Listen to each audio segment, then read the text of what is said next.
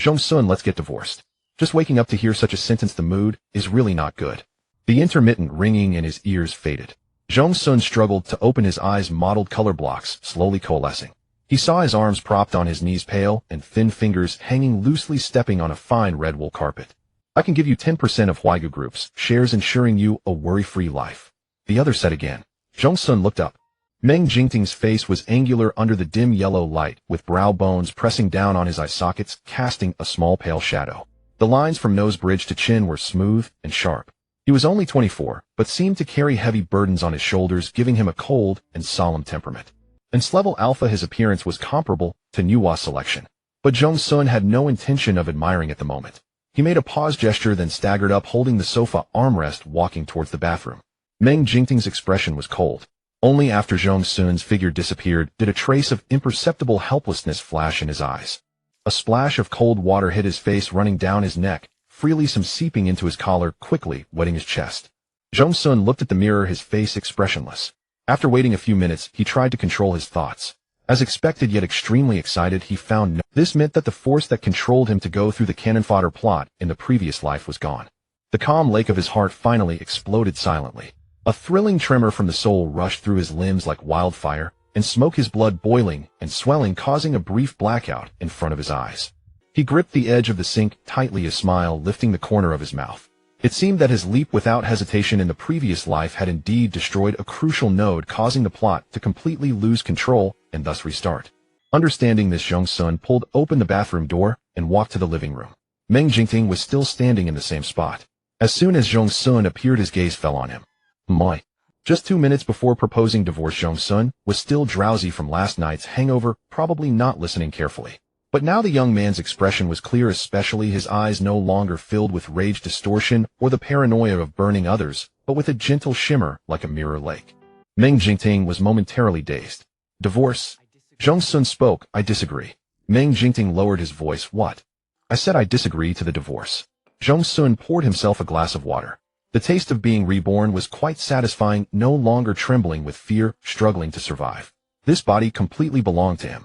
According to the Omega Protection Law and the latest Marriage Protection Law, there is no deep rift between us, and as long as I disagree, even your level is useless. Meng Jingting's facial lines tightened hard as iron. Zhong Xun, you said we have no feelings, you only want money. Now I give you money and you're unwilling. Meng Jingting would not flatter himself that Zhong Xun was reluctant. Since marriage, his task was to clean up after Zhong Xun. He was profit-oriented without sincerity. Zhong Xun recalled, frowning slightly. That was said in anger. It seemed he still wanted a powerful backer. Zhong Xun. Meng Jingting's tone was like an ultimatum. You need to learn yourself. Before he finished, a sweet fragrance flooded his nostrils. Different from external things like aromatherapy, this was a unique Omega scent, and it would change slightly according to the owner's mood. Zhong Xun's pheromones had always been bitter, like strong herbal medicine. But now Meng Jingting's pupils were dazed for a second. It was a clear breeze from a spiritual mountain valley, carrying the sweetest natural scent of grass and trees. Not only that, Zhong Xun actually released his mental tentacles. In the new era 4026, human civilization had been destroyed and rebuilt several times. ABO secondary sexual characteristics emerged. At the same time, various technological pollution, spiritual pollution, and environmental pollution intertwined, severely causing pollutants to ravage. Among the contaminated living things, of course, included humans themselves. At this juncture, alphas with strong physique endurance and mental power from level upward would be assigned tasks periodically according to their abilities to ensure pollutants are controlled and humans survive safely. Dealing with pollutants for a long time, especially low-level alphas, would cause some mental instability. Even S-level like Meng Jingting would face discomfort if encountering an S-level pollutant. This was one of the reasons for their marriage. The pheromone compatibility between the two was as high as 70%. This data was quite considerable. Generally, it could reach 40, and an Omega with mental tentacles would have a quite comfortable life with their alpha. But in 2 years of marriage, Zhong Xun was like a programmed cannon fodder. Every day, he would oppose Qi Tian with various brainless operations. People in the circle began to despise and curse, but they couldn't keep up with Zhong Xun's frequency of self-destruction and gradually became numb. During this period, Zhong Xun would only seek out Meng Jingting when he encountered unsolvable trouble. He wouldn't speak, just with a gloomy face waiting for the man. Cycle after cycle, Meng Jingting accepted it all. But everyone gets tired. The last straw that broke the camel's back was a week ago when Meng Jingting was on an 11 pollutant cleanup mission. The pollutant found an abandoned pool core midway and evolved again, directly soaring to S-level. The team had only 5 people, insufficient preparation. To ensure everyone's safe retreat, Meng Jingting exerted his mental power to the maximum. When he returned, his temples ached and the instruments connected to his body emitted harsh alarms. At this time, no matter how expensive the tranquilizer, it was not as good as a high-compatibility omega-releasing pheromones to soothe. But as soon as he entered the door, before even changing shoes, he heard Zhong Xun sitting in the living room say, "Give me 50 million. Chi Tian is going to an auction in 2 days. I can't lose." Meng Jingting's temples bulged. At that time, he was still covered in blood, hair messy, obviously disheveled. Even the liaison officer Tan K couldn't bear to watch, and said in a deep voice, "Young Master Zhong, Mr. Meng is currently mentally depleted, in a very bad condition, and needs emergency treatment." "Is that so?" Zhong Xun said. "Then before the treatment, can you give me that 50 million? A usually composed Tan K was left with his mouth slightly open. The dying flame in Meng Jingting's heart flickered miserably twice, then finally went out completely. If this continued, Zhong Xun would never grow up. Meng Jingting didn't want to touch Zhong Xun's pheromones either, bitter hopeless. But at this moment, amidst the rich sweetness with a hint of familiarity, invisible spiritual tentacles effortlessly slipped into Meng Jingting's spiritual sea. Those long-depleted spiritual powers, tangled like balls of yarn, gradually returned to order under the gentle touch of the tentacles. Such pleasure was hard even for Ins-Class Alpha to resist, let alone Meng Jingting, whose tolerance for tranquilizers had reached its limit. Meng Jingting leaned against the windowsill, slightly turning his head away, fine beads of sweat quickly forming on his forehead. He rarely lost control under normal circumstances. If not for his extraordinary willpower, he would have already collapsed and surrendered. "No divorce," Zhong Xun coaxed softly. The voice was beautiful, like dew falling on clouds, dripping leisurely, hitting the eardrum, making the heart tighten. "No." Meng Jingting suddenly turned to look at Zhong Xun, his eyes filled with indescribable persistence. "I want a divorce." "No divorce." Zhong Xun noticed he was unsteady, pressed his knee forward between Meng Jingting's legs, and at the same time, placed both hands on his shoulders, his spiritual tentacles becoming increasingly bold. This was the first time Zhong Xun had used spiritual tentacles in his 2 lifetimes. He had always had this ability, but it had been sealed by the so-called plot. Now he brought it out, initially clumsy and awkward, but quickly mastered it. The Alpha's spiritual sea was methodically sorted by him. The half-dead spiritual powers were guided, and then gently stroked by the tentacles. This was not much different from flirting in person. Meng Jingting resisted fiercely, but everything in the spiritual sea was magnified infinitely. His self-control began to crumble, and the man clenched his teeth to maintain dignity. He suddenly pushed Zhong Xun away, trying to leave the room. But then, click, the air froze. Meng Jingting stiffly turned his head inch by inch. What did he see? The handcuffs issued to arbiters for arresting suspicious figures now appeared on his wrist. Meng Jingting's gaze moved up to meet Zhong Xun's calm face. Before he could question, Meng Jingting felt that at this moment Zhong Xun had a breathtaking beauty. The always lowered, scheming head was raised, the hunched shoulders relaxed. He had just washed his face, casually tousling his usually greasy slick-back hair, visually gaining a few centimeters. His raised chin was pale as jade, and a fleeting smile flashed in his eyes. "You?" Zhong Xun didn't wait for him to finish pulling hard. Ordinarily such a pull would be harmless, but Zhong Xun's aura had changed drastically. His pale, lean hands suddenly had terrifying strength, and Meng Jingting was nearly saturated by the irresistible pheromones. Bang! Meng Jingting was slammed heavily onto the bed. Zhong Xun locked the other end of the handcuffs to the bed frame. Meng Jingting's speech became slurred. "He'll break it with one effort." Zhong Xun said, "You have no strength." "Meng Jingting, what exactly do you want? Isn't it obvious?" Zhong Xun stood to the side, his gaze gentle. "Once there is a pheromone mark, you won't be able to divorce me for at least half a year." Meng Jingting gritted his teeth. "I will never mark you." "I will mark you," Zhong Xun replied. "Nonsense." Meng Jingting's dignity nearly shattered. How could an Omega mark an Alpha? And soon he knew countless spiritual tentacles wrapped tightly around him. Meng Jingting felt like he was hit by a blunt club, but the club carried fragrance. At first pain, but it was all illusion, followed by gentle caresses that scattered like petals. Meng Jingting, one of the top Alpha on the surface with extraordinary talent and unique bone structure, had always crushed his peers. Today he fell here, his vision filled with dazzling white light. "No divorce." Zhong Xun's voice came ethereally with a strong seductive quality. Even though Meng Jingting was flattened by the sea of desire deep in his bones, there was still a dragon spine standing upright, as if he was clinging to his last shred of dignity, replying in a low voice, "I want a divorce." Zhong Xun sat on the chair, shaking his head helplessly. Actually, Zhong Xun was not much better either. Spiritual guidance was inherently a secret and silent interaction. Although he was the initiator, Luge's cypress-like pheromones had already filled the entire room. This was a fatal trap for any Omega. Zhong Xun's eyes and ears were deeply red, and his fingertips were forced to a faint pink. But he sat cross-legged on the chair, composed in posture, only the hand holding the cigarette trembling slightly. After a few minutes, Zhong Xun took a drag of the cigarette, forcefully suppressing the primal urge. This kind of self-torturing torment gave him a strangely satisfying sense of control. No one could understand how the once proud Zhong Xun had become a paranoid neurotic. The invisible puppet strings had squeezed his soul into a small box from a spectator's perspective, seeing no sky, unable to break free. He could only watch helplessly as he became a laughingstock in endless torment, feeling his limbs and body gradually erode and disappear. Now that Zhong Xun had awakened, he would not yield his self-awareness to any power again, even if it was Meng Jingting. After a whole night of spiritual guidance, Zhong Xun was tired, but not without gain. He had obtained enough pheromones from Meng Jingting that even when he bathed in the morning, the strong cypress scent on his body could not be washed off. His spirit was stretched like never before. Zhong Xun tilted his head back, letting the hot water wash over him.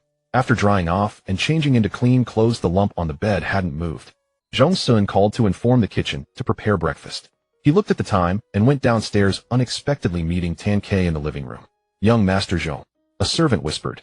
Tan Ke didn't catch the oddity in the sentence. He was allergic to the word Zhong and didn't even lift his head, pulling at the corner of his mouth. "Young Master Zhong," mumbled, and unpleasant could be interpreted as bastard without issue. Zhong Xun didn't mind. Tan Ke was loyal to Meng Jingting. In the previous life, Zhong Xun smiled. "So early, sit down and eat together." Being close, Tan Ke was almost knocked over by the familiar pheromone on him. Tan Ke finally looked up in horror. "Holy, where did this holy light come from?" Zhong Xun's face had been eye-catching since childhood. His brows were clear and handsome, his skin very white, and when presented cleanly, it was like looking at a painting. Especially now, a beam of light shone on Zhong Xun's face. Tan Ke's alarm radar was screaming at full volume. "Extreme beauty represents danger." Tan Ke's voice trembled. "What did you do to Mr. Meng?" Then, thinking of Zhong Xun's recent invitation, Tan Ke's eyes widened. "Did you poison the food?" Zhong Xun. "Meng Jingting is still sleeping." Zhong Xun pulled out a stool and sat down, signaling the housekeeper to bring another set of tableware. "I performed a psychic guidance on him last night." Tan Ke looked as if he had been struck by lightning. This man, who had long worked alongside the tribunal and Meng Jingting as a liaison and personal assistant, earning an astronomical salary, now had flickering pupils and trembling lips. "Is the boss still alive?" A storm raged in Tan Ke's mind, but it didn't diminish his keen perception. Zhong Xun had already started enjoying his breakfast, unlike his usual slinking about, hunching his shoulders and chewing numbly. Today, Zhong Xun's demeanor was elegant. His back blocked the incoming light, and his calm eyes held a terrifying clarity. "Sit down and eat for a while," Zhong Xun said. Given Meng Jingting's constitution, he should wake up soon. Tan Ke sat down dizzily, and after 2 bites felt as if he were eating his last meal. Click. The moment the upstairs door opened, Tan Ke immediately looked up. Meng Jingting had just finished showering, wrapped in a black bathrobe that reached his ankles. He was tall, with disheveled damp hair, not as solemn and upright as when he wore suits or combat gear. But his pheromone level, accumulated through years of campaigns, made the man habitually adopt a condescending posture. He raised a sword-like eyebrow, expressing surprise at Tan Ke and Zhong Xun dining together. Tan Ke was full, stood up, and said, "Mr. Meng, the housekeeper made good buns today, and the porridge is soft. Since you've just received guidance, try to eat something light. Switch the coffee to soy milk." Zhong Xun said naturally. The living room fell into an eerie silence. Not only Meng Jingting and Tan Ke, but even the other servants who had worked here for years looked as if they had seen a ghost. Zhong Xun used to always look as if everyone owed him money. How could he be so calm? But Mr. Meng had seen many great scenes. After a brief silence, he responded, "No." Zhong Xun leaned back in his chair, quietly observing Meng Jingting. The two of them could be called childhood sweethearts. They met at 3 and married at 22. Meng Jingting's pleasing appearance was as striking as ever. Feeling as if a hole was being burned through his body, Meng Jingting ate a few buns, down the soy milk in 2 gulps, and stood up. "I'm going to work." "All right," Zhong Xun said. "In a few days, Chi Tian and Yu Zhoutzi will be engaged. Don't worry about the gift, I've prepared it." Meng Jingting looked wary at this. "What are you planning to do again?" The words were rude, but Zhong Xun wasn't angry. Given his previous reputation, it was no surprise that his credit was overdrawn. "I'm not doing anything," Zhong Xun replied. "Go to work." Seeing that he couldn't get anything out of this, Meng Jingting turned and went upstairs. By the time he changed clothes and came down, Zhong Xun was gone. He went back to his room. Tan Ke whispered. Meng Jingting strode away. There was no need for any argument. The matter of divorce had to be set aside for now. Meng Jingting was extremely busy, never stopping, and didn't want to waste energy on something already settled.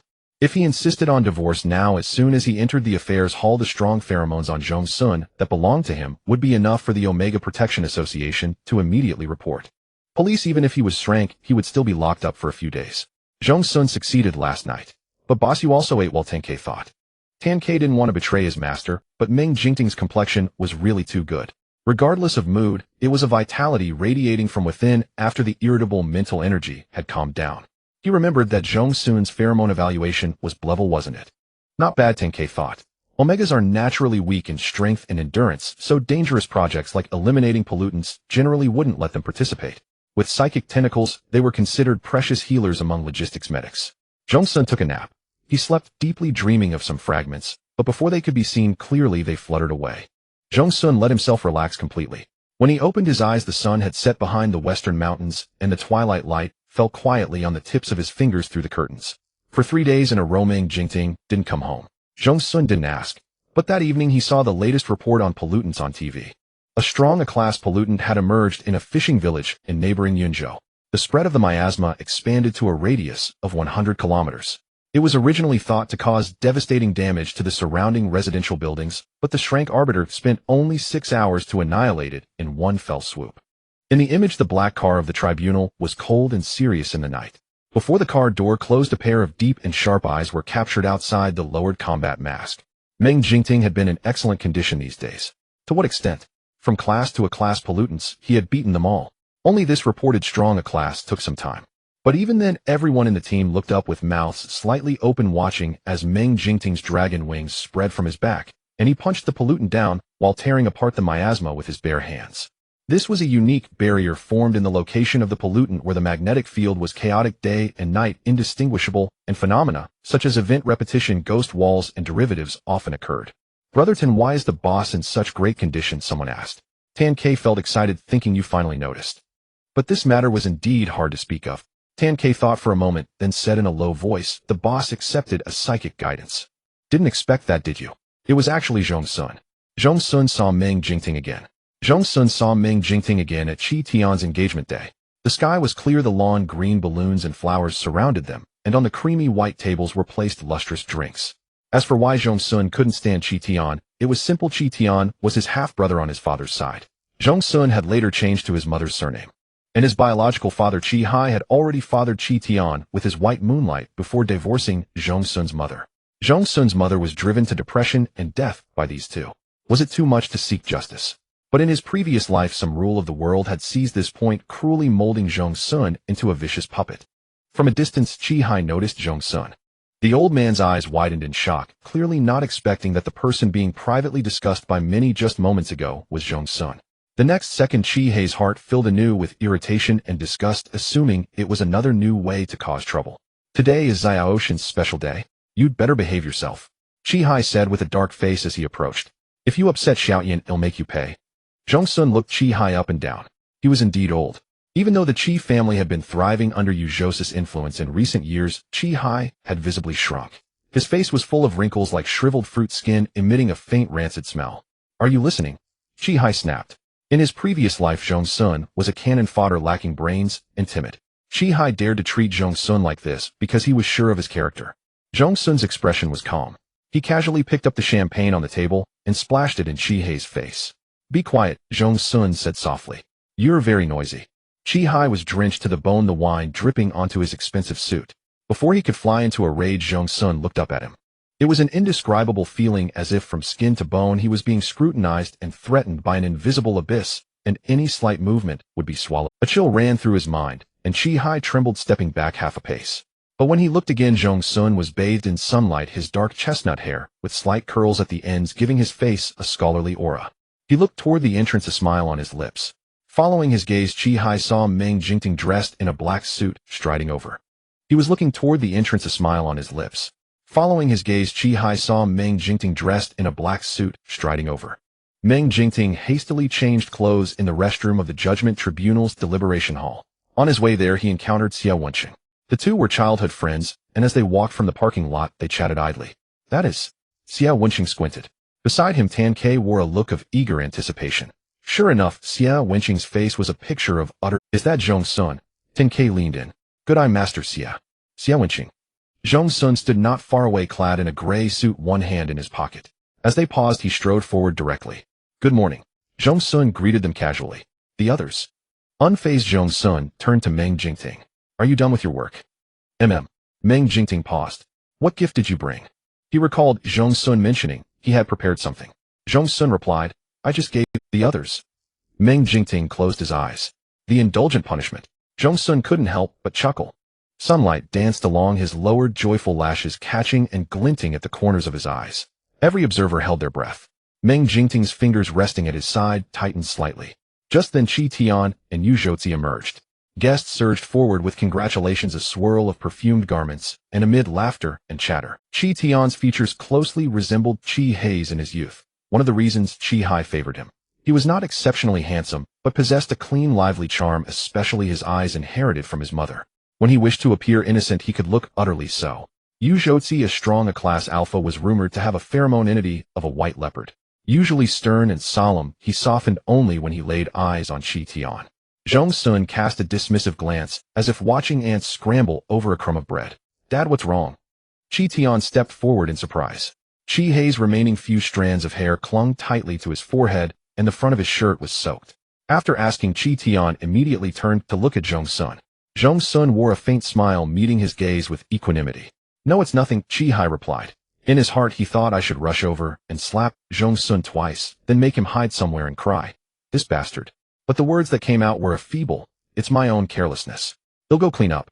You all attend to the guests. In truth, Qi Tian didn't even hear the second half of Qi Hei's sentence. He had expected to see a gloomy, struggling, and utterly humiliated Zhong Xun, but instead the man stood tall and composed. The light that fell upon him at that moment abruptly pulled Qi Tian back more than 10 years. The first time he met Zhong Xun, the latter had stood on the stairs like this with a faint smile, looking down from above.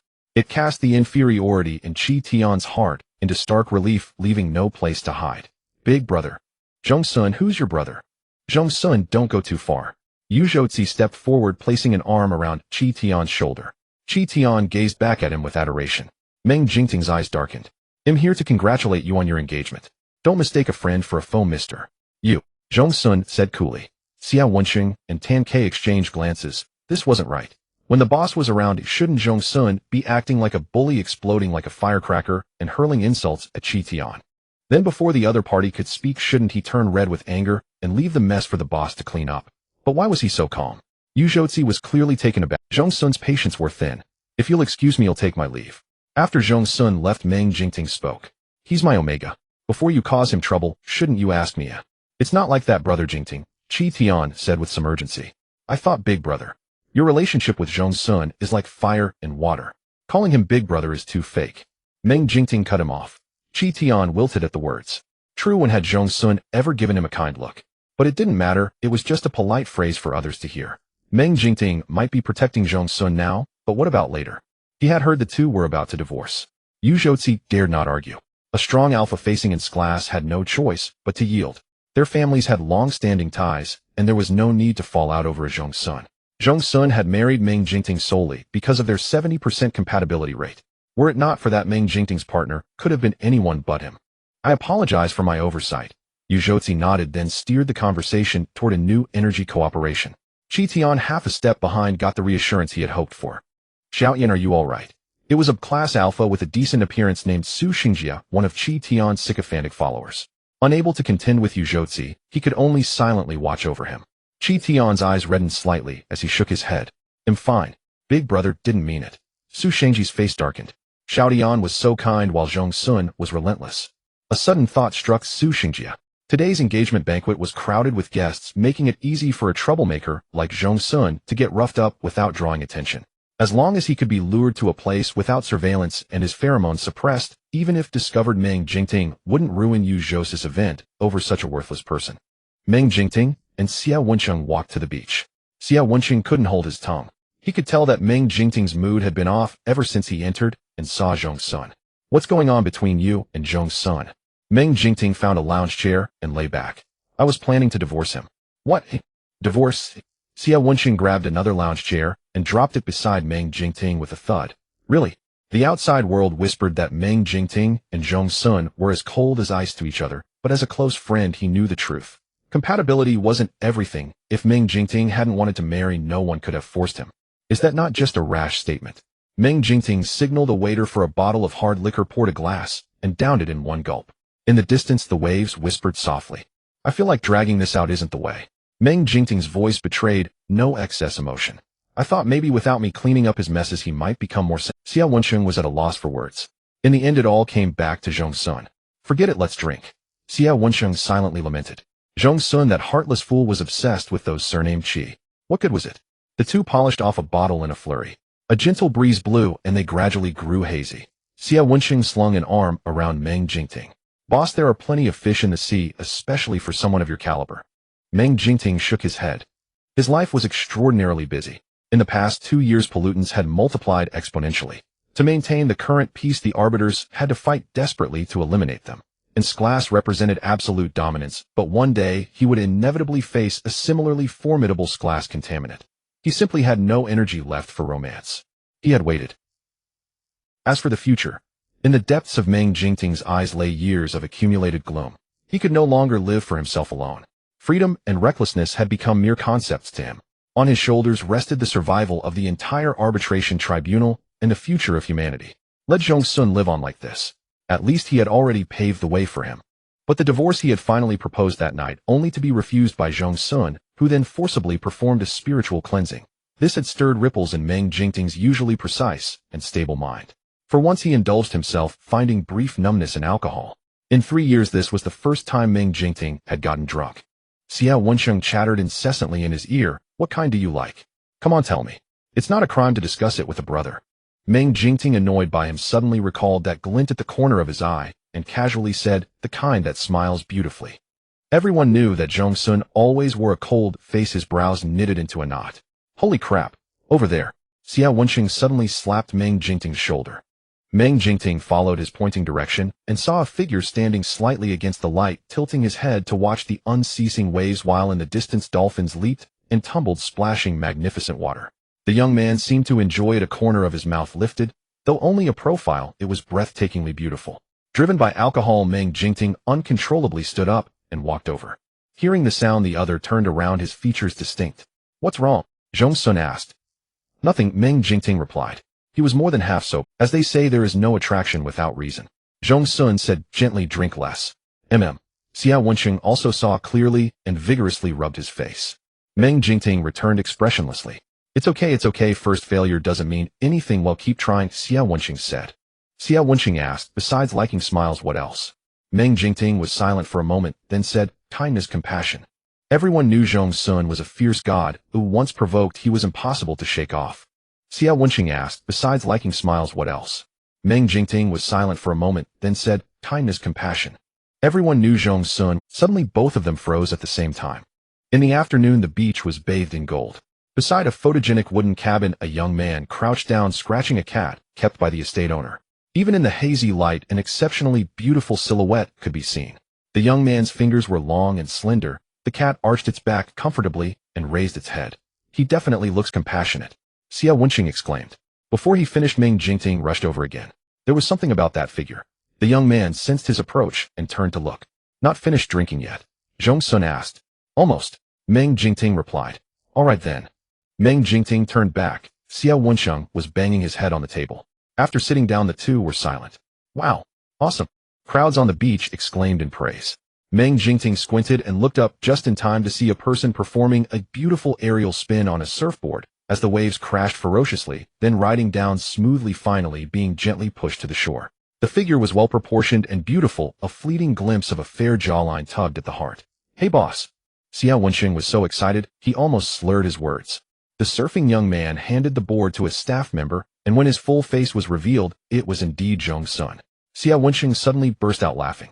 Zhong Xun walked over and asked, are you done? Meng Jingting gave up, resisting. Yeah. Let me help you to the lounge to sober up, Zhong Xun said. Smoke, grenade, anesthesia bomb, whatever. Something suspicious must be going on. Meng Jingting brainwashed himself. The next second a hand with long slender fingers appeared before him, as white as porcelain. Amid Xia Wensheng's earth-shattering coughs, Meng Jingting took the hand. Zhong Xun looked at Xia Wensheng curiously. Young Master Xia, are you feeling I'm fine. Xia Wenqing's face was ashen. Having spent half his life giving advice to others, he rarely flipped so completely, of course, also angered by Meng Jingting, the worthless asset. You go ahead, I'll enjoy the scenery a bit longer. Zhong Xun said, okay. As Meng Jingting stood up, he again caught that cool, clear scent with a hint of sweetness. He stumbled, and as soon as he staggered, Zhong Xun took most of his weight. Xia Wenqing on the side had already closed his eyes, unwilling to look. Given Meng Jingting's status, the lounge was prearranged. After getting the key from the manager, Zhong Xun opened the door and led the person straight to the bedroom. Meng Jingting insisted on taking off his own coat and shoes, then Zhong Xun pulled the blanket over him. Hearing the man ask, where are you going? A little bug has been following me, I'll go check it out, Zhong Xun said softly. Meng Jingting frowned. Where would bugs come from in this place? You don't need to worry about it.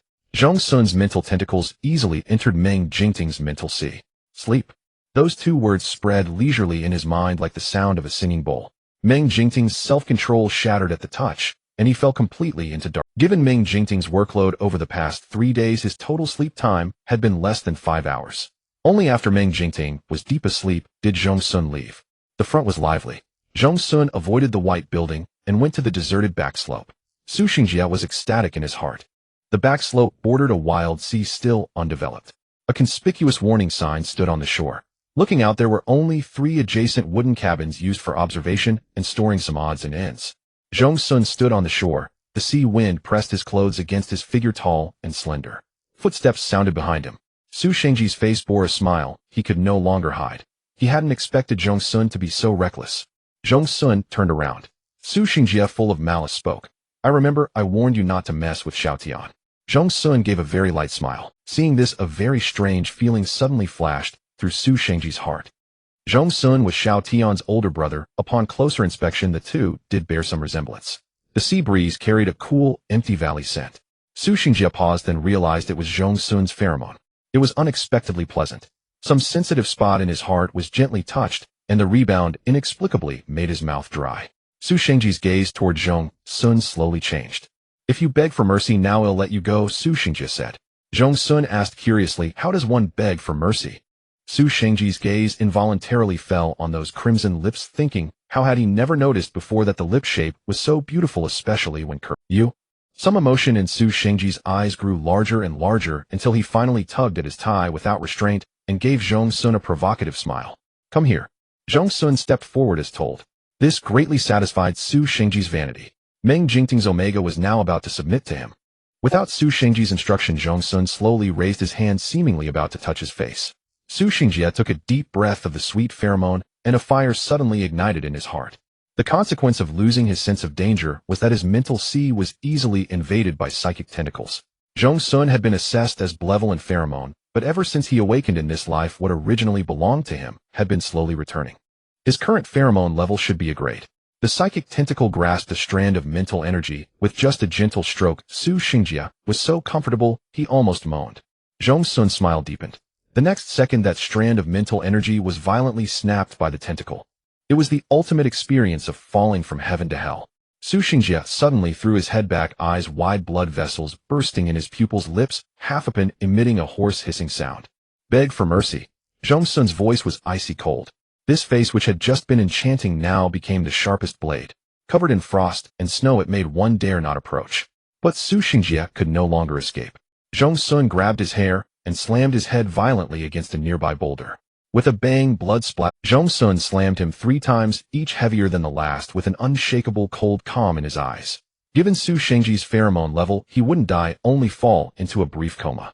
Zhong Xun violently snapped several strands of mental energy. Su Shengji's body twitched unconsciously, indicating he was in severe pain. Zhong Xun looked down at him appraisingly, then wiped away all traces of his pheromone with psychic tentacles, and finally kicked Su Xingjia down the slope. He didn't care if he lived or died. Oh, anyway, with his mental energy severely damaged, he would be dazed for a good while after waking up. Meng Jingting slept profoundly and deeply well. The spiritual energy, soothed by his mental tendrils, lazily drifted through the sea of consciousness, and with the slightest movement, it erupted into formidable power ready to be wielded at will. Zhong Xun. Meng Jingting closed his eyes and silently repeated that name. He turned his head to look out the window. At sunset, the beach was coated with a layer of shadow, and at the edge of the sea and sky a line of darkness had already surged forth. Zhong Xun was watching the bonfire party. A young girl had been drawn as a lucky audience member wearing a flower crown and was being carried around by staff on a special seat for a ride. The firelight illuminated half of Zhong Xun's face. He was clearly smiling, but the curve of his lips seemed as distant as the galaxy of stars aloof, with a hint of chill, making others dare not approach. Thus, after sitting here for nearly an hour, no one with poor judgment had come to disturb him. But those with good judgment were all itching to make a move. Finally, someone must— "Excuse me. Sir, would it be convenient to exchange contact information?" The young man's voice trembled with nervousness.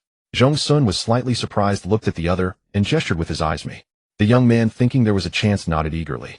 Previously, the puppet Zhong Xun had kept a low profile, only showing up to cause trouble when Qi Tian was present, leading many to know his name without recognizing his face. Now, with a renewed demeanor, even those who had seen him before couldn't immediately match the name to the person. Zhong Xun smiled faintly and married. "Off." The other looked disappointed, then thought of something. "You're not just saying that to reject me, are you?" Zhong Xun turned around. The young man, puzzled, turned his head and was nearly scared to death by Meng Jingting's grim and stern face. "Li Maoxuan." Meng Jingting spoke, his scrutiny and imposing pressure undisguised. Whenever an alpha exhibits even a hint of aggression, the air can never remain clean, and the smell of gunpowder instantly filled the space. Li Maoxuan's pupils trembled slightly as he stared at this prominent figure, who was perpetually at the top of major financial, social, and even pollutant treatment lists. "Are you Zhong Xun?" Li Maoxuan was startled. "It's me," Zhong Xun replied. Sorry. Whatever it was, survival first." "Li Maoxuan, I didn't know. Sorry for disturbing." After Li Maoxuan had gone far, Zhong Xun laughed. "You clearly have a prejudice against me," yet in the end he apologized to you. "Prejudice?" Meng Jingting said without emotion. "Wasn't he asking for your contact info?" "That's because he didn't know I was Zhong Xun." Meng Jingting paused. "I need to go back. Can I catch a ride?" Zhong Xun said. "I've been in the wind and have a headache." Meng Jingting doubted this statement. Zhong Xun was always like a dead pig, unafraid of scalding water, spacing out when not causing trouble. Then he saw Zhong Xun gently press his temple, a slight frown on his brow. Meng Jingting pursed his lips and reached out a hand to touch his forehead. He did have a— "Why didn't you call me?" Meng Jingting asked in a low voice. "Zhong Xun, it's a small matter." He stood up and said, "Let's go home." Meng Jingting was driving a car assigned to him by the judgment court today. The driver, who had been running around with Meng Jingting for days, had been given the day off. Seeing no one in the car, Zhong Xun automatically got into the passenger seat, fastened his seatbelt, and began to rest with his eyes closed. The car drove away from the seaside farm and gradually entered a quiet highway with tree shadows dancing on both sides. Suddenly, Zhong Xun opened his eyes. "The car behind us has been following for over 10 minutes. Meng Jingting was surprised inwardly that he had noticed that. "I recognize the license plate. It's from the judgment court. They should be returning from a mission." "No problem." Zhong Xun let down his guard. Once he woke up, the atmosphere in the car became somewhat strange. While waiting for a traffic light, Meng Jingting's gaze shifted slightly and caught sight of Zhong Xun's slender, long fingers resting on his knee. That night, when he pushed himself onto the bed, that hand had been exceptionally forceful. Not at all like an Omega. As in strength, Meng Jingting possessed sensitivity far beyond that of a wild beast. Ever since the night he proposed divorce, Zhong Xun seemed to have become a different person. This disparity made Meng Jingting extremely uneasy, but Zhong Xun had always been under his nose, so there was no possibility of a bait and switch. Perhaps, as others said, it was just a new tactic targeting Qi Tian and the Qi family. But today, on such an important occasion as the engagement banquet, Zhong Xun, he even seemed disinterested, and several times when Qi Tian, arm in arm with Yu Zhozi, passed by him, he didn't even lift his eyelids in boredom. Meng Jingting thought a lot. Outside, the window was gray and a tall building passed by. The third time, Zhong Xun said, suddenly looking outside. Meng Jingting slammed on the brakes. If his entire mind hadn't been captured by Zhong Xun's transformation, he would have noticed something was wrong when the building passed by the second time. The car from the judgment court behind also stopped in time. Almost as soon as Meng Jingting got out, two people from the car behind jogged up, both with serious expression. In the Yendu judgment court, where Meng Jingting was the overall head, everyone called him boss. Meng Jingting hummed in acknowledgement and looked up at the building. A very ordinary 6-story old-style structure, seemingly with 2 elevators and 4 households per floor, with an open corridor in the middle. The walls looked dark and mottled under the night sky. The lights on the 3rd and 5th floors were extinguished, as if the building had been forcibly shut its eyes in some kind of slumber. One of the 2 team members was Sun Chun and the other was Zhang Yinyang. After meeting up with Meng Jingting, they skillfully opened a wristwatch-like device. A deep blue light projected in a 3-dimensional radial pattern, covering an area the size of a palm, but scanning the entire building from this distance. Sun Chen's tone was puzzled. "This is a crank-contaminated zone. The range of the miasma is this building and another 100 meters outward, and they were at about 40 to 50 meters. Zhong Xun knew what Sun Qin was puzzled about. Among the three adjudicators present, Zhang Yingyang had the lowest rank at B, and there was also Meng Jingting and strange existence of heaven-defying caliber. It was impossible for them to be pulled into the miasma by a mere crank pollutant. Something's wrong, Zhong Xun said. As soon as he spoke, Sun Qin and Zhang Yingyang shot their gazes at him like lightning. Wait. Had this person been in the car from the start? Zhong Xun smiled and greeted them, hello everyone. He appeared utterly harmless, and his handsome, clear face was quite an asset with a faint hint of a gland visible. Instantly the looks Sun Qin and Zhang Yingyang gave Meng Jingting changed, filled with surprise and teasing. Could it really be as the rumors said that the boss had finally seen the light? Abandoning that ungrateful wretch named Zhong Xun, he had precisely found a top-quality Omega among the crowd. My name is Zhong Xun, Zhong Xun said, deciding to introduce himself to spare them further disappointment. Sure enough, upon hearing the name, Sun Qin and Zhang Yingyang instantly lost their expressions. The light in their eyes snuffed out, as if Zhong Xun had turned from gold to rotten stone in an instant. What's the use of good looks? Sun Qin and Zhang Yingyang thought to themselves. For an alpha like Meng Jingting, the information that could be exposed had long been chewed over. The married column made everyone who came to the judgment court wail for a long time, and once they got a bit of understanding about Zhong Xun, they would sigh with regret. A 7-figure monthly allowance, all paid by the boss, and occasionally asking for tens of millions to compete with others in wealth, completely ignorant of the hardships of the common people. That was bad enough, but he also didn't know how to read the room, always either causing trouble or on the way to causing trouble. In the year 4026, a very few temples and Taoist shrines remained. In an era dominated by technology, atheists accounted for over 80% of the population. Even so, the members of the judgment court had repeatedly urged Meng Jingting to burn incense to ward off bad luck, suggesting that perhaps he hadn't finished paying off his karmic debts from a past life, and that was why he had ended up with Zhong Xun. Zhong Xun ignored the duo's rejection and contempt, following Meng Jingting into the building. There was no choice for someone as weak as Zhong Xun. Staying in the car was more dangerous. If lured out by something, he could die without knowing how. With Meng Jingting the strongest protective barrier, it was safer. Meng Jingting frowned slightly. Although it was a crayed miasma, it clearly exuded an uncanny aura. Having pulled Zhong Xun inside made him uneasy. Stay close to me, Meng Jingting whispered. After waiting for a reply for a long time, he couldn't help turning his head. Zhong Xun was not distracted. He was staring back at him, his eyes calm and indifferent, yet with an indescribable turbulence stirring deep within. They had known each other since childhood, and Meng Jingting had always taken care of him. Even after marriage, when Zhong Xun had become a puppet-like scoundrel, Meng Jingting never uttered a harsh word.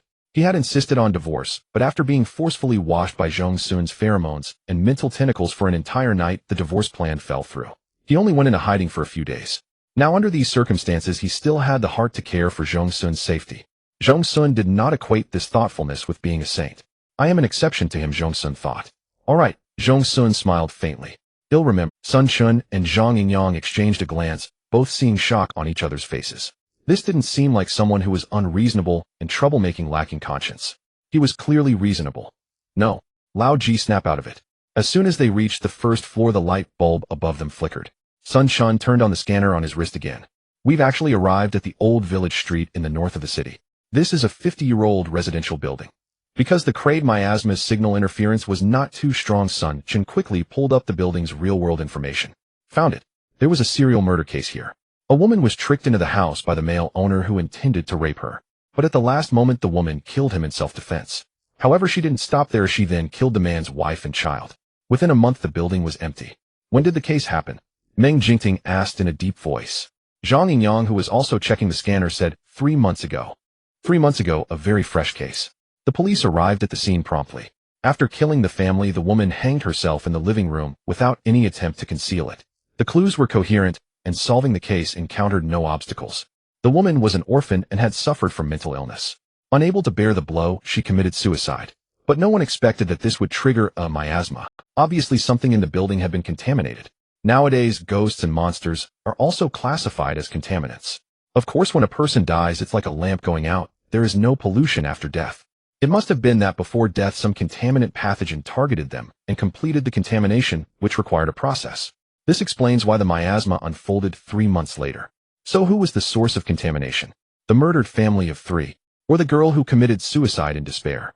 Or perhaps it had nothing to do with this incident and was a later intruding contaminant. The incident happened on the 5th floor, room 503, Sun Qin said. Regardless, since all the eeriness occurred after this incident, they had to go up and check. The elevator doors beside them opened and closed 3 times before shutting completely, as if waiting for them to activate. A chilling wind gusted, lifting yellowed flyers from the ground. Taking the elevator to the 5th floor at this moment would be like putting a noose around one's own neck. Everyone tacitly chose the stairs. But as soon as Meng Jingting stepped onto the staircase, a piercing scream rang out. The scream, accompanied by the cold wind, could almost evoke all the fear in one's heart. The wind was fierce as Zhong Xun tilted his head slightly. Sun Shin had covered his ears in advance, but Zhong Xun didn't scream. Theoretically, this was Zhong Xun's first time entering a miasma. He lived in an absolutely safe, wealthy district where magnetic field monitoring happened every hour. Any sign of a miasma would be immediately cleared. Under such circumstances, it was irrational not to be afraid. Meng Jingting also immediately looked at Zhong Xun. Zhong Xun originally wanted to say he was fine, but when the words came out, they became a little scared. After a moment, Meng Jingting's pheromones rose from below, tightly wrapping around Zhong Xun. Is this better? But Zhong Xun still appeared shaken. After a longer silence, Meng Jingting, imitating Zhong Xun's gesture from the afternoon, reached out his hand. Zhong Xun modestly grasped the tips of his fingers. The moment they tightened their grip, both of them paused slightly. TSK. Zhang Yingyang was slow to react, but Sun Shun, as a core member, who often gossiped with Tan Ke, felt that the atmosphere was simply disgustingly sweet. The piercing scream was only one eye after that they successfully reached the 2nd floor. Looking up, the entrance to the 3rd floor was only faintly illuminated. In the spreading darkness, something seemed to lurk that made one's heart tremble with despair. Without Meng Jingting's order, Sun Shun and Zhang Yingyang drew special guns from their waists. Below-grade contaminants were all equal. The two took the lead, holding guns cautiously as they ascended the stairs, one on each side. Just as they reached the 3rd floor, they felt something blow a gust of wind by their ears. 3 pairs of eyes all turned to Zhong Xun. Fortunately, although his lips were pale, his expression was still normal. Don't be afraid. Meng Jingting had always been the strictest father to both teammates and contaminants, but his comfort now was a bit clumsy. Zhong Xun chuckled lightly. Just as they were about to turn to the 4th floor, Zhong Xun caught a glimpse of coldness in the corner of his eye. Something was approaching from the end of the 3rd floor corridor. Save me, please, save me. A hoarse, desperate female voice, accompanied by a rustling sound of something heavy being dragged. The air seemed to be stirred and squeezed by a viscous liquid, and a strong smell of blood almost hit them. Zhong Xun turned his head to look. In the darkness, through the grimy windows, a faint light seeped in, revealing a vaguely undulating black shadow that seemed like someone crawling on the ground, struggling to move toward them. Sun Shin quickly scanned and whispered, "Crade contaminant." As soon as he finished, Zhang Yingyang fired a shot with a bang. A brief spark burst in the darkness, followed by a malicious sigh that hadn't had time to fully form. Twisted fingers raised high, then turned to ashes. Zhang Yingyang lowered his gun, curious. Who was that? It doesn't matter. Meng Jingting lowered his hand that had been covering Zhong Xun's ears and said in a deep voice, "Find the largest source of contamination and eliminate the miasma here." Understood. Understood. The forms of contaminants were bizarre. The stories behind them had long turned into pebbles hidden beneath the mud along with the dead. The Arbiters had no time to delve into the shape and structure of these pebbles, because looking back, the path they had come was covered with countless pebbles, and ahead black mist still swirled. The group went up to the 4th floor. The floor with lights seemed unusually calm. Further up was the 5th floor. Without delay, room 503 soon came into view. The door number was partially obscured by mottled bloodstains, and the door was covered in knife marks mixed with blood. Sun Shun and Zhang Yingyang exchanged a glance. With years of tacit understanding, Sun Shun violently kicked open the door, and Zhang Yingyang rushed forward, raising his gun ready to fire. However, the cold air that rushed from the room had barely entered his nostrils when Zhang Yingyang instantly lost focus. Then a scream that didn't sound human, and something rushed out at a terrifying speed. Zhang Yingyang instinctively widened his eyes. Some contaminants carry anesthetic and hallucinogenic effects. Information that would ordinarily be gathered in advance, but because they were inadvertently pulled into the Zhang, their preparations were insufficient. Sun Chin boss. The pheromones of its class Alpha burst forth violently. With precise control over his own pheromones, Meng Jingting could avoid harming his teammates while also layering a protective buff. Sun Chin boss. The pheromones of its class Alpha burst forth violently. With precise control over his own pheromones, Meng Jingting could avoid harming his teammates while also layering a protective buff over Zhong Xun. Thick black mist scattered from Meng Jingting's palm, but the man's expression remained unchanged. His formidable mental force caused the contaminant to explode instantly. Before it dissolved into black liquid, everyone saw it had been a child. Multiple gashes marred its body, The fatal wound was on its neck, nearly severing the head from the torso. Its eyes were reckless and venomous. In the moment before the contaminant vanished, it rolled its eyeballs upward, almost bulging out of their sockets, fixing its gaze on Zhong Xun. Zhong Xun had been standing beside Zhang Yingyang, and to strike fastest Meng Jingting had momentarily released him. But the pheromone barrier was sturdy enough that even in a level contaminant could not harm Zhong Xun. Yet inexplicably an intense unease surged within Meng Jingting. He flashed back to seize Zhong Xun. The air seemed to twist. Zhong Xun saw the three opposite him all change expression. He instinctively reached out a hand toward Meng Jingting, but just as their fingers were about to touch, Zhong Xun vanished into thin air. From Meng Jingting's perspective, it looked as if a strange space had opened behind Zhong Xun, whisking him away. Meng Jingting slowly lowered his hand, his face dark with the promise of a coming storm. His mental force, like dense steel spikes, savagely plunged into room 503. The already battered and aged furnishings inside instantly turned to dust, and the contaminant that had been creeping in the darkness let out a harsh, agonized shriek. Meanwhile, after the dizziness faded from Zhong Xun's eyes, he found himself back on the third floor. Pitch black, and an invisible barrier had been set on the stairs leading to the fourth floor. Zhong Xun tried to go up, but it was impossible. Help! Help me! The familiar female voice rang out again.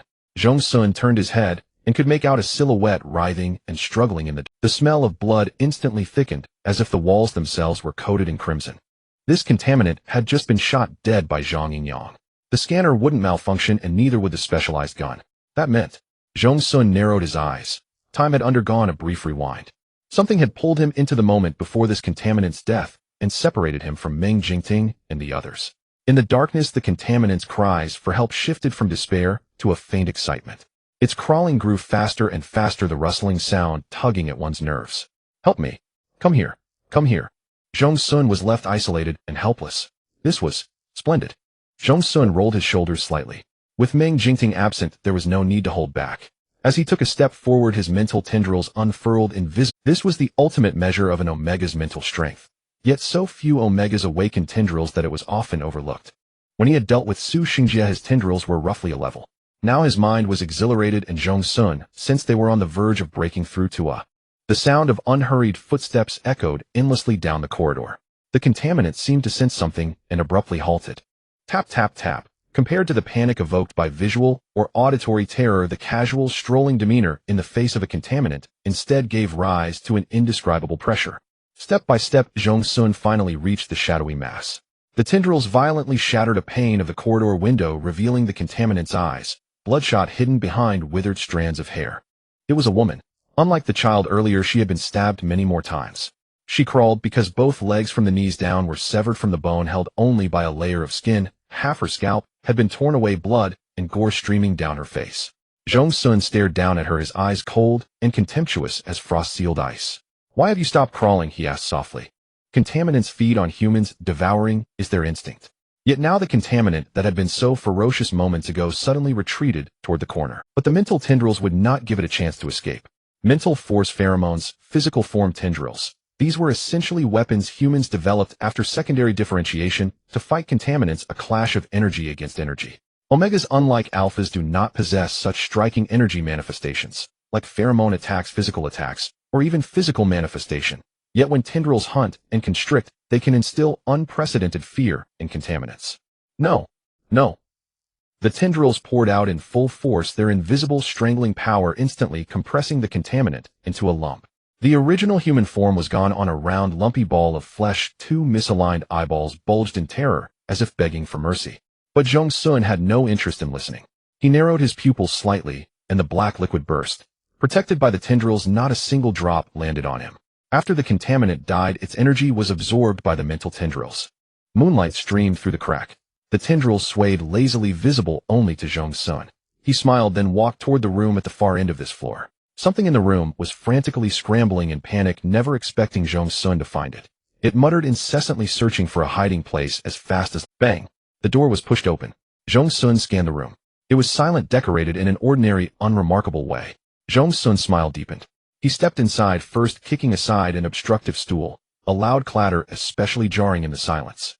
Then he picked up a golden horse ornament from the table, examining it with apparent interest, turning it over and over.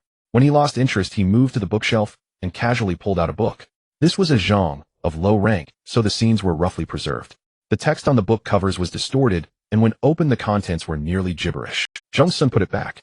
He moved slowly, pushing open the bedroom door, the bathroom door, then the kitchen door, like a patrol of his territory, showing considerable.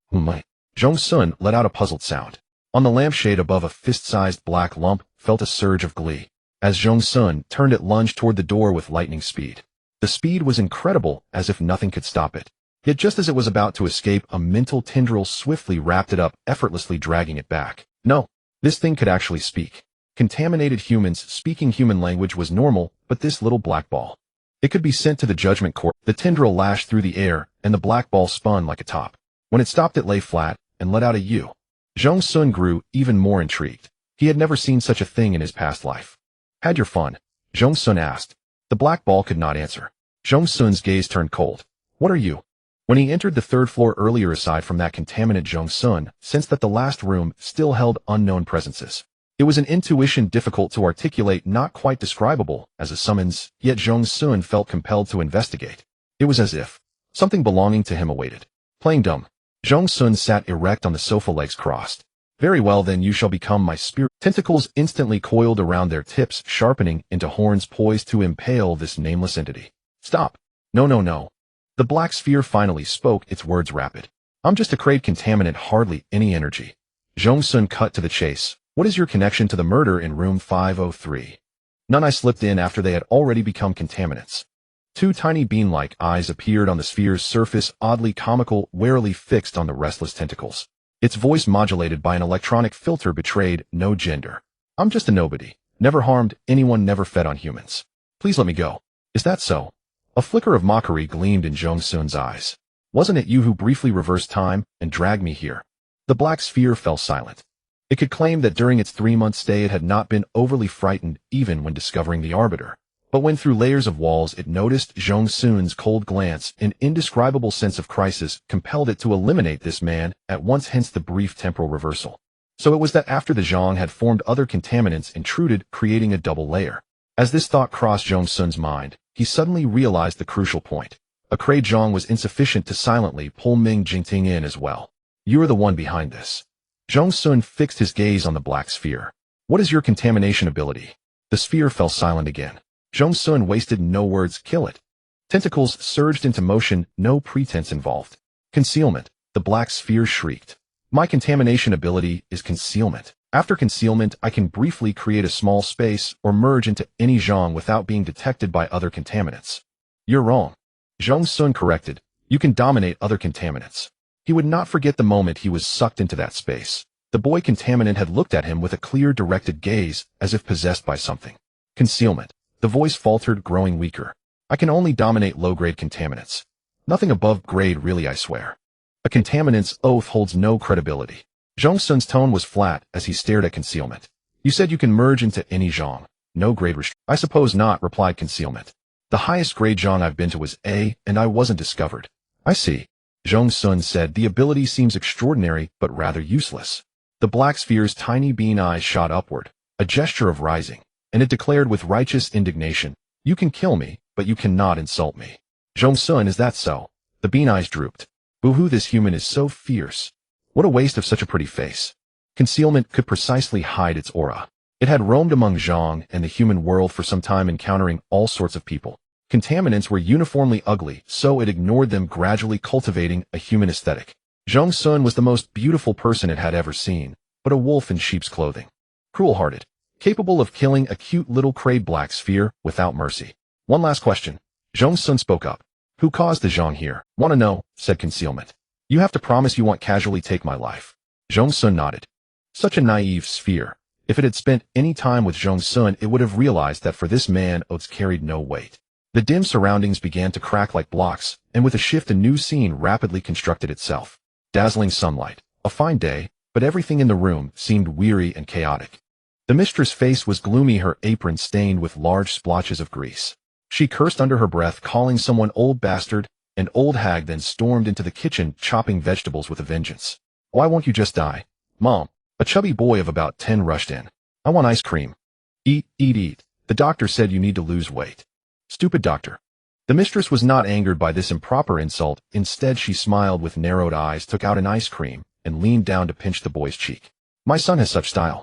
After you finish the ice cream, take the food on the table to your grandmother. What she called food was merely leftovers with chicken bones that seemed deliberately thrown in. The boy wolfed down the ice cream and a few bites exchanged a glance with his mother as he picked up the tray. Mother and son shared a knowing smile. The mistress hummed a tune, her mood instantly lifted. The boy charged into the innermost bedroom, kicking the door open. A sour stench assaulted his nose.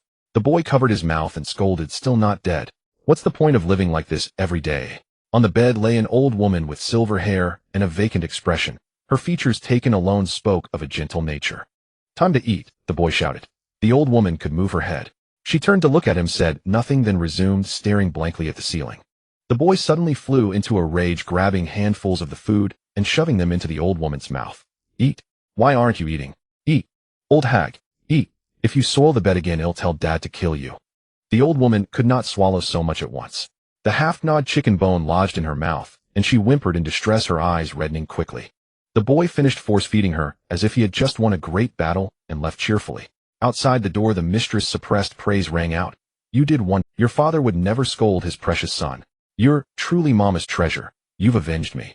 The boy basked in the praise. Don't worry, Mom. Leave it to me from now on. Zhong Xun watched this scene, but his perspective was not inside the room. It was from outside the window, and his field of vision was shorter, as if. In his previous life, Zhong Xun had been covered in puppet strings, occasionally struggling to moments of clarity. The present was no exception, even easier. He looked down at his hands, slender, pretty, but etched with the marks of time. Clearly a girl's hands. Was this the girl who killed the entire family of 3? Suddenly a figure appeared beside him. Following the line of sight, Zhong Xun saw a face standing against the light, full of scrutiny and covetousness. Who are you? The man asked. Zhong Xun heard a soft yet resolute female voice. I was at the second hospital before sharing a ward with the grandmother. I came to see her. I see. The man leaned in, the stench of his mouth wafting over. Come inside and talk. The old iron door creaked open. The moment Zhong Xun entered, he felt a rough, greasy hand land on his shoulder. At that instant, the space began to shake violently. Really violent. Echoed concealment in his ear. Zhong Xun opened his eyes instantly. He was back in the innermost room on the 3rd floor. Turning his head, he met a pair of slightly guilty, beady eyes. Zhong Xun sneered. You thought I wouldn't wake up? Concealment? Not at all. But indeed, concealment. Thought ordinarily, if an ordinary person merged into such an illusion, they would be devoured by it, repeating day after day, gradually forming a miasma, and their physical body would naturally perish. But Zhong Xun was not affected at all. Truly a pervert. Someone has entered, said concealment. I've answered all your questions. Can you let me go? Zhong Xun asked in surprise before the space shattered. As a pollutant, have you always been so naive and sweet? The tentacles wrapped around the black sphere. Zhong Xun intended to stash concealment into his clothes or pocket, but the black sphere struggled violently.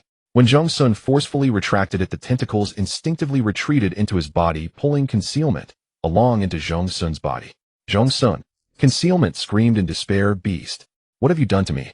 Zhong Xun thought, shouldn't I be the one asking you that? He pressed his temple to suppress the dizziness from the foreign object invasion. Wow, is this your spiritual sea? Concealment exclaimed. Aren't you an omega? You can have such a vast spiritual sea. It's in the spiritual sea. Zhong Xun was surprised only for a moment, then relaxed, not at all worried that this clever pollutant could affect his sanity. The spiritual sea was filled with tentacles, yet the slightest disturbance, they could whip it from this year to next year. Before Zhong Xun could answer, concealment, the space shattered, smashed to pieces by a punch from outside. Concealment seemed to share Zhong Xun's vision. Good thing I ran fast. And Level Arbiter, if I fell into his hands, I'd be doomed. Completely forgetting it hadn't run at all, it had been dragged into the spiritual sea. Zhong Xun looked up and saw a tall, indomitable man striding in. Zhong Xun stumbled. In fact, Zhong Xun had endured the most piercing pain in the world, and this discomfort was completely within his tolerance. But perhaps because Meng Jingting's rushing figure was too resolute, the cypress-scented pheromone enveloped Zhong Xun faster than its owner, and he suddenly felt exhausted. Meng Jingting caught Zhong Xun in one arm. The man's usually low, steady voice was tinged with urgency. How are you? Dizzy. Zhong Xun whispered. Meng Jingting, I just seemed to become the girl who killed the family of 3. I saw in room 503, there was also an old man. Sun Shun and Zhang Yang, who had just arrived, showed surprise. In the innermost room of 503, there was indeed an old woman, but she had died of illness 2 days before the incident, so it was not reported. A few minutes ago, the boss had directly killed the male homeowner who had turned into a pollutant. But the problem was the miasma had not disappeared. In theory, after eliminating the pollution source, they should return to the real world. Could the pollution source be that girl? Sun Chen murmured. Impossible, Zhong Xun said, leaning on Meng Jingting as he walked slowly. Have you forgotten? Dead people cannot become pollutants, at least they need to be in a dying state. The girl was the last to die. If she were the pollution source, then the family of 3 could not have become pollutants. Sun Chen was unconvinced, but could not refute. Another wave of nausea hit. Zhong Xun frowned slightly, his thin lips colorless, his pale jaw showing a heart-wrenching fragility. Meng Jingting tightened his embrace. They'll just tear open the miasma. Zhong Xun shook his head, then said hoarsely, the pollution source is that old man. Sun Chen up. But after the surprise he gradually realized yes, this was reasonable. The pollution source had appeared before the family of 3 died. Only then could it explain why all of them became pollutants despite the inconsistent order of death. After enduring this wave, Zhong Xun stood straight and said, from the girl's perspective, I saw some unknown things. She knew the old man and came to visit. Later she was caught and imprisoned by the beast in 503. The old man was probably tortured to death by them. Unable to close his eyes before death, his resentment soared to the sky, attracting the pollution pathogen. During the formation of the miasma, the family of 3 and the girl died one after another, thus all were contaminated. Zhang Yang, but we didn't see the girl. Let's search, Zhong Xun said. Anyway, those 3 pollutants have been dealt with. Moreover, concealment had been absorbed into his spiritual sea. This miasma was the most ordinary level 1 which Meng Jingting could tear apart with a single finger. Searching the 6th floor was inconvenient. Just as Sun Chen and Zhang Yang were about to split up, Zhong Xun suddenly said, go to the 6th floor, focus on the rooms facing the sun on the left and right sides. Unable to articulate a specific reason, but when embodying the girl's perspective, Zhong Xun felt a trace of warmth remaining in her desolate heart. She especially wanted to live with the old man. To live in a place with ample light, free from worries of food and clothing, only the 2 of them. When going up to the 6th floor, Zhong Xun felt extremely uncomfortable. He asked coldly in his spiritual sea, concealment, what are you doing? But received no response. Meng Jingting. Zhong Xun unconsciously clutched the man's collar, his voice hoarse. Since waking up, the friendliness and gentleness Zhong Xun had displayed were all protective colors he had learned on his own. He was as cold and hard as a snowy mountain, his hatred as deep as the ocean. When he finally gained freedom, he was determined to take revenge on the thing that had turned him into a puppet, scraping off its flesh inch by inch. But in Meng Jingting's arms, smelling the familiar pheromone, this discomfort inexplicably turned into the softest bitterness. Zhong Xun whispered his name and said nothing else. You 2 search the rooms on the left side first, Meng Jingting ordered. Yes. When the surroundings quieted down, Meng Jingting was silent for a moment, then lowered his head. Giving an omega pheromone was the fastest way to calm down. The cypress scent surged into his body, gently opening up his mind that had been constricted by In 2 lifetimes, this was one of the rare moments Zhong Xun felt Meng Jingting's pheromone. Soon Zhong Xun's furrowed brows relaxed. A few beads of sweat gathered on his long, crow-feather-like eyelashes. The young man's eyes were misty as he looked up at him. Meng Jingting's Adam's apple rolled slightly, and he said in a deep voice, feeling better. Zhong Xun nodded honestly, mm. Zhong Xun's complexion visibly recovered. By the time Sun Chen and Zhang Yang returned, he was already able to move freely. There's nothing in the left rooms, Zhang Yang reported. Even though Meng Jingting precisely controlled the pheromone, without any leakage, the faint fragrance drifting from the valley still made Sun Chen slightly dazed. The next second, a barrier spray was directly sprayed onto his face. Sun Chen looked up to meet Meng Jingting's stern face. The left room yielded nothing, leaving only the right one. Zhong Xun stood at the doorway about to reach out when Meng Jingting beat her to it. This time Meng Jingting pressed close beside Zhong Xun.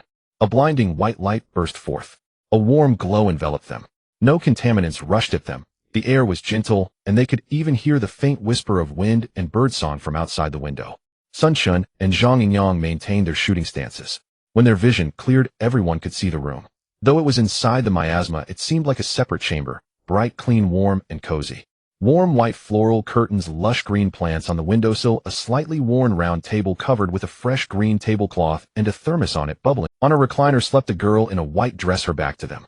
Beside her, a silver-haired old woman gazed at her with kindness. Hearing the sound, the old woman, she was startled at first, then a faint regret surged in her time-worn eyes. She knew the time had come. Come and sit down. The old woman spoke. The world within the miasma was filled with horror, destruction, chaos, and disorder. Rarely did one encounter such a fairy tale scene. The fruit tea was poured into 4 cups and set before them, but no one would drink. The old woman did not mind. She sat down with a sigh. Since you found your way here, you must already know everything.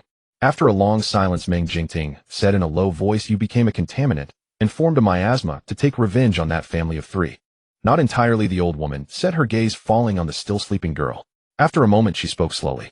She was unlucky, an orphan plagued by illness before she was even 12. Deep pain flickered in the old woman's eyes.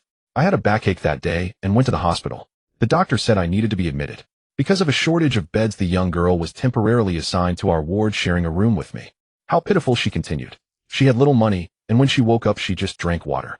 I overheard people gossiping, saying she was so young, why couldn't she earn money? But I knew she could barely breathe. She couldn't earn a living. Those crushed by mental illness had no capacity to earn. One night, I heard her crying under the covers, calling out, "Mommy, mommy." The old woman recalled it with deep sorrow. I had a child of my own when I was young, but he died of a high fever at 2. So I adopted another. Hearing her voice was like my own daughter calling me as she was dying. It broke my heart. I got up, walked over, lay down, and held her, saying, "Mommy's here, mommy's here." She stopped crying. I thought she didn't remember me, and I never expected her to come find me. At this, the old woman's face suddenly twisted with ferocity. That beast. He asked me for my savings. I had none, so he shoved me hard, let me break my bones, and left me to lie in bed waiting to die. Zhong Xun noticed the patch on her sleeve and asked, "Did you give all your money to the girl?" The old woman fell silent. The answer was clear. On the day I died, I saw that beast. The old woman's intense emotion abruptly stopped. She dared not go on, and her voice trembled. I felt something contaminate me. I was terrified that if I became a pollutant, they would keep bullying Meng. The old woman's bitter, piercing scream cut off the man's actions. When he pushed open the door, the old woman collapsed to the floor with a thud and lay still. The girl slumped to the ground, staring blankly through the gap. The next second, gasping for breath, she scrambled and crawled into the room. The lower half of the old woman's body was covered in filth, reeking horribly. But the girl ignored everything.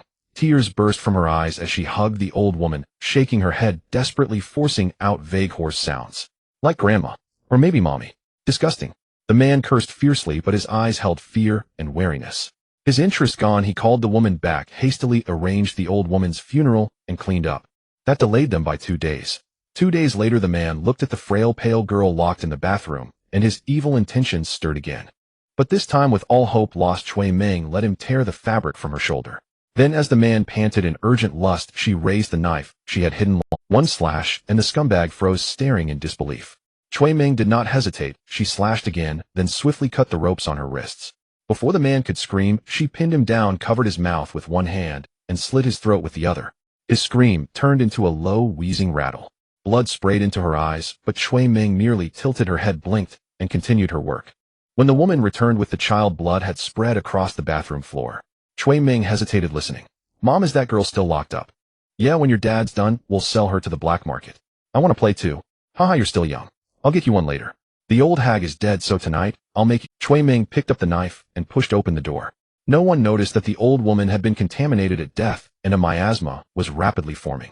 It made the family of 3 relive the despair and pain of being killed every day, yet protected Chui Meng within this warm, bright room. "I know my time is up," the old woman said softly. Contaminants should not exist in this world. Beside them, Zhang Yang had already turned into a teary mess, somehow pulling out a handkerchief to bite and gnaw on. "Boss, can't we spare them?" The old woman looked at him with hope. "Copy the adjudicator's manual 10 times when we get back," Meng Jingting said coldly.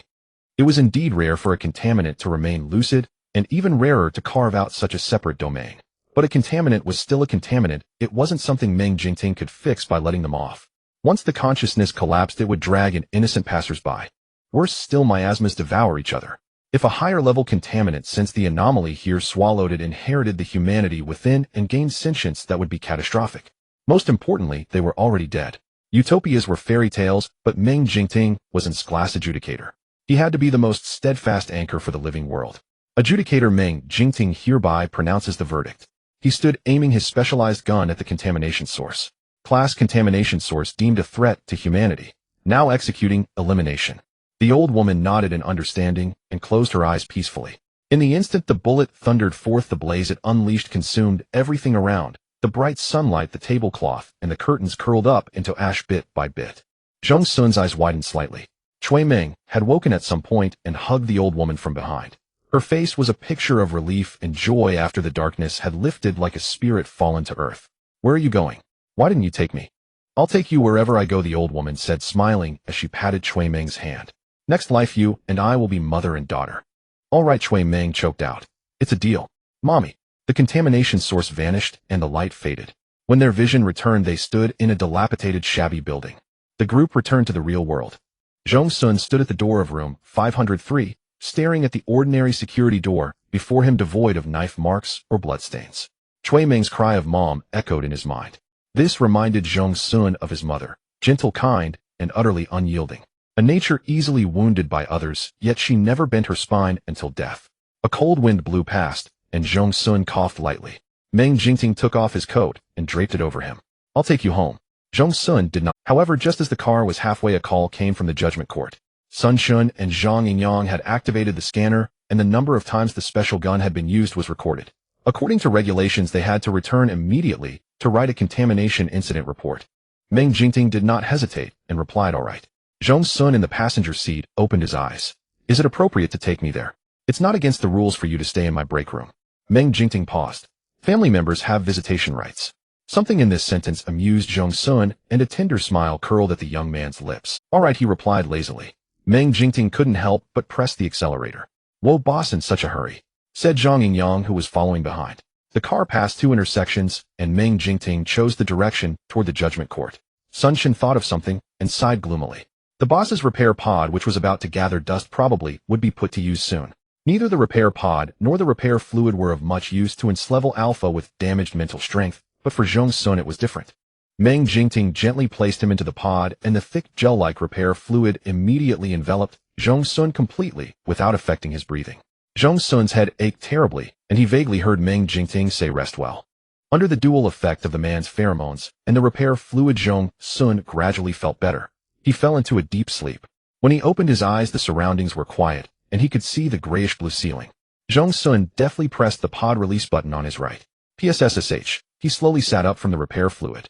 His dizziness was gone, but a faint, dull ache still throbbed intermittently. Concealment.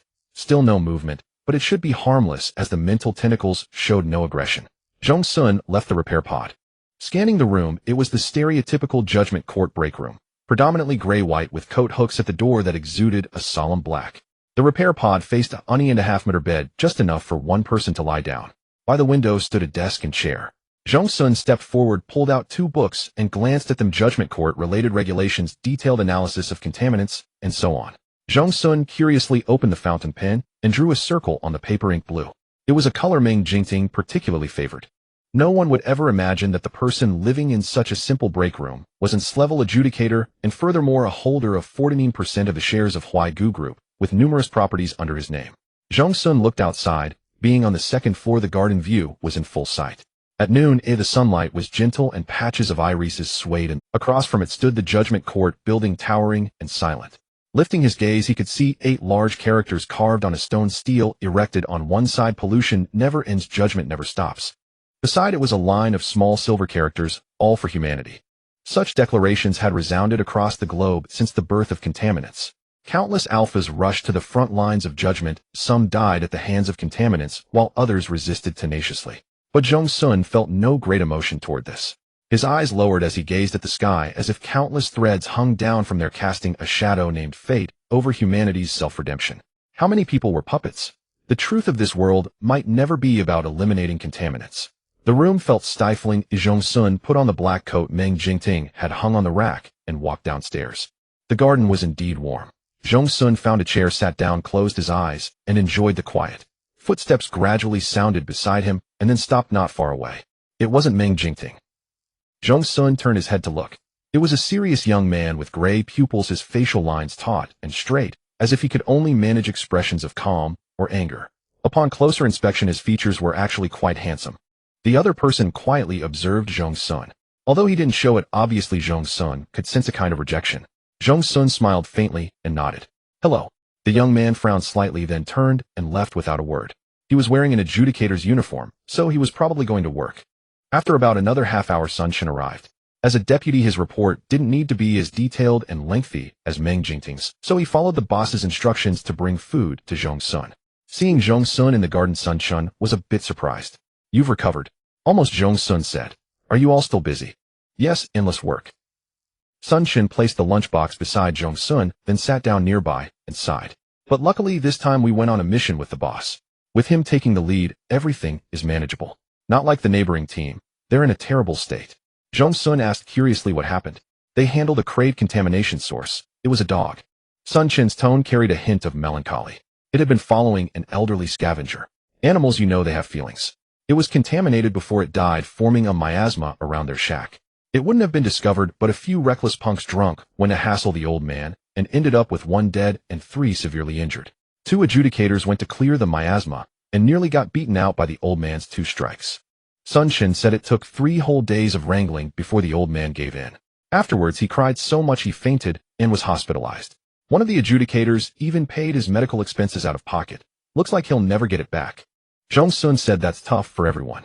Oh, it's getting late. Go back to the room and eat. I still have work to do. Sun Chen stood up. By the way, the break room key. Zhong Xun interjected. Meng Jingting should have given me access. When I opened the door, it showed my information was approved. Sun Chen choked. When registering adjudicator information, one also fills in details about their partner. The boss had directly granted access. Alright, MMCU. Sun Chen walked away and glanced back. Zhong Xun was carrying the lunchbox upstairs. He scratched his head, not looking forward to facing the group of eager colleagues in the office who were probably in a frenzy. How was it? Was it because the light inside the miasma was poor that you and Zhang Inyang misjudged? Under the sunlight, that Zhong guy could probably turn into white smoke like a ghost, right? Sun Chen looked at a colleague and thought, what a huge prejudice you have. Even if Zhong Xun were a ghost, he would be a stunning ghost with rosy lips and white teeth captivating enough to steal souls. But he really couldn't say that, so he nodded vaguely. Mum, you'll know when you see him later. I'll pretend to be dumb and play a trick on you. Sun Chen went to get some water. A few people were still huddled together. I never expected the boss to bring that person here. Not to criticize, but the boss is excellent at everything except his poor judgment.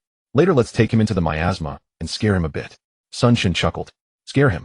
When the contaminant on the 3rd floor was like a first-class horror movie, Zhong Xun didn't even utter a sound. Speaking of which, that crayed miasma was still full of doubts, which was why Meng Jingting's report was still being written. As for the reason he was pulled in without anyone noticing, it could only be classified as the contamination source maintaining rationality, causing the energy fluctuations inside the miasma to be close to the real world. This was an extremely rare phenomenon, and Meng Jingting had to be meticulous. After he finished reporting and had just opened the office door, he heard a buzz. The man's expression remained impassive. In an instant, the relaxed and cheerful atmosphere tightened into a knot. One adjudicator who was eating snacks choked until his face was red, covering his neck and daring not to make a sound. The others scattered like lightning, vaulting over desks and returning to their workstations in seconds. Most miraculously, the messy desks were swept clean, as if on tenfold speed. By the time Meng Jingting had taken 3 steps, the office was filled with the rhythmic sound of keyboard clacking. Meng Jingting looked at the subordinate, who had nearly choked on biscuit crumbs. Drink some water. Thanks, boss. Meng Jingting stood silently at the door for a moment, but hesitation was not his style. He pressed his thumb against the handle. The information was scanned, and with a beep, he pushed open the door. Zhong Xun was leaning back in his office chair, his head resting against the backrest, his long legs stretched out and resting on a low table. As he closed his eyes to rest, the light streaming and followed the line of his jaw, coalescing into a small halo. Meng Jingting held his breath at that moment. It was not that he was captivated by a beauty rarely seen in the world, but rather that the hidden strangeness in Meng Jingting's heart surfaced again. This time it was no longer faint and intermittent, but like blood vessels attached to his heart, throbbing with a thump-thump. Could this be Zhong Xun? But this was Zhong Xun. Though only a few steps apart, Meng Jingting felt as if he were gazing at another world across a long, gilded passage of time. Zhong Xun himself was unaware of the natural aura of authority that emanated when he relaxed. Meng Jingting had a perception of change that surpassed that of a wild beast. Zhong Xun slowly opened his eyes. When he saw Meng Jingting, he curled his lips into a faint smile. Finished with your work? Meng Jingting suppressed all the turbulent emotions deep within his heart, stepped closer, and studied Zhong Xun. Once you're recovered, well, go home. Zhong Xun's smile deepened. That was the good thing about being legal partners. Everything was shared. Zhong Xun yawned, then reached out his hand toward Meng Jingting, signaling him to pull him up. Meng Jingting didn't stand on ceremony. He grasped the hand and effortlessly pulled him up. Closing the lounge door, they drove the car assigned by the judgment court. Zhong Xun said, your limited editions in the garage are gathering dust. Meng Jingting couldn't even remember which car. If you like them, take whichever you want. Really? Meng Jingting glanced at him without speaking. How could he be so easy to appease? Zhong Xun lightly rubbed his fingertips. In the past, the puppet had constantly caused trouble by targeting Qi Tian. Many times Meng Jingting had barely returned from the judgment court before having to rush off to clean up the mess. An ordinary person would have kicked the puppet out long ago, but just because he had behaved well these past few days, Meng Jingting was once again showing a bit of kindness. Stepping into the house, the familiar decor style was dominated by simple gray and white. The housekeeper hurriedly came forward to ask if they had eaten. Upon receiving a negative answer, she turned and plunged into the kitchen. Meng Jingting went to the study without a word. Zhong Xun knew he was extremely busy and didn't ask further. Instead, he returned to the bedroom to take a shower. By the time he changed into comfortable clothes, dinner was just ready. Seeing the housekeeper carrying a tray upstairs, Zhong Xun instinctively asked, "Isn't he coming out to eat?" "No, sir, asked me to bring it in." Zhong Xun nodded. "Go ahead." Sitting down at the dining table, Zhong Xun began to eat seriously. The puppet would never enjoy these things. There was only one thread that could tug at its nerves. But Zhong Xun was different. He was currently curious about everything, and this body was too thin and weak, far from reaching the level of strength he desired. After dinner, he watched some news reports, but Meng Jingting showed no sign of coming out. Zhong Xun turned off the TV and went to his room. His sleep quality was now very good. He closed his eyes at 10 and woke up at 7 in the morning. Hearing that Meng Jingting had left at 6, Zhong Xun sat down to drink milk, while sending a message went to the judgment court. After stuffing 2 slices of bread into his mouth, the other side replied at the company. Zhong Xun understood. After a moment of thought, he typed, "Call me when you get off work early, and he'll pick you up." Meng Jingting fell silent. Zhong Xun chuckled lightly. This person was still thin-skinned. The housekeeper beside him was slightly stunned. In her memory, young Master Zhong either stayed cooped up in his room or stormed out of the house, furiously accompanied by arguments and cold wars with Mr. Meng. Over the years, everyone had become numb to it. Sometimes the housekeeper felt that no matter how much money there was, without a harmonious family relationship, it was still pitiful. This villa was perpetually lifeless. "I'm done. Please clean up," Zhong Xun said as he stood up. The housekeeper hurriedly replied, "Of course, of course." In the bedside table were 2 car keys. The puppet didn't like to drive. He had a driver wherever he went. Moreover, with his temperament, he was also a road rage. Zhong Xun made a smooth turn and opened the driver's window. He felt the wind as he made a call to Li Mi. The voice on the other end was slurred, clearly not awake yet. "Hey, brother Zhong." In fact, Zhong Xun was a year younger than Li Mi. This brother was entirely a respectful title of submission due to the disparity in wealth and status. "Stayed up all night again?" Zhong Xun asked. As soon as his voice became gentle, Li Mi felt uneasy, suddenly sitting up. "Brother Zhong, do you need me to do?" Li Mi was not very bright. He had been Zhong Xun's follower since high school and hadn't improved much over the years. His family ran 2 small shabby factories, surviving solely on the orders bestowed by the Huaigu group. Although it was much better than ordinary people in the current environment, no one wanted to lose their means of livelihood. So even though Li Mi was called Zhong Xun's dog, he bowed his head and accepted it for the sake of his family's business. In the previous life, Li Mi tried to persuade the puppet, but failed, and the two eventually fell out. However, in several subsequent dangerous situations, Li Mi secretly notified the puppet after receiving information. He was a soft-hearted person. Zhong Xun booked a seat at the bar, and Li Mi arrived before him. It was obvious he had left in a hurry. There was a tuft of hair sticking up on his head. He wore a black tracksuit, had short hair, and was slightly plump, but with fair skin and regular features. As soon as he saw Zhong Xun, Li Mi immediately tried to pour him a drink. Zhong Xun pressed down with 2 fingers to stop him. No more drinking. Only then did Li Mi take a clear look at Zhong Xun. Without exaggeration, he was stunned. He didn't even recognize him at first glance. "Brother Zhong, you." Zhong Xun sat down staring at Li Mi. "Long time no see." "Long." Li Mi scratched his head. "We just saw each other a few days." Zhong Xun chuckled lightly, didn't dwell on the issue, and asked the waiter to replace the liquor with tea. Li Mi secretly breathed a sigh of relief. He couldn't drink anymore either. He had been drinking until late last night, and when he woke up this morning, the ceiling was spinning at high speed. After 2 sips of hot tea, Li Mi sighed in comfort. "Brother Zhong," Li Mi said in a low voice, "has that Chi Tian caused you trouble again? Any plans? I'll help you deal with him." Zhong Xun gazed at this unremarkable young man. For the sake of his family's business, he did whatever the puppet asked. Did he have no ability to distinguish right? He did, but for the sake of that so-called friendship he believed in, Li Mi chose to ignore it. Thus, he was the most suitable target for the protagonist to slap in the face, ultimately crushed under the wheels of the plot, leaving not even a trace of ashes. If Zhong Xun was a vicious cannon fodder, then Li Mi wasn't even cannon fodder. "This is for you." Zhong Xun slid a bank card across the table to Li Mi. Li Mi was stunned, not understanding. His tone was a bit anxious. "Brother Zhong, what are you?" "Thank you for all these years." Zhong Xun said, "The money in this card is enough to get your father's factory back on its feet. From now on, work steadily. The orders from Huaigu won't decrease." Li Mi stared at the bank card for a few seconds, then looked up. "Brother Zhong, are you trying to sever ties with me?" "No." Zhong Xun continued, "It's to let you start over." "Of course, me too. From now on, just forget about this person Chi Tian. He's not worth our time and effort." Li Mi took a while to digest this, then carefully studied Zhong Xun's face. After confirming it wasn't a joke, he suddenly broke into a silly grin. Brother Zhong, you should have done this long ago. The bar had no breakfast, so Zhong Xun had the waiter bring 2 plates of pastries. Li Mi washing them down with tea polished them off in a few bites.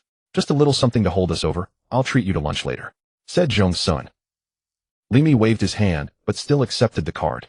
His family's business was in dire straits, and his father was so worried he couldn't sleep. Today, even if it meant finding trouble with Qi Tian, or even crawling at Zhong Xun's feet, like a dog, Li Mi would do it without hesitation to ease this urgent crisis. Not to mention, it was his brother Zhong who had come around. Brother, don't fight me for this time. I'm treating you, Li Mi said with great seriousness. Zhong Xun replied, all right, I'll follow your lead. Li Mi grinned even wider. Checking the time, he called the waiter to settle the bill. After swiping the card, he turned around and couldn't help but freeze. The mood light above gently rotated, and when the warm glow fell on brother Zhong's face, Li Mi felt it was the union of the goddess of beauty and love. Though he had never read any myths, whenever the light dimmed slightly, that exquisite, flawless face inexplicably took on a sinister, fanged look. Brother Zhong had changed so much. Perhaps seeing through hatred truly could make one grow up overnight, Li Mi thought. The restaurant was booked. One of their Li Mi reserved a private room. When the menu arrived, he first handed it to Zhong Xun. Zhong Xun didn't refuse. He wasn't hungry yet, so he ordered 2 soup-based dishes. Then Li Mi, without holding back, ordered all meat dishes. After the waiter left, he chuckled, brother Zhong, you're really great like this now. I think so too, Zhong Xun replied. They chatted about some old times, and Zhong Xun's memory was extraordinary. He remembered every detail Li Mi brought up. Just then his phone vibrated. Seeing the name Meng Jingting, Zhong Xun stood up. I'll take this call. Go ahead, brother Zhong. Zhong Xun only answered after reaching the hallway. On the other end, Meng Jingting's ears suddenly tingled. He pulled the phone away for a moment, paused for 2 seconds, then continued, where are you at noon? At Shaoyan Tower having lunch with Li Mi. Meng Jingting quickly matched the name to a face, his breath hitching. Zhong Xun guessed what he was thinking. Don't worry, no plans to mess things up for you. Just a simple meal to give him some advice. What advice? Meng Jingting's tone carried an unconscious pressure. Whether as an arbiter or a boss, he was used to extracting key points from lengthy conversation. But Zhong Xun was unbothered, even indulgent. Telling him to behave in the future, live a steady life, stop causing trouble for Qi Tian, so he doesn't end up as a face-slapping side character on the protagonist's path. Meng Jingting was quite surprised. After all, those rogue friends of Zhong Xun's couldn't piece together a single complete brain between them, always scheming to cause trouble. The mere thought of them made Meng Jingting's blood boil. I'm not lying to you, Zhong Xun added. Meng Jingting hummed faintly. Since he was on the phone, Zhong Xun wouldn't waste it. He changed the subject. What time do you get off work? Meng Jingting replied. Hard to say. All right, I'll contact you then, Zhong Xun said warmly. Hanging up, Zhong Xun glanced at the screen and smiled. That stubborn streak, just like when they were kids. Zhong Xun, what are you doing here? A surprised voice laced with undisguised hostility. Zhong Xun didn't even move his feet, only turned slightly. It was a languid, almost contemptuous posture. At 182 meters tall, he towered a full head over the other person. When his gaze sharpened, it sent a chill down the spine. The other person, a perceptive Omega, stepped back half a pace. Oh, it was Qi Tian's good friend. What was his name? Tutu. The person's expression stiffened, then flared with rage. It's Hu. Fine, whatever the name was. Hu sized up Zhong Xun. At Qi Tian's engagement banquet, he had only caught a brief glimpse of Zhong Xun. Well, actually, he saw him, but didn't recognize him. At the time, Hu had said to his friend, if Zhong Xun dares to cause trouble today, I'll make sure he comes in standing and leaves flat. So why hasn't he shown up for such a big occasion? Then he heard his friend's complicated sigh, felt a light tap on his shoulder, and his friend pointed. That's Zhong Xun. Following the direction, Hu saw a tall, handsome young man helping a 7 or 8-year-old girl pick up a fallen pinwheel, one hand in his pocket, exuding an indescribable elegance. Deceived by the man's height, Hu's mind went blank. Who brought him? Alpha or Beta? His friend sighed again, this time with a hint of sympathy. Zhong Xun, it's Zhong Xun. Hu was stunned, incredulous, then flushed with embarrassment. Meeting Zhong Xun again today, he naturally wouldn't be friendly. I'm here to eat, of course, Zhong Xun said flatly. In the past, the puppet version of him, upon seeing anyone related to Qi Tian, would react like a cat, with its tail stepped on, going straight for the throat. But Zhong Xun couldn't be bothered. It was pointless. When he crawled out of the abyss, these provocations and attacks felt like child's play. Hu sneered, plotting to harm Xiao Tian with some scumbag again. Then in Zhong Xun's eyes, Hu regressed into a little white dog yapping woof woof. You should stay away from Qi Tian, Zhong Xun said. It affects your intelligence. Hu wasn't he even pretending anymore. Used to have a warm-up, now just straight-up taunting. And in such a calm, maddening tone. Hu was furious. Your mouth, Zhong Xun pointed at his own lips. There's a grain of rice. Who you couldn't believe his nonsense, but being a decent Omega, he instinctively touched his face, and indeed found a grain of rice. I'm not chatting with you anymore. I have things to do, Zhong Xun said with a smile. The scene was like a slow-motion shot. Who you could even see the sunlight spreading a soft halo along his delicate, refined contours. You despicable scoundrel. Using good looks. Wait, since when did Zhong Xun have good looks? Damn it. Who you wanted to stomp his foot in frustration. Just as Zhong Xun was about to push the door open, Who you called out, "What did you and Su Xingjie do on the day of Xiao Tian's engagement banquet?" Su Xingjie. Oh, the first person used as a training dummy for the psychic tentacles. But Zhong Xun still wore a puzzled expression. I'm not close to him. Didn't even see him that day. Who you couldn't detect any guilt in his face. It didn't seem fake. After the engagement banquet, Su Xingjie was found at the bottom of a cliff. The fall wasn't a big deal for an alpha, but his pheromones went haywire like he'd gone mad. The Su family was furious, checked all the surveillance, and found he disappeared after following you. Zhong Xun shook his head. No idea. I went to the back hill to relax, didn't see him either. Who you snorted. I don't care. As if to corroborate Who yes claimed, the moment Zhong Xun and Li Mi stepped out of the restaurant after their meal, they were blocked by the Su family's car. Li Mi, a crate alpha with a not so potent pheromone, nonetheless shielded Zhong Xun, without hesitation blustering and shouting back, "What do you want? What do you think you're doing?" The leader on the other side was a lean, middle-aged man with a pair of sinister, drooping eyes fixed on Zhong Xun. "Young Master Zhong, no need to panic. Our master invites you over for just a few words." Though the words were polite, the formation of bodyguards ringed 3 layers deep made it clear that Zhong Xun had no choice. He wasn't afraid, but as if struck by a sudden intuition, he pulled out his phone, just as Meng Jingting's call came through. Off work. Zhong Xun's voice was warm, betraying no sign of the blade at his throat. "You're still at the restaurant." Meng Jingting's tone was grim. "Just about. I'm at the entrance. The Su families invited me into their car," Zhong Xun said. "Put me on speaker with them," Meng Jingting replied. Zhong Xun did as instructed. The lean, middle-aged man took the phone with suspicion, but as soon as he saw the caller ID, his expression shifted drastically. Yet he still couldn't believe that the two rumored to be estranged would have Meng Jingting so omnisciently aware of the Su family's plans and intervene so promptly. But the name, Meng Jingting, carried enough weight to make him instinctively adopt a deferential posture. "You are. On what authority do you take my Omega?" Meng Jingting's voice was icy. The middle-aged man nearly clicked his heels together. "No, Mr. Meng, it's just to bring young Master Zhong over for a few questions." "Who authorized that?" Sweat beaded on the middle-aged man's forehead. He had once worked in the ruling court for half a year, though without a formal position. He had failed a certain test, and being middle-aged was eventually dismissed. Still, that experience had smoothed his job search, and he had climbed to become a trusted aide of the Su family. "Mr. Meng." The middle-aged man took a deep breath, visibly straining to choose his words carefully. "Our master once provided you with the TG interference agent. Now his son has gone mad, and he's the sole heir of the Su family. We hope you can understand." Meng Jingting said, "Put Zhong Xun on the phone." The middle-aged man quickly handed back the hot potato. Zhong Xun took it, and heard Meng Jingting say, "Stay where you are. Wait for me." Zhong Xun replied, "Okay." Though standing a meter away, the middle-aged man heard clearly. His previous toughness evaporated, and he simply waited with Zhong Xun. Zhong Xun turned to Li Mi and said, "Meng Jingting will be here soon. It's fine. You go on ahead." Li Mi seemed to take comfort in that. In his eyes, Meng Jingting was the god of cleanup. Though he didn't know how Zhong Xun had offended the Su family, he figured it would be all right. "All right, brother Zhong. If you need anything, give me a call. I'm at your service anytime." "Sure, go ahead," Zhong Xun replied. Once Li Mi left, Zhong Xun stood there playing on his phone.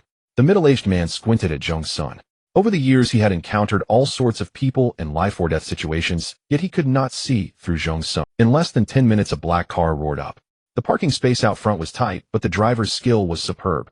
A perfect triangular turn, and even the U-turn was flawlessly executed.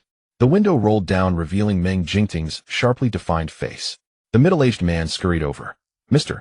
Meng, I've already contacted the Su family. They'll take Zhong Xun there myself." "That would be best. Thank you for your trouble." It was meant as a polite formality, but Meng Jingting shot him a puzzled look as if to say, "Why would you thank me for taking my own Omega?" The middle-aged man was speechless. Zhong Xun got into the passenger seat. The window rolled up, shielding them from the irritating faces, and Meng Jingting floored the accelerator. Less than a kilometer out, Meng Jingting switched to autopilot, then without hiding anything from Zhong Xun, tapped away on the central display. Soon the middle-aged man's information appeared on the screen. Zhong Xun was surprised. "Does the ruling court have this much authority now?" "No, I just found him familiar," Meng Jingting explained. "He used to work as an auxiliary in the ruling court, so his file is complete." Zhong Xun remarked casually, "Was it because of his age that he didn't get a permanent position?" There are 60-year-old staff in the records department, Meng Jingting said. He failed one test. Oh, loyalty. Meng Jingting drove to the Su family's private hospital. Floors 3 through 6 had been cleared entirely reserved for Su Xingjiu. Before reaching the hospital, Meng Jingting finally spoke. On the day of Qi Tian's engagement, did you two really not meet? We did, Zhong Xun replied without hesitation. Meng Jingting's grip on the steering wheel tightened. Zhong Xun propped his arm on the door and in the brief silence, turned to look at Meng Jingting. Do you also want to ask if Su Shengji's current state has anything to do with me? Does it, eh? Zhong Xun could have denied it without flinching. Human words or devil's lies were all the same to him. Yet the smile on his lips faded, and a faint self-mocking glint flickered in his eyes. With a break, the Su family hospital appeared on the right. Meng Jingting looked over, meeting Zhong Xun's eyes as if trying to forcibly dig out the truth he wanted. He asked again, does it have anything to do with you? This question would never have been asked before. The puppet would either fall silent or admit defeat in a resigned manner. Either way, he didn't want to waste words with Meng Jingting. But Zhong Xun's few minutes of silence combined with the recent changes stirred a sudden impulse in Meng Jingting. Could he truly have repented? Could he be? Meng Jingting, Zhong Xun said softly. The ruling court's impartiality seems to have marinated you thoroughly. Meng Jingting's movements froze. As if receiving an answer, a subtle tremor ran through his eyelashes when he averted his gaze. Then he gathered all his emotions, becoming once again the stern, decisive ruling officer. As he was about to get out of the car, Meng Jingting felt his arm being grasped. He did not turn around. He remained in that position, listening to Zhong Xun speak. Su Shengji's state is related to me. That day on the back slope, he first threatened me with a string of words, then seemed very interested in my pheromone. Before he could finish, Meng Jingting whirled around. Zhong Xun smiled and continued, to defend myself, I used some special measures. That's fine, isn't it? Zhong Xun didn't explain what he had done. Meanwhile, the Su family, seeing Meng Jingting's car, approached, forcing the conversation to end. Zhong Xun got out and walked to Meng Jingting's side. As soon as they reached the 6th floor, they heard a woman sobbing, and Zhong Xun almost thought he was back in the Zhong of before. It was Su Shengji's mother. She had just finished a phone call with someone, her eyes swollen like walnuts from crying. At the sound of footsteps, she turned and looked. She naturally recognized Meng Jingting, then her gaze fell on Zhong Xun. After a moment of recognition, Su's mother suddenly became agitated, her high heels clattering on the floor as she rushed up to Zhong Xun. You? Did you harm my son? Meng Jingting stepped in front of Zhong Xun, allowing the Su family members to rush forward and restrain Su's mother. Calm down, he said in a low voice. My son has gone mad. He doesn't recognize anyone. The surveillance footage from that day shows you too. How dare you claim it has nothing to do with you? You despicable Omega. What are you all standing there for? Are you all useless? Arrest him. Su's mother's nails were painted scarlet as she pointed at Zhong Xun. Conduct a memory search on him. I don't believe there won't be results. The Su family members exchanged glances at the order. Then in the next second, an invisible pressure erupted outward in a ring. The scene fell into dead silence. Every Alpha and Omega turned pale, not daring to look at the black-clad figure. Memory search. Meng Jingting repeated in a low voice. Isn't that a procedure for criminals? Even prominent families on the surface absolutely had no such right against ordinary people. Su's mother, as if waking from a dream, turned ashen, trembling, and unable to speak. Anger harms the body, madam, Zhong Xun said with a faint smile. His voice was like a spring breeze, yet Su's mother inexplicably felt a chilling sense of finality. The woman looked up and saw Zhong Xun turn around, sending her a perfect mocking smile. Su Shengji's condition was indeed dire. He curled up entirely at the head of the hospital bed, his hair disheveled, a stubble of beard around his mouth, his skin tinged with an unnatural pallor, and his eyes bloodshot, having hardly slept since being rescued. Su Yuanfeng, though over 70, remained vigorous due to being in a grade Alpha in his youth, with sharp, fierce eyes. He greeted Meng Jingting first, then turned his gaze to Zhong Xun. His eyes held nothing but irritation. If there were any other younger generation in the Su family, he would not be so worried, but when he looked at Zhong Xun, Su Yuanfeng's lifelong pride in his ability to read people suffered a silent, profound defeat. The main reason was that Zhong Xun was putting on an act. Unlike his unrestrained demeanor when greeting Su's mother, now that there were many people around, he stood quietly beside Meng Jingting, his slightly curly hair adding a touch of fragility. He lowered his head slightly, revealing a pale jawline. A beautiful, timid, and utterly unthreatening Omega.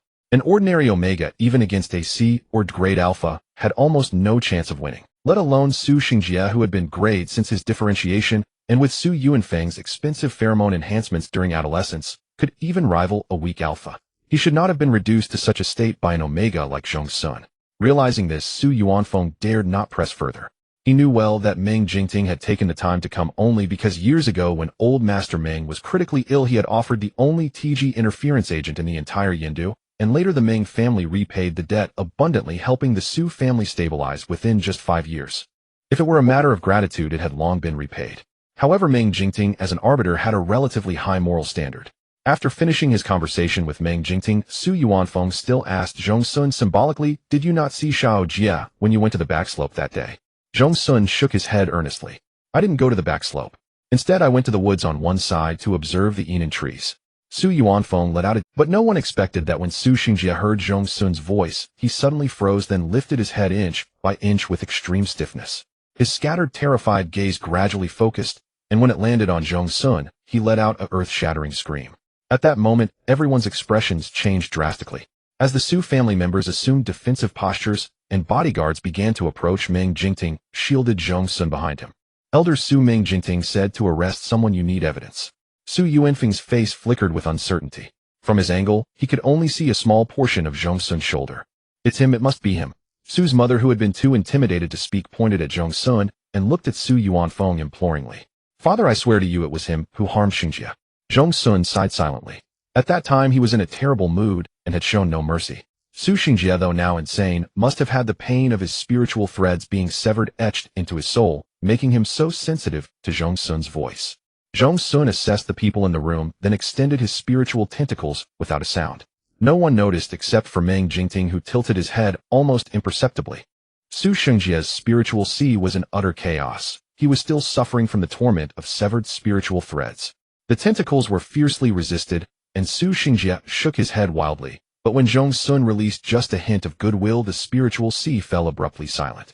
No alpha could refuse spiritual comfort. The tentacles seized the opportunity to dive in. That day 5 spiritual threads had been severed. Compared to Meng Jingting's vast and magnificent spiritual sea, Su Xingjie's could be called barren. The severed threads were strikingly obvious. The tentacles found 2 severed threads. Unlike the gentle care given to Meng Jingting, they roughly grabbed the ends and tied them into a tight. Regardless, it was a lover's reunion. The moment the spiritual threads connected, the surge of pheromones sent Su Xingjie into immediate unconsciousness. Su's mother wailed, "As if bereaved my son." The monitoring equipment emitted a piercing beep beep beep, and medical staff burst through the door, crowding the already cramped ward even further. The spiritual tentacles quickly tied up another thread, left a message, and successfully withdrew before the doctors could connect the brainwave monitor. Zhong Xun pressed one hand against his temple. Because the room was so crowded, the tentacles were slowly retracting to avoid touching any alpha and draw. As one tentacle slipped past a nurse, a bodyguard suddenly strode forward. The spiritual tentacle brushed over his face. The bodyguard couldn't see it, but he sensed a subtle disturbance in the air. His brows furrowed, and he immediately released pheromones to control the area. Hiss! Zhong Xun quickened his pace. Spiritual tentacles were like gods within the spiritual sea, but in reality, they were identity trackers. Just as the strong liquor pheromone was about to latch onto the tentacle, a scent of cypress intervened forcefully, slapping it away, as if into a trash can. The bodyguard's body trembled, and he looked at Meng Jingting in terror. He assumed it was Inscrade's territorial instinct, and dared not act recklessly. Under the cover of the cypress, the spiritual tentacle successfully returned, but it couldn't resist lightly stroking the branches. Meng Jingting looked at Zhong Xun with an expressionless face. Zhong Xun smiled with pursed lips. He appeared so obedient. So it was spiritual tentacles, Meng Jingting thought. In the midst of familiarity, one easily overlooks the obvious. Yes, he had already experienced it on the night he proposed divorce, yet he had subconsciously defaulted to Zhong Xun being a fragile omega. Su Xingjie in his folly had been even worse, and thus became a madman. The connection of 2 threads was enough to rouse Su Xingjie from his frenzy and stupor. As soon as he opened his eyes, Su's mother's piercing wail reached him. "Son." The doctor took a deep breath. "The patient needs rest." Su Xingjie, enduring severe pain, said in surprise, "Mom." That single word plunged the scene into a moment of dead silence. Then the doctor ordered the nurses to change the brainwave monitoring path. The nurses fumbled to disconnect the equipment, which set off alarms. Su Yuanfeng rushed forward to check, speaking rapid words, while Su's mother's cries overpowered everything. Su Xingjie's eardrums were nearly shattered, and he wished he could faint on the spot. But he couldn't faint. The doctor, tormented by Su's mother for days now that he was conscious, was determined to keep him awake. Su Xingjie leaned weakly against. The doctor's face was flushed with excitement. As the crowd parted, Su Xingjie saw Zhong Xun. In fact, everything in his vision was mere human-shaped blurs, except for Zhong Xun, whose lips were red and teeth white, with a faint smile. Su Xingjie was stunned. But Su's mother noticed something and whispered through gritted teeth, "Son, did he do this to you? Don't be afraid, tell Mom." Su Xingjie could barely understand what his mother said. His spiritual sea had calmed slightly, but the two tight knots in the spiritual threads served as a warning. The message left by the tentacles echoed in his mind, "Hope you are smart."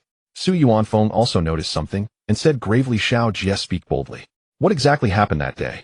Su Xingjie's face was pale, his lips trembling several times before he finally shook his head. "I can't recall the details, but it has nothing to do with Zhong Xun. I was attacked by an alpha that day." Su's mother was rather skeptical of this. "Son, are you sure your memory isn't playing tricks on you? You looked terrified the moment you saw him just now." Su Xingjie thought to himself, "I'm still terrified now." The severing of his spiritual energy was an excruciating torment for a pampered young master like him, a pain etched into his bones that he dared not forget. He understood Zhong Xun's implication. Once the truth was spoken, he would have to endure that agony once more. Because they could never crush Zhong Xun, no one could touch the person Meng Jingting chose to protect. "Mom," Su Xingjie snapped impatiently. "I'm certain my memory is fine." Thus Su Yuanfeng had no choice but to drop the matter. He really didn't want to stand against Meng Jingting. "Then Mr. Meng, young Master Su," Meng Jingting suddenly spoke, cutting through everything. "I'm also curious. Why are you so fixated on Zhong Xun?" He used the word fixated. Su Xingjie's memory sharpened instantly. He recalled that day on the back slope. He had originally intended to. A cold sweat broke out on his back. Su Xingjie's memory sharpened instantly. He recalled that day on the back slope. He had originally intended to. A cold sweat broke out on his back. His demeanor, however, led the others to misinterpret the situation. In recent years, Su Xingjie had courted countless omegas, growing bold enough to covet anyone's partner. Su Yuanfeng had never imagined that the accusation against Zhong Xun would not only fail, but would come spinning back like a brick hurled through the air, smashing into him and leaving him seeing stars. After all, Su Yuanfeng had witnessed Su Xingjie's recklessness firsthand. And Zhong Xun was so. Su Yuanfeng closed his eyes. Su Xingjie instinctively tried to explain, "Grandfather, it's not enough." Su Yuanfeng cut him off. "Get some rest. Mr. Meng, young Master Zhong, it's cramped here. Let me see you out." Before leaving, Zhong Xun put on a magnanimous, forgiving air and said to Su Xingjie with a smile, "Then get some rest, young Master Su." Su Xingjie hastily averted his gaze. Meng Jingting's expression remained grim throughout the walk. Su Yuanfeng was first uneasy, then thought no evidence, and Zhong Xun, mindful of appearances, said nothing. So as compensation, he immediately transferred 20 million to Zhong Xun. Zhong Xun obediently recited his account number, then stared at the bank notification, falling silent. He almost felt a little sorry for Su Xingjie. Su Yuanfeng seized the moment to reminisce about his old friendship with Master Meng, finally easing Meng Jingting's expression. Once in the car, Zhong Xun pocketed his phone in high spirits. "Short on cash?" Meng Jingting asked. "Never enough," Zhong Xun replied. "Scamming is earning." The street lamp light swept across the man's face, illuminating the distinct smile. Zhong Xun said, "Hungry? You're treating me to a late-night snack." Meng Jingting actually had work at the company, but after a moment's silence he asked, "What do you want? Your call." Meng Jingting turned the wheel. "Fine." He took Zhong Xun to an old street that was quiet by day. All the shops were nighttime establishments. As dusk fell, food stalls and barbecue grills bustled with life and smoke. Meng Jingting expertly navigated 2 turns and found a small eatery in an alley. "Boss," he said, "the usual 3 dishes plus a stir-fried green sprouts and cold eggplant." Then he looked at Zhong Xun. "Go check the cabinet if you want anything else." Zhong Xun glanced over. "Add a serving of ribs. Coming right up." The boss, a middle-aged man, came out with a teapot pouring tea while his eyes darted between Meng Jingting and Zhong Xun. Finally he teased, "Boyfriend?" "No," Zhong Xun said softly. Meng Jingting's fingers gripping his phone turned white. Zhong Xun added, "We're legally married." Meng Jingting calmly raised his cup and took a sip of tea. "Oh." The boss nearly spilled the water, surprised and incredulous. "I thought you were always on missions. How do you have a spouse?" Zhong Xun understood. When Meng Jingting worked at the tribunal, he often came here to fill his stomach. Jingle jingle, a crisp bell sound. A little girl with pigtails walked in, the bells on her hair ties. She was fair and adorable, about 7 or 8 years old, and immediately called out affectionately, "Uncle," upon seeing Meng Jingting. Meng Jingting's expression softened. "Have you eaten, Littleya?" "Yes, Mom made me egg rice before opening the shop." Littleya noticed Zhong Xun. Her eyes lit up, and her voice grew sweeter. "Hello, big brother." Meng Jingting. Zhong Xun stifled a laugh.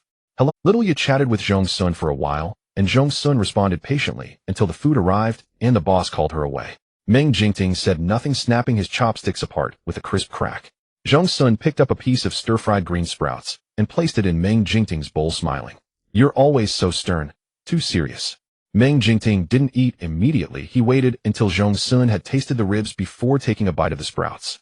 In the past, Zhong Xun would never have come to a place like this. He considered it dirty and messy.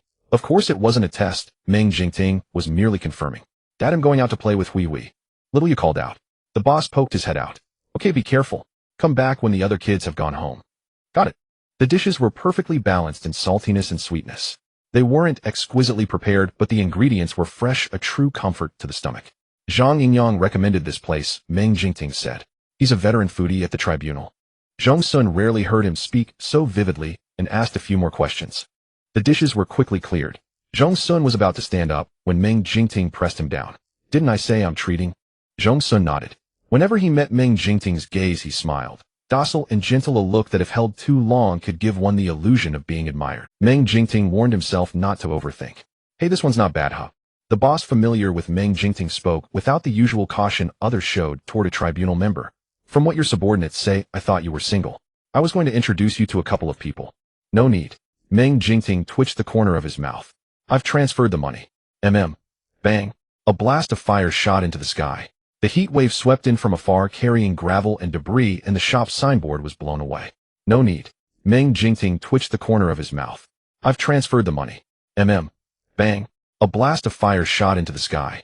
The heat wave swept in from Wee. The boss' face turned deathly pale. "Little Yo is with him." The next second the boss bolted out. Zhong Xun and Meng Jingting exchanged a glance and quickly followed. But as they reached the doorway, a startling cry rose from the crowd. "It's a contaminant." Zhong Xun's expression changed. Zone A had real-time monitoring. Where did a contaminant come from? A gust of wind rushed past him. Zhong Xun instinctively reached out, but Meng Jingting was already ahead. Above him, blazing fire and billowing black smoke. Behind the smoke, a twisted, colossal shadow. Meng Jingting tossed his car keys to Zhong Xun and said, tilting his head slightly, "Go home immediately." With that, the man slightly lowered his stance, his entire silhouette suddenly taut and fierce. In a flash, Meng Jingting shot out like a cheetah, leaping onto the rooftops and bounding dozens of meters in an instant. Black boots landed on the old-fashioned eaves. Meng Jingting swept a sharp glance across the scene. The already narrow street was in utter chaos, food splattered on the dark ground tables, and chairs overturned in the panic, and people instinctively surged toward the crowded areas. The door of a barbecue shop finally gave way under the pressure, shattering with a crash. The screams grew louder. The explosion had occurred in a vacant shop across the street. The roll-up door had been reduced to powder. Within, the fire raged fiercely, obscuring all sight. Yet behind the black smoke, a grotesque giant about 5 meters tall, wobbling and greasy, parted the haze. A pale, misshapen hand reached out first. It was indeed a contaminant. When the creature's head emerged from the thick fog, the scene descended into sheer pandemonium. For this was a solid devourer. As mentioned before, one of the contaminant's instincts is to devour. They are not peaceful among themselves, and many are not sentient. When a high-level contaminant encounters a lower-level one during translocation, it forcibly merges with it to enhance itself. The contaminant's head was barely round, its surface uneven skin like jagged rocks dripping with slime. Its facial features seemed randomly placed. A large mouth suddenly gaped open on the side of its face, exhaling hot breath. That was its true mouth. In the center of its face, a black eyeball constantly swept around. Upon closer inspection, this large eyeball contained numerous smaller, horrifying and terrible. It must have devoured countless beings to reach this size. The contaminant spotted a man who had fallen in panic. Saliva poured from its mouth as it reached. A blur flashed through the air, a speed nearly impossible for humans to catch. The contaminant's fluid movement suddenly froze, then its head visibly deformed. Before its howl of agony could fully escape, Meng Jingting sent it flying with a midair kick. Such was the force of several tons. The contaminant toppled backward, smashing through the alley. As it hurtled backward, it desperately clawed at the walls on both sides, sending bricks and gravel flying for several seconds before it finally came to a halt. The contaminant stared in shock at the alley entrance. Meng Jingting landed with composure, his pheromone barrier having already scanned the entire area within 100 meters. His slender fingers pressed the earpiece connecting to the tribunal. 30 meters inside, entrance C of Old Street, Mingrue District. Up-class contaminant spotted. No miasma has evolved yet. Dispatch 5 squads immediately. Evacuate the civilians. Notify the security department. Ask them if their astronomical annual maintenance on the contaminant detectors is worth a damn. The last sentence carried a thunderous authority. Bewitching, who answered the call, felt a chill of reverence and could only reply, "Yes, sir." In truth, the security department had detected the contaminant the moment it surfaced, but failing to notify in advance was a dereliction of duty. Inside the security department, everyone was rushing about in panic. A water cup crashed to the floor with a bang, but no one paid it any heed. The moment the tribunal's call came through, the security director's forehead instantly beaded with sweat.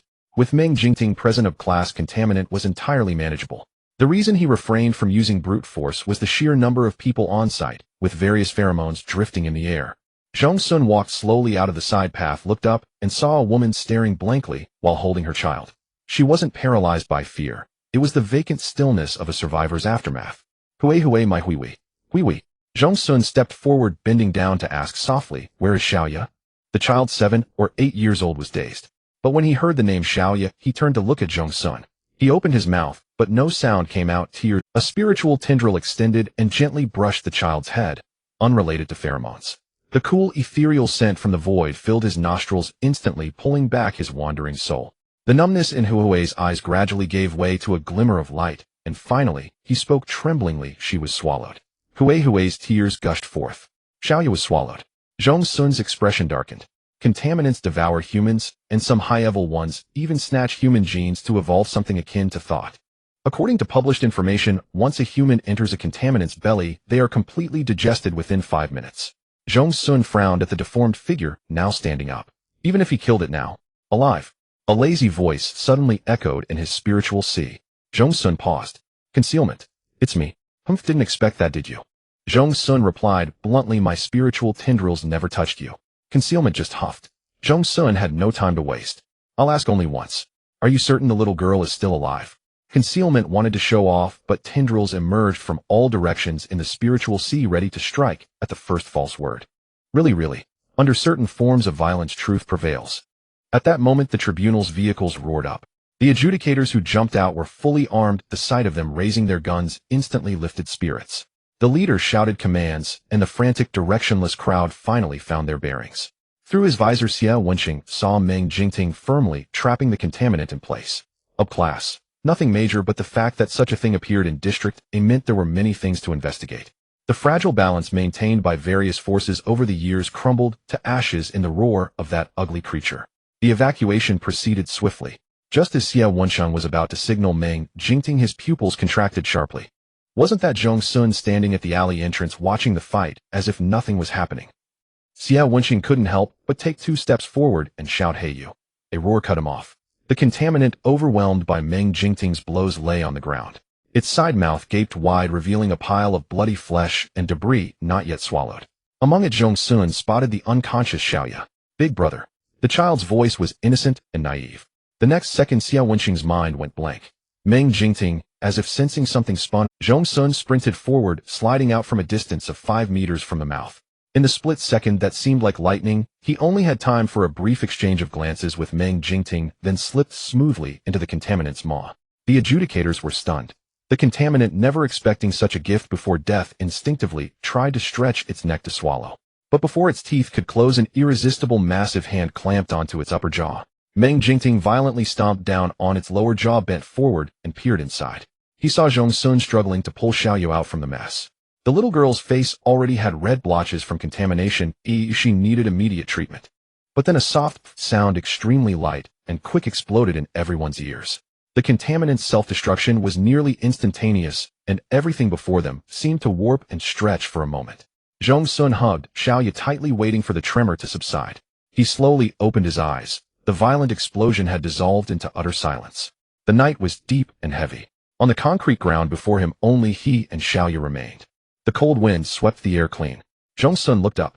A 3-story self-built house loomed over them, eerie and ghostly. The miasma had formed. Zhong Xun lifted Xiaoya into his arms. He extended his spiritual tentacles to sense the surroundings. Upgrade miasma. This was definitely not the miasma of that inhuman contaminant. It must have come from one of the numerous pollutants it had devoured. A miasma transformed. To eliminate the miasma, one must remove the source of pollution. The light in the rightmost room on the 3rd floor suddenly went out. The pollution source was inside the self-built house. Zhong Xun could not leave Xiaoya outside. He tightened his grip on her, walked to the door, and gently pushed it open. The house was silent. Through the faint moonlight, the general layout of the 1st floor living room was visible, very ordinary. On the television opposite the sofa hung a glaring deity statue, and on the table beside it lay a heap of incense ash. The pollution source is on the 3rd floor, I said leisurely. But I advise you to calm down. If that child in your arms touches the pollution source again, she will. The door behind him slammed shut with a clang. As if triggered by a switch, violent door slamming sounds erupted upstairs, followed by rapid footsteps and a man's harsh curses. How dare you run? Do you think returning to your parents' home will make it all right? Your parents' home now belongs to your brother. He hasn't paid back the money he borrowed from me yet. Without my approval, who would dare take you in? Damn bitch. I remarked. A domestic abuser. By this time Zhong Xun had already located the kitchen through sound and ascended to the 2nd floor's small grain. A scruffy man in worn-out flip-flops with a sinister and vicious look scanned the living room after coming downstairs, then sneered, "Fine, still hiding, huh? When I find you, I'll put you in a jar, just like that worthless brat." Without needing Amy's reminder, Zhong Xun knew he had to change positions quickly. Although the pollution source was a few minutes late, it could clearly locate him. Footsteps pounded behind him continuously. Every room on the 2nd floor had a smaller room inside. Not quite a maze, but it bought more time. "Abandon this little girl," I said. "With your ability, you can definitely get out." Zhong Xun paused, slightly sensing I swimming through his mental sea. Indeed, a rotten black orb was paddling back and forth there. The door behind him was suddenly yanked open. Zhong Xun slipped into the last room, dashed to the window, held Xiaoya with one hand, took a deep breath, kicked off, grabbed the 3rd floor windowsill, with his other hand swayed in the air, twice, pulled himself up, and nimbly climbed in. "There you are, bitch," the man cursed, looking up. Zhong Xun looked down and saw a dark, vicious face with long, sparse hair, greasy and unkempt, and a mouthful of yellow teeth that turned his stomach. The man did not climb up, but suddenly retreated, choosing the stairs instead. Zhong Xun glanced at Xiaoya in his arms, and was about to jump into the storage room when he suddenly paused. He shifted his gaze to the right, and saw scratches on the wooden support beam worn by time. They seemed to have been made by fingernails. In this house, someone had once held a child weeping and begging for mercy, beaten mercilessly by fists. Unable to bear it any longer, she crawled outward, jumped outward, but even the brief moments of peace were illusions. She grabbed the beam as if it were her last straw, her sobs suppressed and anguished. The next second, a man rushed over and tore at her hair. Footsteps soon sounded outside the door. They paused briefly at a certain room. A half-second anomaly, almost negligible, but Zhong Xun keenly. He changed his mind, stepped along the palm-wide ledge on the outer wall, and reached the adjacent room in 2 or 3 strides. Was he not afraid at all? I mused. It had observed humans for a long time. Most were mediocre, preoccupied with family and work. The slightest trouble made their hearts race. If they encountered something truly frightening, they would tremble in terror. The courage humans have to face danger, and the courage they actually summon when danger arrives, are 2 entirely different concepts. But Zhong Xun was too calm. I felt he hadn't even twitched an eyebrow, as if he were used to it. The adjacent room was pitch black. Zhong Xun did not close the window. He heard the man frantically searching next door, smashing things. "Hey," I spoke up. "Should you be a little careful?" The moment the words left, a cold gleam flashed in the darkness, and something ferocious lunged at him. "Go tentacles." I cheered, inwardly urging them to shred it into black liquid. But unexpectedly, Zhong Xun merely sidestepped like lightning, then reached out with one hand and grasped a bony wrist. Moonlight finally spilled in. In front of Zhong Xun stood a woman wielding a knife. Her eyes were filled with the murderous intent born of utter desperation. Disheveled and grimy, she looked more like a ghost than a person. With a sudden jerk, Zhong Xun snatched the knife from her hand. "Hold this child for me," he said, pressing Xiaoya into her arms. The woman was completely stunned. She instinctively caught Xiaoya's warm body. The ferocity and despair on her face vanished instantly. She twisted her head, oddly staring at Xiaoya without blinking. When one becomes a pollutant, they repeat the actions of their death. The woman's soul was like a piece of rice paper soaked through with black water, long sunk to the bottom. But at this moment, she felt her frozen body suddenly warm. The door of memory opened, and after a flash of white light, it was her daughter's lovely smile. It overlapped with Xiaoya's face. Xiaoya whimpered uncomfortably. The woman was flustered at first, then let out soft, soothing moo sounds. Hoarse. Xiaoya felt safe and stopped moving. I was dumbfounded. "You dare do that?" If she had been the pollution source, that little girl would be dead. "She will not become a pollution source," Zhong Xun said, a flicker of something passing through his eyes. Then he looked toward a corner. There seemed to be a meter-tall jar placed there. As he passed by, Zhong Xun stopped. "Stay in there obediently.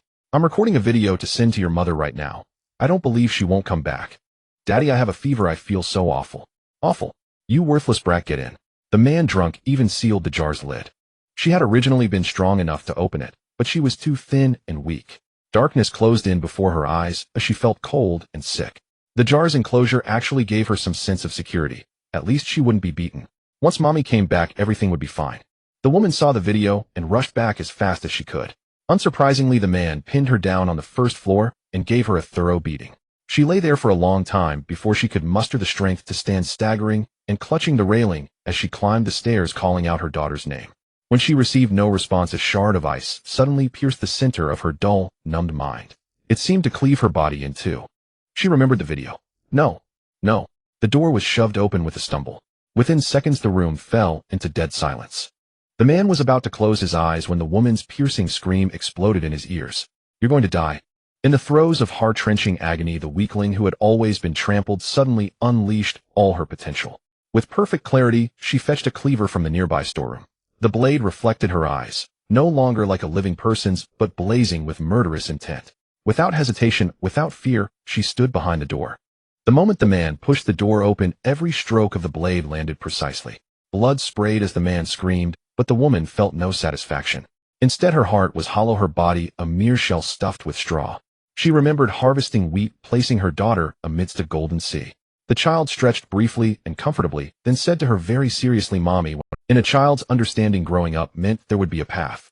But she never got to grow up. In a daze, the woman heard the wind blowing from the wheat field. She saw her own feet turned into a pole, and she herself became a scarecrow standing guard there, gazing at the blue sky and white clouds, at a future that would never ripple again. The man lay in a pool of blood. The woman looked at him and added a final slash to his carotid artery. Then very calmly she slit her own throat. She did not know that the man had been contaminated before death. But as her consciousness faded into nothingness, her subconscious clung to her daughter. Influenced by the contamination, she remained. The man had paused at the door of this room because the fear of being killed instinctively made him afraid. Seeing the jar, Ian and I guessed what had happened and cursed after a long silence, worse than a beast. Zhong Xun pulled open the door, his voice gentle. "Do you know? I love this kind of pollutant the most." A cold light sliced through the darkness, and something thudded heavily onto the floor. The man gritted his teeth against the pain, instinctively activating his contaminant talent to vanish from that floor in the blink of an eye. "My." Zhong Xun felt a flicker of surprise. His psychic tentacles retrieved the severed hand from whose wrist black water still dripped incessantly. Concealment could barely contain its eagerness. "Swallow it then." Zhong Xun said, "Don't you think it stinks?" "Huh." Concealment was stunned.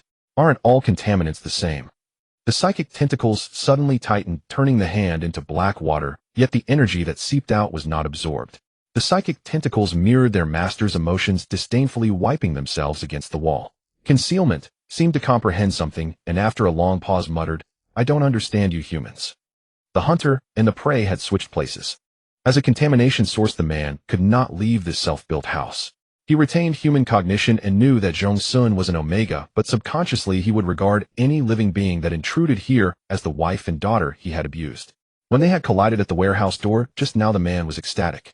But soon he discovered that the light shimmering in Zhong Xun's beautiful eyes inexplicably terrified even a contaminant like him.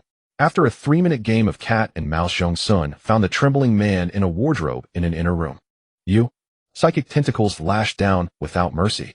When their energies clashed, the man was utterly outmatched. He felt his contaminant body gradually disintegrating with no hope of recovery. Even a contaminant feared annihilation. Gritting his teeth, he severed his own arm.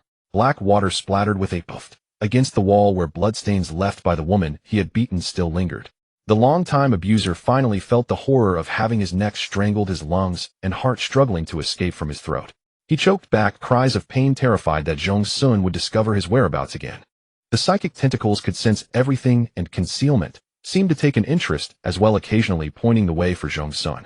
"No need to check. Second floor bathroom. There in the small granary. On the ceiling. On the ceiling." Zhong Xun looked up and saw the man clinging to the ceiling in an extremely bizarre posture, his entire body covered in black water. In his eyes, besides terror, there was the cruelty of one pushed to the brink. The man threw all caution to the wind and lunged fiercely at Zhong Xun. Just before a drop of black water could land on his face, the tentacles blocked it. The man, at a distance of 1 meter from Zhong Xun, was bound around the waist and limbs by psychic tentacles surging from all directions. The man's lips trembled. "You damned." Bang!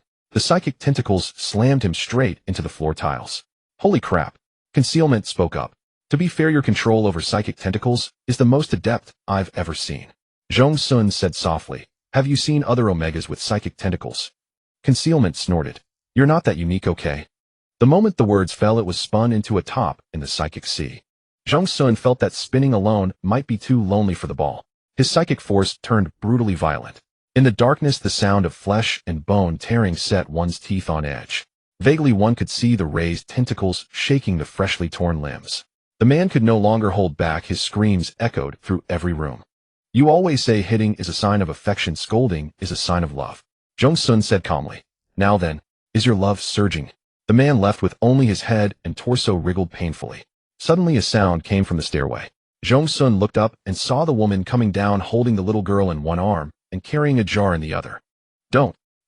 The excruciating pain made the man's speech broken, his nose and face smeared with tears and snot. The woman set down the jar and looked down at him. So it turned out he wasn't a reincarnated demon. When afraid, he was as pathetic as a drowned dog. The woman frowned in disgust, returned the little girl to Zhong Xun, then carefully opened the jar. Inside was nothing. Her daughter had died in a high fever and had not become a contaminant. The woman had been guarding the jar all along, but now she suddenly discovered a new use for it. She began to stuff the remaining man into the jar. The man was not her daughter. Even with only his torso left, he couldn't fit through that narrow opening. But if she squeezed hard enough, it might just work. Black water seeped through the woman's fingers. The man's agonizing wails finally brought her pleasure. She began to hum the lullaby she used to sing to her daughter. The squelching sound of bones and flesh being pressed and kneaded through the gaps was very clear, just like when she usually tenderized meat. In the end, only the man's head remained outside the jar. Zhong Xun said softly, if the contamination source is not eliminated, we cannot leave. The woman paused for a moment, looked at Zhong Xun, then at the little girl in his arms. Whether it was an illusion, Zhong Xun thought. The woman smiled slightly. Then she reached out her hand. The moonlight became distinct in an instant, illuminating the head that was thrown out with force. The contamination source was confirmed dead. Everything around began to collapse, and a strong light shone in from outside. The woman looked up, her voice hoarse. Listen. Am I hear it? Zhong Xun said gently, the sound of wind in the wheat waves. The withered black walls vanished, and in the distance an endless field of wheat appeared again. The woman saw the scarecrow, and beside it a tiny figure. Rustle. The woman walked over step by step. When the miasma dissipated, it brought a wave of dizziness. But what Zhong Xun hadn't expected was that the escaping energy actively surged into his psychic sea. After a moment of realization, Zhong Xun said coldly, concealment. That's just my trait, what can I do? Concealment had just stopped spinning, utterly weak. Why did it have to dwell inside such a demonic god? The next second the psychic sea became even more abundant. The ball of concealment was gently lifted by the waves, and it immediately let out a The miasma is gone. He's over there. Arbiter. Ambulance. Where's the ambulance? A cacophony of voices slammed into his eardrums. Zhong Xun's arms holding the little girl were unsteady. Then someone took the child firmly and pressed his head against the solid chest. Zhong Xun heard a familiar deep voice. It's all right. Take the child for treatment first. The restaurant owner wept with joy. How are you? Not hearing Zhong Xun's voice, Meng Jingting looked down. Zhong Xun said slowly, a bit frightening. He paused. Didn't you look for me? Both the magnetic field and the energy source vanished. Meng Jingting stared at his long, trembling lashes. I lost track of you. Hearing that, Zhong Xun understood everything. That ball never learned from its mistakes. Xiao Wensheng floored the accelerator and pulled up beside them, leaning half his body out of the window. Zhong Xun, how did you get out? Zhong Xun replied, I killed the contamination source. Xiao Wensheng, I think you're bragging, but there doesn't seem to be a better explanation. Zhong Xun felt his head splitting apart. The sudden surge of the vast psychic sea made him extremely uncomfortable. Meng Jingting wrapped an arm around his waist and helped him into the car. Zhong Xun rested his head on Meng Jingting's shoulder. As the car started, a gentle jolt shook him. Can you give me some pheromones? Could he? Of course he could. Xiao Wensheng glanced at the rearview mirror. With that weak, soft tone, what wouldn't his brother agree to? In the silence, Zhong Xun suddenly heard concealment ask with surprise, unease, and disbelief. You have a second personality. Zhong Xun. A psychic tentacle lashed down. Concealment spun at high speed, its mind growing clearer and clearer. Oh, the demonic god also has a romantic partner. That day inside the Zhong building, Yin and I was solely focused on fleeing, too preoccupied to notice the interaction between Zhong Xun and the Supreme Arbiter. Later, upon discovering that his spiritual sea was remarkably comfortable, he indulged in a deep, restful sleep. Yin and I still recalled how Zhong Xun had pursued that pollutant moments ago with a blend of fascination, relish, and ruthless cruelty. Now, as his aura receded, it seamlessly aligned with his delicate features, beautiful and tranquil. In the human world, this was a top-tier countenance. He possessed quite a repertoire. Yin and I dared not utter another word while Zhong Xun, in a haze, gradually absorbed the surging energy within his spiritual sea. Fortunately, Meng Jingting's pheromones made it much more bearable. The vehicle returned to the arbitration court. This time Zhong Xun's condition was somewhat unusual, so Meng Jingting directly escorted him to the medical department. The medical department of the arbitration court had a retired all-rounder expert rehired along with 3 dean-level physicians as deputies, all dedicated to serving these young individuals who risked their lives battling pollutants. As soon as the instruments were connected to Zhong Xun, the previously calm collection lines began to fluctuate violently. "You get out." The old professor shooed Meng Jingting away like swatting a fly. "This lad will be fine in my hands, rest assured." "Can an Omega's spiritual sea be this turbulent?" "Quite handsome. I've heard it's the Arbiter's partner." "Off."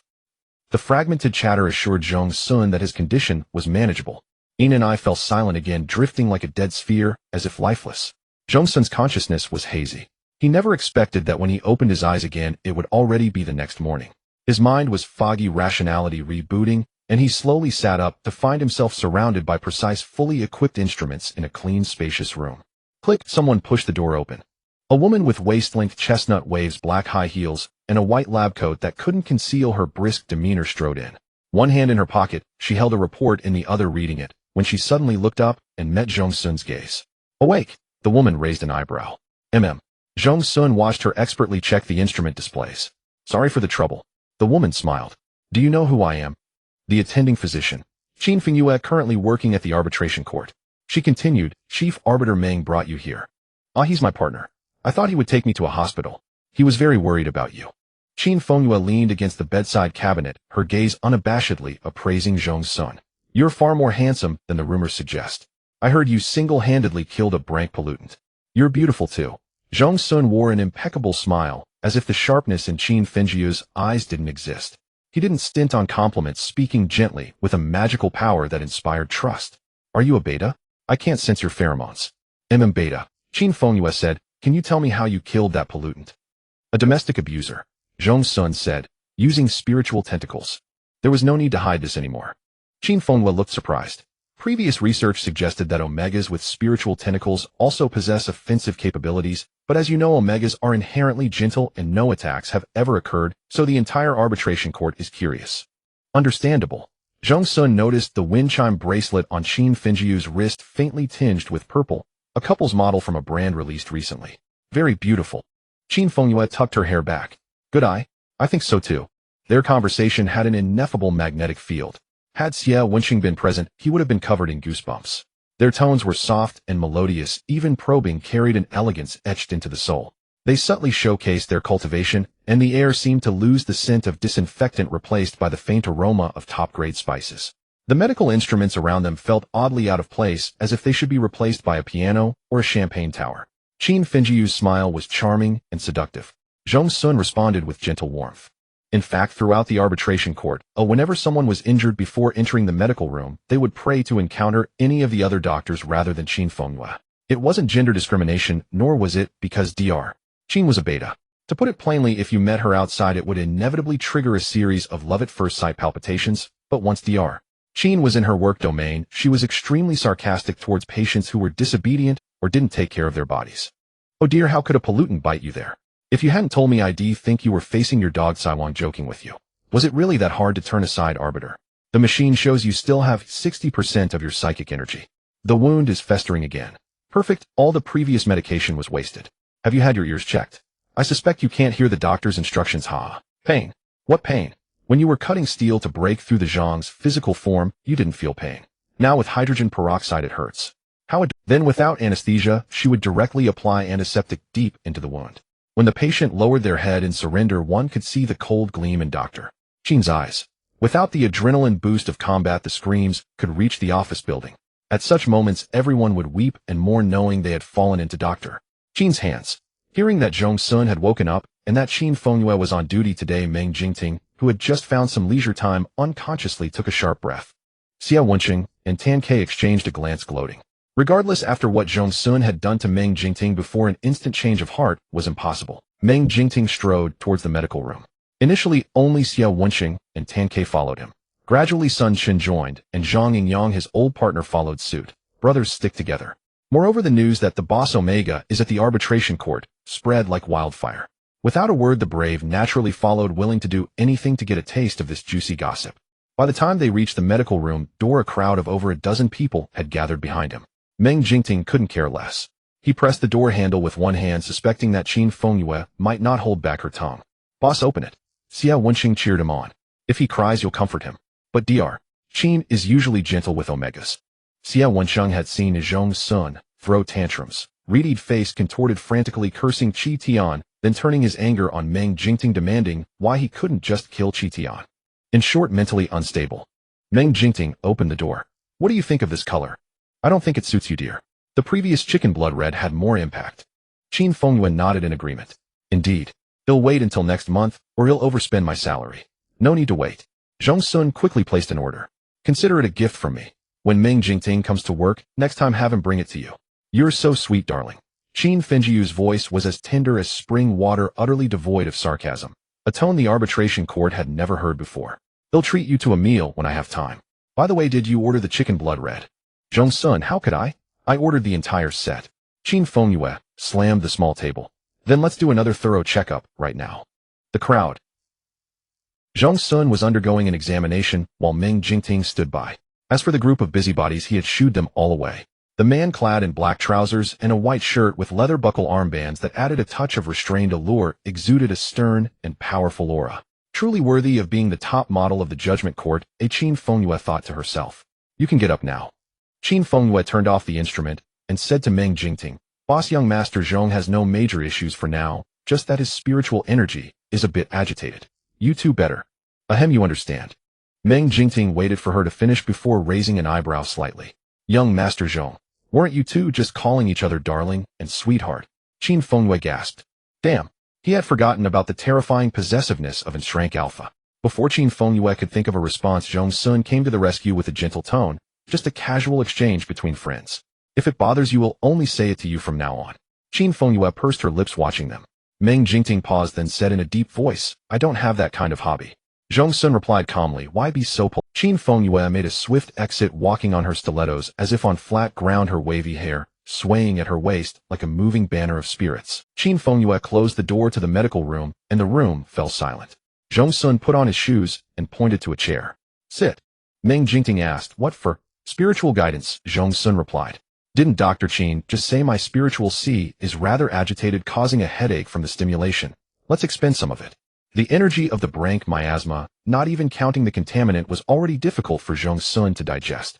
Higher levels were unimaginable. Next time he would have to warn concealment beforehand. If it dared to absorb indiscriminately again, he would drain it dry. Meng Jingting sat down. "Do I need to write a related report?" Zhong Xun asked. His spiritual tentacles extended into the Shrank's spiritual sea as if finding prey, and immediately became delighted. Meng Jingting's hands on his knees twitched convulsively, then calmed under his masterful control. "No need. He'll write it for you, but the judgment court will conduct a basic interview with you." Zhong Xun hummed in acknowledgement, squinting as he found two tangled knots of spiritual energy, gently and meticulously separating them one by one. Alphas are violent and ferocious beings. The chaos of their spiritual energy makes them even more restless. This gentle, soothing experience felt like every hair on their body being brushed by clouds. An indescribable, ultimate relaxation. Zhong Xun also released his pheromones. The cold fragrance from a valley wrapped around the cypress from treetops to leaves. When Meng Jingting opened his eyes again, the world seemed repainted, exceptionally vivid. He tentatively expanded his barrier, seeing lush grass, a blue sky, a bird flying past, insects crawling into fallen leaves, as if under a tenfold microscope. Zhong Xun frowned slightly. It had not been long since the last guidance session, but Meng Jingting's spiritual sea was still tense and strained. His workload was too heavy. Generally, rank miasmas were not entrusted to adjudicators of the same rank. The safest approach was to let high-ranking alphas handle them. "Do you usually go on missions without medics?" Zhong Xun asked. "Occasionally," Meng Jingting replied. "It's too dangerous. Coming back for spiritual guidance afterward works just as well." Zhong Xun thought for a moment. "Are you short on personnel?" Meng Jingting looked at him, understanding the implication. "You're not even from this profession. Can't I just get certified?" "The pass rate is extremely low." Zhong Xun hummed in acknowledgement. "Got it." As they left the room, Zhong Xun asked, "Does the judgment court's cafeteria make milk tea?" "No," Meng Jingting replied, typing on his phone at lightning speed, clearly busy with official matters. "Sun Shin will come by to take your statement." Meng Jingting said, "When it's done, go back to the lounge and wait for me." Zhong Xun smiled. "Got it." The midday sun fell on his face, his features gentle and subdued, with faint light shimmering as if those dark and twisted pasts never existed. Meng Jingting felt a moment of mental detachment.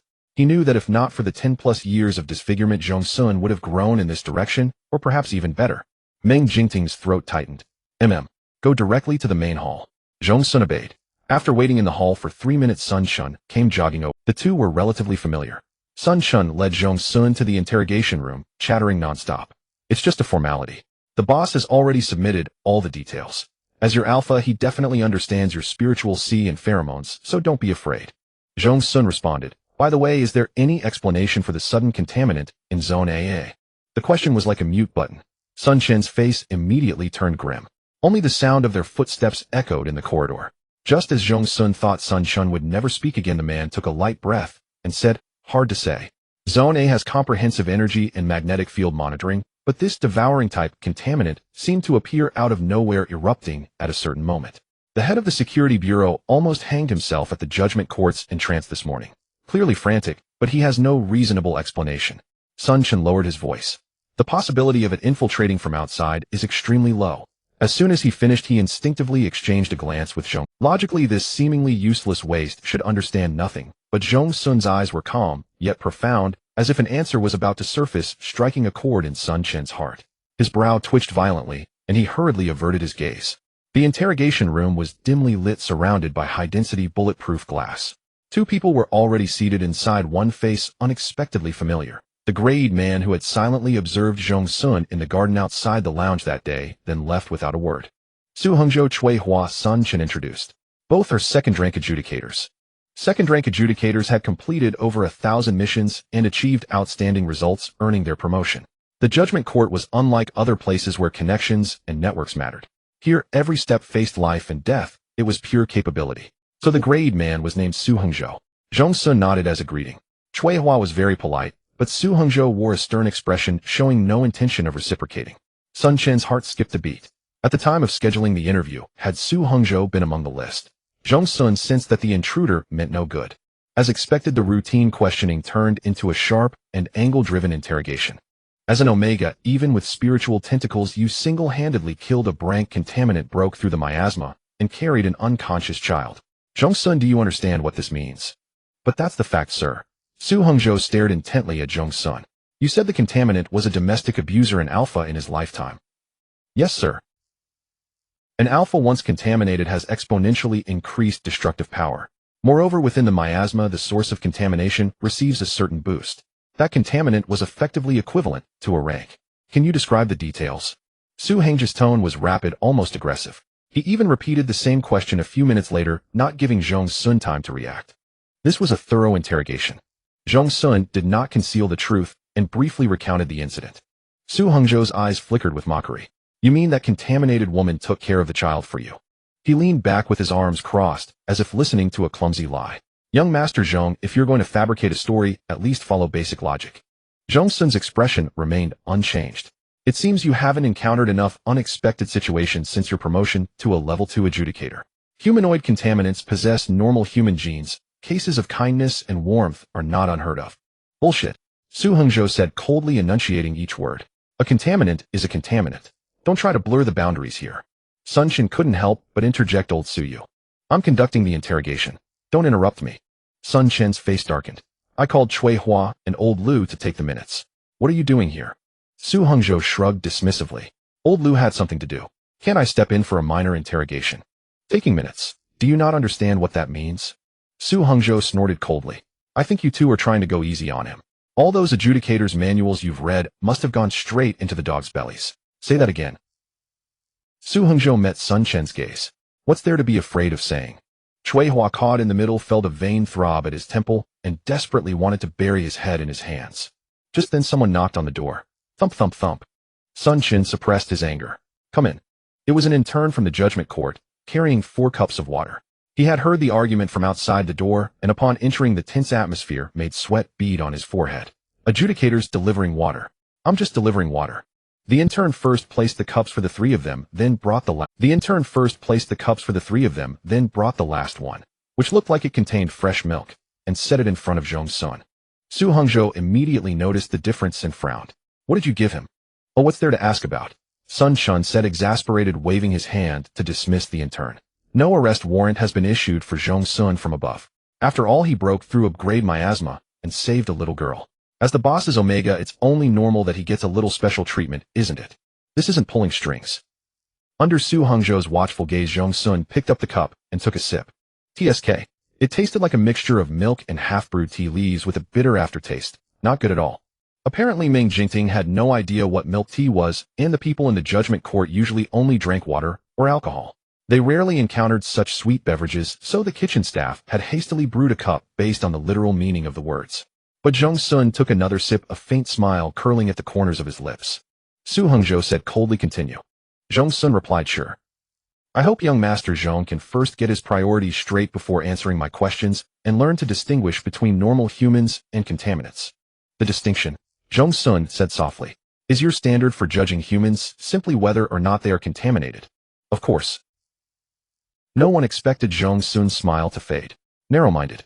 Su Hongzhou, what did you say? I believe that humanity is the only standard for judging whether someone is human. The room fell silent. Dust motes floated in the beams of light. Of course, the vast majority of the contaminated lose their sanity over time. It's just a matter of when. Zhong Xun crossed his legs and casually placed his hands on his knees. But is there a possibility that a mildly contaminated human is still one of us? Su Hongzhou's gaze darkened.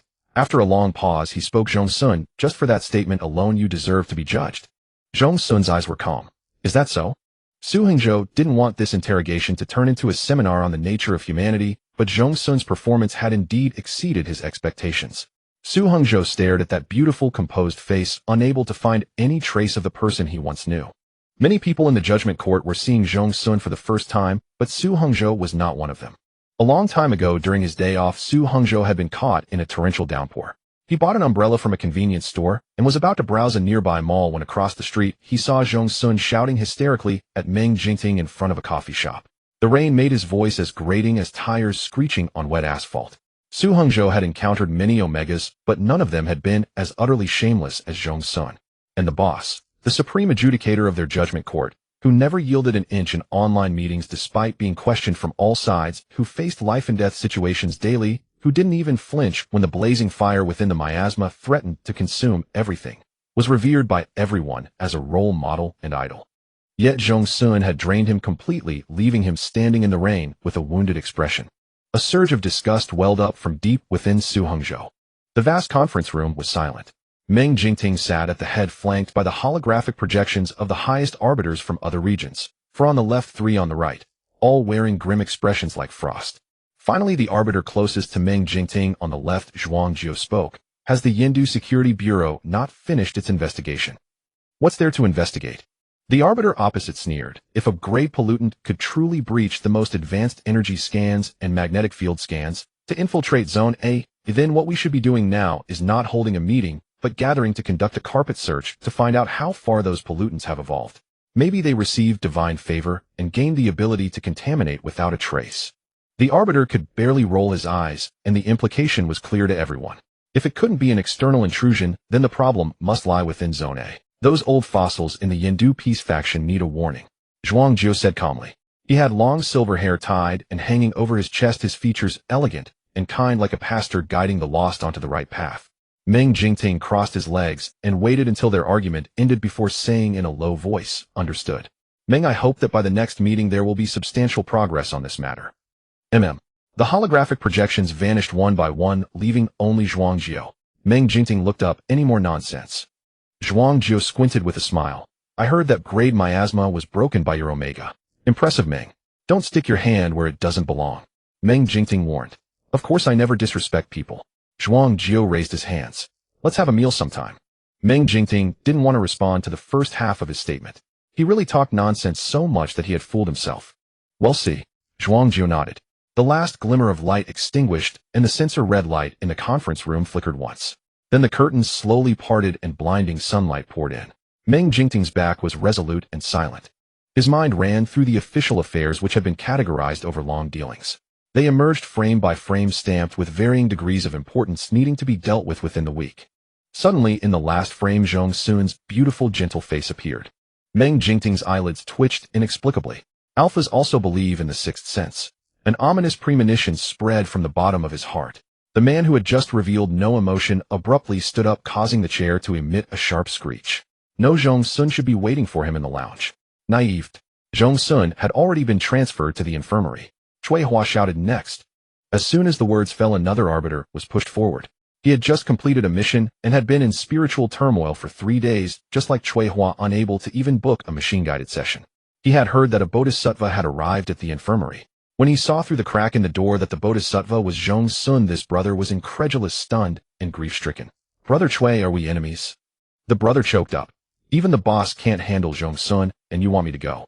I've dropped from level to level and can't find an omega. Will you marry me? Cui Hua, I'll marry you. Just try it first. The brother brushed away Cui Hua's hand as if seeing him for the first time. I never thought vicious competition would happen between us. Indeed, where there are people, there are rivalries. Cui Hua. The brother wiped away non-existent tears. You want to harm me, I accept it. But from now on. Cui Hua couldn't be bothered to listen to his rambling and shoved him into the infirmary. The brother stumbled. Just as he was about to steady himself and curse, his feet suddenly felt as if they were treading on clouds. An indescribable softness rose from the depths of his heart, inflating his blood, bones, and flesh until they were full. His soul was like a balloon, impossible to grasp. All his words dissolved into a blank, natural relaxation, and he stood still for 3 minutes. When he opened his eyes, the world was reborn. On the opposite chair sat a calm Zhong Xun. It's over. Next. The brother's lips trembled. He was nervous and wanted to say something, but Cui Hua rushed in and dragged him away. Don't hold up the people behind. The brother hugged Cui Hua's arm and choked up again. You're so good to me. Cui Hua looked disgusted. I know. Just now you acted like I was trying to harm you. So everyone who entered the infirmary afterward faced it, as if they were going to their deaths. After all, their duty was to obey orders. But when they emerged 3 minutes later, they all heavily patted Cui Hua's shoulder, declaring that they were brothers forever. For level alphas and below, a simple combing of the spiritual tentacles sufficed. Their spiritual seas were not large, and the usable spiritual energy was just a few strands. When Sun Shun brought Zhang Yingyang and Zhong Xun became interested. Let's do it together. Zhong Xun was eager to try. Sun Shun quickly waved his hand. Let's guide Zhang Yingyang first. He'll go later. By the way, do you want to take a... He had been guiding for almost an hour, which was a huge drain on an Omega's mental energy and endurance. No need. Because he had absorbed the energy of that Zhong Xun's spiritual sea remained excited. Having just expended some of it, he felt more comfortable, and the throbbing at his temples had stopped. By the time Meng Jingting, having searched around and learned the news, rushed over, Zhang Yingyang had already seen God. After an alpha's turbulent spiritual sea was calmed, a strange sense of satisfaction arose. This happiness drove them to the brink of madness, their mental state akin to drunkenness. Just now in the corridor, Meng Jingting had heard things like, my aunt's hen gave birth to my little nephew. They'll treat you to wedding wine another day. The Bengal bison in the sky is attacking our castle. I really hope my Omega can ascend to immortality. And other earth-shattering remarks. Zhang Yingyang grabbed Meng Jingting's arm and said piously, God, I have a dream. Meng Jingting examined him for a moment. Let's hear it. No mission quota this month. Meng Jingting nodded. A spiritual tentacle slapped Zhang Yingyang awake. Then it approached Meng Jingting, circled around him seductively, and landed on the man's shoulder, nuzzling affectionately. Sun Shun, coming to his senses, pulled Zhang Yingyang and ran away. Meng Jingting hadn't expected Zhong Xun to act first and report later, guiding so many arbiters directly. In theory, this behavior was extremely dangerous. An alpha with an exposed spiritual sea was like meat on a chopping block. Su Shengji's madness for several days was proof enough. In the wars a century ago, several historic fatal incidents were caused by Omegas with extraordinary spiritual tentacles. Such beings were generally gentle, timid, and peace-loving. But if even one or two with a rebellious streak emerged, it would inevitably lead to bloodshed. Meng Jingting suddenly looked at Zhong Xun with a probing gaze. Zhong Xun curled his lips and said in a gentle voice, busy finished. Meng Jingting, don't interrupt my train of thought. Leaving the infirmary, Meng Jingting drove the car from the tribunal. Zhong Xun took the passenger seat, sensing that the man seemed somewhat displeased, though he still wore that same deep and indifferent expression. Let me treat you to a meal, Zhong Xun said. Hot pot. Meng Jingting replied, sure, the location. After Zhong Xun gave the address, they stopped at a red light, and he asked softly, did the meeting go poorly? Why do you seem unhappy? Meng Jingting said. No. Speak up. Zhong Xun's tone remained calm, but Meng Jingting felt his skin tighten, a situation that even the most dangerous pollutants and miasmas could not cause. Meng Jingting was not afraid of Zhong Xun being hysterical as before. It was the present state that unsettled him. It was like returning to childhood. His parents were busy with work, and little Meng Jingting, not knowing how to express longing, would sit alone at the door watching an anthill. Not far away was the home of Zhong Xun's maternal grandparents. Zhong Xun, returning with snacks, saw Meng Jingting lick his lollipop and then shared some snacks. Here for you. Eat. Little Meng Jingting was proud, casting a faint glance before looking away. The next second, little Zhong Xun's palm struck like thunder, making stars appear before. Little Zhong Xun's tone was innocent and adorable. Take it. After you finish eating, come to my place, and I'll play with you. Little Meng Jingting stubbornly resisted 3 times. Since he hadn't yet differentiated, he was no match for little Zhong Xun in physical strength or striking speed. He was knocked senseless and dragged like a puppet into the courtyard. The kindly old man immediately picked him up. Oh my, where did this porcelain doll come from? Under the sunlight, that face like withered bark radiated a power that calmed his heart. Little Meng Jingting instantly stopped resisting. Little Zhong Xun took ice cream from the fridge and handed it to him. Eat. Meng Jingting did not refuse. In the past, it was out of fear of being beaten. He was lost in thought, and Zhong Xun's patience ran out completely. Zhong Xun moved his arm, and Meng Jingting, as if conditioned, instantly activated the autopilot, and then looked at him warily. Zhong Xun was startled. What, you think I'm going to hit you? Meng Jingting replied. No, it's an occupational habit. Zhong Xun thought of something, and a smile filled his clear, beautiful eyes. Still holding a grudge. Meng Jingting thought, how could this be considered holding a grudge? The atmosphere gradually relaxed. Zhong Xun covered his mouth with one hand. Can you tell me now? Why are you unhappy? You? A small, nameless flame ignited in Meng Jingting's heart, instantly drawing close those childhood days of innocence. He stared at Zhong Xun, so near, and yet so familiar. The shell he thought would never be peeled away suddenly let in a lot of fresh air. Meng Jingting felt the excitement flooding his chest, and spoke slowly. When you guide them, do you do it like that? Like that?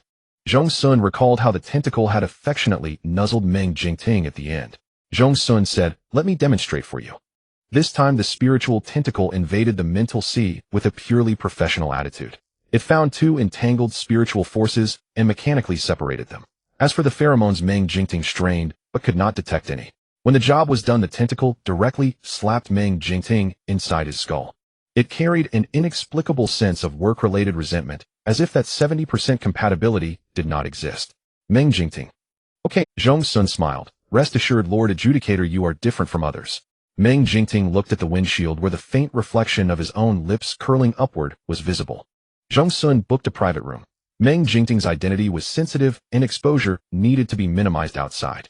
Zhong Xun ordered a table of dishes with a balance of meat and vegetables. Meng Jingting had no appetite at first, but after Zhong Xun added food to his bowl twice, and the soup base was delicious, he gradually began to enjoy it. Fish balls for you, you like them, right? Meng Jingting's hand was steady as the white tender fishball landed in Zhong Xun's bowl. Zhong Xun hummed in acknowledgement, lowering his head to bite through the skin. Meng Jingting warned, careful, it's hot. Okay, his tone was lazy and Meng Jingting's ears began to burn. By the way, could you send me the relevant information about your tribunal's medics? Zhong Xun said. Meng Jingting paused with his chopsticks. You're serious? Zhong Xun replied, I've been guiding people all afternoon. You think? Meng Jingting said nothing more. After the meal, he learned that Meng Jingting had already paid the bill. Zhong Xun pulled out his useless payment code and turned to look. Meng Jingting was impeccable. The cashier lady smiled first. You two are a perfect match. Today he pays, tomorrow you pay. Zhong Xun put on a flawless smile again. Thank you. Wish you a smooth workday. Just as Zhong Xun was about to exit the lobby, he saw Qi Tian and Yu Zhoutzi coming in from the opposite direction. A particularly comical scene unfolded before Zhong Xun could react. Qi Tian looked as if he had seen a ghost, his face a mix of panic and bewilderment.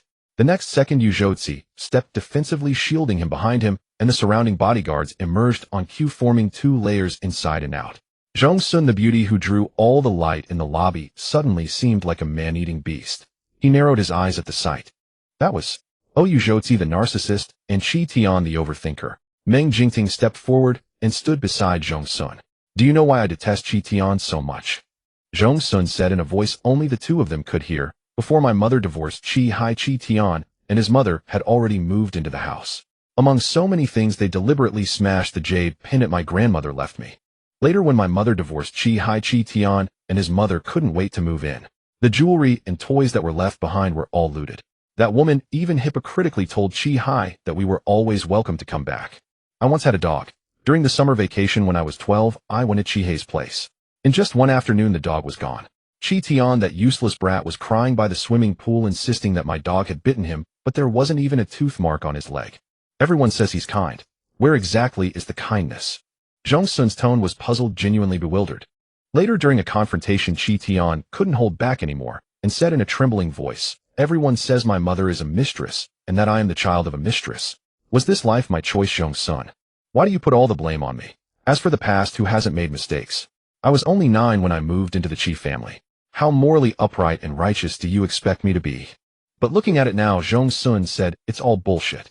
No matter how much Qi Tian improved or polished himself, Zhong Xun still remembered the hatred that burst from the child's eyes at their first meeting, a desire to drag him down and take his place. "Brother Jingting, why are you two together?" Qi Tian, ignoring Zhong Xun, greeted him familiarly. Meng Jingting was still immersed in those bitter secrets which Zhong Xun had never mentioned before. The next second, Zhong Xun stepped forward and walked over. Qi Tian's nerves seemed to be connected to Zhong Xun's body. As Zhong Xun approached, his expression grew increasingly grim. Qi Tian never imagined that after more than a decade, just when he had thought Zhong Xun would spend the rest of his life in madness and despair, living under his shadow, the feelings of inferiority, jealousy, and irrepressible envy that he had felt upon their first meeting would surge up again in an unguarded moment. It was almost to the point of being uncontrollable. Qi Tian's face flushed with anger as he tightly grasped Yu Zhou's arm. But Zhong Xun looked straight ahead, casting only a cold glance as he passed by. There was not even a reflection of Qi Tian in his pupils. It was as if he were nothing more than a piece of decoration by the side. "How dare you?" Qi Tian thought. Yu Zhou was also stunned. Zhong Xun's glance had included him as well. His usual arrogance and pride were so casually trampled under Zhong Xun's feet. A nerve in Yu Zhou's heart was suddenly plucked, causing him to shudder. His face darkened instantly as he turned to look at Zhong Xun. "Get lost."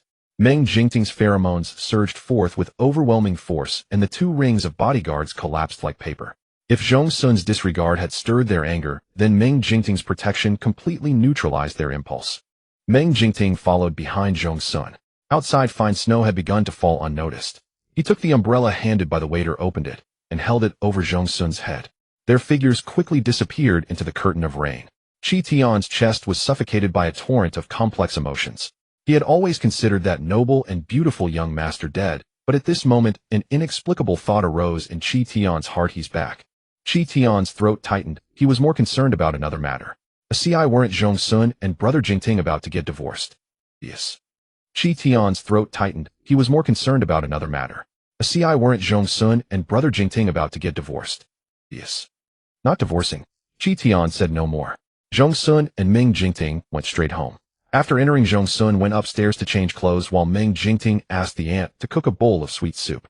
It mainly consisted of boiled black beans with yellow rock sugar and some osmanthus honey, giving it a sweet and soothing taste. Zhong Xun had just changed clothes and came downstairs. Meng Jingting, who was sitting on the sofa, immediately stood up. Zhong Xun paused his steps, realizing something. The words he had just spoken had sunk into Meng Jingting's heart. "Young Master Zhong, the sweet soup is ready." Zhong Xun was a bit surprised.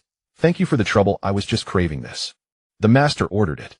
Zhong Xun glanced at Meng Jingting. The hall fell quiet. Zhong Xun sat at the dining table. The aunt had cooked a pot. He ladled out a bowl and handed it to Meng Jingting. "Don't take those words," Zhong Xun said softly. "I might have cared before, but now I truly don't." Zhong Xun knew the outcome of Qi Hai. His retribution was yet to come. "By the way, any movement from the peace faction?" Meng Jingting, seeing no trace of sadness on Zhong Xun's face, finally answered his question. "Yes, insufficient evidence." The leader of the peace faction in Yandu was Song Chu, over 60 years old, lean and capable.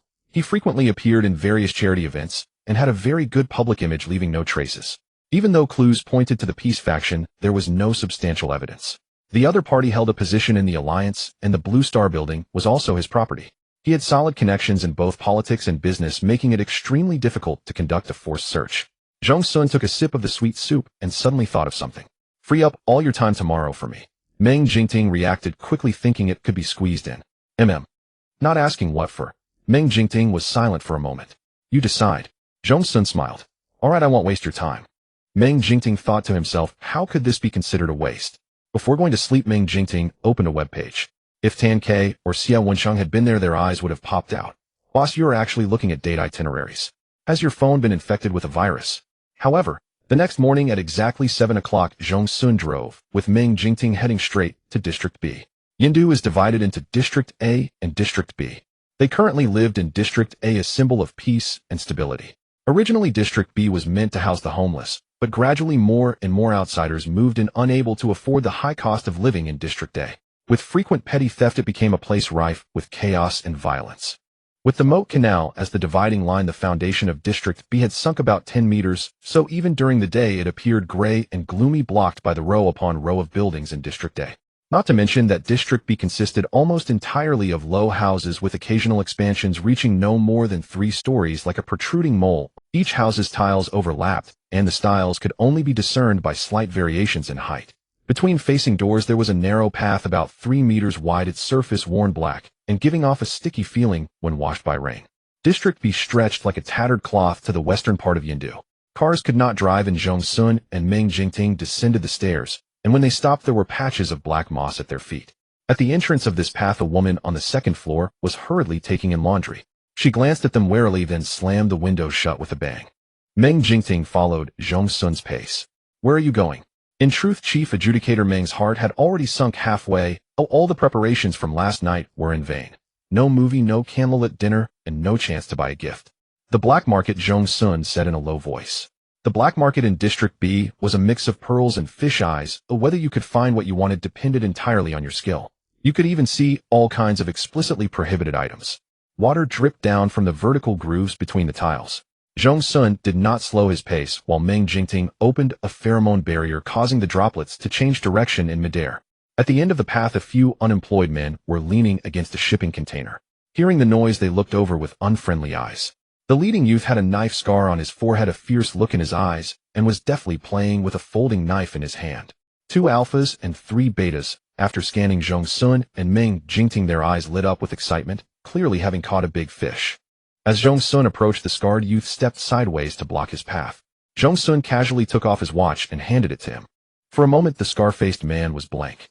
He had been in this line of work for 2 years, getting caught by patrols every few days, taken in for a beating, and then coming out bruised and swollen only to rest and continue his old trade. Who could blame him? That was just how District B was. These uneducated thugs couldn't even find a job as a waiter in District A. With pollution growing more severe, they lived day by day, unsure if they might be needed as cannon fodder on the battlefield tomorrow. The scar-faced man had come to terms with everything, so he showed no mercy when robbing. Ordinary people, upon seeing them, would either panic and scream for help. The scar-faced man couldn't remember when the last time someone was so considerate was. Scar took the watch weighted in his hand, and then examined the brand before breaking into a grin. Zhong Xun freed a hand, pulled out his wallet, and extracted all the cash within, then turned to Meng Jingting and said, "Give me the money." "I don't carry cash on me," Meng Jingting replied in a low voice.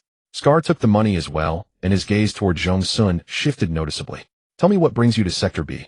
"Looking for Boss Zhao." Scar paused in counting the money, lifting his head. "Which Boss Zhao? Boss Zhao of the black market." Zhong Xun said with a smile, "I need to buy something from him." Well, he had indeed found the right person. Scar usually led his lackeys in illegal activities, and whenever the black market called they would come to assist. Zhong Xun glanced at the shipping container nearby, naturally aware of whose property it was. Scar pondered for a moment, then slapped the cash into his palm with a crisp sound. "All right, follow me." "Boss, this." Another alpha with a sharp face and narrow eyes stared fixedly at Zhong Xun, his face flushing as his voice became muffled and strained. "Piss off." Scar snapped coldly. "We take money and do the job. You're always thinking about that and no ambition." Scar then tilted his head slightly, signaling Zhong Xun to follow. As Meng Jingting passed by the sharp-faced alpha, his gaze fell upon him with a light, deliberate touch. The alpha, who had been staring at Zhong Xun's retreating figure, suddenly felt a vast shadow envelop him, his body temperature dropping several degrees. He whirled around to find a man only a head taller than him, yet the oppressive aura was overwhelming. "You're Omega," the sharp-faced alpha licked his lips. The next second Meng Jingting seized his jaw, exerting such force that the bones could be heard dislocating. "I don't care for your eyes," Meng Jingting said. "Be careful." The man could not speak. "Keep up," Zhong Xun urged. Scar paid no attention to the sharp-faced alpha. The man was always loose-lipped, and getting beaten was no surprise. They wound through several streets deeper into the underground city where light was utterly extinguished. On the steps lay drunks and vagrants, and bare-chested men gathered in groups to play cards. The tall street lamps, coated in grime and grease, cast a cold, indifferent glow. A signboard with interweaving red and blue lights spelled out, "Long Night Bar." Scar led them inside. As the door swung open, deafening rock music and swirling smoke filled the air. Everyone was jumping and reveling, their faces obscured by the sweeping colored strobe lights. Someone drunkenly collided with them, and Meng Jingting raised a hand to push the person aside. When they reached the entrance of a private room inside, a burly guard blocked Scar's path. Brother Hui, these people want to see the boss, Scar said, producing a stack of cash he had prepared in advance. The guard took the money but still shoved Scar away roughly. Scar was not offended. He nodded and bowed, then cast a meaningful glance at Zhong Xun as if to say, good luck, before turning and leaving. The guard scanned them with a device confirming they carried no weapons, and then asked, how much merchandise do you need? No limit, Zhong Xun said. I know Boss Zhao has vast connections. The guard replied coldly, wait. 3 minutes later they were invited inside. The room's soundproofing was excellent, almost as soon as the door closed the chaotic noise outside vanished instantly. Boss Zhao, whose real name was Zhao Maodian, was in his 40s with greasy hair and a beer belly. His smile was fierce and sinister. When his smile faded amidst the exhaled smoke, he seemed on the verge of turning into a beast. What do you two want to buy? Zhao Maodian asked mockingly. A week from now, the cocktail party beneath the museum. I need 2 invitations. Zhong Xun continued. At those words, Zhao Maodian sat up straight, and the guards on either side subtly placed their hands on their waists. Zhao Maodian's small, shrewd eyes, squeezed by fleshy folds, gleamed with cunning. I don't understand. There's no news in Yindu that Boss Zhao can't get, Zhong Xun said. Name your price. A flicker of calculation crossed Zhao Maodian's face, and just as the tension in the air reached its peak, he suddenly broke into a Buddha-like smile. Easy. But the next second he slammed the table in fury, and at the thunderous sound the guards on both sides lunged at Zhong Xun and his companion like lightning. Behind Zhong Xun, Meng Jingting, who had been hidden in the shadows, stepped forward. That stern, sharp face was instantly clear. Zhao Maodian, who had been reaching for the Bodhi bracelet on the table to continue his fidgeting, suddenly caught sight of Meng Jingting's face and recoiled in terror, knocking over a teacup beside him. Stop! Zhao Maodian shouted in alarm. But whether he shouted or not, it hardly made a difference now. The terrifying shrank pressure stilled the air, and then a crushing weight slammed all the guards in the room into the ground, prostrate like flattened frogs. Zhong Xun strolled forward. Boss Zhao, you're too cunning for a merchant. Zhao Maodian looked as if he wanted to cover his face with a cloth, but he couldn't move. Instead, he forced his head down with a mournful expression. Not that. Did an anti-crime operation require the chief arbiter's personal appearance? When can you give me the 2 invitations? Zhong Xun asked. Arbiter, please. Zhao Maodian managed to whimper, but Meng Jingting didn't even spare. Zhao Maodian understood the situation perfectly. He chose his words carefully. There is indeed a party there a week from now, but the invitations are extremely hard to come by. The requirements are too strict. I'm just a small-time boss. Zhong Xun had no patience to listen further. With Meng Jingting's intimidating presence, his mental tendrils effortlessly entered Zhao Maodian's mental sea. A rancid smell of red wine. Zhong Xun frowned as his tendrils skillfully located a cluster of mental energy, pulling it apart at both ends, ready to snap it at any moment. Zhao Maodian sensed something and widened his eyes in terror. The day after tomorrow, can you manage? Zhong Xun said. Have someone deliver them. Zhao Maodian struggled to lift his eyes, only to meet a dead, frosty silence. This Omega's fragile gland was faintly visible, yet surrounded by alphas in the room, he was utterly unaffected by the chaotic pheromones. Or perhaps they couldn't affect him at all. Meng Jingting stood there like a guardian deity, ready to unleash his domain at any moment. Zhao Maodian felt the mental energy on the verge of being torn to shreds, and his voice twisted in terror. The day after tomorrow. The day after tomorrow for sure. Damage to mental energy was often irreversible. He had spent years scheming and scraping. He didn't want to suddenly become a... Zhong Xun looked down at Zhao Maodian, the black market boss who made everyone in Sector B tremble in fear, now shrinking smaller and smaller in his eyes, finally prostrate like an ant. Zhong Xun let his tendrils gently separate a few entangled strands of mental energy. Zhao Maodian's body jerked, and a strange, excited expression crossed his face. His lips trembling, he could not help but look at Zhong Xun with gratitude. I hope Boss Zhao will keep his mouth shut about seeing Meng Jingting here. Zhao Maodian nodded frantically. Of course. Then thank you very much, Boss Zhao. Zhong Xun split another 2 strands of mental energy. Is this reward satisfactory, Boss Zhao? In Meng Jingting's eyes, Zhao Maodian was like a greedy and brutal old dog now wagging its tail. As he stepped out of the bar, fine raindrops brushed against his face. Zhong Xun looked up. The underground city of Sector B had no roof, yet it remained shrouded in a gloomy gray devoid of any light. Zhong Xun pulled out his phone while climbing the steps, and Meng Jingting kept an eye on his footing. By the time they left the underground city, the tickets were successfully booked. Unexpectedly, Daoba stood at the entrance. All done? Daoba asked. Zhong Xun replied, sounding amiable. Thanks. You paid, so no need to thank me, Daoba said. I mostly operate around this area, my men know me. Next time you have a job involving paying for information, remember me. Zhong Xun said sure. As they parted ways, a furtive figure vanished around the corner. Meng Jingting cast a glance in that direction. Walking to the border area, they could faintly see the towering rooftops of Sector A. Meng Jingting bought a bottle of water from a convenience store barely fit for entry and handed it to Zhong Xun. Moisten your throat. Wait for me, I have some business to attend to. Zhong Xun didn't ask further. All right. The pheromone barrier was reinforced. Meng Jingting could sense any change instantly. Although Sector B was densely built, there were no tall buildings for hiding, posing no major threat. Zhong Xun watched his retreating figure, a faint smile curling at his lips. A sharp-faced, thin-mouthed alpha hid far behind a wooden crate. He had lived in Sector B for over 20 years and had seen omegas before, but never one so stunningly beautiful that he seemed almost otherworldly. His eyes practically glued to the omega, and if asked to be a dog, the sharp-faced alpha would unquestioningly agree. At that moment, through a gap, he could only vaguely see a section of Zhong Xun's arm holding the water bottle. Where was the accompanying alpha? Not there. The sharp-faced alpha grew excited. Are you looking for me? A deep male voice sounded from above. A dreadfully ominous premonition seized the alpha as he slowly looked up. Meng Jingting crouched on the edge of the eaves. Standing nearly 1.9 meters tall, he never slackened in training or pollutant elimination, keeping his body lean and powerful. When he assumed this hunting posture, anyone under his gaze would feel immensely uncomfortable. The alpha broke out in a cold sweat. You? Before he could finish, Meng Jingting leaped down. A loud bang echoed in the empty alley. The sound reverberated through the deserted alley. Since violent incidents were common here, no one grew curious. Windows and doors were tightly shut. Zhong Xun looked toward the source of the noise, and soon Meng Jingting emerged from that direction. With his keen perception, Zhong Xun naturally knew that Alpha had been following them. As for the reason, Zhong Xun couldn't care less. Meng Jingting had control over his strength. The man was definitely still alive.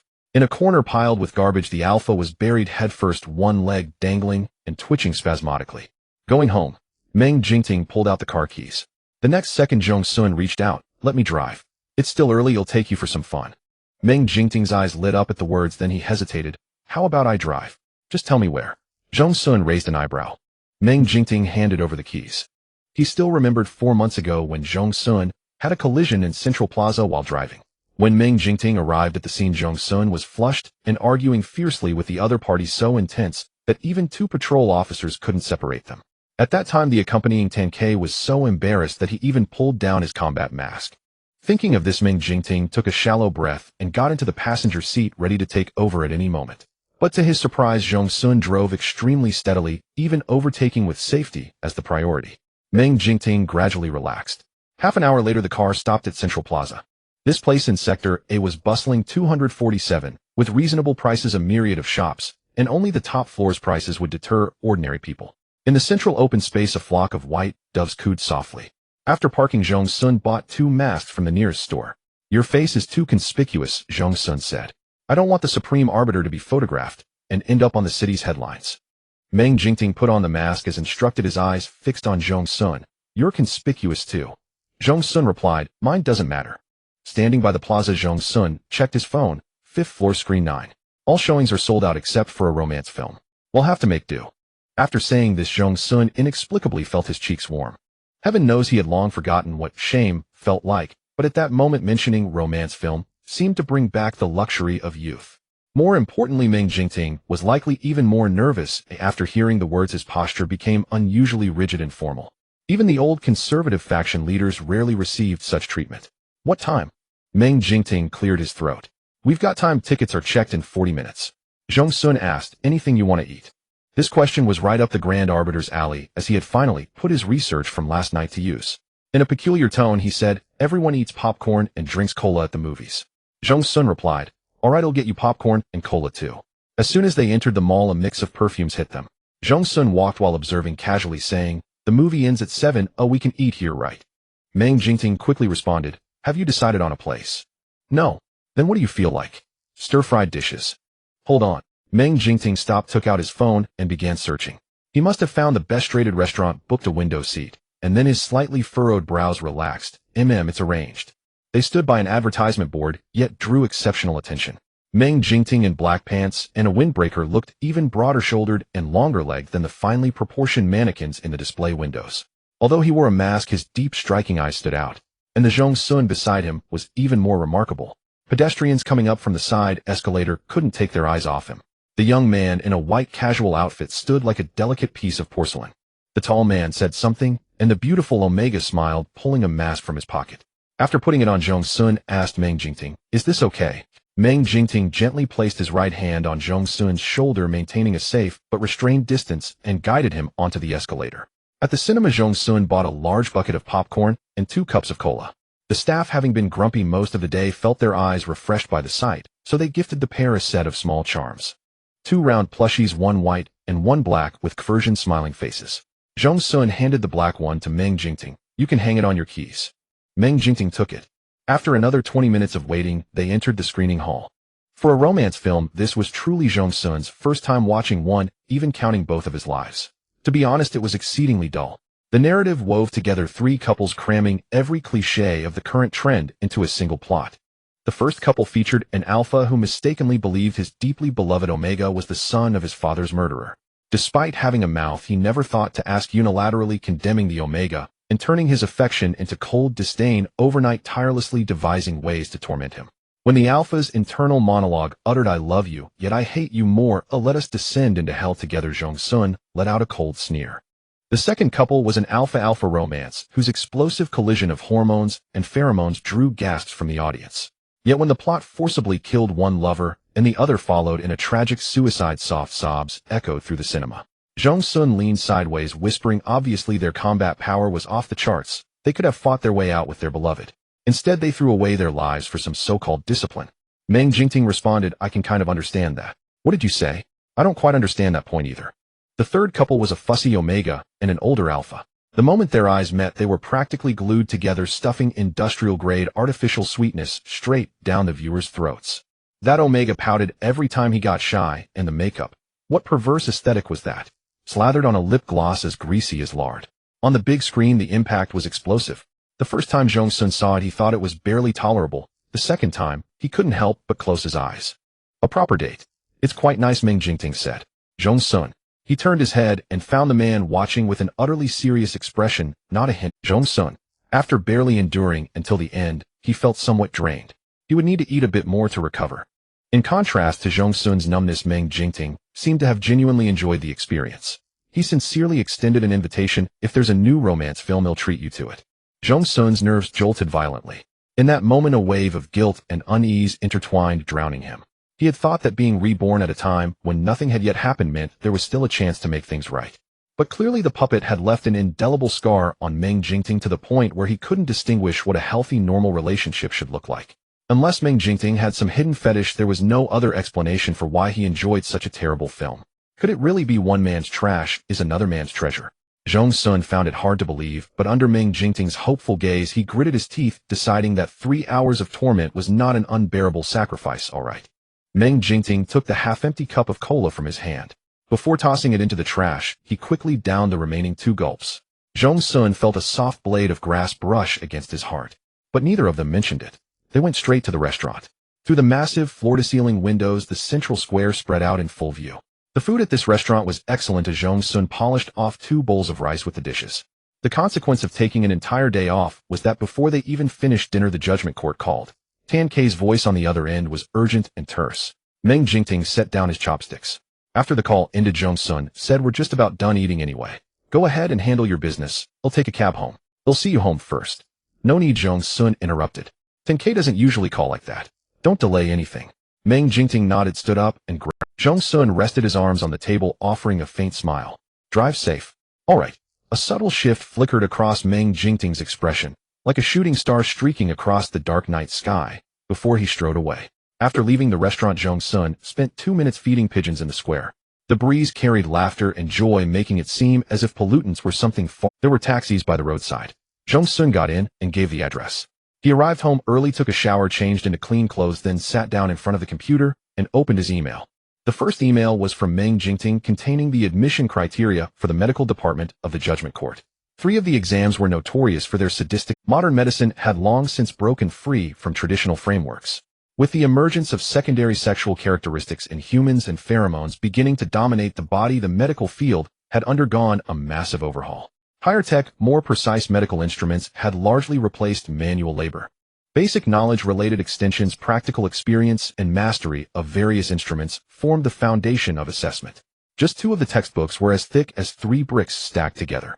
Zhong Xun calmly placed an order. For him, it wasn't learning from scratch, but reviewing and consolidating. In his previous life, he had learned everything there was to learn. Meng Jingting didn't return the next day. On the third day at noon, his security delivered a document envelope. Zhong Xun opened it and found the 2 invitation letters he had hoped for. He had no interest in how Zhao Maojian had nearly exhausted himself trying to get the invitations. He took a photo and sent it to Meng Jingting. In the evening, Meng Jingting finally replied, "Got it. He'll come." "Zhong Xun, are you tired?" Meng Jingting, not tired. Dealt with 2 A-class pollutants. But Tan K was seriously injured. Startled, Zhong Xun dialed his number. Meng Jingting picked up immediately. It was a grove of locust trees that emitted hallucinogenic fumes.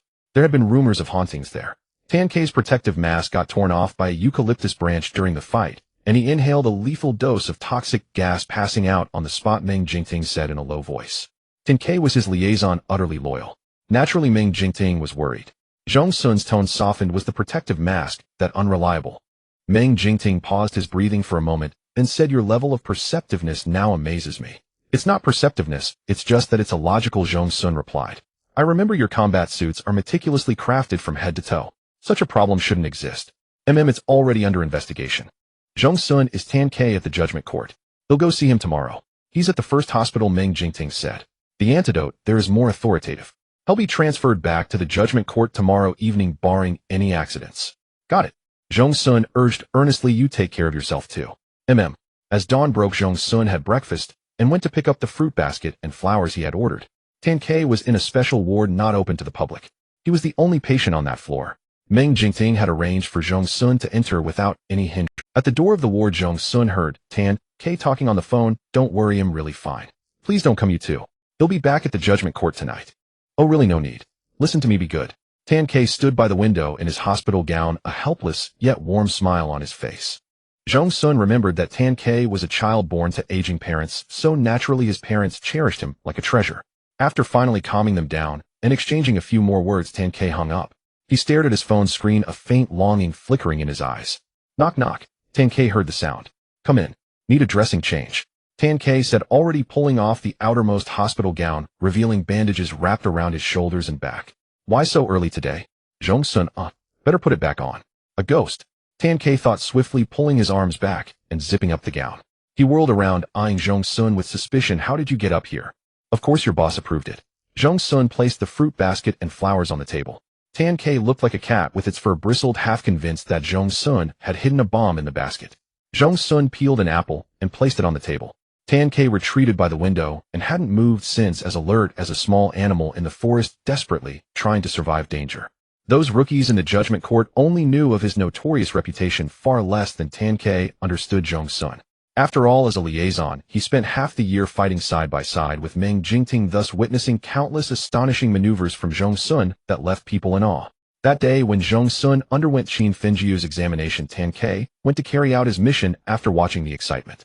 He wasn't present for the subsequent group counseling, and even when he heard the rumors upon his return, he didn't take it seriously at all. In the adult world, one had to save face for the boss. He even felt a bit of sympathy for his brothers. The tense atmosphere didn't break until the nurse knocked and in. "Time for a dressing change." The nurse looked up after speaking and paused. "What's going on here?" Tan K didn't want to show weakness. Come on. Tan K snorted. The nurse pressed on his shoulder. "Don't move." Tan K assured that his lower body was as steady as a rock, but he kept twisting his head back and Tan K snorted. The nurse pressed on his shoulder. "Don't move." Tan K assured that his lower body was as steady as a rock, but he kept twisting his head back, implying, "I can't rest with him here." The nurse said, "It seems the toxin hasn't been fully eliminated." Tan K. The nurse couldn't help but glance at Zhong Xun again, receiving a warm and kind smile in return. So as she tightened the bandage slightly, she made the final call. "He'll have the doctor come in to increase the dosage." Tan K protested. "I object." The nurse found it amusing. Objection overruled. Right now it's the toxin that's clouding your mind. Otherwise, a good colleague who brings you fruit baskets and flowers would surely be a sworn brother. Tan K thought to himself, what's the difference between this and killing me? The nurse efficiently finished the treatment, greeted Zhong Xun, and left, pushing the cart. The room fell silent. Tan K said coldly, satisfied. "Not bad." Zhong Xun found teasing him quite amusing. "By the way, you'll stay until I see you off to the judgment court." Tan K asked, "Why?" "Because I need an excuse to visit Meng Jingting."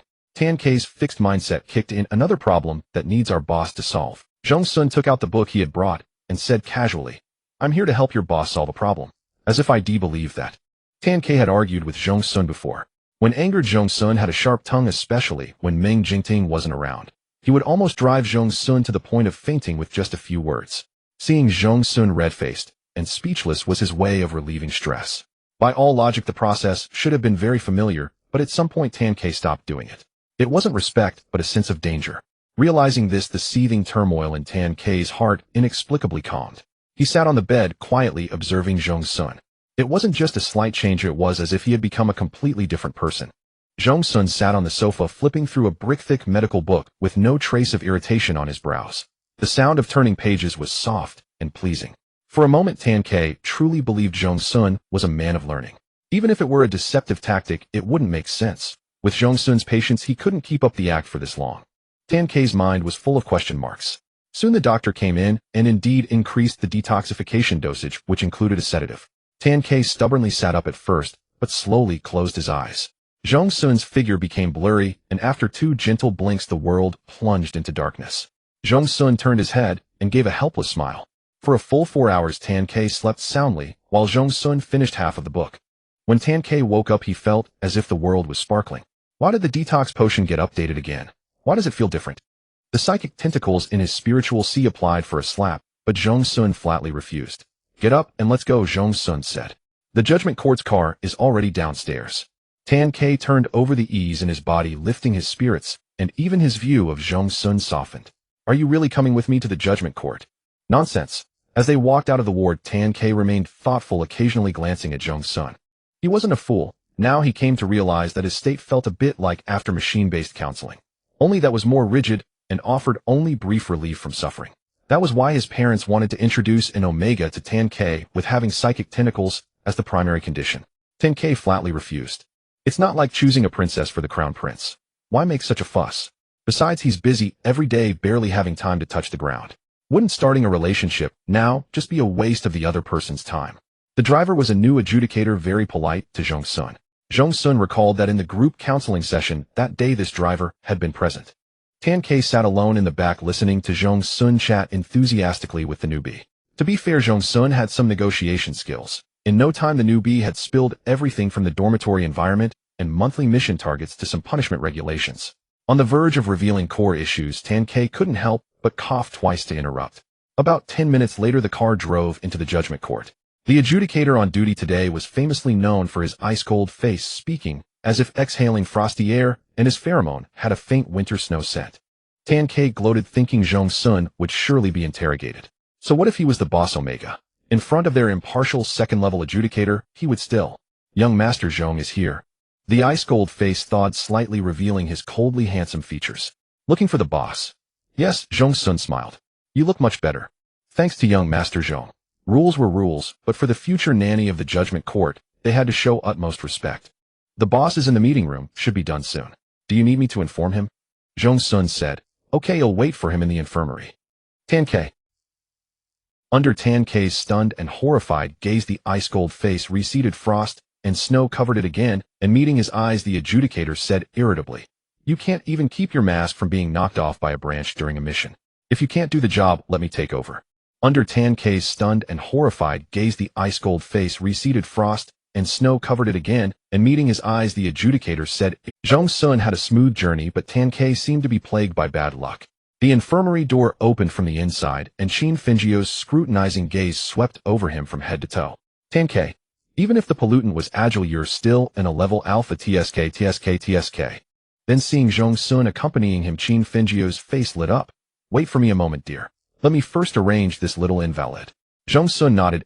Take your time. Tan Ke was ashen-faced. The pollutant's attack hadn't broken his pride or crushed his spirit, but the fickle human hearts at this moment made him doubt life. Dr. Qin, is it that the toxin hasn't been fully eliminated? Tan Ke asked. Qin Fengyue glanced at the readings, then gave him a faint look. Are you losing your mind? Meng Jingting pushed the door open and strode in. With his acute hearing, he could hear Tan Ke on the other side of the wall muttering, People's hearts are not what they used to be. Meng Jingting paid it no mind. His body carried a chill, and his clothes were thick with the smell of wind and frost, as if he hadn't changed them for 2 days. Noticing Zhong Xun's gaze, Meng Jingting sniffed slightly and said, I'll take a shower later. That's not the issue, Zhong Xun asked. Haven't you slept at all? No time. Meng Jingting raised his hand to greet Qin Fengyue. then placed his palm on Zhong Xun's back and gently pushed him away. Qin Fengyue only pursed her lips after they left. Meng Jingting led them back to the lounge. As soon as they entered the corridor, they bumped into Su Hengzhou carrying a wash basin. That day, during the interrogation and statement recording after Zhong Xun extended his mental tentacles and Sun Qin completely succumbed, Su Hengzhou silently left and did not attend the group debriefing. The man's gray eyes were calm and cold. After stopping, he greeted Meng Jingting boss. His gaze focused on only one figure, as if Zhong Xun didn't exist at all. Meng Jingting said in a low voice, "Why are you washing up outside? The water is cut off in the room. The maintenance worker will come tomorrow," Su Hengzhou explained. Meng Jingting quietly watched him. Slowly, Su Hengzhou tightened his grip on the edge of the wash basin. Just as he was about to speak, Zhong Xun took the initiative to greet him, "Mr. Su." Su Hengzhou took the opportunity to back down. Young Master Zhong." Zhong Xun said in a low voice, "Let's go back to the room. I'm thirsty." Meng Jingting hummed in response. As they passed each other, Zhong Xun slightly turned his head and met Su Hengzhou's covert gaze. Su Hengzhou looked down on him. Zhong Xun had known that since their first, but it didn't matter. Entering the lounge, Zhong Xun said, "You go take a shower first. They'll brew some tea myself." "All right." The tea leaves are at the bottom of the cabinet. The sound of rushing water soon came from the bathroom. Zhong Xun boiled water, took out the tea leaves, and prepared 2 cups. By the time Meng Jingting came out after a comfortable bath, the fragrance of tea filled the air. "A gift from a friend. It might be a bit bitter," Meng Jingting said while drying his hair. He wore a loose gray long-sleeved shirt and comfortable linen pants, looking like a green bamboo bathed in moisture.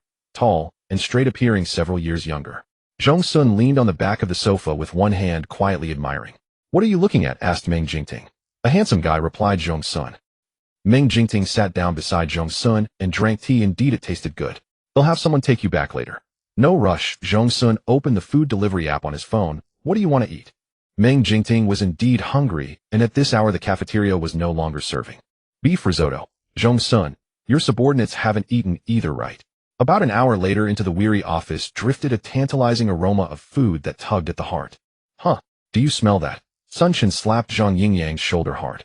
Zhang Yingyang took a deep sniff. "I must be starving to death. I smell the aroma of crispy molten chicken tenders." The next second, the office door swung open. Meng Jingting announced in a deep voice, "Time to eat." He was carrying 3 bulging bags in his hands. The crispy molten chicken tenders were no dream. Besides that, there were stir-fried chicken gizzards, beef rolls, braised duck, sizzling steak, a large platter of seafood, sashimi and crawfish, rice noodles and pancakes. Everything was available. The members of the adjudication tribunal, hardened by years of exposure to the elements, had developed iron stomachs and had no fear of mixing foods. With a cheer, they rushed forward. "Boss!" Sun Qin's eyes welled with tears as he took a big bite of the rolled pancake, feeling the chewy texture of shredded potatoes mixed with beef, the fragrance flowing between his lips and teeth. "Incomplete." "Good as long as you're complete," Meng Jingting said with a smile. "Eat slowly and then get back to work." "Yes, sir." Meng Jingting picked up his own beef risotto and glanced at the door. Zhong Xun came in carrying his unique portion of plain congee and soup dumplings. "Today's meal is on Zhong Xun," Meng Jingting said. "Thanks, Brother Zhong." "Long live Brother Zhong." Several of them, well into their 30s, shouted "Brother Zhong," with a fervor that fully displayed their craving for food. Zhong Xun smiled and said, "You're welcome," then followed Meng Jingting into the office. "What work still needs to be done at this hour?" Zhong Xun asked. Meng Jingting glanced at him, opened the chopsticks, took a bite of rice, and after swallowing thoughtfully said, "In District A on Rongguei Street, at Yefeng Landing, a high-end residential complex, there was an attempted murder case. Then the police. The police discovered traces of a contaminant at the scene and reported it to the adjudication tribunal. The victim was a young woman in her 20s, struck heavily on the head, and is still in a deep coma with no certainty of when she will wake up. Can it be tracked and located?" Zhong Xun asked. "Generally, as long as a contaminant leaves a trace, it will be entered into the database due to its unique genetic sequence. Once the adjudicator's scanner picks it up, an alarm will sound immediately. Moreover, since it appeared in District A with the powerful magnetic field, surveillance news should come quickly. But judging by the expressions of the people working outside, it seemed the matter was not that simple." Sure enough, Meng Jingting shook his head. Even if traces remained, the gene database reported a completely new sequence. "And according to our investigation, this contaminant," Zhong Xun continued, "has intelligence." The office fell into dead silence. This was an extremely tricky situation. A contaminant with intelligence would not blindly move, devour, form a miasma, and then repeat monotonously within it. They would observe, hide, and play a sophisticated game of hide-and-seek with the adjudicators. Ever since the grade devouring type appeared at the barbecue stall, it was like a fuse had been lit. The adjudication tribunal had suddenly received a surge of Let's eat first. Zhong Xun changed the subject. He couldn't tell Meng Jingting that he was no stranger to intelligent contaminants, and that the current methods for understanding contaminants were far from complete. The contaminants roaming outside were just the tip of the iceberg. Meng Jingting's slightly throbbing temples were completely relieved by this meal. Actually, that wasn't accurate. It was Zhong Xun's company over these 2 hours that gave him ample mental rest. Need a debriefing? Meng Jingting shook his head. No need. My spiritual sea is calm. I just lack sleep, but I should be able to sleep well tonight.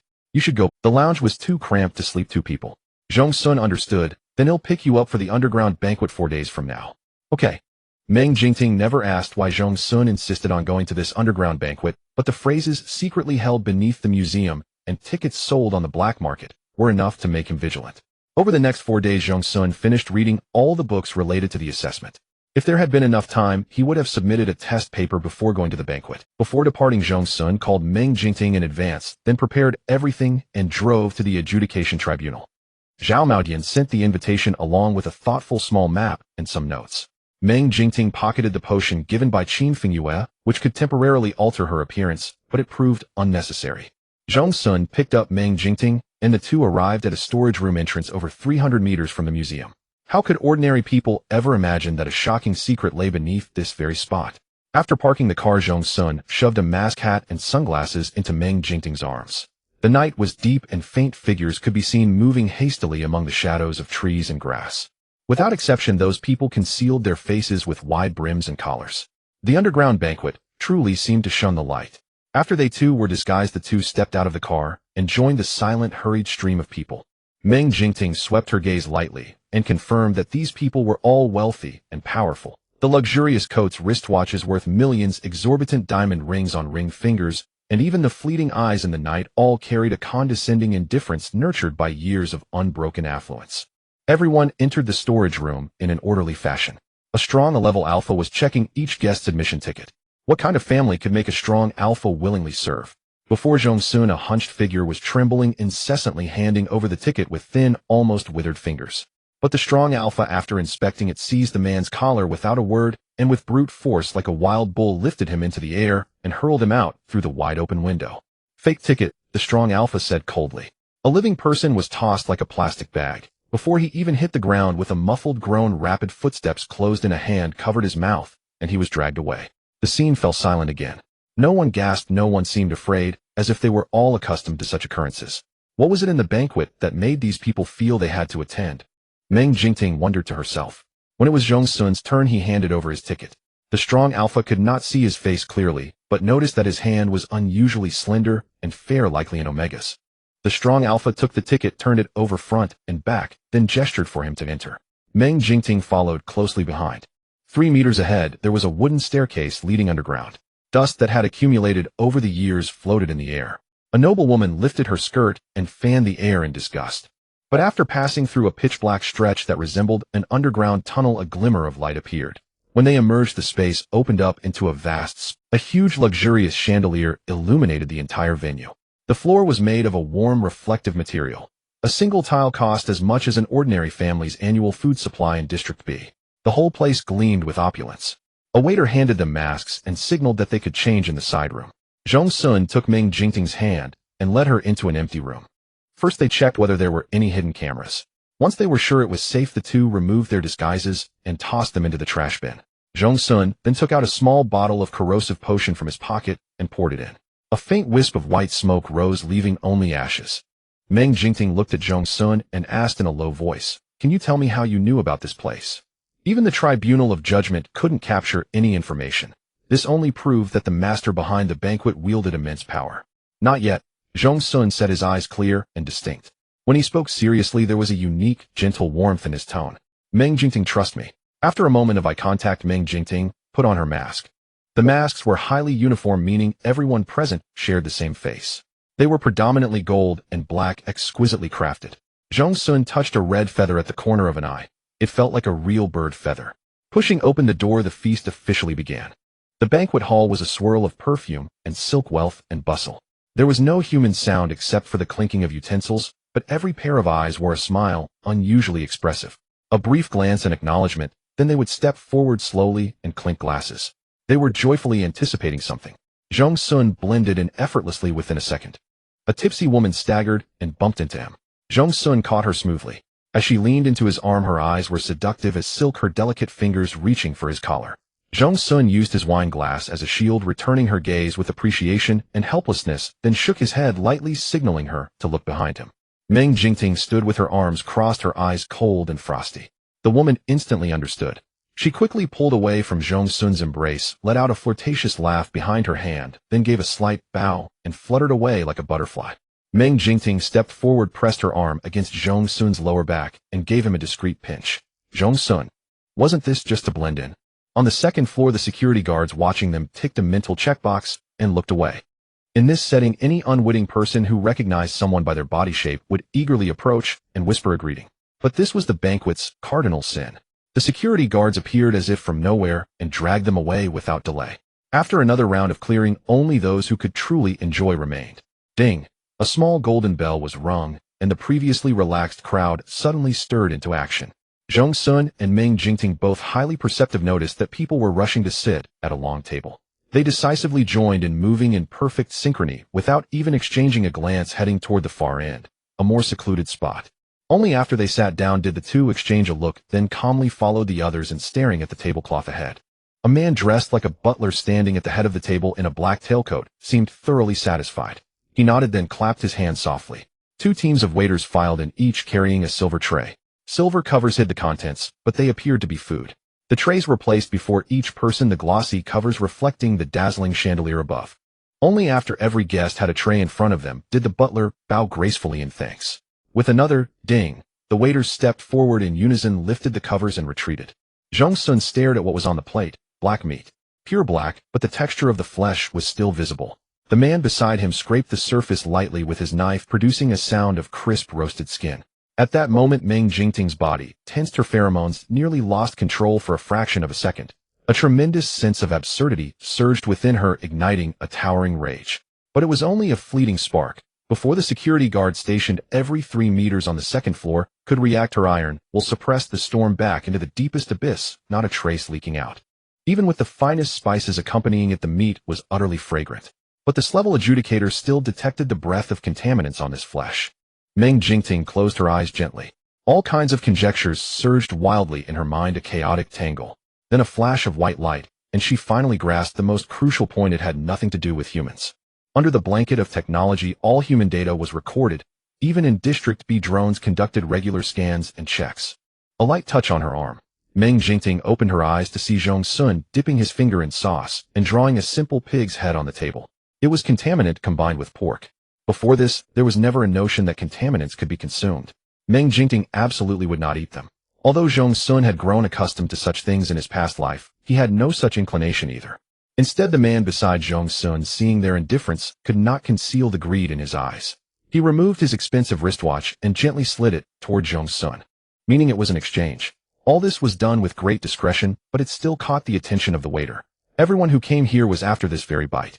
Of course, there were also first-timers who could not overcome their inner fear, but that seated figure sat upright with shoulders and back straight, exuding an unfathomable aura that seemed one slight movement away from triggering some kind of calamity.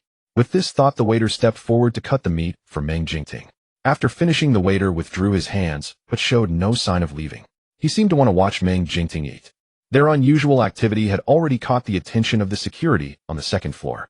Just as the head of security was about to make a gesture, the screeching sound of a knife scraping against a silver plate rang out sharply, followed by an uncontrollable retch. Zhong Xun pulled out his chair trying to stand, but stumbled and fell to his knees. Meng Jingting's pupils constricted. He leaned over to help him, and the moment their bodies touched, Zhong Xun quickly tapped the back of Meng Jingting's hand. The nearby waiters all rushed forward, and Zhong Xun released his pheromone at an appropriate moment. A wild wind swept through the valley, grass and trees bent low, and the fragrance became chaotic, a sign of pheromone loss of control. Some sharp-eyed alphas realized that this Omega had entered his heat period. It was a disappointment. Many cast disdainful and contemptuous glances. Of course, some alphas took deep breaths, followed by uncontrollable intoxication. Though chaotic, it was first-rate premium pheromone. Gradually, the expressions of several alphas changed. They stared fixedly at Zhong Xun, more precisely at the gland hidden behind his hair. Their biological instincts were instantly ignited, but in the next moment, the cold, bestial gaze of a beast in the pitch-black darkness stared into their souls. With a shudder, they averted their eyes one after another. After delivering the warning, Meng Jingting forcefully pushed aside a waiter to reach for Zhong Xun's hand. The butler hurried over, and seeing that Zhong Xun's condition was uncontrollable, quickly signaled for them to go upstairs. Meanwhile, other waiters brought suppressants and respectfully handed them to the few alphas who had nearly lost control. After the ventilation system worked for a minute, Zhong Xun's pheromone vanished without a trace. Meng Jingting half-supported, half-carried Zhong Xun into a corner room. Because it was underground, the ceiling felt low and oppressive. As soon as the door closed, the outside was swarming with security. They couldn't help but be suspicious. Meng Jingting spread a barrier and quickly scanned the room, confirming there were no surveillance cameras. "How are you?" Meng Jingting exerted force upward with his arm, and Zhong Xun lightly climbed onto his neck. The next second, the young man's hoarse laughter. "I'm fine," Zhong Xun replied. As he shook his head, his lips brushed against Meng Jingting's neck, sending a radiating itch. Zhong Xun had deftly snapped one of his own spiritual threads, making it appear as though his heat period had arrived. He could not let Meng Jingting eat those things. But the discomfort in his body was real. "You know what to do, Arbiter." Zhong Xun spoke. Meng Jingting did not place Zhong Xun on the sofa. Oh, every inch of this place meant contamination and danger to him. The man's arm was powerful, encircling Zhong Xun's waist like an iron hoop, bearing all of his weight. Yabai instantly soothed the scorching pain from the severed spiritual power. Zhong Xun's long, slender fingers lightly gathered the fabric of Meng Jingting's chest, gripping and releasing with the surging tide of spiritual energy. "Sklass, a great tonic. How could I deserve to eat such good food?" Boohoo, Emi murmured in his mind. "Zhong Xun, how could I let you see this?" Zhong Xun's murderous intent rose.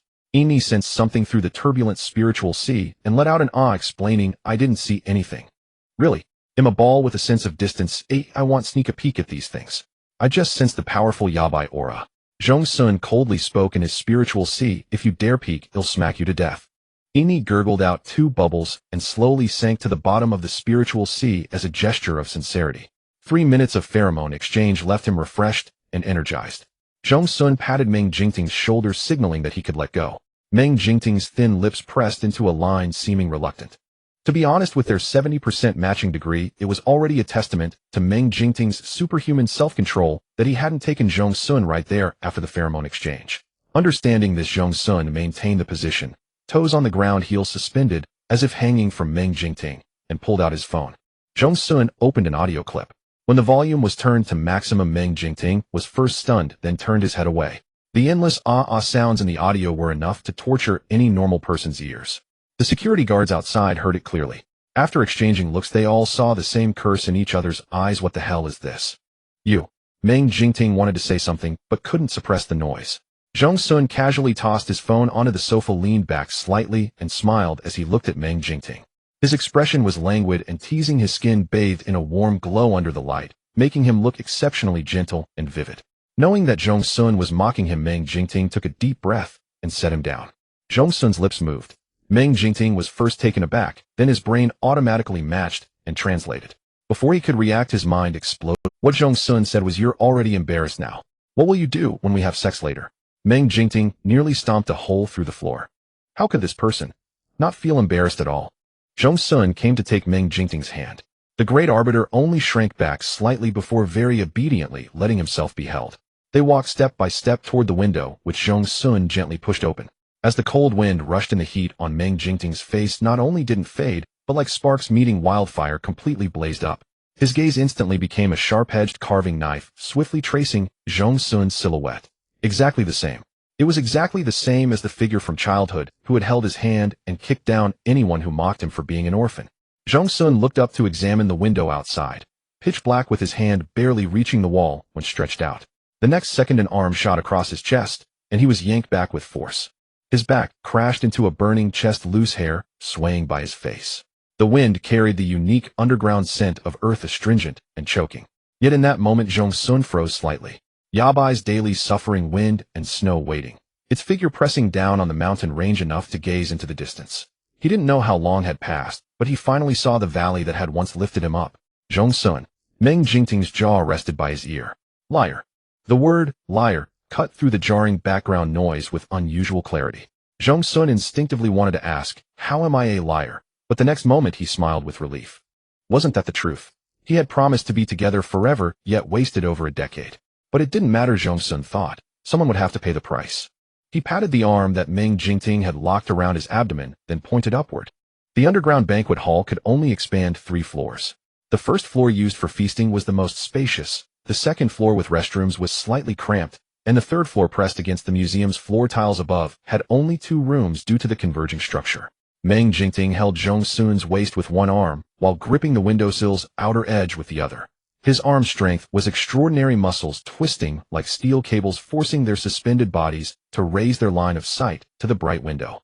Zhong Xun didn't even bother to look inside. Instead, he poked Meng Jingting's arm. Meng Jingting cast him a puzzled glance. Zhong Xun gave a thumbs up. Great workout. Meng Jingting seemed to roll his eyes at a 30-degree angle, then looked into the room. It was decorated in a very classical style dominated by rosewood, with a full bookshelf.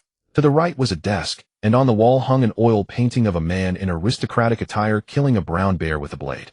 How could an ordinary person achieve such a feat? An ambition that defied the natural order was revealed. Someone pushed the door open and entered. They too wore masks, dressed in suits and leather shoes. Their figures were unremarkable, but suddenly Meng Jingting noticed the left hand of the leading man. It had 6 fingers. Zhong Xun felt Meng Jingting's arms tighten around him instantly. Recognized them. Good if he recognized them. What about those 2? In the second-floor restroom, another person reported. That Omega suddenly developed a fever. There's no other way. Make sure they eat it, or the Covenant won't take a Covenant. Meng Jingting frowned slightly, then speculated that the dignitaries here were all after a piece of contaminated meat. Perhaps it had great effects, or perhaps the meat was special and addictive. He recalled the intense covetous looks of the guests. Once consumed, it would automatically align their stance. If this matter were exposed, everyone would be doomed together. Meng Jingting knew all too well how these people cherished and hoarded their power.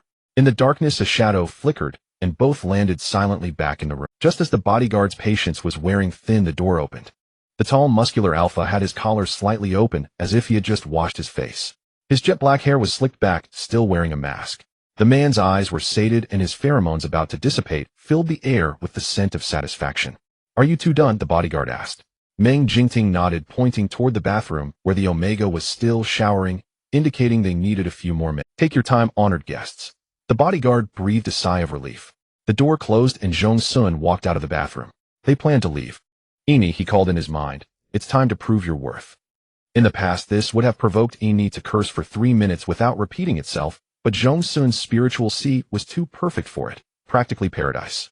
The human world demanded equal exchange, and Ini considered itself a principled pollutant. So it cleared its throat, and said, Tell me, what do you need me to do? A small zhong to hide us. Ini exhaled. You scared me. Is that all? Easy. The bodyguard checked his watch. Only a minute had passed. They could give at most 5 more minutes. A crowd stood around the door, yet no one noticed the neighboring room's door opening. Zhong Xun led Meng Jingting out openly. Their movements were hidden by the zhong, and the naked eye couldn't recognize this temporarily cut-off space. Following Yinny's mental prompts, Zhong Xun took a side service corridor, turned 2 corners, and entered the kitchen. The waiters were all outside serving, and the chefs were nowhere to be seen. They headed straight for the back door at the end of the corridor. Just then a waiter entered. Meng Jingting stopped abruptly, a small wind blade of condensed pheromones at his fingertips. The waiter's calm gaze swept over them. He couldn't see anything. He took a piece of meat from a silver oven, placed it carefully on a silver plate, garnished it, and hurriedly carried it out. 90 seconds left, Ini prompted. After all, it was a pollutant. Usually it hid inside other zhongs, moving to a new one when the old one disappeared, creating an independent space in the real world without triggering any magnetic alarms. 3 minutes was the limit. Zhong Xun hummed in acknowledgement, then walked to the oven, tore off a piece of nearby aluminum foil, wrapped a chunk of meat, and stuffed it into his pocket. Let me have a taste later, Ini said. I know exactly what this stuff does to humans. Zhong Xun replied, okay. They slipped out the back door, past a row of houses where people changed masks, and plunged into a dark tunnel. Moi. The bodyguard standing guard rubbed his nose suspiciously and peered into the tunnel. Was it an illusion? He thought someone had passed by. 10 seconds left. Ini gritted out. Zhong Xun's voice was calm. I'm not afraid, so why are you? They rushed out of the tunnel and returned to the ordinary 4 or 5 square meter storage room. Fortunately, the door was open. As they stepped out, the small zhong Ini had created. Phew! Ini sighed, casually absorbing the spiritual sea while boasting. I'm still useful, aren't I? Zhong Xun's lips curled into a smile. He was about to say something when a gust of wind suddenly struck his ear. It was the extreme speed of approaching danger. A powerful pressure crashed down like a wall. No normal person could react to such a beastly attack, but Zhong Xun's pupils contracted. He sidestepped to dodge while Meng Jingting yanked him violently. All this happened in a flash. Then they were thrown backward. Zhong Xun felt airborne for less than a second before landing on solid ground. The spot where they had stood was now a deep crater punched by a fist. It was the strong alpha who had checked their invitations in the storage room earlier. How did you get out? The strong alpha stood up, rolling his shoulders. The banquet isn't over yet. Then his gaze froze, fixed on Zhong Xun's slender fingers clasping Meng Jingting's arm. His voice carried a hint of surprise. Is it you? Those words were explosive. The deep interest hidden in the syllables instantly stirred Meng Jingting's alpha territorial instinct. Zhong Xun's view suddenly emptied. The strong alpha opposite had started with a mocking smile. He couldn't even sense Meng Jingting's pheromones, but the moment he raised his arm to block a force like a cannonball smashed into his face. His heart leaped with terror, but it was too late to mobilize his pheromones. He heard the crack of his arm bone. Before the agony could hit, 5 fingers like a steel net covered his face. Meng Jingting, using pure physical strength, slammed him into the ground. With a booming crash, his entire head disappeared, and his body was thrown backward flat out for dozens of meters, plowing a deep trench. Chang A had fallen unconscious. Meng Jingting looked down at him from above, as if memorizing that face. Zhong Xun stepped forward. Let's go. The two turned and left into the night. The underground banquet required invitation cards for entry. To avoid exposing guests' privacy and prevent being discovered by others, the surveillance outside was far from perfect, so Zhong Xun and his companion escaped without any pressure. The car merged into traffic. After driving for over 10 minutes, they even detoured to a pedestrian street for some fried noodles. The masks had long been destroyed, jackets tossed onto the back seat, and they changed into spare casual clothes, looking like a couple on a date. Give me some vinegar, Zhong Xun said. Meng Jingting glanced at him, picked up the vinegar bottle, and poured some for him. Zhong Xun stirred it, and it was just the flavor he liked. How did you do it? Meng Jingting asked. Zhong Xun paused, understanding that he was referring to why no one had noticed their presence when they emerged from the room. This was hard to explain. He couldn't exactly say, there's a contaminant in my spiritual sea. Meng Jingting was a Supreme Arbiter with a clear stance, irreconcilably opposed to contaminants. Just trust me, Zhong Xun repeated. There are some things that aren't yet the time to tell you. Meng Jingting, I don't want to deceive you. Perhaps provoked by Meng Jingting's earlier accusation of liar, Zhong Xun's last words were uttered with weight, like a vow. Meng Jingting said, you've concealed many things from me. I know, Zhong Xun replied. That 6-fingered man on the 3rd floor. You know who he is, don't you? Meng Jingting was startled by the omniscience in his words. He suddenly realized that Zhong Xun had obtained the invitation from the black market precisely to let him witness the contaminated meat at the underground banquet, and then discover that the mastermind behind it was Song Han, the eldest son of the appeasement faction Song Chu. After all, only one person could have orchestrated this banquet under the noses of Yandis elite, knowing so many noble families and bearing 6 fingers. Did Song Chu know? Meng Jingting suddenly recalled Song Chu's words. Perhaps contaminants are not enemies of humanity. The notion of those not of our kind are bound to have different hearts is really outdated. The genetic chains of contaminants are quite beautiful. Maybe we can achieve peaceful coexistence. Now those words seemed utterly hollow. Meng Jingting couldn't believe that Song Chu was unaware of his son processing and serving his allies on the table. Meng Jingting withdrew his gaze, finished the fried noodles in a few mouthfuls, then stood up and bought a can of baked pear from across the street. How did you know I wanted them? Zhong Xun asked. Meng Jingting simply sat across from him. Zhong Xun, I believe you won't harm me, and at the same time I should believe that you won't betray humanity. Zhong Xun was stunned, then a deep helplessness washed over him. He didn't know how Meng Jingting had managed to glimpse those dark, sinister thoughts beneath his seemingly flawless exterior. In his past life, humanity had betrayed him. Grand Arbiter, Zhong Xun said. I am also human. The bustling, lively, worldly noises around them slowly receded like a tide. Within the confined space, Zhong Xun met Meng Jingting's gaze with equanimity, allowing the other's eyes to dissect every fiber of his being. He felt no sadness, only a touch of melancholy. Because Zhong Xun had only one foot in Meng Jingting's camp. In this life, he intended not only to completely sever those puppet strings, but also to make the mastermind pay with his life. Yet countless human rules stood in his way, as Zhong Xun would inevitably step on them. When he wandered through gray areas unavoidably stained by the blood of his own kind, unrepentant, and never looking back, would Meng Jingting still harbor the same fervent passion for him. Zhong Xun suddenly reached out and gently caressed Meng Jingting's cheek. I promise you will be safe, Zhong Xun said. Meng Jingting frowned, inexplicably feeling that these words were piercing and jarring. All right, I'm full. Zhong Xun put down his chopsticks. Let's go home. On the way back, Zhong Xun gazed out the window. Suddenly the 4 characters, Yu Feng Lan Ting, came into view. Oh, Is this the residential complex where your office has been investigating the case day and night for the past 2 days? Yes, Meng Jingting glanced briefly. The killer seems to have vanished into thin air. A locked-room murder. Zhong Xun was pondering when suddenly he heard concealment say, "There's a contaminant." Zhong Xun was surprised. In the complex, I can sense it. A plan formed in Zhong Xun's mind. Even at home, there was no peace. As soon as he turned on, his phone calls came in one after another. Meng Jingting stood by the window, responding with several MMS. Midway he turned back and saw Zhong Xun sitting on the sofa tapping away on. When the call ended, Meng Jingting approached. "What are you doing?" "Online quiz," Zhong Xun replied. Meng Jingting thought he had misunderstood, but then the screen displayed, XX session online medical equipment knowledge quiz. Meng Jingting furrowed his brows. If he remembered correctly, even Qin Fingyue during her exam back then had borrowed a pen from him for luck, then locked herself in the rest room with a sign on the door reading, "Disturb me for a minute, it'll haunt you for a lifetime. Get lost you. Kill, kill, kill," and such. Was Zhong Xun just going to start answering like this? No need to wash his hands or find a quiet, isolated environment. But then again, there were 2 attempts of first try just to test the waters wasn't bad. Before Meng Jingting could finish his thought, he saw Zhong Xun scroll the mouse, the questions flashing into his pupils in a blur. After a moment of data analysis, he unhesitatingly checked a box. Meng Jingting. Is this right? In just 5 minutes, Zhong Xun scanned through all 227 questions.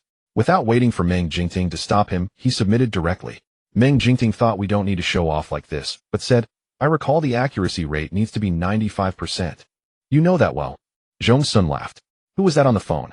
"Right there's something," Meng Jingting said. "The day after tomorrow is Grandpa Qian's 70th birthday. Shall we go together?" Zhong Xun Qian Chongwan, the former Supreme Arbiter. He's very close with my grandfather. After I joined the arbitration court, he's always looked out for me. Then old man Meng would certainly be there too. As Meng Jingting's biological grandfather, he was utterly dissatisfied with Zhong Xun. The childhood filter had long faded. The day after tomorrow, Zhong Xun would likely be lectured. But it didn't matter, he would clean up the messes the puppets caused and settle accounts later. "Arrange the time," Zhong Xun said. Meng Jingting placed a hand on Zhong Xun's shoulder. Just then the spinning circle on the submission page suddenly halted, followed by a pop-up window. "The examinee has completed the answers. 227 questions, answered 227 actual responses. Accuracy rate 100. The last line read, "Congratulations." Meng Jingting stared intently, reading line by line. Finally, almost involuntarily, he echoed, "Congratulations." Zhong Xun, easy. Meng Jingting. The Qian family held a birthday banquet low-key, yet not without festivity.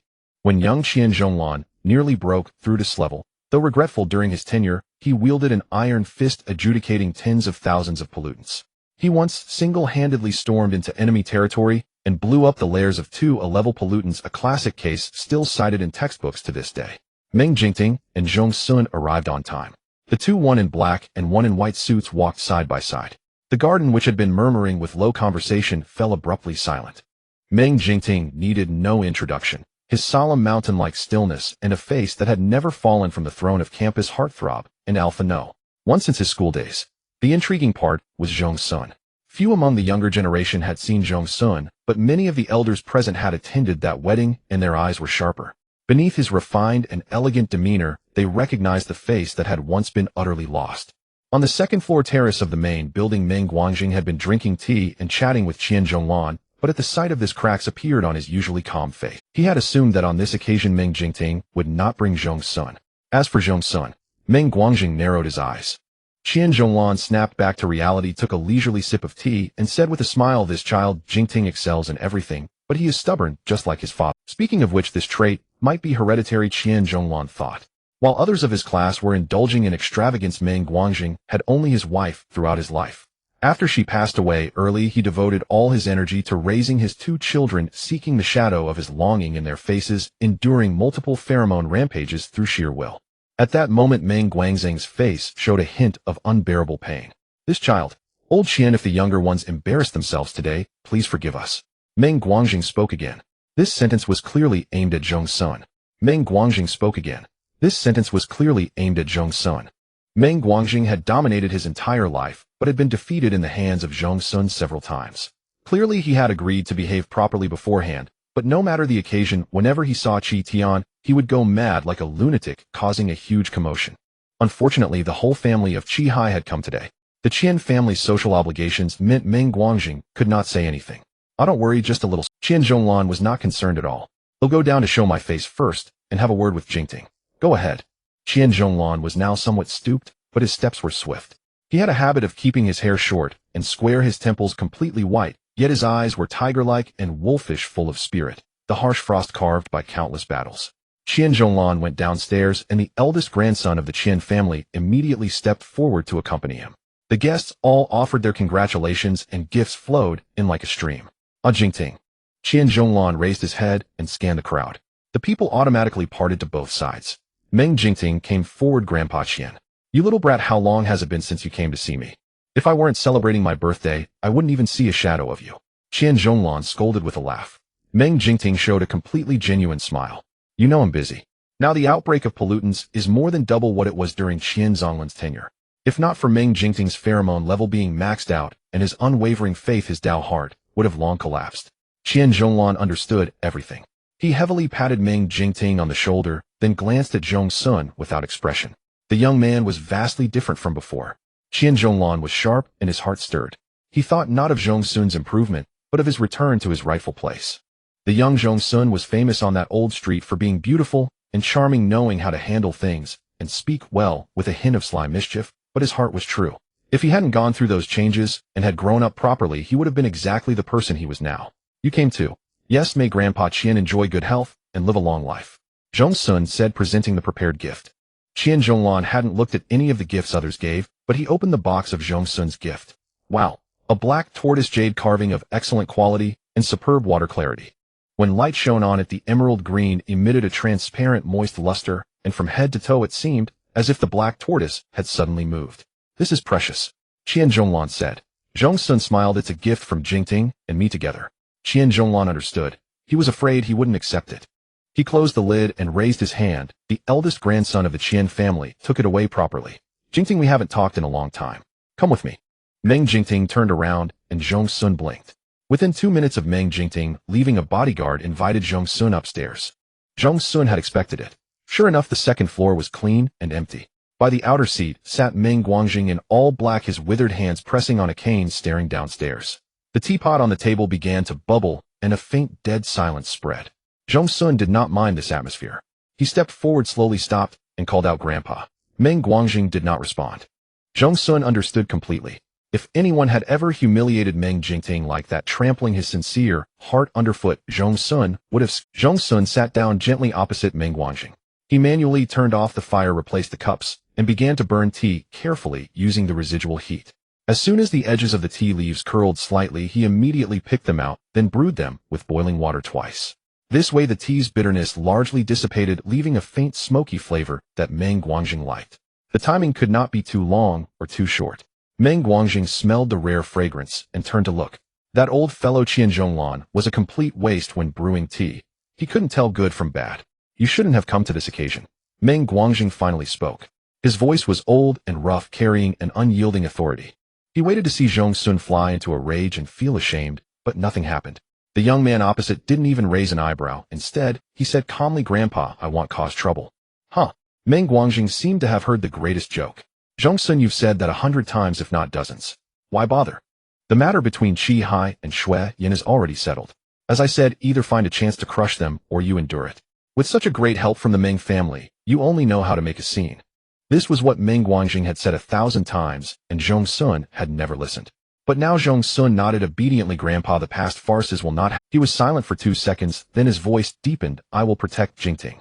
Meng Guangjing thought he was a dead pig, not afraid of scalding water, and was about to scratch the old wax out of his ears. He hadn't expected to hear this. First he was stunned, then the anger that had accumulated from seeing a rotten piece of wood finally sprout began to smolder. "Protect Jingting." Zhong Xun casually uttered another golden saying with a mere flick of his lips, completely ignoring that with his willfulness Meng Jingting had to clean up countless messes. At least when Meng Guangjing was educating Meng Jingting, he had never imagined that his intelligent, steadfast, calm, and composed grandson would compromise again and again for an omega. Zhong Xun had almost become a stain on Meng Jingting. Meng Guangjing allowed young people to make mistakes. Many paths were boldly taken, action first then correction, but Zhong Xun was not in this category. Whenever those metropolitan headlines wrote that the Grand Arbiter's Omega was a person neither pleasing to the eye nor useful, and what new joke he had made Meng Jingting would have to cover it up with greater achievements. He protected Zhong Xun on one side, while ensuring the glory of the Meng family, but human strength was limited. Did Zhong Xun understand it all? Grandpa, Zhong Xun said him serious. As soon as he finished, Meng Guangjing reached his limit, raised his cane, and swung it at Zhong Xun. Because the person opposite was an Omega, Meng Guangjing, despite his blazing fury, held back some of his strength. But the cane struck the right shoulder, making a Zhong Xun merely closed his eyes gently, his face showing no sign of pain. Only after Meng Guangjing stood up did he add, deserving of a beating. He had no way to reveal the truth to the world, but these living people all needed an outlet for their emotions. When Zhong Xun was turned into a puppet, a turbulent vortex had swept through, and everyone caught in it had suffered. Such pain could at least ease his own heart a little. Meng Guangjing hadn't expected Zhong Xun to dodge at all. Grandpa. Zhong Xun stood up, as well lowering his head slightly, in complete submission. What happened before was all my fault. If you are not satisfied, you may continue. Over a month ago, Jingting mentioned divorce to me, and I refused. From now on, I will do my utmost to reciprocate his feelings. Surprise flickered in Meng Guangjing's eyes. He didn't think an immature youngster could fool him with such a scheme. Zhong Xun was too devout and earnest. Meng Guangjing snorted coldly. And what if you fail? Zhong Xun replied, I will pay with my life. Meng Guangjing's brows twitched. He suddenly recalled when Zhong Xun and Meng Jingting were 6 years old playing by the pond. There was a fat koi fish raised by Meng Jingting himself. Zhong Xun liked it too and insisted on borrowing it for a couple of days. Meng Jingting asked, what if you care for it to death? Zhong Xun pointed at the pond. They'll jump in and pay with my life. Meng Jingting was speechless. Standing under the corridor, Meng Guangjing heard this and didn't know whether to laugh or cry. Little madman.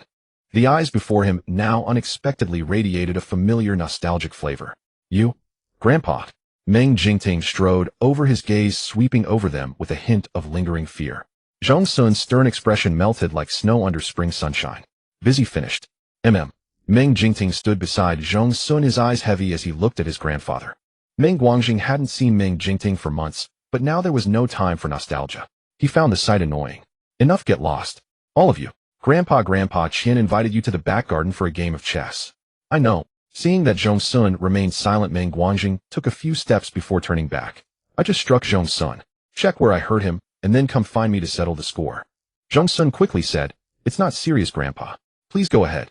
By then, Meng Jingting had already placed both hands on Zhong Xun's shoulders, about to strip off his clothes for an inspection. Zhong Xun firmly grabbed his wrists. Meng Guangjing saw the scene clearly and snorted. Once Meng Guangjing's figure disappeared, Meng Jingting asked anxiously, Where did he hit you? He didn't believe Zhong Xun's claim that it was nothing. Although his grandfather was old, he had always been among the high-ranking alphas. His strikes were something even young people couldn't withstand. Oh dear, you've torn open my collar. Zhong Xun sighed helplessly. There might be surveillance here. Can we check somewhere else? Meng Jingting said fine. They went to the guest room in the back. Once inside, and the door closed, Meng Jingting pulled the man in front of him. Where did he hit you? Right shoulder. Without any argument, Meng Jingting took off his coat and unbuttoned 2 shirt buttons. Just as he pulled the fabric aside, he saw that the originally fair skin was flushed red and clearly swollen. Meng Jingting's brows knitted tightly. He paused for a moment before fully exposing Zhong Xun's right shoulder. The red had spread nearly to the collarbone. Done checking. Zhong Xun said with a smile, I'm just the type that turns red and bruised at the slightest pinch. It's really not serious. Meng Jingting gently pressed on the bone. Does it hurt? Zhong Xun shook his head. No. Why didn't you dodge? I wanted to change Grandpa's opinion of me, Zhong Xun admitted. Otherwise, what if Grandpa makes us divorce in the future? Meng Jingting said seriously, my marriage is my own decision. Zhong Xun immediately retorted, then don't think about divorce anymore. Meng Jingting was speechless. Had he shown any intention of divorce recently? He had a servant from the Qian family bring some medicinal oil and carefully massaged a layer onto Zhong Xun. Your direction is off. Zhong Xun's tone was lazy. Your little finger touched my gland. Don't cause trouble. Zhong Xun endured both pain and laughter. When it was over, he put his shirt back on. Meng Jingting saw his thick eyelashes cast shadows under his eyes. His cheeks were excessively pale, and his long fingers brushed past the buttons. The whole person looked like a jade-carved work of art. Zhong Xun put on his suit jacket and returned to the front hall with Meng Jingting. As Meng Guangjing had said, the entire Qi Hai family had arrived. Yu Zhouzi, as Qi Tian's protective escort, naturally stayed close by. Their eyes met, and Zhong Xun showed no reaction. Then he said to Meng Jingting beside him, I'm a bit hungry. Meng Jingting quickly scanned the room. Some small cakes. Meng Jingting put 2 pieces on a small plate and handed them to Zhong Xun. Grape-filled and egg yolk flavor. Both were Zhong Xun's favorite. Taking care of Zhong Xun was second nature to Meng Jingting. After all, Zhong Xun had always been notoriously picky and hard to please. He seemed to be born with an extra sensitive and delicate nerve, rejecting everything at the dining table. He would eat scallions, but only a small amount, ginger, but only minced. If some greens were too old, he would immediately shake his head. If the meat was of poor quality, he would put down his chopsticks. At first, Meng Jingting wanted to smash his head into the bowl, but later he thought forget it, considering that Zhong Xun often took him out to play. He would make allowances. In the end, he made allowances for everything. And these small interactions were noticed by many people. Shui Yan, dressed in splendid attire beside Chi Hai, had a cold gaze. Over a decade of life as a wealthy wife had stripped away the vulgarity and impatience she once had on the streets. She simply thought that Zhong Xun could still live a stable life. At such a banquet, Meng Jingting was quite busy. He took the opportunity to converse with the dignitaries he usually had no time to meet. Zhong Xun let him do his thing and sat in a corner finishing both cakes. The sky gradually darkened. Zhong Xun saw many epiphyllum plants being brought out to the backyard. As he stood up, someone stumbled and collided with him. Zhong Xun pushed them away firmly. The other party, apparently not expecting Zhong Xun to be so cold and hard, steadied themselves by the table, turned around to curse, but fell silent in an instant. It was Su Xingjie. Zhong Xun raised an eyebrow. Recovered so soon? In truth, he hadn't fully recovered. That day at the hospital, Zhong Xun had only repaired 2 strands of his mental power, enough for Su Xingjie to speak. The Su family had spent a fortune on subsequent treatment, but Su Xingjie still occasionally experienced headaches and palpitations. The doctor said it was related to psychological trauma. Su Xingjie scurried back to a relatively safe position, his face a mix of wariness and barely concealed fear. To be honest, his eyes seemed inexplicably clearer, and it wasn't impossible that his mental power hadn't been fully repaired, leaving his mind somewhat damaged. Despite being so terrified, Su Xingjie didn't leave. He made a strange gurgling sound from his throat, his gaze at Zhong Xun filled with complexity. Su Xingjie, reeking of alcohol, stiffly said before Zhong Xun could narrow his eyes and speak, "Sorry, I didn't see you." Zhong Xun couldn't be bothered to utter another word and turned to leave. After he left, Su Xingjie slowly raised his hand and pressed it against the back of his. At that time, he had fallen into madness, tormented by excruciating pain all day. When the spiritual tentacles entered and connected 2 strands of spiritual power, his body suddenly felt light, as if someone had yanked him out from under a suffocating airtight surface of water. After the extreme despair, he saw a glimmer of life. Su Xingjie still couldn't forget the feeling of gasping for air. "Xingjie, are you okay?" Chi Tian stepped forward and asked. Su Xingjie shook his head. "My brother has that temper, don't mind him," Chi Tian said in his usual tone, but his eyes were still. Then he heard Su Xingjie reply calmly. A piece of Chi Tian's heart collapsed. After Su Xingjie was discharged from the hospital, he didn't seem to have changed much. He still acted willfully, relying on his status as the golden child of the Su family. But occasionally, amid the lively bustle, he would inexplicably stare into space, and he was noticeably less enthusiastic toward Chi Tian than before. Especially just now when he saw Zhong Xun, that look in his eyes wasn't disgust or mockery, but something hard to discern. "How are you and Zhou Ci doing lately?" Su Xingjie asked. Chi Tian smiled. "I'm pretty good."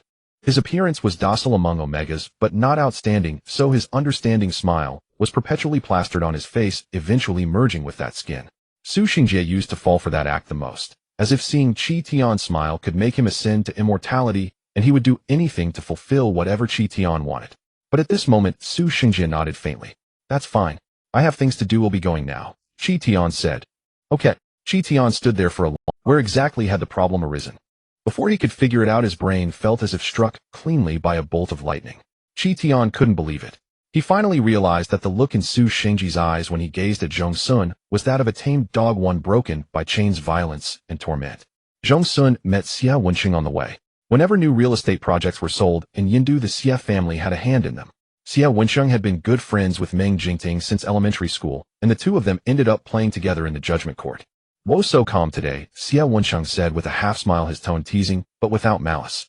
Earlier, when he saw Zhong Xun and Chi Tian 30 meters apart, his hair stood on end, as if those 30 meters were planted with landmines that could blow up today's birthday banquet, and Zhong Xun was the one frantically lighting the fuse.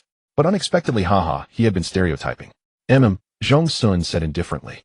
"The night blooming Sirius is about to bloom. Want to go see it?" "What's so interesting about that?" "You go ahead." Xia Wenxing glanced around. "We'll go find Jingting." "All right." Zhong Xun walked alone to the backyard. 2 or 3 women were chatting with champagne glasses, then cast curious glances at Zhong Xun. Humans are naturally drawn to beautiful creatures. One of the women raised her glass to Zhong Xun in a generous gesture, her eyes full of admiration. Zhong Xun nodded politely in response. He crouched in front of a night-blooming cereus whose buds were bursting open. The layered petals were unfolding slowly, but the change was visible to the naked eye. Zhong Xun took out his phone and snapped a picture. Finding it quite beautiful, he planned to send it to Meng Jingting. Just then footsteps sounded behind him. Zhong Xun stood up and turned around, seeing Shui Yin with 2 bodyguards. Shui Yin initially sized up Zhong Xun with a critical eye, a weapon she had honed from countless confrontations. By taking the high ground first, she could seize confidence and initiative. But Zhong Xun was far superior to her, and she could never look down on him. His calm eyes and downward gaze suddenly reminded Shui Yin of someone. Truly mother and son. This pink pearl on your neck. Zhong Xun said slowly. Shui Yin, who feared being ignored the most, rallied at his words and spoke rapidly. This is your mother's. Your father said it suits me, so he gave it to me. Zhong Xun, however, added, Qi Hai doesn't know jewelry. Shui Yin didn't understand. Huh. Zhong Xun said calmly. This was once inlaid on my mother's shoe. Changing it to a necklace is quite ingenious. Crack. Shui Yan's mask slightly cracked. You? Shui Yan's mouth twitched. Twitching, she stared fixedly at this face that was 70% similar to Zhong Lingqiu. The confidence she had accumulated over the years was slowly punctured, and her true nature of vicious scheming fully revealed itself. You? Before she could finish, Shui Yin suddenly stiffened, tilted her head back, and rolled her eyes.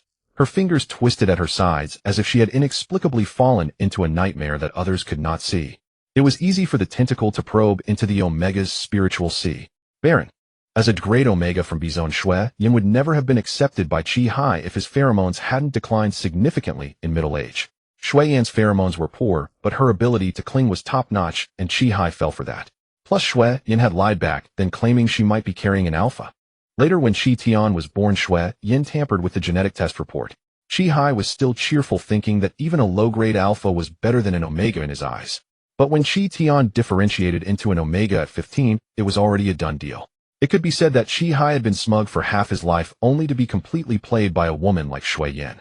Shui Yin had almost no spiritual power, and her spiritual sea was merely the size of a pothole. The tentacle cautiously circled it once without any intention of stirring, clearly conveying to Zhong Xun disgust. Just as Zhong Xun was about to snicker, an indescribable icy terror rapidly climbed up his back like vines. Zhong Xun's pupils contracted sharply, and his expression changed instantly. He stood at the intersection of light and shadow, having been at ease moments before.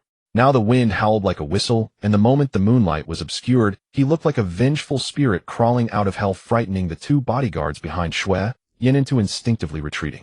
How could this be? Silk threads descended from the sky, falling lightly and straight onto the spiritual sea.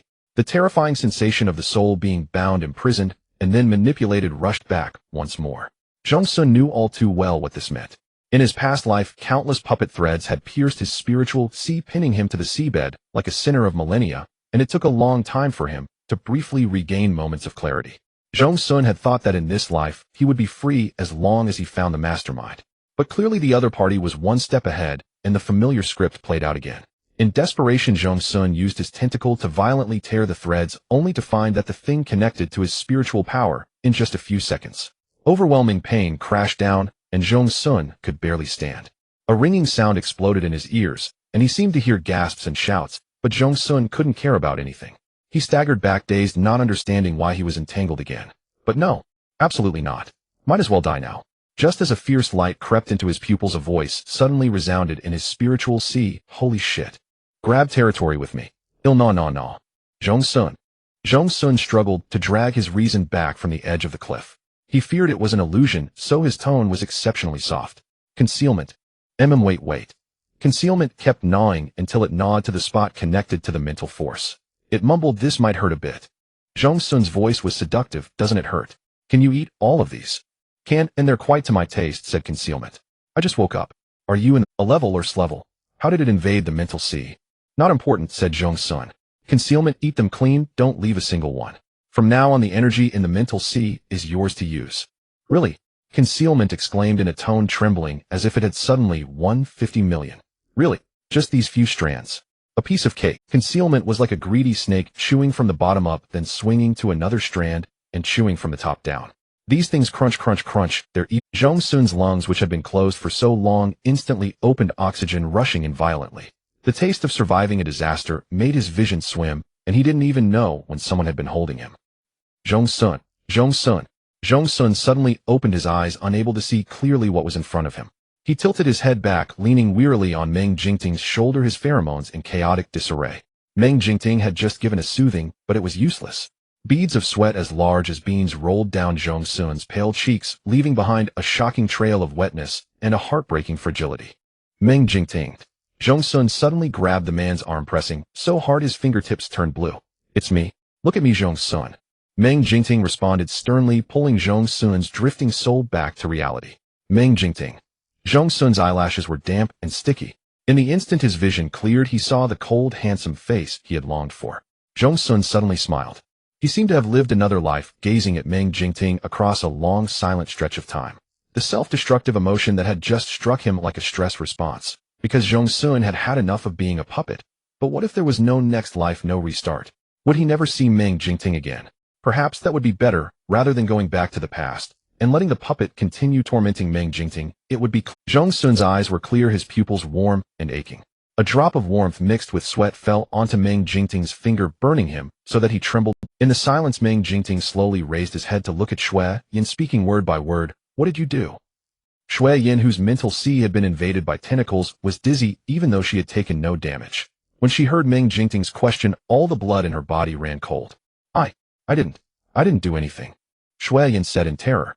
She had just been unable to stand seeing Zhong Xun doing well, so she had made a few verbal taunts. But then, as if possessed by a ghost, she felt miserable and sick. By the time she finally regained her composure, Zhong Xun's condition was terrifying. He had kicked over a night blooming Sirius, catching the attention of a servant checking the area.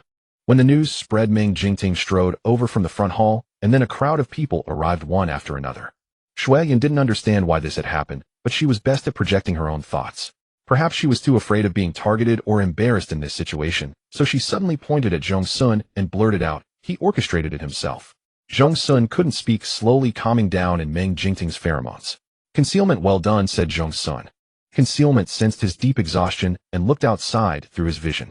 Wow, you're not in the miasma. Those things just now were here to control you. Concealment smacked its lips. Offended a sentient high-level pollutant. No problem. Lend me your mental sea to stay in, and it'll help you deal with these things. Wait, where is this Srank arbitrator's hand going?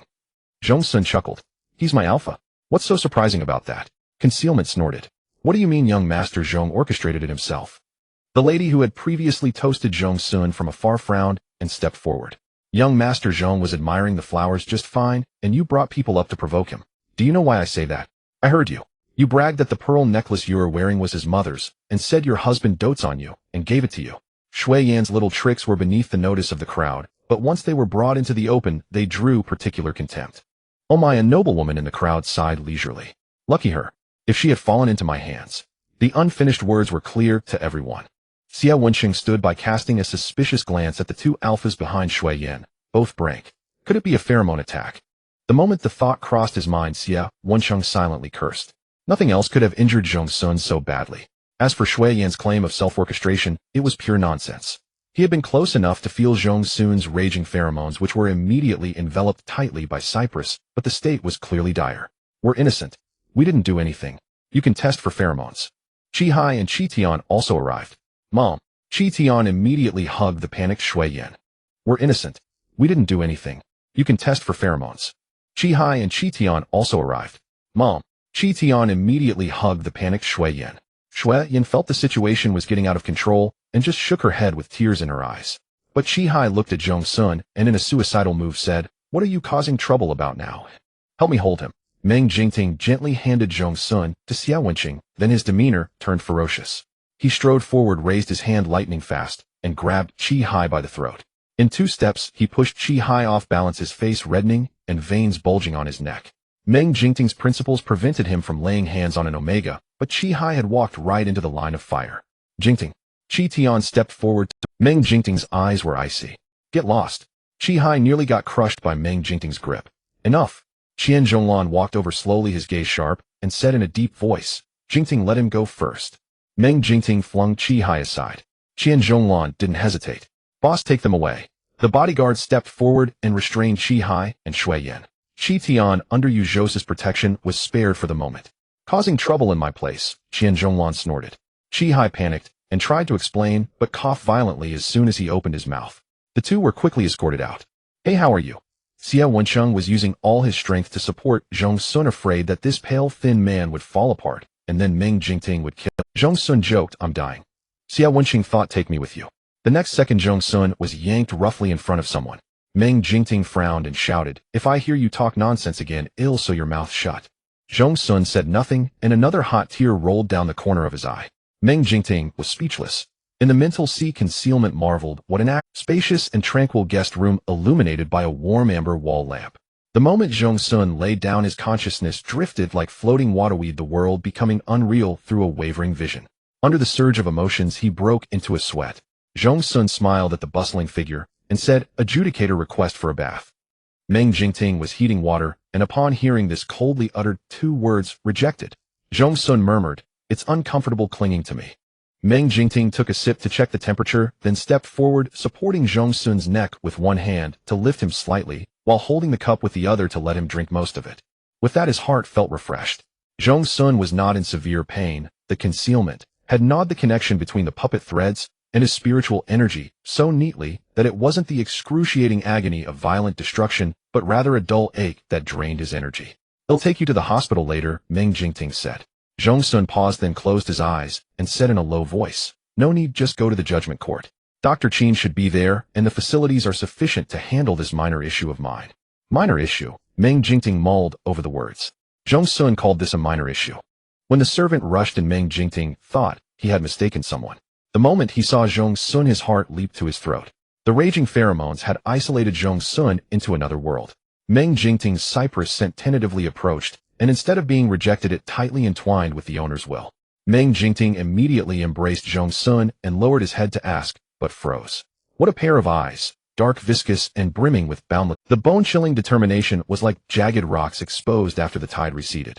Stripped of his elegant and gentle facade, Zhong Xun's spiritual world stretched endlessly empty.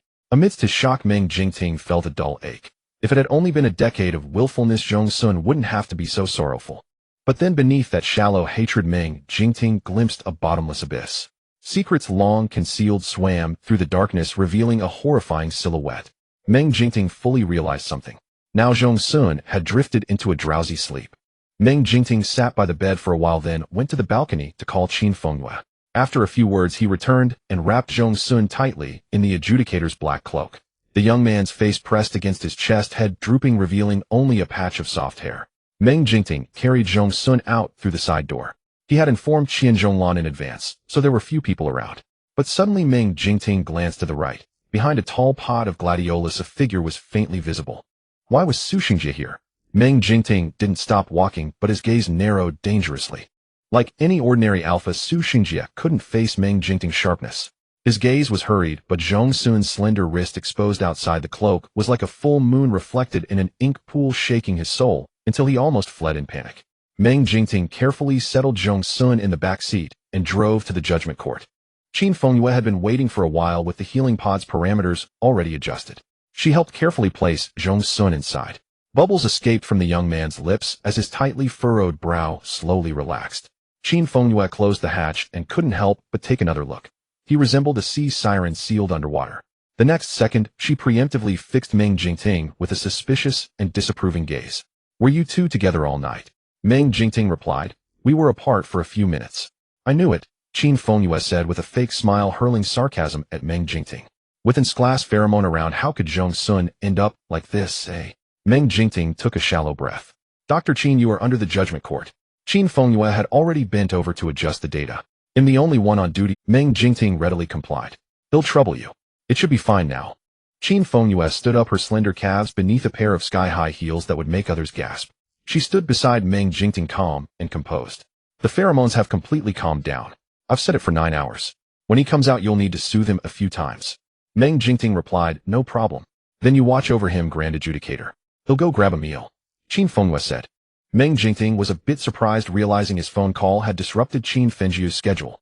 He immediately took out his phone and handed it to her.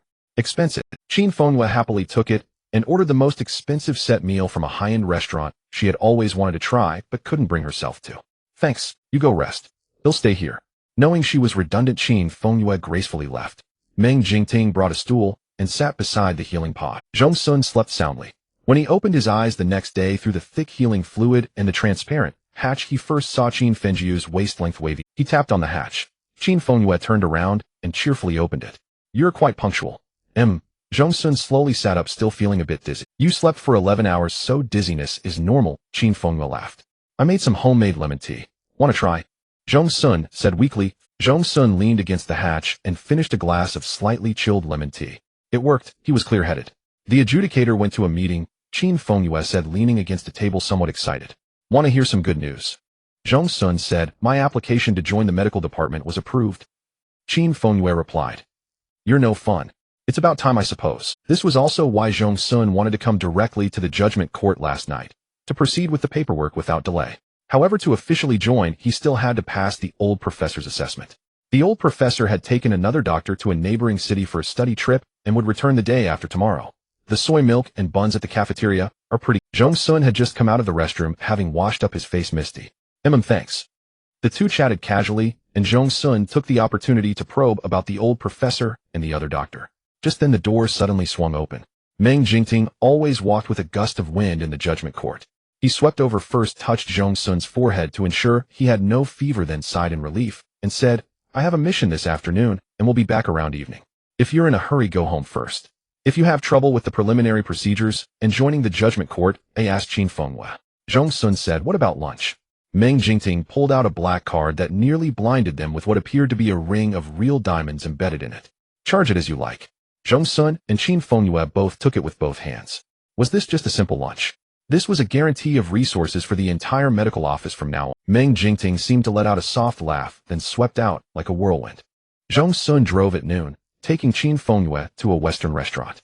With their outstanding looks and the innate nobility combined with the intellectual refinement accumulated over time, they appeared like a pair of standout siblings, a sister and brother, among the crowd.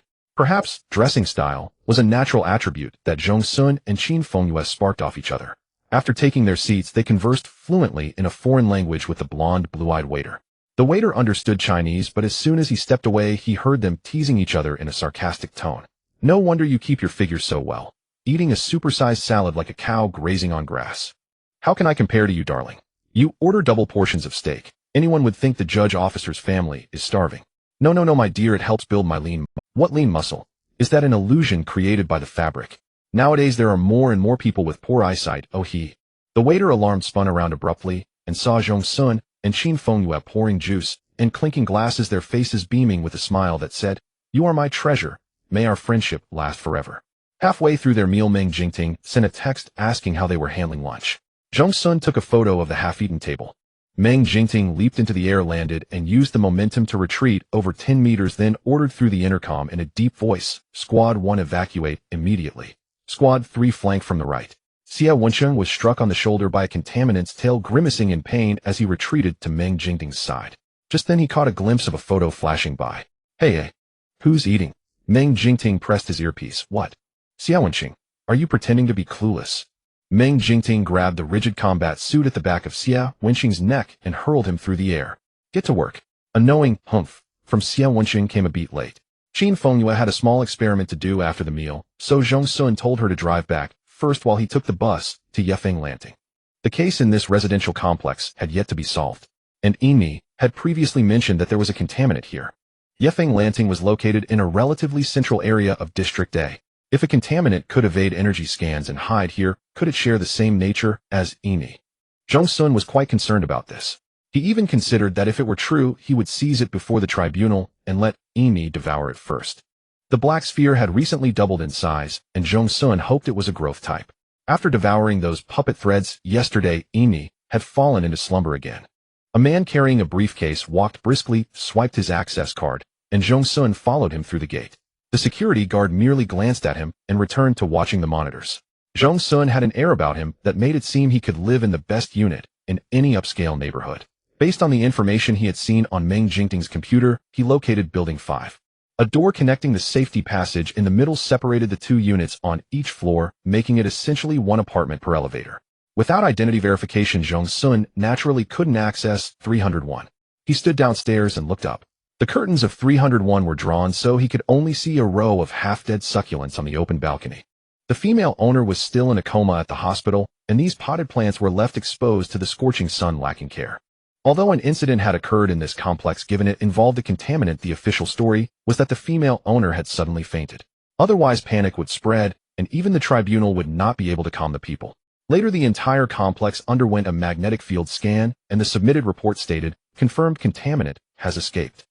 The afternoon sun was brilliant. A mother was pushing a stroller to bask in the sun, a few elderly people were chatting in the shade, and a child on a skateboard whizzed past with a swoosh. The complex had a high occupancy rate, responsible property management, and a serene, elegant environment. A man walking his dog passed by Building 5 when the normally quiet white dog suddenly barked wildly at the building. Worried about disturbing others, the man pinched the dog's mouth shut and dragged it away. Everything seemed routine. Having dealt with contaminants for 2 lifetimes, Zhong Xun sensed no anomalies. It seemed that if the girl in the hospital didn't wake up, the trail would end here. Zhong Xun mused that he would still need to borrow Meng Jingting's access. The glass door was pushed open from inside, and their eyes met, both somewhat surprised. Su Hengji's gray pupils were tinged with suspicion. "What are you doing here?" Zhong Xun replied. "If I said I'm investigating the case, would you believe me, Judge?" Su Hengzhou had always believed that Zhong Xun was not good enough for Meng Jingting, a burden who might one day bring harm to the tribunal. But this morning Su Hengzhou heard Sun Xun and others marveling that Zhong Xun had achieved a 100 accuracy rate on a certain equipment test, which had a difficulty level of 80. Su Hengzhou was a bit puzzled. Zhong Xun was still standing in the sunlight, dressed lightly, the edges of his shirt fluttering in the wind. A perpetual faint smile graced his face, warm and gentle, giving the deceptive impression that he was easy to get along with. Su Hengzhou suddenly seemed to think of something, his expression shifting slightly. "Can your spiritual tentacles sense contaminants?" Zhong Xun's smile deepened at the corners of his lips. "Of course, Judge Officer." The door opened, a faint layer of dust floated in the air. The furniture, originally arranged in a fresh and elegant style, was now covered in a haze. The door opened, a faint layer of dust floated in the air. The furniture, originally arranged in a fresh and elegant style, was now covered in a haze. Zhong Xun and Su Hengzhou put on shoe covers and entered one after the other. The girl was found lying on her side in the living room. A white outline was still on the floor, and the positions where some evidence had fallen were also marked. Zhong Xun noticed a footprint on the balcony, about size 43, a man's foot. The only clue, Su Hengzhou said. No useful DNA was left, not even a fingerprint. Zhong Xun stared at the direction of the footprint's toe. It seemed as if the perpetrator had committed the crime out of thin air, stepped here, and then vanished instantly. "Can your spiritual tentacles sense anything?" Zhong Xun shook his head. "I've already sensed it. There's no contaminant in this room." A flicker of disappointment passed through Su Hengji's eyes. In the meeting, he had suggested that the investigation direction should move beyond the complex, but perhaps due to an innate intuition, he always felt that all the secrets lay within this room. Suddenly, Zhong Xun and Su Hengzhou exchanged a glance, and both looked toward the door. The young man who was about to knock was startled, pulling back the foot. He had a handsome, clean face, young, smooth, with a friendly smile. His gaze lingered on Zhong Xun's face for a second, then he greeted Su Hengzhou familiarly. "Hello, officer." Zhong Xun lowered his voice. "You know him?" Su Hengzhou explained. "He lives in 302, on the other side of the safety passage. He was interviewed, and on the night of the incident he was on a business trip next door and didn't return until 2 days later. The evidence was solid, so he was cleared of suspicion." Su Hengzhou asked the young man, "What are you here for?" The young man quickly waved his hands. "I've been exercising lately, taking the stairs. I heard some noise and thought Xiao Zhang might have been discharged. She used to give me dumplings, so I thought I'd ask." The young man seemed a bit nervous. Zhou Beikai, male, 27 years old, class Alpha, works as a clerk at a newspaper office.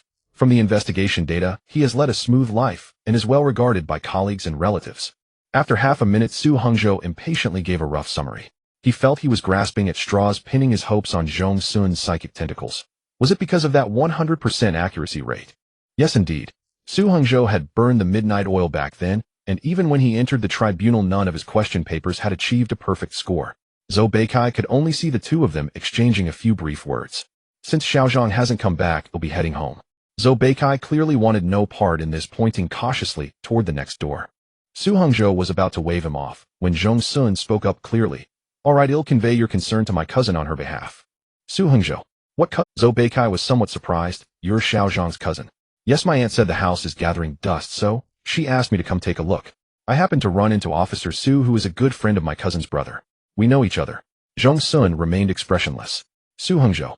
Zhou Beikai nodded hurriedly, muttering, "Quite a big family indeed." The metal door of the safety stairwell opened and closed as Zhou Beikai returned. Zhong Xun asked Su Hengzhou, Is Zhou Baikai's social circle comp? Su Hongzhou shook his head simple. His parents passed away one after another, and he doesn't keep in close touch with relatives. Zhong Xun pondered, nowadays paper book sales are in decline, and several newspaper offices in Yendu are barely surviving. If it weren't for the lingering cultural atmosphere, they would have gone bankrupt long ago. How can a newspaper clerk afford a place like this? Su Hongzhou replied, his parents ran a business years ago and left him some money. What do you suspect him? Dig a little deeper. After all, to commit a crime in a short time and erase all traces, the closer the better. He's also an adult male. I observed his shoes. They're around size 43. I've already compared them. They don't match. Su Hongzhou shook his head.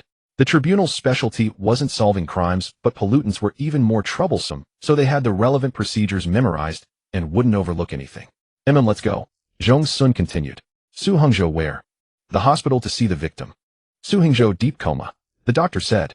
He suddenly fell silent, then lowered his voice. Do your psychic tentacles have that function too? Coma is a kind of brainwave disorder. Most omegas have shallow spiritual seas and lack concentration, but who knows? Zhong Xun said. We have to try our luck. A month earlier, Su Hongzhou would have thought listening to Zhong Xun talk like that was a waste of life. But then he recalled the recent surge in combat effectiveness among the tribunal members, all of whom had received spiritual guidance from Zhong Xun.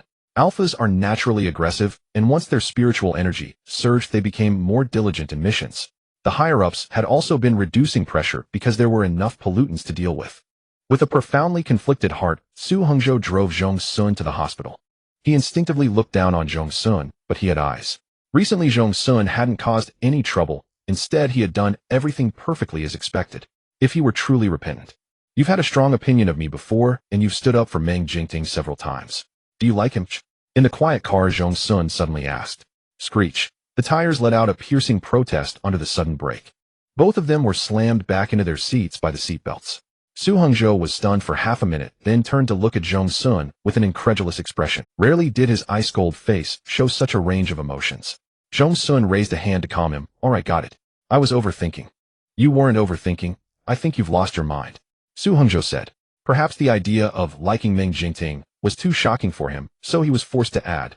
Do you know that every month for 3 days the boss accompanies us to the training ground? Zhong Xun. So what? Su Hongzhou said word by word. Not a single person. Listen carefully. Not a single person hasn't been beaten up by the boss. Zhong Xun understood the implication. Anyone who had tasted Meng Jingting's fists would feel nothing but awe, not love. Su Hongzhou lowered his voice. Also, alphas naturally repel each other's pheromones. They admired strength, but when it came to matters of the heart, they would instinctively choose betas or omegas without thinking. Zhong Xun soothed. All right, my fault. Drive. Su Hongzhou floored the accelerator all the way to the hospital. Zhang Sheng's mother had just filled a thermos with hot water and was about to enter the ward when she saw 2 people approaching. She had spoken with Su Hongzhou before, so she immediately went up to him, her voice urgent. Officer, any news? The light in Zhang's mother's eyes dimmed, but her face was kind, clearly a reasonable person. It's fine. We can wait.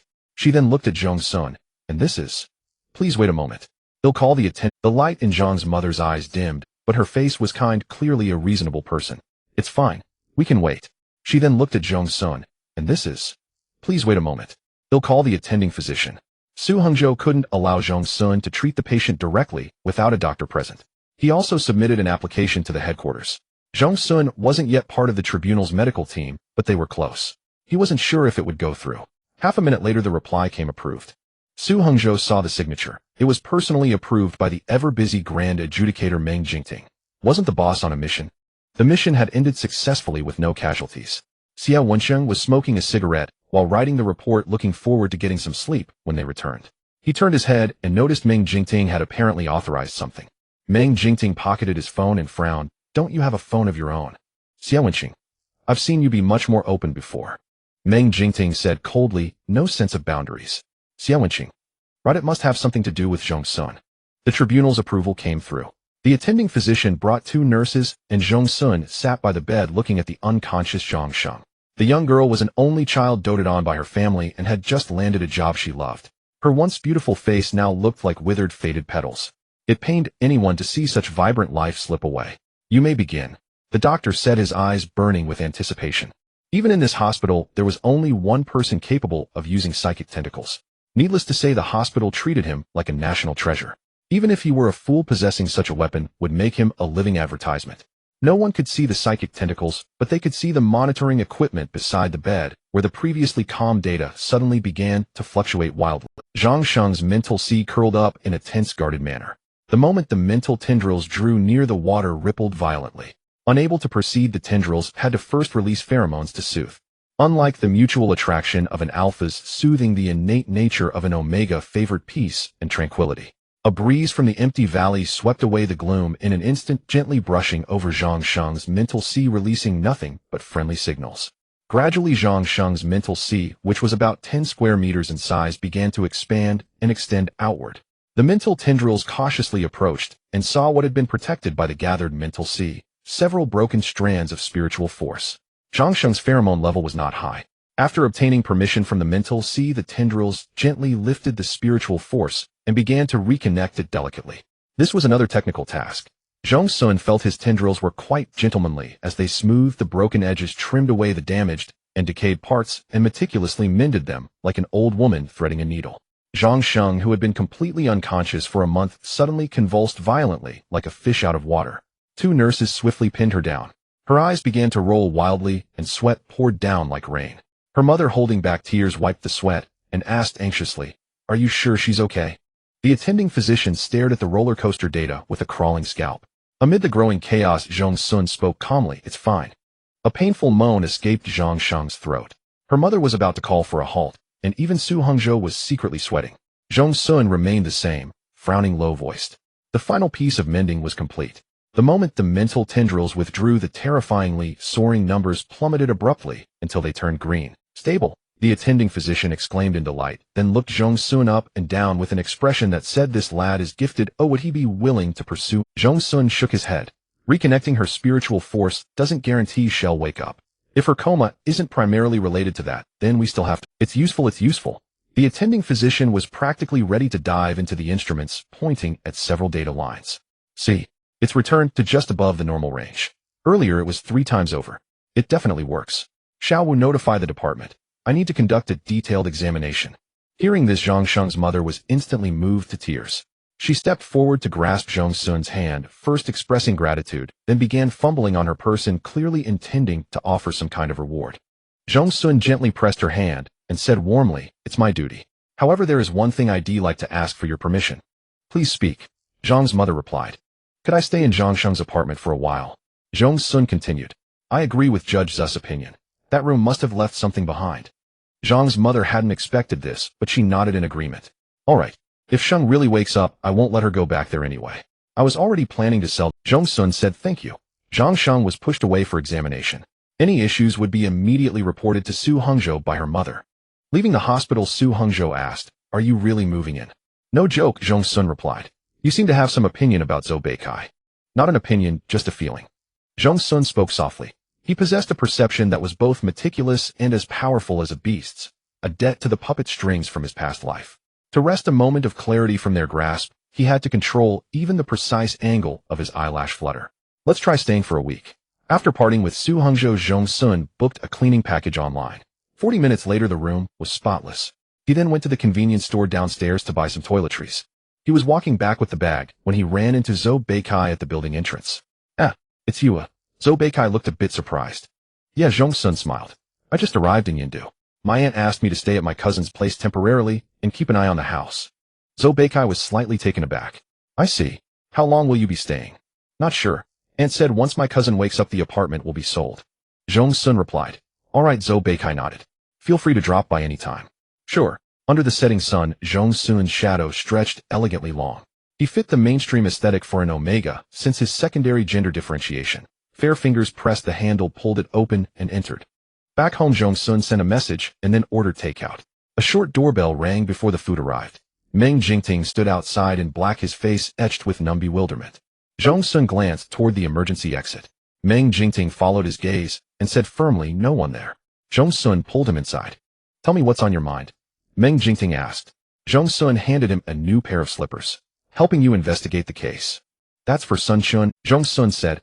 "I'm just interested." Meng Jingting leaned in slightly. "Interested in whom?" "Zhong Xun." "This case." While Zhong Xun waited for the takeout, Meng Jingting took a shower. Even though the place had been deep cleaned, He only used the 2-in-1 toiletries that Zhong Xun had. Half an hour later, the two sat across from each other at the dining table and finished dinner. Zhong Xun insisted on going downstairs to throw away the takeout containers. Half an hour later, the two sat across from each other at the dining table and finished dinner. Zhong Xun insisted on going downstairs to throw away the takeout containers. When he came back, Meng Jingting was boiling water. Are you going home tonight? Meng Jingting didn't turn around. You suspect there's a contaminant here, and then you want me to go home while you stay alone. Zhong Xun crossed his arms and chuckled. Then thank you, boss, for keeping me company. Meng Jingting didn't turn around. You suspect there's a contaminant here, and then you want me to go home while you stay alone. When it was time to rest, Zhong Xun came out of the bathroom after washing up and saw the light on in the guest room. He walked over. We're staying in someone else's home. Occupying 2 bedrooms at once. Doesn't seem appropriate, does it? Meng Jingting paused while adjusting the pillow. What do you mean? Zhong Xun tilted his head slightly. Come on, lawful spouse. For more than 10 years, Zhong Xun had thrown loud tantrums and later married Meng Jingting, but they always slept in separate rooms. Meng Jingting didn't even have time to react. You? Meng Jingting's expression was complicated. No need to be so conflicted, is there? Zhong Xun said. Meng Jingting could fight against many things for Zhong Xun. Their lives were intertwined with bone and blood in ways that couldn't be explained. But sharing a bedroom, that made Ensrank Judge nervous. Let's go. Zhong Xun flicked off the guest room light with a snap, then grabbed the reluctant Meng Jingting. The man's feet dragged a little. Feeling the resistance, Zhong Xun turned around, lifted his chin slightly, and his smile vanished. Meng Jingting strode into the master bedroom. There was only one quilt on the bed. Meng Jingting voluntarily took the side near the balcony. On a night approaching summer, a cool breeze seeped through the gap. Meng Jingting lifted his eyes slightly and saw Zhong Xun wearing white casual pants, his exposed ankles lean and powerful. Take off your outer clothes, Zhong Xun said. Meng Jingting didn't want to endure another death glare. The Grand Arbiter never expected that over a decade later the childhood shadow would not dissipate with growth and differentiation. If he were to be smacked on the head by Zhong Xun again at 25 or 26, it would be quite embarrassing just thinking about it. Under Meng Jingting's pullover was a black vest. He took off his clothes with force, and the vest rode up, revealing a patch of old scars layered with new ones, one blood-stained scratch, seemingly from just the past 2 days. Wait a moment. Zhong Xun stepped forward and pressed down. The young man's warm fingertips gently brushed over the wound, causing no pain, but the nerves on Meng Jingting's waist involuntarily flinched. You didn't treat it, and went straight to shower. Zhong Xun's tone was not good. Meng Jingting quickly explained, I'll be fine after a night's sleep. My regenerative ability is strong. Indeed, its class metabolism was over 10 times that of an ordinary person. But Zhong Xun still found the medical kit, which contained disinfectant. Zhong Xun dipped a cotton swab and had Meng Jingting lift his undershirt halfway, carefully applying the ointment. The man's skin was pale, but full of vitality. Years of high-intensity missions and extreme self-discipline caused his muscle lines to flow smoothly, with even the slightest movement quite a sight to behold. Meng Jingting suddenly spoke in a muffled voice, You've already applied it 5 times. Zhong Xun calmly withdrew the cotton swab and a few more times for Meng Jingting suddenly spoke in a muffled voice, You've already applied it 5. I've seen the case files. The traces of the contaminant are only in the master bedroom, living room, and balcony, but the footprints on the balcony face outward. Assuming the contaminant injured Zhong Xun leaped from the balcony and ran into the master bedroom, what was the purpose? Meng Jingting immediately realized it was observing Zhong Xun from the master bedroom the whole time, then circled around to the living room to commit the crime, finished, and leaped out of the balcony to disappear. Yes, that's the normal flow, Zhong Xun said. A contaminant that knows how to lurk and observe. Unfortunately, Grand Arbiter, the contaminant that committed the crime must be intelligent. The chaotic thoughts gradually cleared up. Meng Jingting hesitated. You mean? Su Hongzhou and I agree that it's still nearby, Zhong Xun said. Just like some criminals who return to the scene to admire their handiwork. What about this contaminant? If it doesn't reappear, then my intuition. Meng Jingting responded, You and Su Hongzhou get along quite well. Zhong Xun, you don't see that Su Hongzhou has targeted me several times before. Meng Jingting. Zhong Xun gestured for Meng Jingting to lie down, then clicked off the bedside lamp. The bedroom instantly plunged into darkness. The curtains were not very light-blocking, and the distant city neon still flickered, forming rippling halos. The fresh scent of the valley slowly drifted. Not only could an alpha soothe an omega, but vice versa. Meng Jingting hadn't felt tired, but wrapped in the familiar scent, fatigue began to surge gently. In this environment, any slight movement was unusually clear. Zhong Xun turned over. Meng Jingting's senses uncontrollably sharpened, his heartbeat pressing down on the silent air until his nerves could no longer bear the high pressure. He turned his head to meet a pair of bright eyes. Meng Jingting's throat tightened, his voice rough. Why aren't you sleeping? Can't sleep for now, Zhong Xun said. You go first. Meng Jingting didn't know how to respond, so he simply closed his eyes. He had never been good at dealing with Zhong Xun's directness. The next second, spiritual tentacles invaded his spiritual sea. Meng Jingting's spiritual sea was vast and boundless, with spiritual power intricate and tangled at the bottom. The tentacles gently searched, untangling knots and mending breaks. Everything went smoothly. Even Meng Jingting couldn't resist the soul-soaking comfort after high pressure. Then at some point, a tentacle clingily coiled around a strand of spiritual power like a vine. The originally dry spiritual sea became saturated with moisture in just 2 seconds. The tentacle gently stroked, and when it finally released the spiritual power, it extended something like a sucker and went muah. A 10,000-volt electric shock would be nothing compared to this. Meng Jingting was about to sit up abruptly, but just as he lifted halfway, Zhong Xun leaned over and pressed him back down. Spiritual soothing, what are you afraid of? Zhong Xun's voice was low. Meng Jingting was about to go crazy. Is that what you call spiritual soothing? Isn't it? Zhong Xun countered. 7 strands of spiritual power. Which one did I not attend to? Meng Jingting. The Grand Arbiter was incredulous, yet familiar with this resigned acceptance. In that instant it felt like being back in childhood, when Zhong Xun would also use such sophistry, turning black into white. Just do the soothing properly, don't. Zhong Xun leaned in warm breath at his ear. Don't what? Meng Jingting closed his eyes in discomfort. Countless people had once asked him, what's so good about Zhong Xun that you can't let go? The reason was right here, Meng Jingting thought. He was a prey dragged into a swamp by tentacles. The more he struggled, the faster he sank. Half dead, he could still live a little longer. I'm asking you, Zhong Xun's voice deepened. The mattress could no longer sink further, or Meng Jingting would have burrowed in to be neighbors with the springs. His Adam's apple rolled slightly, and he turned his head almost in flight. It's not a don't. Following his experience, he said, what Zhong Xun most wanted to hear, you can do anything. Zhong Xun propped himself on one arm over Meng Jingting's chest, and in the faint light, it was like watching a shy soft spring rain. This was the Meng Jingting that no one else would ever see. His Meng Jingting. Zhong Xun was about to tease her further. But suddenly his expression changed. Meng Jingting rose silently, adjusted his posture, and leaped lightly like a panther onto the wardrobe opposite where the shadows were deepest. He almost instantly merged with the darkness. Zhong Xun in turn lay down on the bed, feigning sleep. Beyond the curtain gap was utter darkness, but within that darkness an eye seemed to open, trying to squeeze in with a gurgling sound. Meng Jingting suppressed all his presence, unless it wasn't glass. Contaminant detection was impossible. Zhong Xun's breathing was steady, flawless. The observation lasted over 10 minutes, then the gaze faded. Zhong Xun's intuition was correct. Only after confirming the entity had left did Meng Jingting silently leap back onto the bed. He exchanged a look with Zhong Xun, and both saw gravity in each other's eyes. Judging by the figure alone, it's a human, Meng Jingting affirmed. A human. The two immediately thought of the underground banquet. Meng Jingting's expression turned utterly grim. The meats served had been mixed with contaminants, and had Song Chu really not conducted experiments on living humans? Regardless, let's try to catch it first. Zhong Xun frowned. I must figure out why it's still coming even though Zhong Xun is clearly in the hospital. Indeed, previously people speculated that the pollutant was either committing random crimes or Zhong Xun had attracted it. Judging from its intelligence, now it thought Zhong Xun was back. How many days are you staying here? Tentatively 1 week. Meng Jingting nodded understandingly. They'll come every day this week. A long time ago, Meng Jingting encountered a smart pollutant that created a miasma spanning 300 li, shrouding over a dozen mountain peaks. The people inside, unaware of the truth, worshipped it as a mountain god. Had it not been for the excessive number of sacrificial deaths and one body accidentally washed downstream to be discovered by a few anglers, this secret could have been hidden for a while longer. Meng Jingting violently dismantled the miasma. It seemed to be a common trait. If a smart pollutant invested skill points in its brain, its physical strength and aggressiveness would be greatly compromised, manifesting mainly in its ability to beguile people. The pollutant's true form was a doe-like thing with a pair of sloppy eyebrows, black eyes, small nostrils, and a mouth barely forming a human face. Before the arbiters could capture it, it self-destructed. Sticky tissue fluid splattered the entire room. Xia Wenxing, who had just taken off his helmet, ran out screaming in panic. It seemed this kind of creature was not afraid. This was precisely why Meng Jingting hadn't rashly acted earlier. Interrupted like this, both of them were preoccupied with their own thoughts and lost their interest.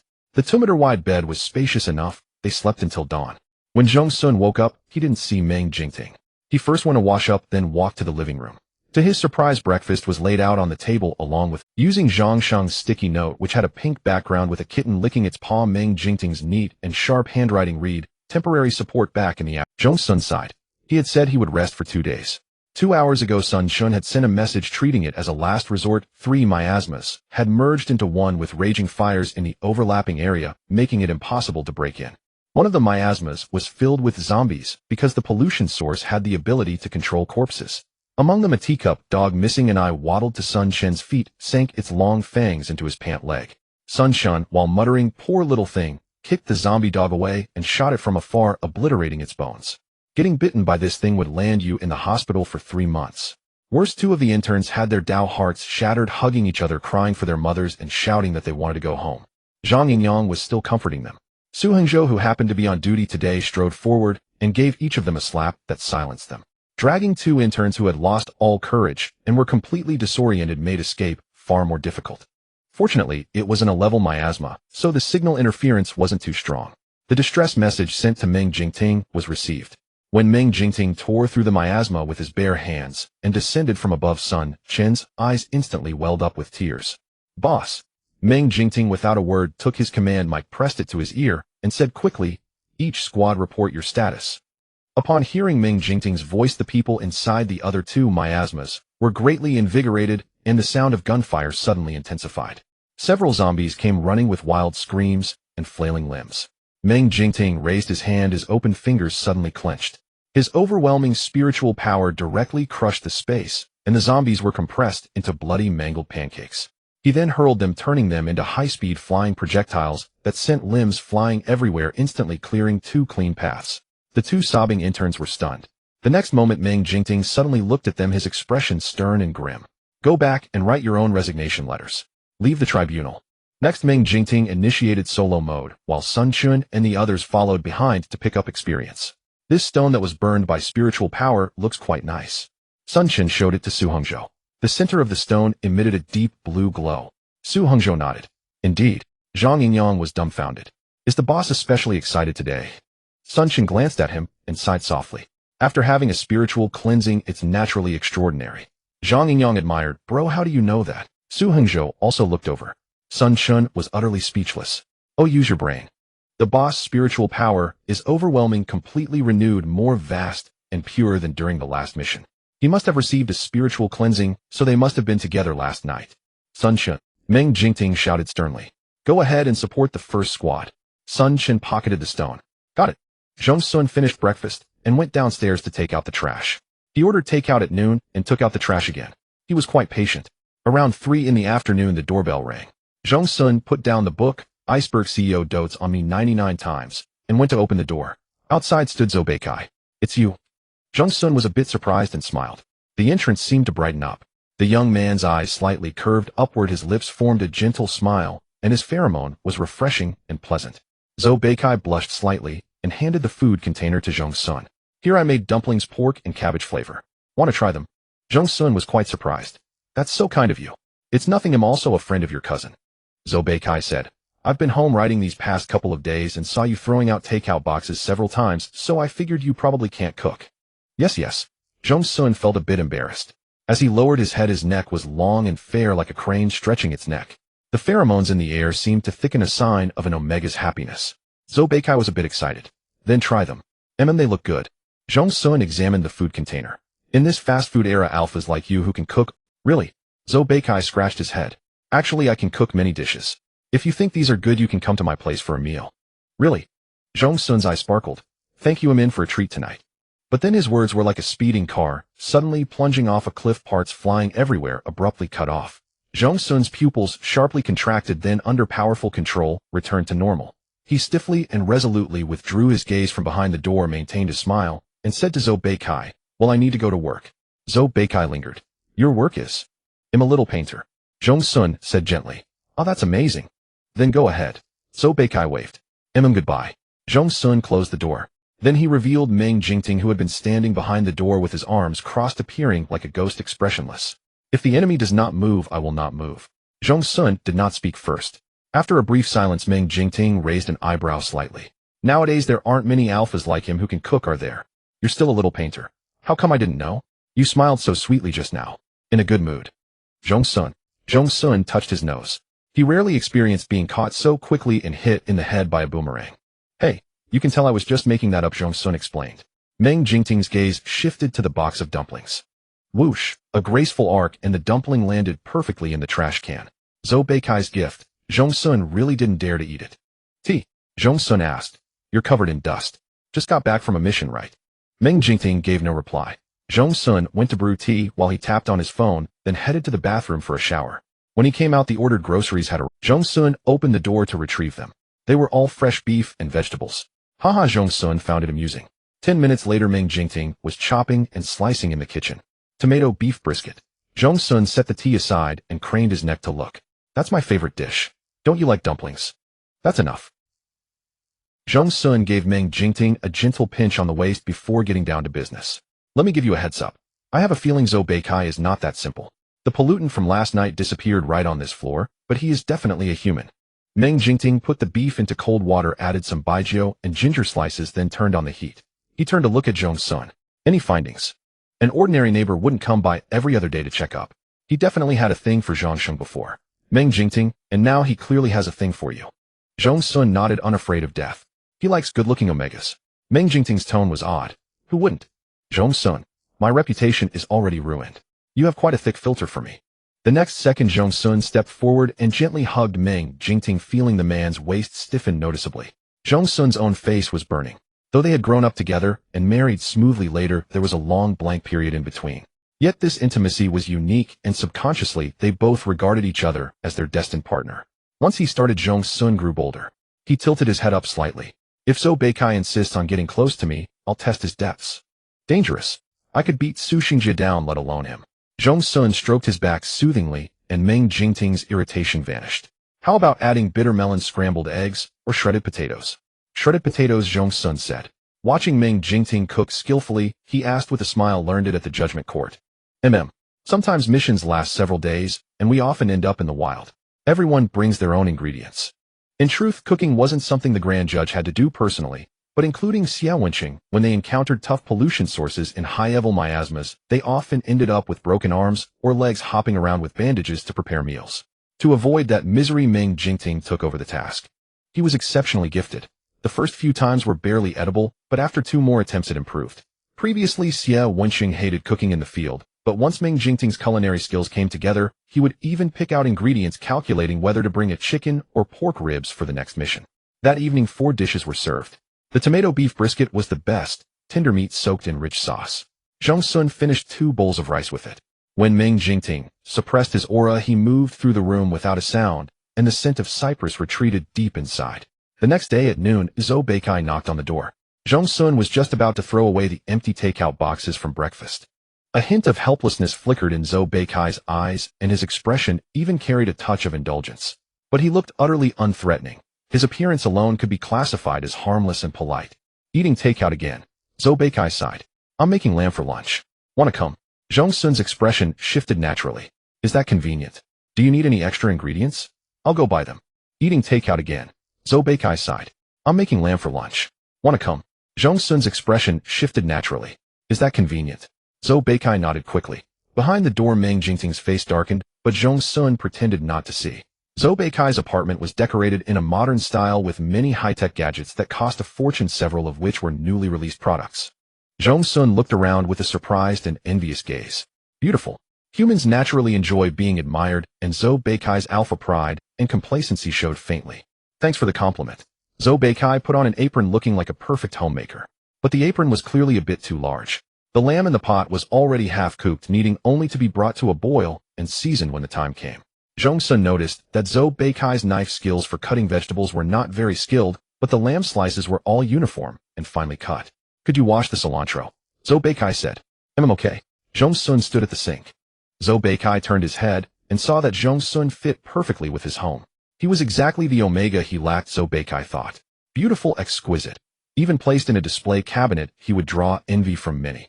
Zhou Beikai's shoulders relaxed, and his expression grew arrogant, as if he was already living the life he expected.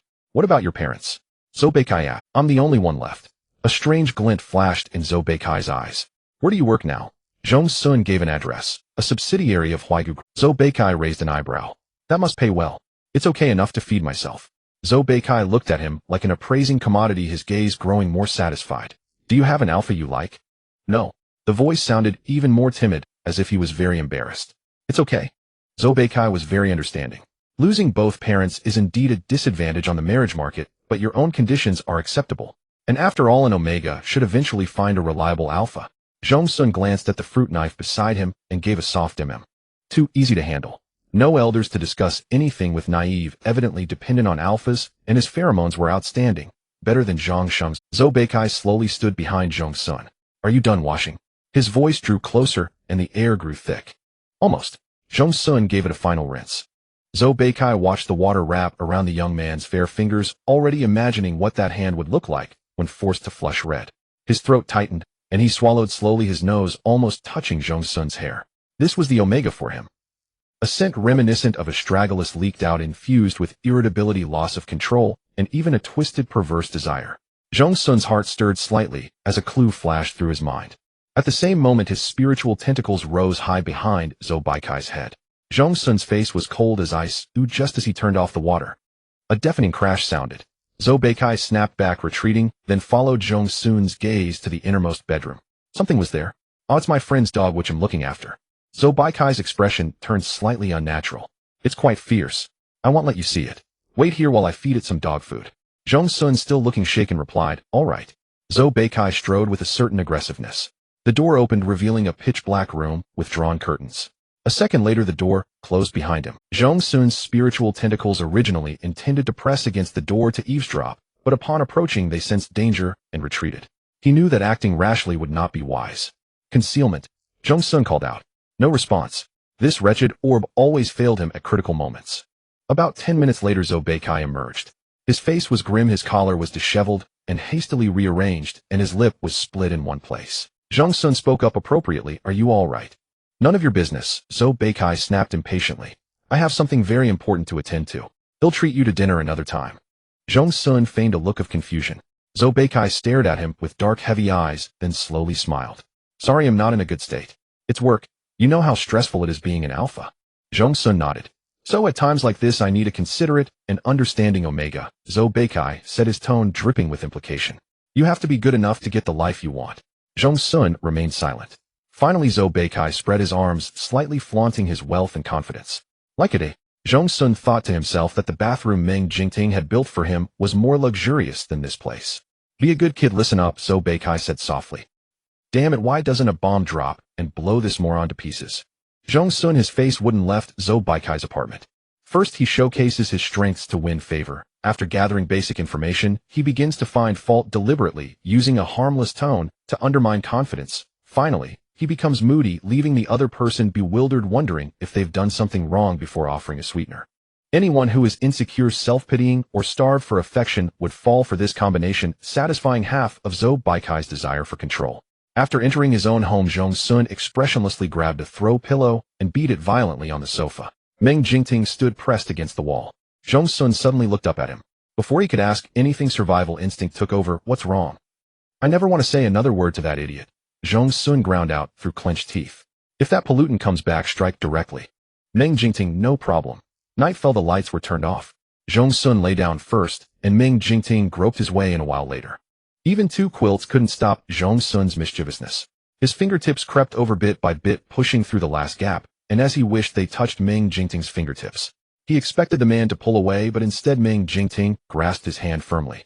The surroundings fell silent, leaving only the sound of their rising and fall. Meng Jingting's slightly rough fingertips stroked the back of Zhong Xun's hand, as if caressing a piece of supreme warm jade. Just as Zhong Xun's spiritual tentacles were about to extend, the air turned cold without warning. Meng Jingting moved silently, this time standing beside the wardrobe. In the darkness of the gap, that feeling of being watched returned. But this time it was no longer a simple observation. The presence was angry, and Zhong Xun could sense the drifting fury. The curtains had been left with almost no gap tonight. In the silence, the sound of a window being gently pushed open came. It seemed something was about to enter. The next second, shush, Zhong Xun yanked open the curtains. In the darkness, the person crouched on the balcony, wearing a long black coat that reached the ground with naturally curly hair like seaweed. It all happened so fast that the entity probably hadn't expected Zhong Xun to notice. Their eyes met. The creature's pupils were jet black with almost no white showing. These were definitely not the eyes of a normal human. But Zhong Xun didn't lose control, didn't scream. He looked down at this pollutant with the supreme calmness of one who had seen 1,000 mountains, even with a hint. This emotion appearing in an Omega who was supposed to be a mere vase created a jarring sense of danger that pierced like a sharp needle. Breath was drawn out indefinitely. In a reaction time of barely 1,000th of a second, spiritual tentacles shot out instantly. The man's form flickered in place, and when it reappeared it was already standing on the balcony railing. Like a beast just taking shape, it supported its body with hands and feet, staring at Zhong Xun with pure revulsion. The moment the cypress appeared, extreme terror erupted in the creature's eyes. It spread its arms and leaped backward, its nearly 2-meter height eclipsed. In the interval of the howling night wind, Meng Jingting shot out like lightning. 2 black figures tangled in the air. Zhong Xun didn't spare another glance, heading straight for apartment 301. The passcode was 77406, plus a special character. Zhou Beikai never imagined that when he opened the door at noon, Zhong Xun, feigning shyness, had memorized it clearly. Zhou Beikai was still asleep in the bedroom. When the door was forcefully pushed open, he instinctively sat up in a conditioned reflex, but his expression was dazed, and his eyes vacant, clearly not yet fully awake. Zhong Xun wasted no words, rushed forward, grabbed him by the collar, and with great force dragged an alpha down from the bed. At the door of the small bedroom, Zhou Beikai finally snapped back to reality. "What are you doing?" he roared.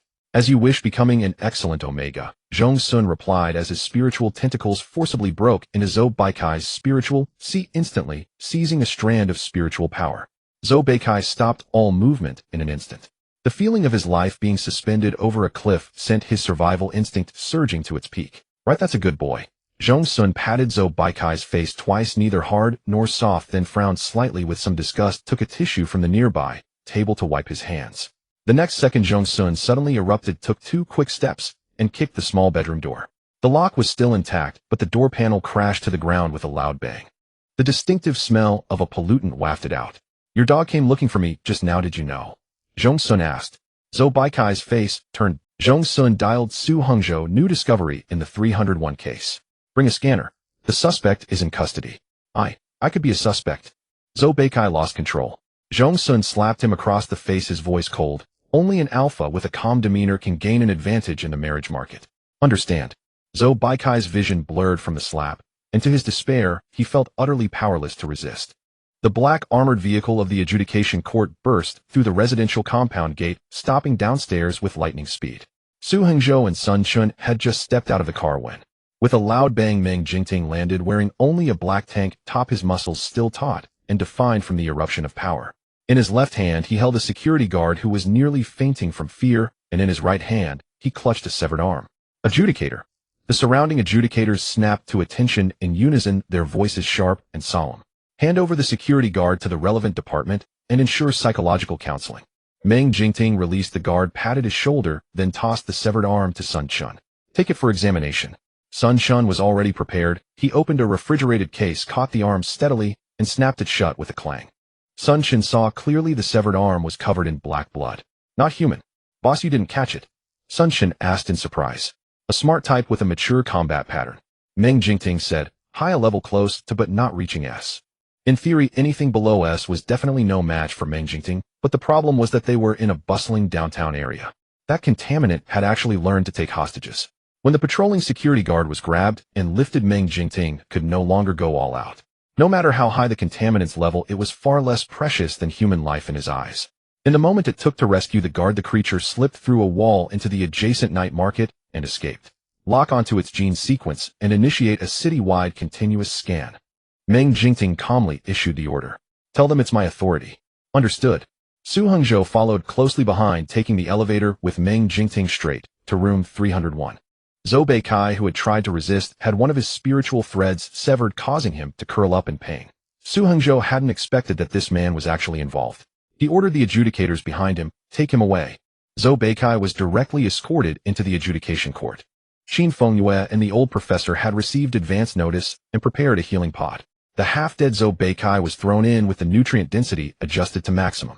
2 hours later, his severed spiritual force was barely reconnected and his emotions calmed down. Finally, Su Hengzhou hauled him out, and without a moment's pause dropped him onto the chair in the interrogation room. Only a small fixed lamp on the table was lit, its light unable to illuminate the pitch-black iron walls. Zhou Beikai was dazed, the dull pain from his severed spiritual force still throbbing, while across from him, Su Hengzhou had already begun questioning. "Why were you hiding a contaminant in your home?" Zhou Beikai murmured, "What contaminant?" "I don't know. In your inner bedroom you said it was a dog your friend was boarding." "Which friend? Name and phone number." Zhou Beikai naturally couldn't answer. His eyes were fixed on the table, his lips trembling slightly, completely out of his depth. Su Hongzhou continued, "Consorting with a contaminant causing civilian casualties. According to the law, you should be eating prison food until you die."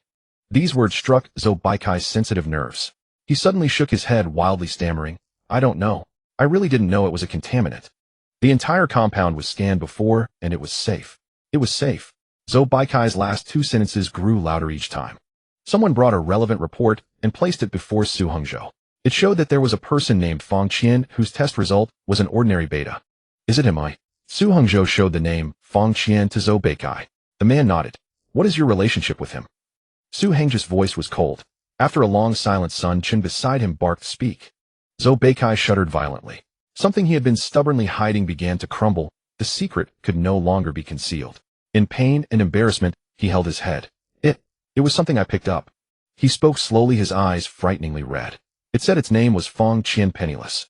I thought it was from Zone B, so I used connections to get it a temporary ID." Su Hongzhou sneered.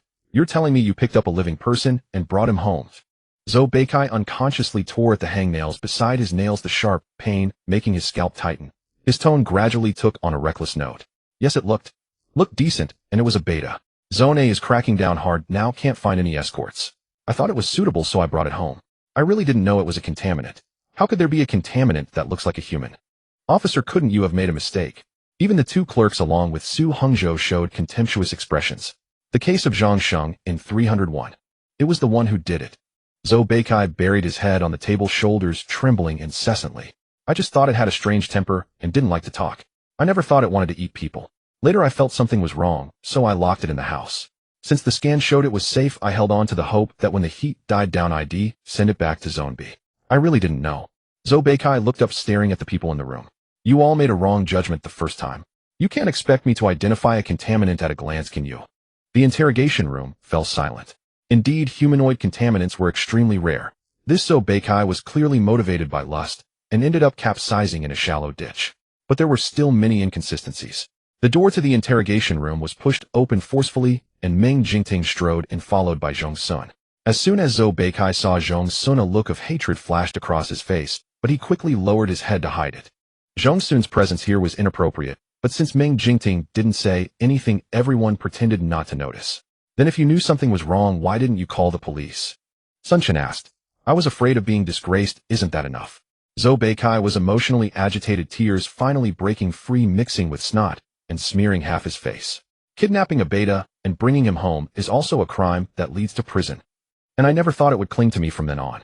It even threatened me, saying that if I report, it would kill me. I don't want to die, I don't want to die, woo-woo." After crying enough, Zhou Beikai wiped his tears. "They'll cooperate with you to catch that contaminant. Can you give me a lighter sentence?" "I don't know." Sun Chen instinctively looked at Meng Jingting. In the dead silence, Zhong Xun calmly uttered two words, "Bullshit." Zhou Baikai's sobbing stopped abruptly, and he looked up in confusion.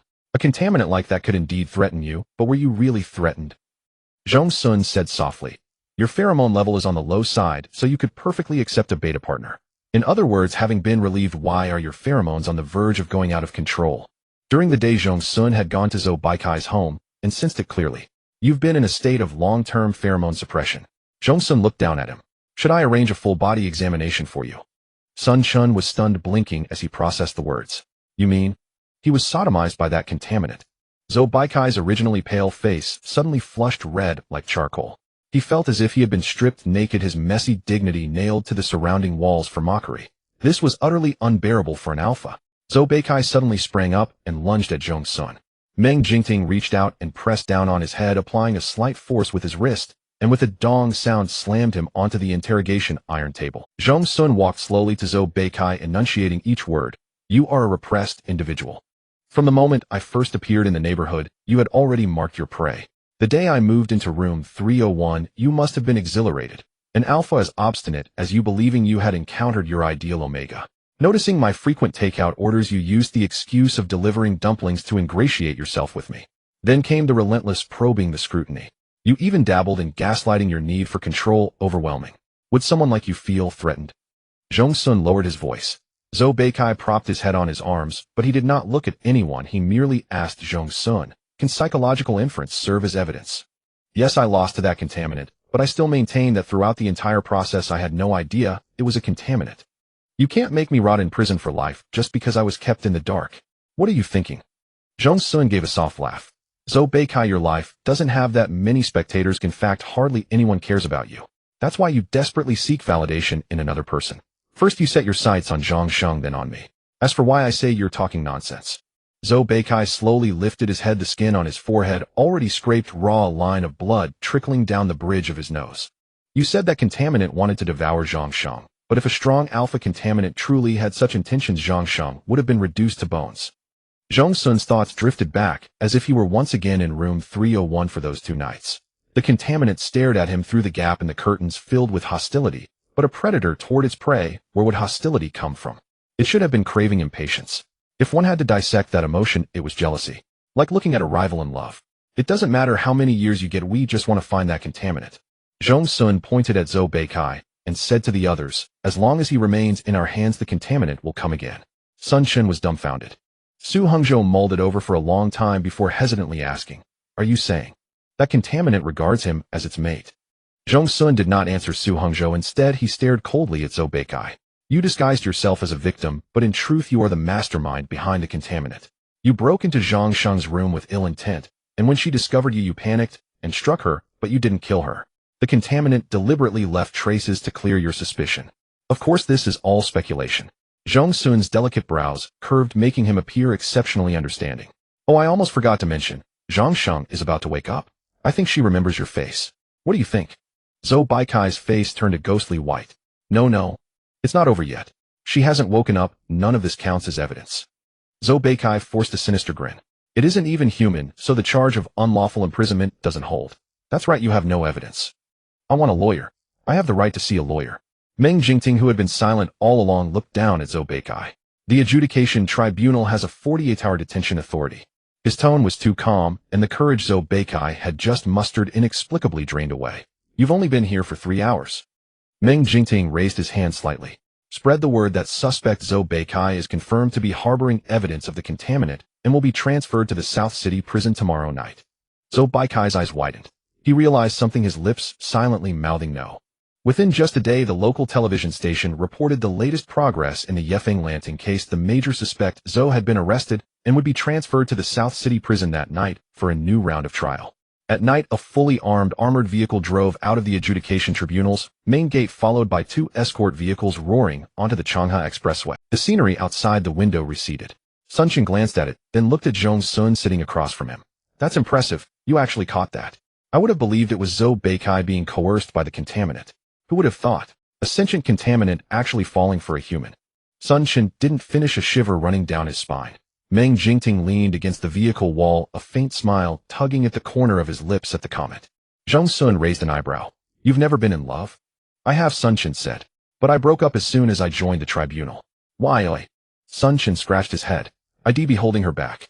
Young ladies all like dating, shopping, having their lover by their side. Someone like me with my life on the line every day, who knows when he'll be gone."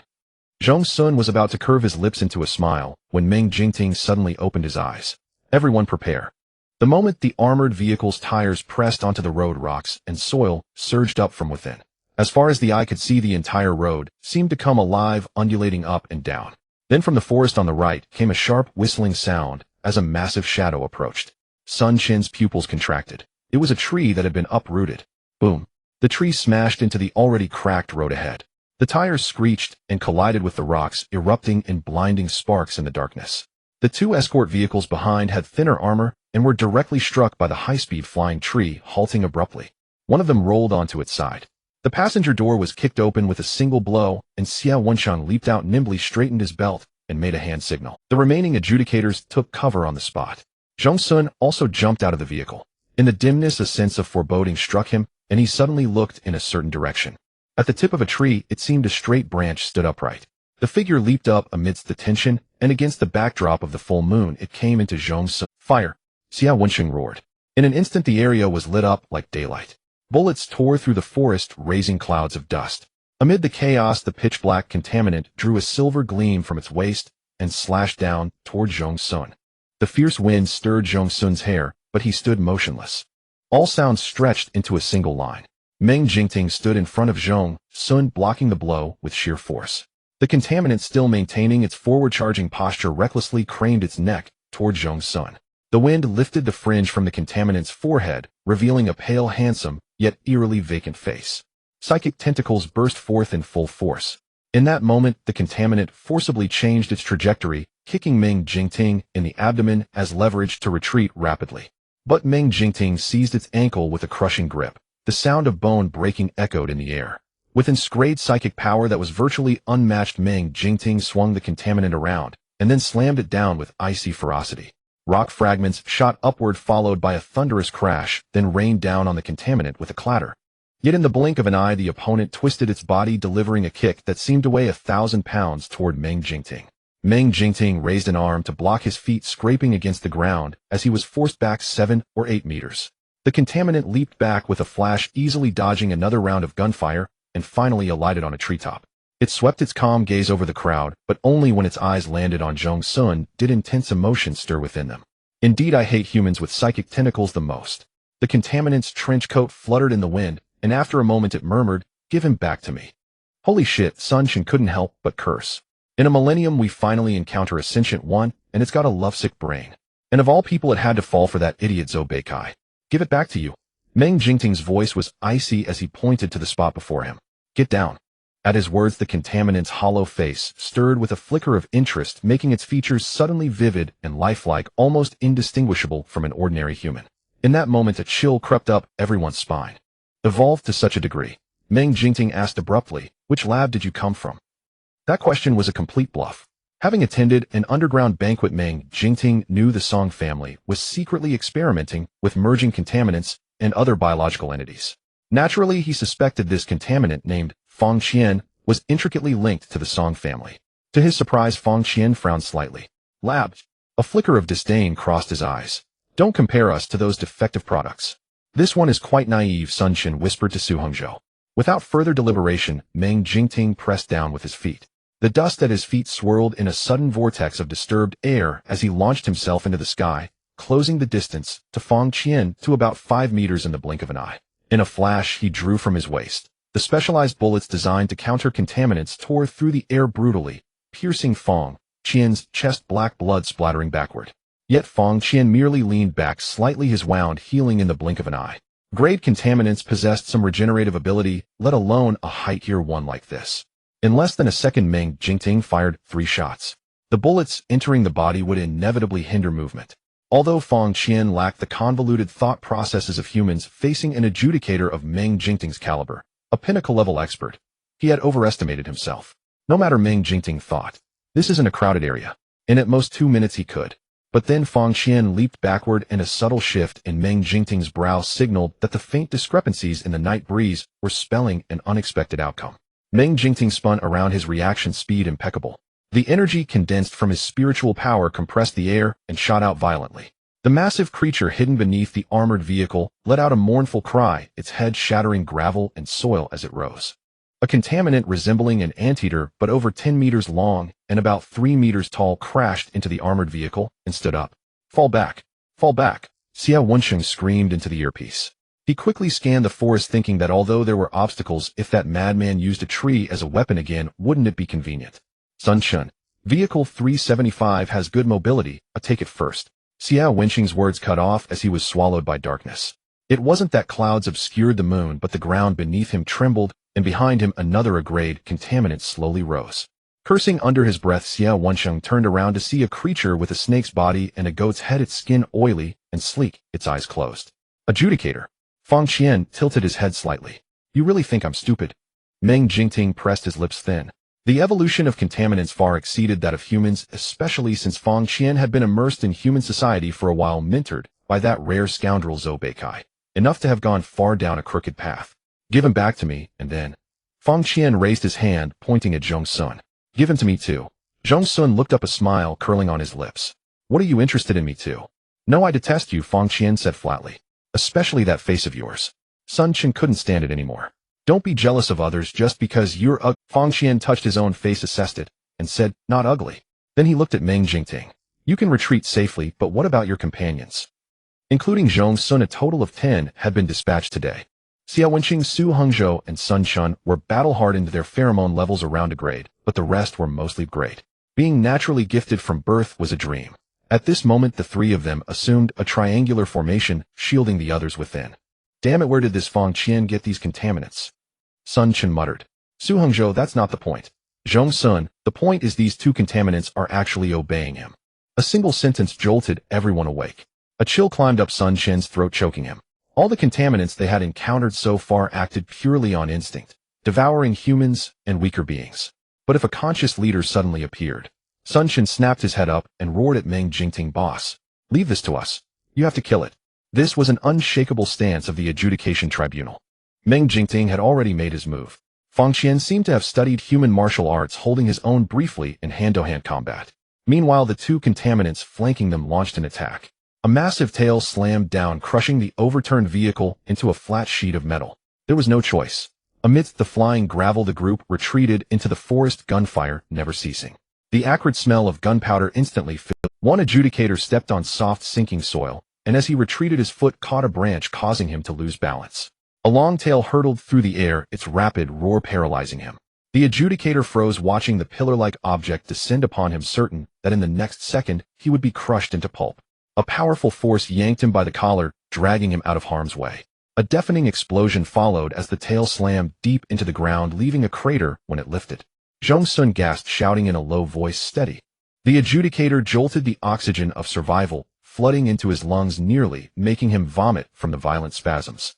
Seeing this, Sun Chen flew into a rage. What are you spacing out for? Zhong Xun strode forward. It's just a normal physical reaction in life-or-death situations. With that, he drew a delicate dagger from Sun Chen's waist. Sun Chen, hey. The tail had already risen to 2 meters high.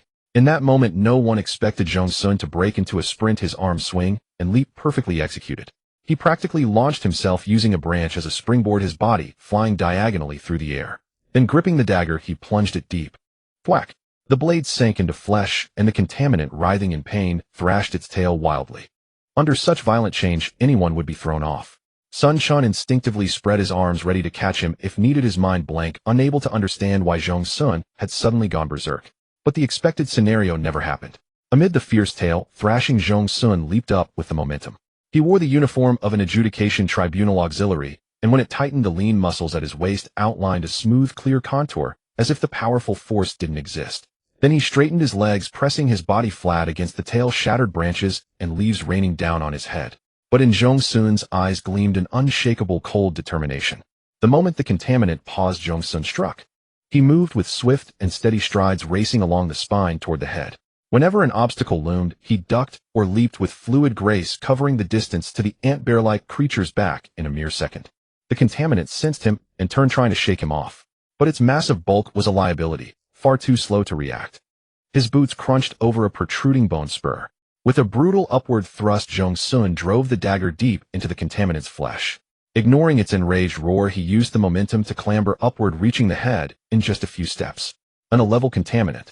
Zhong Xun's eyes were glacial, yet beneath the chill flickered a glint of madness. Let the tentacles test this thing. With another savage stab, black blood gushed forth. The creature recoiled in pain, and in that moment of hesitation, the spiritual tentacle lunged downward, seizing its chance. The contaminant had no mental C and thus no spiritual power. Instead, a mass of coalesced black mist, which they called energy, served as its drive. The tentacle coiled around it, feeling utterly alien. No matter. An instant later, it began peeling away at the energy layer by layer like an onion, drawing it in and absorbing. The pain was no less than having one's spiritual power torn apart. The contaminant writhed in agony, pacing and stamping, caving the ground beneath it. It couldn't even raise its claws to grasp at Zhong Xun. As the energy mass was peeled away, a red core became faintly visible like a gemstone. Zhong Xun was never one to shy from a gamble. In fact, in moments like these, his reckless disregard for death was laid bare. Without hesitation, the spiritual tentacle darted inside and seized the red core. A wave of dizziness washed over him, as if the world had shattered and reassembled in an instant. Zhong Xun could distinctly sense an alien species and its genes. His consciousness was kicked back centuries, as if he were witnessing the entire formation of a contaminant from a single cell. The experience was strange, but he knew time was short. The spiritual tentacle plunged deeper, and amidst the vast unknown it suddenly found a path. Zhong Xun's heart pounded violently, as if a premonition had seized him. He opened his eyes, and found himself seeing the world through the contaminant's own perspective. No, he thought. Amidst the chaotic jumble, a flash of insight struck him. He reached out and grasped that thread, and held it tight. Kill it. Zhong Xun pressed his head against the contaminant's massive skull, issuing the command. The creature fought back with all its might, its cries turning into a sorrowful keen. But soon its already fragile consciousness was completely overwhelmed. The ant-bear-like contaminant turned slowly, then lunged at the snake-bodied goat-head contaminant. With a single bite, black blood sprayed. Contaminants didn't dwell on thoughts like, "Brother, why are you coming at me?" Their innate aggression and devouring instinct drove them into a frenzy of mutual tearing within seconds. On the other side, Meng Jingting and Fang Qian, who had been locked in their own battle, both turned to look. Their expressions were equally stunned. As expected, Fang Qian murmured. His normally hollow face suddenly blazed with murderous intent. "You're not worthy." Meng Jingting struck him in the throat with a palm that could snap a neck. Fang Qian flew sideways, spitting black blood, thinking to think he could reach such a level. With the forest blurring past, Meng Jingting suddenly met Fang Qian's calm eyes. He stopped abruptly, realization dawning. Fang Qian smirked. Truly its level. The miasma formed. A flicker before his eyes, and Meng Jingting vanished on the spot. Fire! Xiao Wenqing's back chilled. He gave the order and charged straight at Fang Qian. Xiao Wenqing's strength fell short of Fang Qian's, but what terrified him more was that Fang Qian in the lightning-fast exchanges was using Meng Jingting's techniques. His learning ability was horrifying. A beat too slow, Xiao Wenqing took a punch to the stomach. The combat suit that could stop bullets tore like paper. A surge of hot blood rose in his throat. He smashed through 2 trees and rolled far away. Su Hengzhou and Sun Shin appeared simultaneously from left and right, their strikes decisive and their killing intent boiling. Fang Qian easily dodged Su Hengzhou's wind-laden punch, a flicker of confusion in his eyes. Humans were truly foolish creatures. They knew they were no match. Su Hengzhou was slammed into the ground with immense force, going still instantly. Sun Shen's faceplate was shattered by a punch, blood spraying from his mouth. All of this happened within the 2 seconds that Meng Jingting was trapped in the miasma. The speed of their exchanges was invisible to the arbiters below. As for the rest, Fang Qian raised his head, intending to finish them all at once. Suddenly a figure came into view. Zhong Xun stood not far to his right. In an instant, Fang Qian made his decision and lunged at Zhong Xun. Even though he was prepared, the moment Fang Qian closed in, the spiritual tentacle forcibly broke through his energy field. The crystal core shrank back in fear, which only ignited Fang Qian's savagery. He grabbed Zhong Xun's slender neck as if with a slight twist he could snap it, a fragile omega in the human world. Zhong Xun's back slammed hard against the ground. His vision went black, then the fabric of his clothes tore, his organs felt as if they were bleeding. Overwhelming agony engulfed him. The momentum finally stopped. Fang Qian loomed over him, pressing down on his throat. "Any last words?" he asked coldly. "Do you even know what that is, eh?" Zhong Xun let out a muffled laugh. Fang Qian tightened his fingers, cutting off most of his air. His face flushed uncontrollably, blood trickling from his temple. Yet there was no trace of fear of death on his face.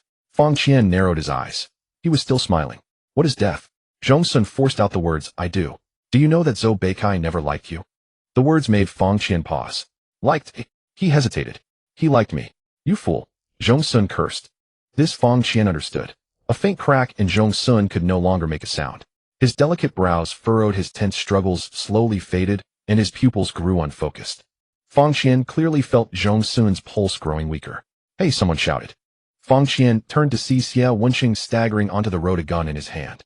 He gave Fang Qian a faint smile and pointed at the exposed fuel tank of the overturned armored vehicle. The protective shell had already been blown off. A single spark would make the vehicle explode from within. Xiao Wenqing whistled meaningfully. Fang Qian reacted instantly, thinking Zhou Beikai was inside that vehicle. His fingers loosened. Fang Qian dismissed Zhong Xun, assuming he was done for. But in the blink of an eye, as Fang Qian was about to dart away, a powerful force clamped down on his shoulder. His pupils contracted. Everything happened in a flash. The supposedly unconscious Zhong Xun twisted around, and before he was even steady, his legs clamped around Fang Qian's neck.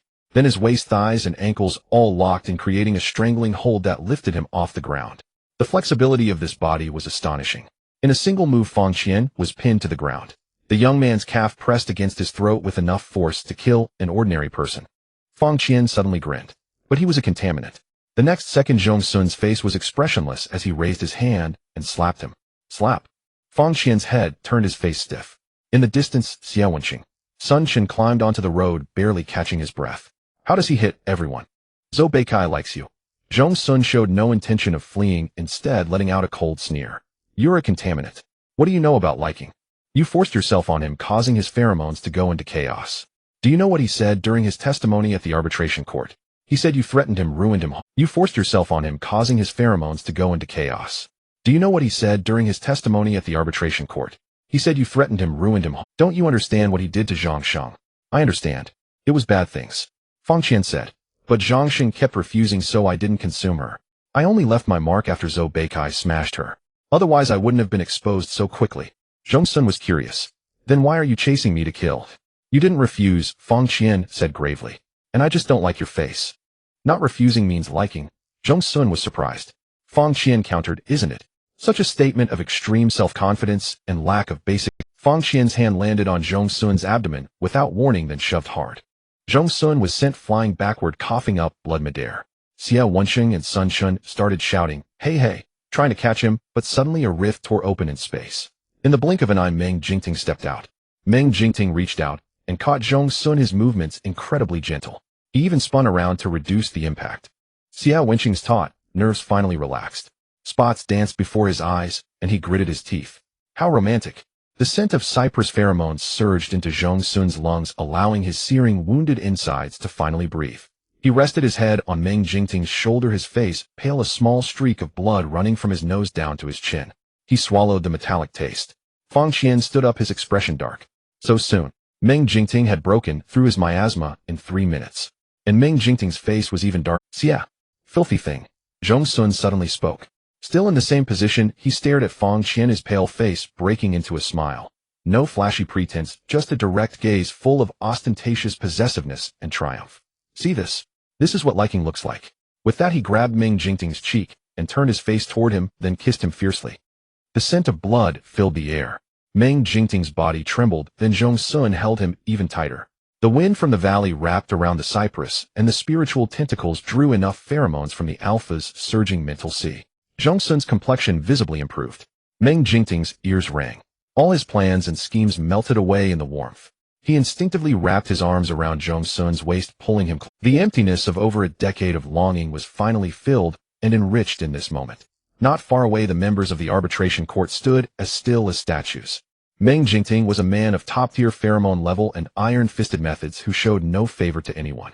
Even if he didn't serve as an arbiter back in Huaigu, he could still become the richest man in Yindu.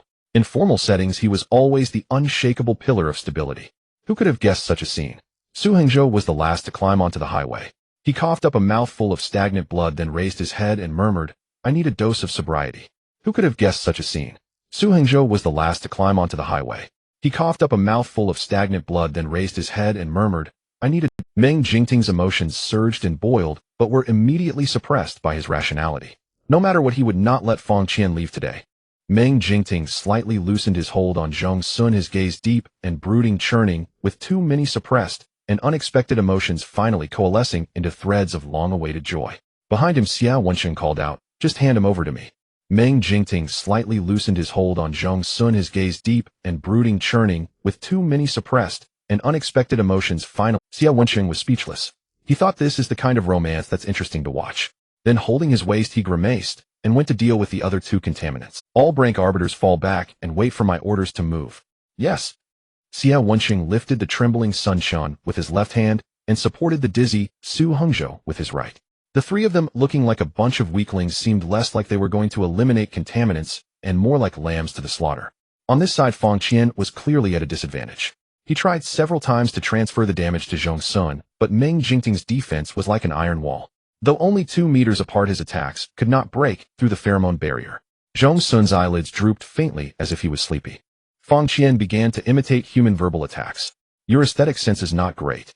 Meng Jingting raised an eyebrow. You a contaminant that serves as Zhou Bai's dog came up with that line using your small intestine. Fang Qian realized he couldn't win an argument. His offensive weakened for a moment. In that instant, a spiritual tentacle sharply pierced the energy field, and the crystal core trembled violently in his skull. Fang Qian's face changed drastically.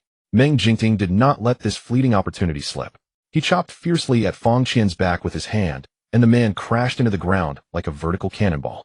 After landing, Meng Jingting released Zhong Xun, pulled out a potion at lightning speed, and precisely injected it into Fang Qian's carotid artery. The agitated energy field quickly subsided. Fang Qian tried to get up, but Meng Jingting stepped on his back. Fang Qian discovered in horror that he seemed to have become an ordinary human. This was a suppression agent specifically designed for contaminants. An ordinary contaminant would have passed out long ago, but Fang Qian could still keep his eyes open and remain conscious. "Cuff him," Meng Jingting said in a deep voice. An arbiter sprinted over cautiously and swiftly handcuffed Fang Qian and then snapped a collar around his neck. Inside was a sufficient amount of poison. Once Fang Qian made any suspicious move, he would lose his mobility again in an instant. "You humans are really terrifying," Fang Qian said. Zhong Xun turned his head. The two contaminants lay overlapping on the ground, their life force cut off. Su Hongzhou was squatting on the snake's body to rest, while Xia Wensheng was vomiting while holding a big tree nearby. Sun Chen struggled to check the vehicle and was surprised to find that it could barely be driven back. Just then a gust of sand and wind blew, stinging the eyes. Zhong Xun slightly turned his head, but a chill inexplicably ran up his spine. He paused. Even Fang Qian in the pit frowned and lifted his head. The surroundings were lush with vegetation, and beyond lay the Juku River. Where did the sandstorm come from? Suddenly a deep, satisfied voice sounded in the air, "Found you." In an instant a fierce wind arose, and the sun and moon lost their light. Those with sharper senses could feel that their connection to the outside world was cut off at some point, as if a dome-like thing rose from all sides. This scene was eerie and swift. After a moment of shock, Xia Wensheng muttered a curse and shouted, "Where the hell did this miasma come from?" As soon as he finished, his mouth was full of sand. This sandstorm took everyone by surprise. Mouths, noses, eyes, and ears were soon filled with sand, making it impossible to open one's eyes. Only the howling wind rolling from afar could be heard. An arbiter was almost blown away, but Su Hongzhou grabbed him. Sun Chen opened the car door with a clang and was about to call everyone when he suddenly felt much lighter. Everything stopped. The wind and sand were firmly isolated by a transparent barrier that was opened. Meng Jingting had returned in time with Zhong Xun. "Boss!" Sun Chen's voice was dejected. Su Hongzhou strode forward and yanked up Fang Qian, who was lying at Meng Jingting's feet. "Is it you're doing again, boss?" Sun Chen's voice was dejected. Su Hongzhou strode forward and yanked up Fang Qian, who was lying at Meng Jingting's feet. "Is it you're doing again?" Su Hongzhou roared. "You disgusting contaminant. You humans are equally disgusting to contaminants." "Hongzhou," Meng Jingting interrupted in a deep voice, "this miasma is close to Shrank. It wasn't caused by him." Fang Qian concluded, "You just want to hit me." Su Hongzhou snorted coldly. He never chose a time to beat up contaminants. Zhong Xun looked up. The yellow sand blotted out the sky and sun, a wonder that only occurred within a miasma. The armored vehicle nearby was soon half buried, and visibility was completely blocked. They could only wait for now. The fabric on Zhong Xun's back was completely torn with obvious red marks from friction, and some spots were bleeding. Sun Chen handed over a bottle of disinfectant spray he carried. Meng Jingting pulled Zhong Xun over, carefully disinfected the broken and bleeding spots, then took off his own jacket and draped it over Zhong Xun. The shoulders and cuffs were slightly loose. Zhong Xun neatly tucked the hem into his pants. His figure was well-proportioned and superior. Standing casually, the trouser seams hugged his long legs, and the waist was a bit loose, giving a lean and strong look. "Does it hurt?" Meng Jingting asked. "It's okay." Zhong Xun smiled slightly. His lips were pale. Fang Qian's palm strike had injured his internal organs. It was fine when he didn't move, but it hurt when he did. But groaning in private was a kind of intimacy. When there were more people, Zhong Xun didn't want to show it. Meng Jingting seemed to have sensed something and gently touched Zhong Xun's cheek with his finger as a gesture of comfort. About 20 minutes later, the wind and sand gradually subsided. The sky, which had been an indistinct orange-yellow, gradually became clear. A round sun shone in the sky with no clouds. In just 2 seconds, the temperature rose from 27 degrees to 39 degrees. The air was distorted by the heat, and a wave of heat slammed down on them. They felt as if they were in a desert. Xia Wensheng exclaimed, "What a huge miasma." Fortunately, the combat suits had temperature regulation, and since the energy source was sunlight, they didn't have to worry about being sunburned for a while. Sun Chen's faceplate was cracked by Fang Qian. Meng Jingting gave him his own, as his barrier was enough to share with Zhong Xun. Xia Wensheng ordered people to clear the sand from the armored vehicle. The engine was damaged and clogged with mud, so it was scrapped. Only a final round of material consolidation was possible. Fortunately, Xia Wensheng said, pulling out his 2 pitiful frozen chickens, "I had foresight." Meng Jingting expanded his spiritual sense to its maximum. Amid the endless ochre backdrop, he discovered a place resembling an oasis, and northeast. Meng Jingting said, "Let's move out." Fang Qian initially had no mask. Su Hongzhou led him with an iron chain shackled to his handcuffs. The suppressant rendered him incapable of any mischief, naturally stripping him of self-defense. Within less than 20 minutes, Fang Qian's hair became dry, his body covered with sand and gravel, his face ashen, his lips cracked, and he stumbled before collapsing to the ground. Su Hongzhou tugged at the chain. Moved. Fang Qian did not respond. Meng Jingting looked over and said, "Give it the spare helmet. This contaminant is still of great use." Su Hongzhou tugged at the chain. Moved. Fang Qian did not respond. Meng Jingting looked over and said, "Give it the spare helmet. This contaminant is still of great use." Since its inception, Fang Qian had possessed a certain ability to tower above all beings. Those 20 minutes were among the rarest moments of embarrassment in its life as a contaminant. Su Hongzhou kicked the mask. "Are you awake now? Move." Fang Qian regained some energy and stood up on its own. "I will kill you," Fang Qian said. Su Hongzhou sneered, "I'm always ready." Zhong Xun recalled that Meng Jingting had mentioned both of Su Hongzhou's parents were killed by contaminants, so naturally, he was filled with hatred. Fang Qian's condition improved steadily. It no longer needed Su Hongzhou to drag it. It followed the group voluntarily. Through the mask, one could see the wind and sand blowing, but none of it landed on Zhong Xun. Meng Jingting kept one hand shielding the young man's back, his fingertips seemingly brushing the fabric over the wound, gently stroking. This was a gesture of obvious cherishing and tenderness. Fang Qian couldn't help but think of Zhou Beikai. It searched its memory for any such moment between them, but found nothing. Unwilling to give up, Fang Qian scraped through every inch of the corridor of memory, returning to the day it first met Zhou Beikai. At that time, Fang Qian had been wandering in the human world for a full 3 years. It was a highly intelligent type, and had gradually adapted to human social rules, but it still encountered inexplicable hostility. For instance, it was accustomed to sleeping in dark alleys where few people passed, where there were many cardboard boxes for it to spread out and lie on. Inns and the like required money, which Fang Qian did not have and had no use for. Thus it often encountered drunkards and thugs who threatened it with knives and clubs, either demanding money or staring at its face with filthy eyes. Fang Qian treated these as free meals. On that torrential rainstorm night, Fang Qian wandered alone in deserted alleys. The city before had too many homicides and security had become tight, so Fang Qian had come to Yendu. When it saw Zhou Beikai, the man was holding an umbrella, crouching on the ground, feeding a stray dog. "Dinner." Fang Qian licked its lips. Zhou Beikai also knew. Fang Qian was drenched all over, looking homeless. Its figure was thin, black hair sticking to its face, making its skin appear deathly pale. Zhou Beikai was also wary at first glance, but gradually his eyes turned into a complex expression that Fang Qian could not understand. Zhou Beikai suddenly stepped forward, putting on a smiling face, polite and gentle. "Are you a beta? Why don't you go home?" Under the streetlight, Zhou Beikai suddenly emanated an aura completely different from those before him, causing Fang Qian to pause slightly. "I remember," I nodded and said I had no home. Fang Qian spoke. Everyone was startled. Zhong Xun reacted the fastest, understanding that Fang Qian was recalling its past with Zhou Beikai. Although he didn't know why the contaminant was thinking of these things, Zhong Xun calmly followed up. "So you went back with him?" Fang Qian continued. "In your human world, those who love animals are especially kind people, so he must also be a kind person. He wasn't like those ugly thugs who always touched my face with alcohol-stained hands. It was disgusting. He said if I was homeless I could stay at his place temporarily." Fang Qian paused and added, "That was the first time I slept in a house with a roof. I used to stay in alleys where there was plenty of food."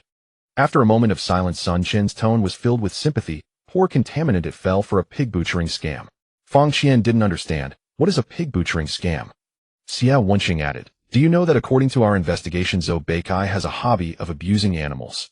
Fang Qian stood motionless. "He often brought home stray cats and dogs that had no owner, and in the bedroom you used to stay in we also found animal fur and bones. Don't tell me you didn't see them." Of course Fang Qian had seen them, but it thought. Thought what? Its mind froze. Its thinking was not complex, influenced by first impressions. It never delved into these matters. Zhong Xun said gravely. "That night, he probably intended to bring an animal home, but your appearance as a beta made him discover something more interesting." Fang Qian asked, "Wasn't it affection?" Zhong Xun replied, "No." Talking about this, Xia Wenqing, whose legs were growing weak from walking, suddenly perked up. He was quite interested in these intelligent types, so he took the iron chain from Su Hongzhou and walked up to Fang Qian. "Was he good to you after that?" "He was good," Fang Qian said. "I wanted meat, so he bought it for me. Your human method of earning currency is very complicated and strenuous, but he was willing to spend money." Fang Qian added, "Where money is spent, love lies." Xia Wenqing was speechless. "Where did you learn that?" "It's what they say on TV," Fang Qian said with a hint of pleasure. "I like watching TV very much." How tragic, they all thought in unison. According to Zhou Beikai's confession, he had gradually discovered Fang Qian's unusual traits, but he merely thought it liked eating raw meat and never suspected it was a contaminant. Fang Qian still remembered what Zhou Beikai had said to it. Though it's a bit rash, the moment I saw you, I felt you were extraordinary. That rainy night was fate, Fang Qian. You don't need to cut your hair, a long hair can be tied up, and it's beautiful too. At that time Fang Qian was sitting by the window, and Zhou Beikai's fingers gently combed through its hair. It was an experience it had never had before, and Fang Qian narrowed its eyes in comfort. Perhaps it was because it appeared too pure and harmless, but Zhou Beikai grew bolder. Actually, it was fine at the beginning, but later. Fang Qian's tone was filled with confusion and bewilderment. He complained that I ate too much, saying that a beta like me would be hard to get an alpha's affection, but he didn't care. As if to prove something, Fang Qian emphasized to Xia Wenqing. He said he didn't mind all my flaws. Isn't that affection? Xia Wenqing replied, kid, that's gaslighting. Fang Qian was silent for a long time, then said softly, you humans are very complicated. What if his idea of affection is different from yours? Come on, you love-struck fool, Xia Wenqing said, pushing Fang Qian's shoulder reluctantly. I suspect you must have eaten some human brains. No, I don't eat brains or organs. Su Hengzhou roared, move. Dust and sand rose beneath their feet and billowed toward the distant horizon where the sky and earth met in a line faintly revealing the outlines of safe. Nothing found here. Report Squad 2 is secure. Su Hengzhou pushed the door open, exchanged a brief glance with the Arbiter checking the adjacent room, then gave a slight nod. Next one. The Arbiter opened the door with a gun, swiftly sweeping the area. The wooden cabin appeared uninhabited for a long time. Only a plank bed, a square table, and a wardrobe against the wall.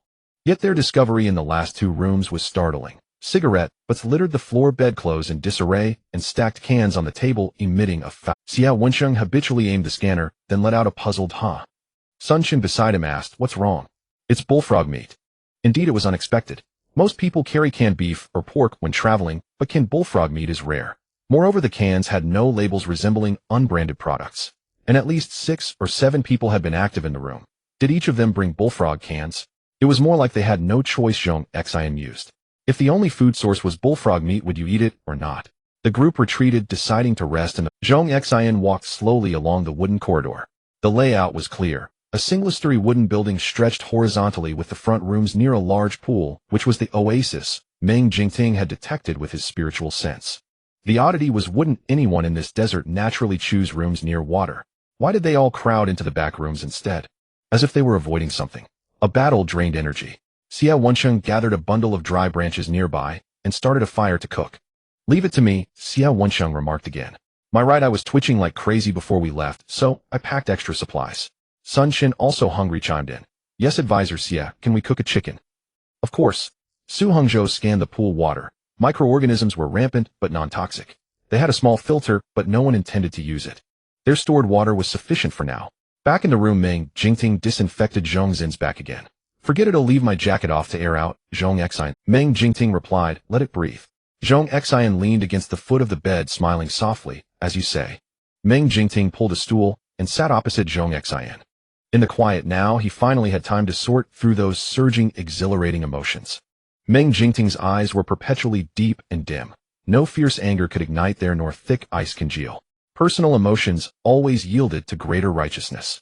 Yet there was one corner untouched by wind and rain, carefully and meticulously wrapped around every memory of his time with Zhong Xun. Why did you kiss me today? The question caught Zhong Xun off guard, then he couldn't help but laugh. Grand Arbiter, are you deliberately trying to amuse me? Zhong Xun said softly, we are legal partners. After all these years of affection, why do you think I kissed you? You don't hate me at all anymore, do you? This wasn't groundless. During those puppet years, whenever things went wrong, the most frequent thing he said to Meng Jingting was, I hate you so much. Zhong Xun's heart tightened for a moment, then he reached out and pressed Meng Jingting's head, making him lean in. Their noses touched. All lies were exposed. So every word Zhong Xun spoke was particularly devout. Meng Jingting, I am Zhong Xun. I have never hated you. I love you. His chest felt as if struck, blood thrumming. Meng Jingting, who had mastered his emotions to perfection, who only felt brief sorrow at harsh words, and quickly regained composure, now felt a hard lump in his throat. After a long silence, as if digesting everything, he finally asked, I've waited for this, haven't I? This was a tacit understanding as fragile as a gossamer thread. Meng Jingting didn't ask why Zhong Xun had been like that for over a decade. The man concealed too many secrets. He simply held fast to Zhong Xun's words, trust me. Zhong Xun gently stroked Meng Jingting's hair, his eyes impossibly soft. Across 2 lifetimes, the Meng Jingting, who at the final moment covered in blood with broken dragon wings, charged desperately to give him a chance of survival. Was he not worthy of love? That was why Zhong Xin repeated it over and over. This time. He wanted Meng Jingting to be well. Zhong Xin closed his eyes softly. When he opened them again, they were calm and peaceful. He suddenly leaned forward. Meng Jingting sensed it cupped his face and began to kiss him. The kiss carried a hint of bitterness. Meng Jingting seemed to catch that faint elusive sadness and suddenly felt dissatisfied. He didn't want the deep valley to be silent. He wanted it to be evergreen and vibrant. The cypress pheromone enveloped Zhong Xin tightly. Zhong Xin, startled, tilted his head back and fell into Meng Jingting's arms. Outside, Xia Wenqing suddenly looked toward the door, his expression scornful, but his eyes holding a hint of a smile. Boss, it's your turn to deal with the chicken. No answer. Xia Wenqing, I can cook it, but don't complain. Everyone. Meng Jingting finally responded, voice low and hoarse, coming. Meng Jingting's pheromones swirled around him, and everyone instinctively shifted back. He calmly added some seasoning to deodorize the chicken pieces. Fang Qian glanced toward the half-covered room, barely making out Zhong Xun's silhouette lying on the bed. Contaminants didn't need to eat. It had been only a week since his last meal, so he could hold out. Su Hongzhou calculated the time, then his expression darkened. Were you the one who killed those two homeless men with incomplete bodies in Fuchin Alley a week? Since it was near Zone B, the police suspected thugs from Zone B, and were still investigating. Fang Qian didn't deny it. I was healing there. They told me to come down and sleep with them. I refused, and they attacked. Fang Qian's face was clearly written with, "Can you blame me?" Then with a hint of confusion and a thirst for knowledge, he added, "Those two had been a scourge in the area, raped and robbed multiple times. I ate them. Aren't you happy?" Meng Jingting glanced at him. "If I hadn't joined the tribunal, I might have actually supported you," Xia Wenqing said with a smile. "Like those vigilantes in dramas who eliminate evil operating outside the law to deliver death to criminals. Cool and satisfying. But we are arbiters. You killed a human being, you must follow the rules of human society. If anyone can be an executioner punishing evil, then whose justice counts as justice? Only effective laws can restrain the human collective. As you said, human nature is complex. A single crack can attract all kinds of dark entities. Once vigilante justice is legitimized, can you guarantee that those who slay dragons won't become dragons themselves one day?" Xia Wenqing said calmly. "That's why only those who have passed rigorous trials, who understand the weight of life and the gravity of crime, can stand on the tribunal, not decide life and death based on personal likes or dislikes. Those two homeless men, one was branded for life, forbidden to leave Yindu, and subject to summons at any time. The other was chemically castrated. They both paid for their crimes. Harassing you was absolutely wrong, but not wrong enough to have their organs ripped out, with only their feet left." Fang Qian seemed half understanding, then licked his lips, but they tasted good. Meng Jingting's chicken soup was simmering nicely. Just before it was done, he slipped into his room and emerged alongside Zhong Xun. Zhong Xun was draped in Meng Jingting's jacket, his complexion still pallid. Fang Qian suddenly spoke. "You're the first Omega to survive my assault." Xia Wenqing hissed lightly. "Must you bring up the sore spot?" Su Hongzhou sneered. "I told you we should have taped its mouth shut." Zhong Xun, utterly unfazed by Fang Qian's words, replied indifferently, "Oh, is..." He accepted a bowl of hot chicken soup from Meng Jingting and took a gentle sip. Including Fang Qian, there were 10 people in total. A single chicken barely yielded a few mouthfuls each. The newest adjudicator, who had only completed 5 missions, received a large drumstick and immediately grew uneasy. "Chief, this." "Eat it," Meng Jingting commanded in a deep voice. "You need the strength." The newcomer stared at Meng Jingting's bowl, which held nothing but plain broth, and sniffled. "Chief, will you have enough to be full?" Xia Wenqing nearly spat his half-mouthful of soup back into the bowl. Su Hongzhou moved away in disgust, while Xia Wenqing chuckled at the newcomer. "Why does everyone worry about that? Your chief isn't rank alpha. To put it bluntly, even if you turned into a desiccated corpse here, he wouldn't starve." The newcomer. Zhong Xun received half a chicken wing, not even a drumstick. Fang Qian's heart suddenly leaped with delight, thinking that their affection was nothing special. In a pollutant's understanding, love meant giving everything and possessing entirely. Zhong Xun tried to offer the chicken wing to Meng Jingting, but the latter dodged preemptively. Zhong Xun finished it in 2 bites, then ate half a compressed biscuit. After the soup, his complexion improved slightly. He was unnaturally fair-skinned. The slightest loss of color gave him an indescribable fragility. Yet his profile remained calm, exuding an unyielding fortitude. "Has your hair been growing longer lately?" Meng Jingting gathered the strands at the nape of Zhong Xun's neck. "A bit." Zhong Xun admitted, finding it troublesome. The next second, Fang Qian handed over a hair tie. He himself had genuinely medium-length hair, naturally wavy like seaweed kept long, because Zhou Bei. Zhong Xun glanced at it and accepted. Su Hengji's scanner swept over immediately, then he announced safe. Fang Qian sighed. "A hair tie can't turn in..." Zhong Xun paused subtly. "That's not certain. What are you so happy about? Asked Meng Jingting. Me. Fang Qian touched his face.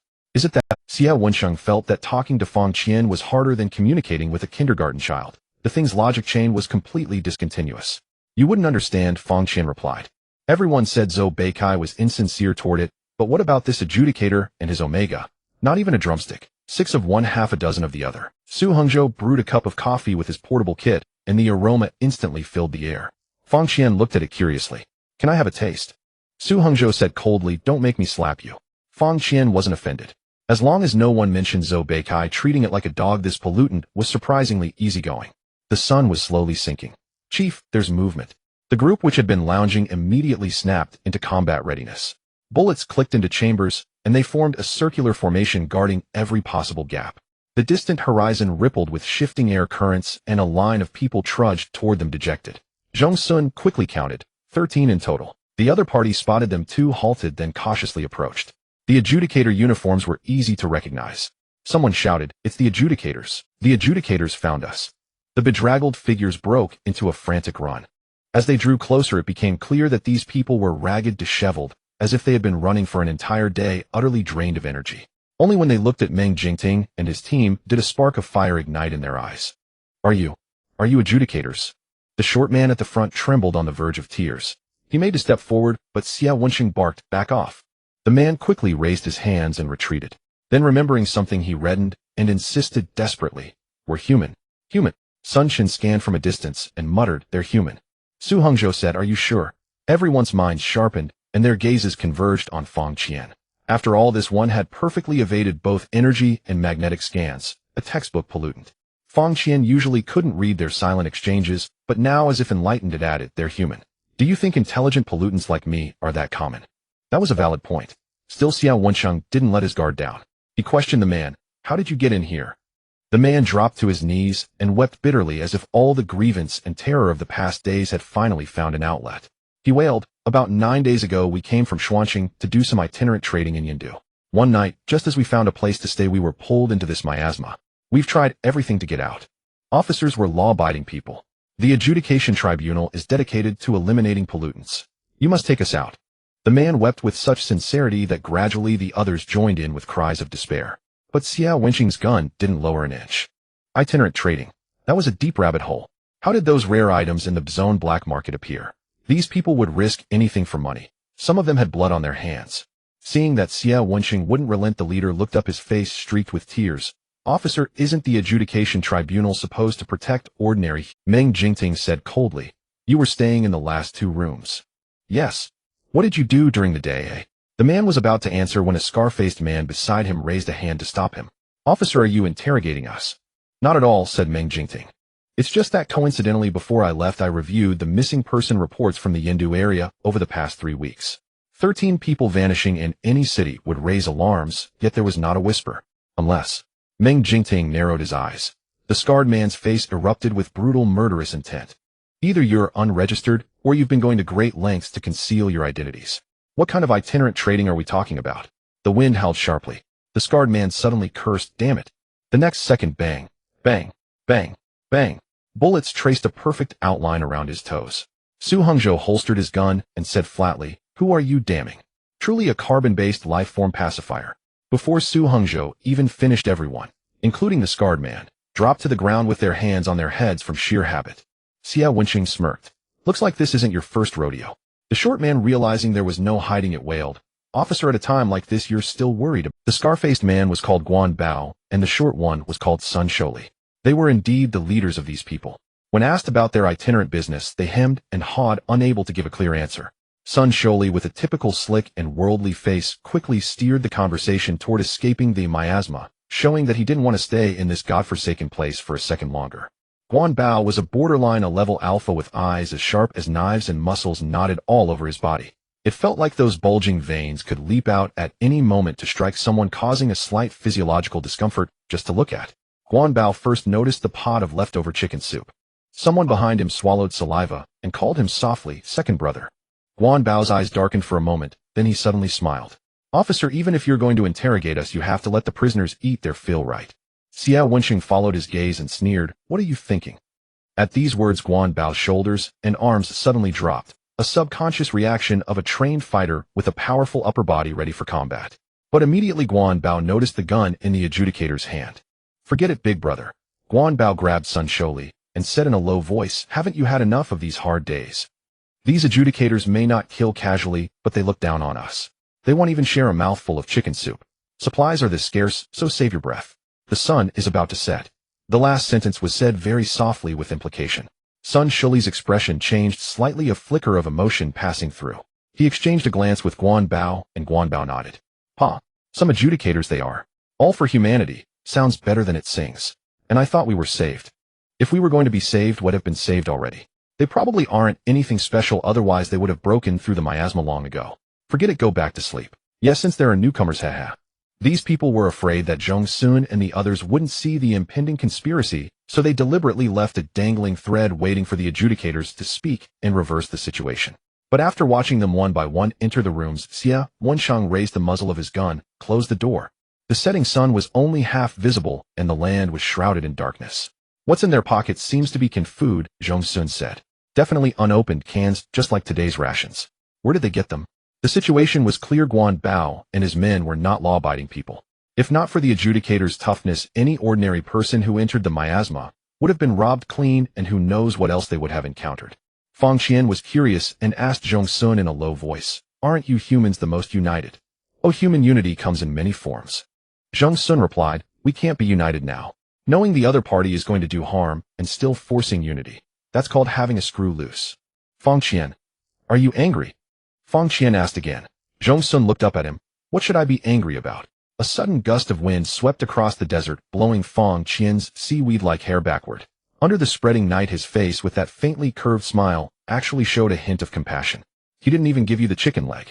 To be honest, Zhong Xun didn't react immediately. What chicken leg? But his mind was sharp, and with a little recollection he put it together. Zhong Xun seldom showed a helpless expression. "I now believe that even if contaminants gain intelligence, their way of thinking is completely different from humans." "Fang Qian, you're being sophistical." "Zhong Xun, do you know what a leader is?" "My alpha is the supreme adjudicator. He is responsible for every person under him, and it is his duty to allocate resources reasonably to ensure the team." Fang Qian said seriously, "Since he's the supreme adjudicator, he should give you all the good things." Xia Wenshang hugged the only frozen chicken left in his arms. "Tell the boss to stew me next time." Meng Jingting snorted with a laugh. Sun Chen pushed Fang Qian from behind. "Let's go. I think you're up to no good trying to send our boss to court-martial." Fang Qian fell silent, as if pondering the conversation just now. The sky was pitch black and all sounds were still. There was only a sliver of moonlight which by coincidence illuminated the pond outside. Zhong Xun thought of the expectant and malicious look in Guan Bao's eyes before he closed the door. Zhong Xun looked at Meng Jingting. "Did we choose the wrong room?" "It doesn't matter." Meng Jingting boiled a cup of reserved water, dropped in a chipped sugar cube, shook it, and handed it to Zhong Xun. "If that pollution source can find us, it suits my wishes." "True, just beat it up right." Meng Jingting placed his jacket on the wooden board, then took out the hard objects from his backpack to use as a pillow for Zhong Xun. His pheromone barrier gently spread around, leaving not even a single hole. Although there was no blanket, Zhong Xun didn't feel cold at all. Zhong Xun yawned. "Get some sleep," Meng Jingting said. "They'll wake you if anything happens." Zhong Xun blinked his tired eyes. "Then sit next to me." "Meng Jingting, don't be coquettish." His hand was wrapped in warmth. Zhong Xun's fingertips gently brushed against the thin calluses on Meng Jingting's tiger's mouth. He fell asleep fitfully, but occasionally heard coughing from next door and Su Hengji's stern voice. "Keep yapping, and it'll blow your head off." Meng Jingting gazed at Zhong Xun, whose expression was calm under the faint moonlight. In just 2 days, he seemed to have lost more weight. The collar of his custom-fitted temporary combat suit had slipped down, his hair lightly resting on his brows, his nose bridge high and prominent, with clear shadows. Actually, when he first saw Zhong Xun as a child, Meng Jingting thought this kid was too beautiful. People are drawn to beautiful things, but for a long time it was Zhong Xun who took him out to play. After his parents died, Meng Jingting fell into self-isolation, but he opened a transparent window for Zhong Xun waiting for him to knock every day. "Come out." Meng Jingting slowly leaned down. Just then, splash. A sound of water followed by uniform footsteps. Zhong Xun suddenly opened his eyes, meeting Meng Jingting's face up close. The great adjudicator, ignoring the strangeness outside, felt a stiffness and embarrassment of being caught. But Zhong Xun certainly wouldn't have those two emotions. He gave a brief smile, rose, and kissed Meng Jingting. Knock, knock, knock. Something was knocking at the door. Meng Jingting lightly patted Zhong Xun's shoulder to signal him not to move, then walked almost silently to the door. Knock, knock, knock. Knocking also sounded from the next room. The sound of bullets being chambered could be faintly heard. Meng Jingting leaned sideways against the window frame, his head slightly tilted outward. From that tricky angle, he could see what was standing at every door. Two frogs half a meter tall. Their bodies were covered in warts and the pustules on their spines visibly swelled, then burst with a pop, oozing pus. The frog extended a webbed foot, scratched itself, and then continued knocking. The newcomer competition is about to start. We are here to deliver the invitation. Zhong Xun silently sat up. How could they speak? Meng Jingting, with a dark expression, opened the door. The frog lifted its head. Judging by its appearance alone, it seemed more like a mutation. Its mouth was wide open, bright red, and within moments 2 more pustules on its body burst open.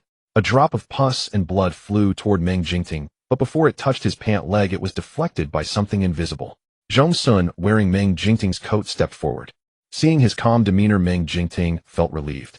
A newcomer's invitation, the frog said, producing 2 cans from somewhere and placing them on the ground. Zhong Xun stared at the cans for 2 seconds, then asked, "Are we supposed to eat them?" "Yes." "What if we don't?" "Death." As soon as the words were spoken, dozens of ripe pustules appeared on the frog's body.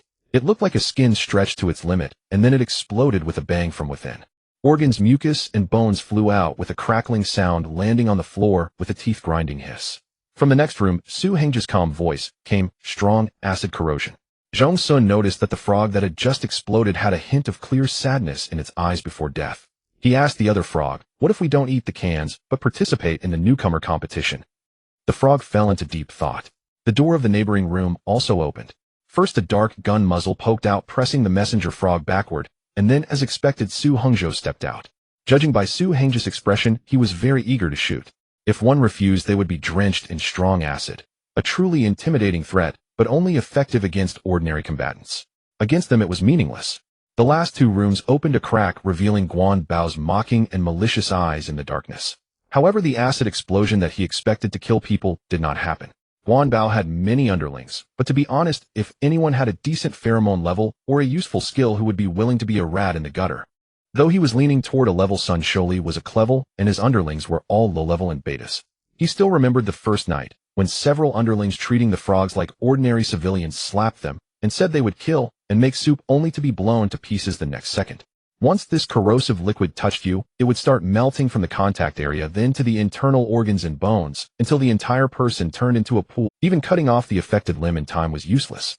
That's how Guan Bao's good brother died, struggling to breathe with a pleading expression until Guan Bao gave him a merciful end.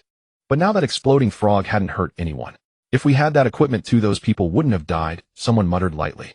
Guan Bao's eyes turned fierce, then greedily fell upon the various equipment and supplies. Why should they have it? Ever since pollutants appeared in this world, resources had been divided top to bottom. Every city had A and B districts. How were those without means supposed to survive? The judgment court spoke nicely, but when it came down to it, they still prioritized their own safety. Fang Qian squeezed out of his room. He licked his lips lightly, then crouched in front of a frog. From Zhong Xun's angle, he could see the contempt in Fang Qian's eyes. A disdainful look from a high-level pollutant toward a low-level one, a sense of inherent superiority. His pale hand pressed down on the frog's skin. As expected, with a bang, corrosive liquid splashed all over Fang Qian's face. One of Guan Bao's underlings almost laughed. The laugh started with a sense of release and exaggeration, but gradually it faded away. Fang Qian wiped his face lightly. According to pollutant law, a low-level's lethal attack has no effect on a high-level one. Not to mention that when Meng Jingting had twisted off one of his arms earlier, it had grown back intact by the time they met again. The other frog tremblingly placed the can on the ground. Fang Qian took a bite of the can shell and crunched it down. "Disgusting," Fang Qian said, which was why he didn't like devouring other pollutants. "Humans taste better." Then Su Hengzhou slammed the rifle butt onto his head. Guan Bao pushed open the door in shock. "How is that possible?" 2 frogs hopped in front of him. "The competition continues tomorrow. If you can get into the top 3, you 3 can leave." Guan Bao couldn't care about that now. Zhong Xun leaned against the doorframe. "So you've already participated in the competition. What kind of competition is it?" Zhong Xun asked. Guan Bao's mind was in chaos. Things had gone far beyond his plan. These people were not simple at all. How could that man in black ignore the deadly corrosive liquid? But Guan Bao quickly realized one thing: they had the ability to get out. As if a light had dawned in his mind, a clear ray of light swept through, and Guan Bao's eyes became clear. He stammered, "It's different every day. Yesterday was long distance running, the day before was mountain climbing, and the day before that was a desert migration. It all depends on the frog, Heavenly Emperor." "Frog what?" Zhong Xun frowned. Xia Wenxing looked at him. I heard it clearly. Frog Heavenly Emperor. I swear. He sighed, this world is getting more and more insane. Zhong Xun looked at Guanbao again. There were 20 or 30 of you at the start. Guanbao shook his head. No, there were hundreds. But this is just our team's camp. Zhong Xun pressed on. Given your nature, why didn't you raid other camps? Fighting is not allowed at night. Guanbao pointed to the pool. If there's too much commotion, these frogs will come up. Whoever disobeys gets blown up. As he spoke, Fang Qian was already eating a live frog. He remembered the chicken Meng Jingting had cooked during the day, but there was none for him. Fang Qian was usually patient, but now he was hungry. He casually grabbed the remaining frog at his door, meticulously skinning it before eating. He could have eaten faster, but he had been injected with a suppressant and wore a poison collar around his neck. Listening to the crunching sound, Su Hongzhou watched Fang Qian devour the last frog leg, frowning coldly, disgusting. It's all for survival, Fang Qian said. Why do you humans think you're superior? Su Hongzhou was about to strike again, but Meng Jingting stopped him. Tell the contaminant source that we will participate in the competition, but we want to eat the cans. The frog at their door stood dumbfounded, then nodded. I will tell the Frog Heavenly Emperor. The frogs on the shore turned around in unison and jumped into the pool with a few of them passing by. Fang Qian had their front toes slipping slightly. Zhong Xun was planning to follow Guanbao and his group when daylight came, but suddenly the ground beneath him began to tremble violently. This was a catastrophic collapse coming from the very core of the earth. In an instant, heaven and earth were overturned, and the ground beneath Zhong Xun's feet suddenly vanished. He plummeted downward, instinctively reaching up with his hand. Meng Jingting leaped and rushed forward, grabbing Zhong Xun's hand amidst the scattered rubble and rock walls. The next second, dragon wings unfurled as Meng Jingting held Zhong Xun tightly. As in level alpha compared to those with pheromone entities, Meng Jingting had a rare characteristic: he could materialize his ability. It was as if two gusts of mountain wind were rushing toward them. The dragon wings spanned about 5 meters with evenly spaced powerful bones, and the outer skin gleamed with a fiery, scorched scarlet luster. The underground wind, carrying a musty and oppressive scent, whistled past his ears. Zhong Xun couldn't help but reach out and touch the dragon's wing. Don't cause trouble, Meng Jingting said, and the dragon's wing curled slightly toward Zhong Xun. He felt it, firm and powerful, the scorching heat of blood flow palpable. At this moment, there were no cracks or flaws, signifying an unparalleled spiritual force. Beautiful, Zhong Xun murmured. Meng Jingting lowered his gaze to look at him, almost thinking he had misheard. Meng Jingting landed with a thunderous crash. His precise control of speed left Zhong Xun held in his arms completely unharmed. Pheromones swept outward in concentric rings, and this glass deterrent force made both the alpha and the pollutants lurking in the shadows retreat in fear. This area was quickly cleared. Meng Jingting looked up and saw the arbiters, all using jet devices. One of the arbiters had a damaged jet nozzle, causing his body to sway noticeably off balance. Meng Jingting released Zhong Xun, leaped up, and took Fang Qian, who was being held by Sun Chen, along with him. The newcomers' competition is about to begin. The newcomers' competition is about to begin. Zhong Xun turned his head to see a frog shouting through a loudspeaker. These pollutants were quite adept at using. This appeared to be an underground open space. An arching ceiling stretched overhead, forming a wide arena. Surrounding rock faces were jagged, and behind many boulders the contestants revealed their true forms. Most were alphas, a few betas, and a handful of omegas, all pulled into this zhong. Didn't the last round just end? I just lay down and now it's starting again. Seems like it's for these newcomers. The atmosphere turned sharp in an instant. The newcomers disturbed the rest of the oldtimers, causing the match to start early. They were bound to be taught a lesson. However, it's the arbiters. On the open ground, cleared by Meng Jingting, everyone landed safely one after another. The arbiter rescued by Meng Jingting breathed a sigh of relief. Thank you, Chief. It's nothing. Have your jet device rechecked later. Yes.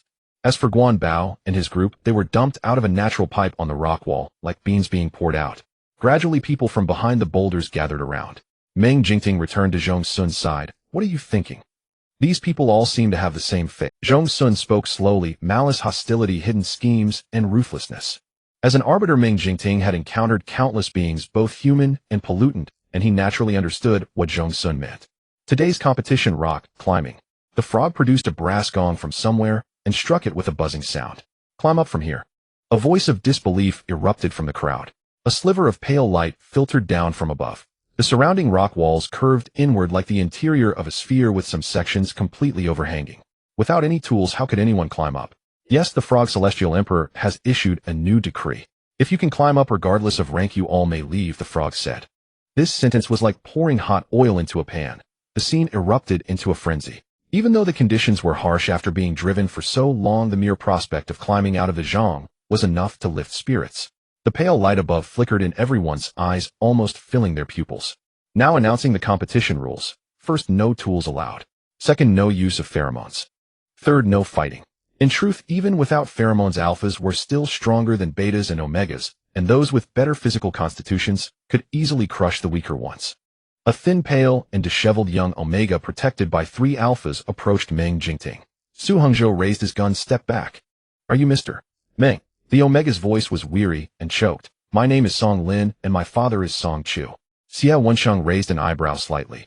How could Song Chu's youngest son be here? Meng Jingting's expression remained unchanged. When did you come in? 2 days ago. No wonder, Meng Jingting thought. The Song family probably hadn't confirmed Song Lin's disappearance, yet otherwise the news would have reached the tribunal. If Mr. Meng can take me out, the Song family will be deeply grateful. Song Lin bowed. Meng Jingting said solemnly, it's my duty.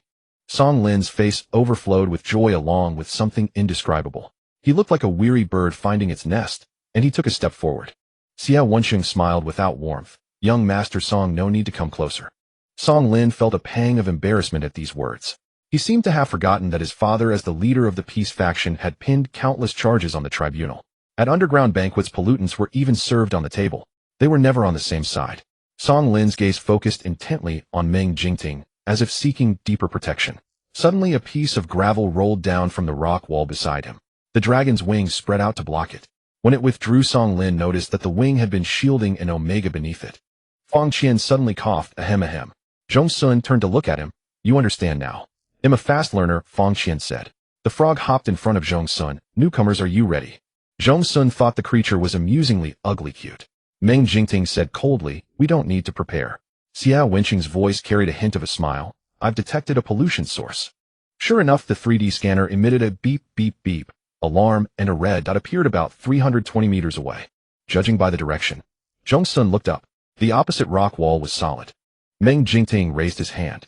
To a certain extent, he didn't need to follow any rules.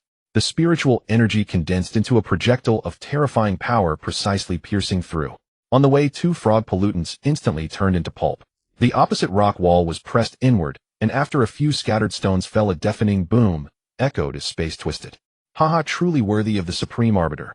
A deep voice rang out from within.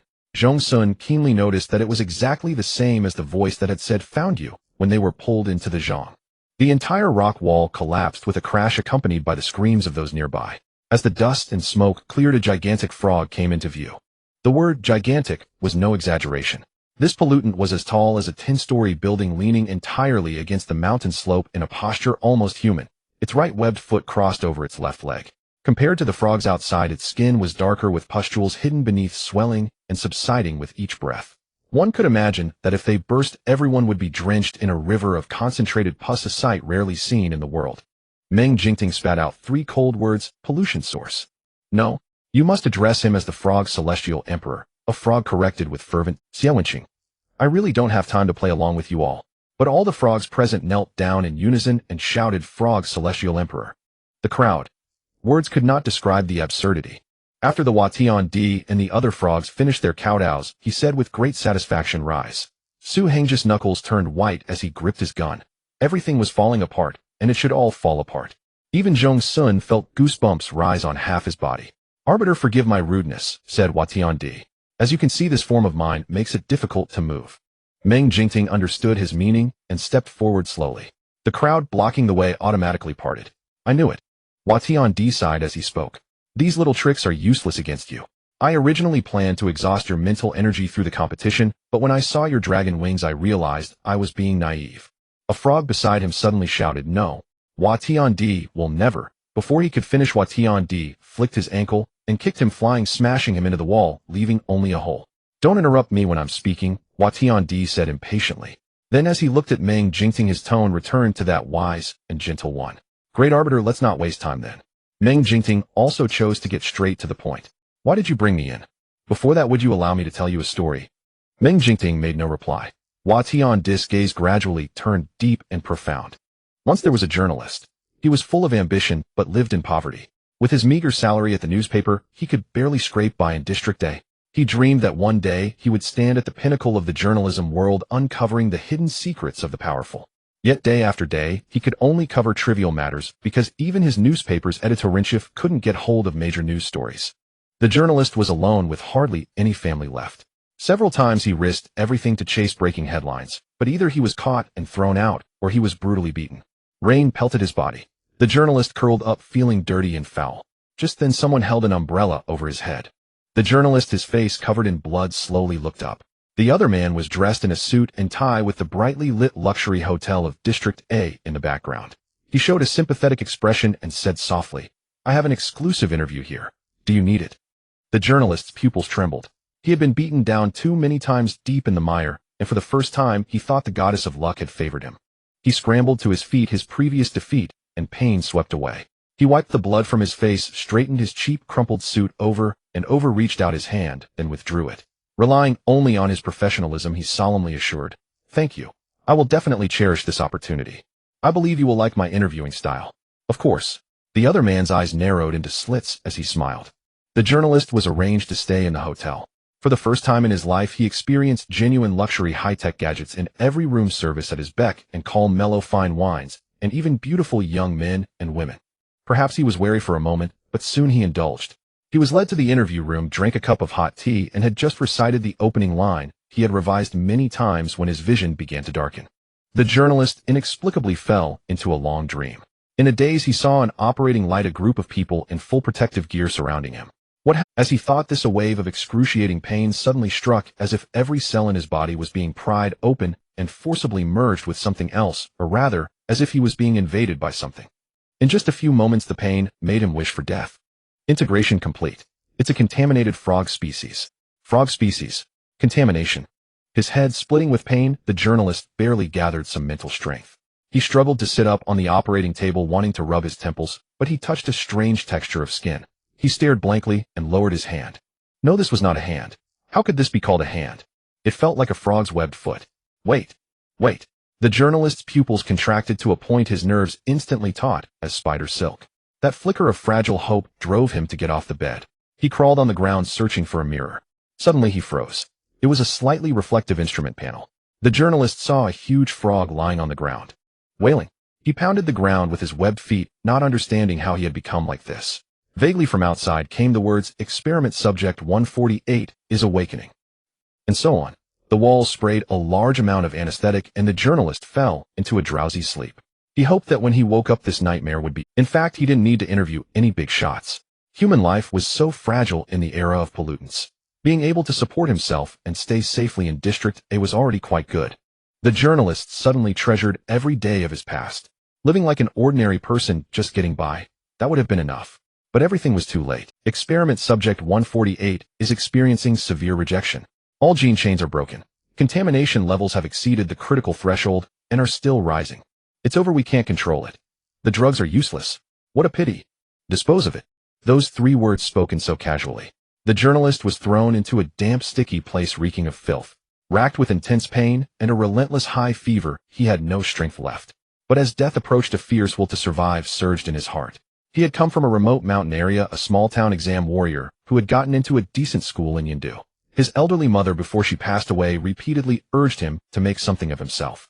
If he couldn't, then just live well. In his second month in Yindu, he saw in the news that his hometown had been ravaged and occupied by pollutants. Can't die. Think of something. His webbed feet landed in the sewage. The cold relieved the burning fever. Just before the explosion began, he rolled over and fell into the depths. After maximum destruction, the broken gene chains began to connect in a strange way. It was a completely new arrangement containing biological secrets that humanity could not decipher at that time. Who am I? He waded through the sewage, eating who knows how much filth, until finally slipping through a crack in the dark tide and reaching the outside world. Lying on the beach, he stared at the bright moon hanging high in the sky and thought, I will never let anyone control my fate again. I am Watian. The enormous frog made his final statement. Everyone present was dumbfounded. What was all this nonsense? Meng Jingting looked at him with an indifferent expression. Even from a vantage point looking down, Watian could see not a trace of emotion in this human. Yes, and class Alpha, born to be surrounded by stars. The next moment, he clearly saw a flash of compassion in Meng Jingting's eyes. It was not pity, not sympathy, but a kind of empathetic compassion for a reality that could never be changed. Watian couldn't help but say with hope. The air was so still that only dust motes drifted slowly. Meng Jingting said in a low voice, "What do you want to collaborate on?" The Frog Heavenly Emperor lowered his enormous frog head as if eager to conspire, but his bones emitted a strained crack, as if they might snap at any moment.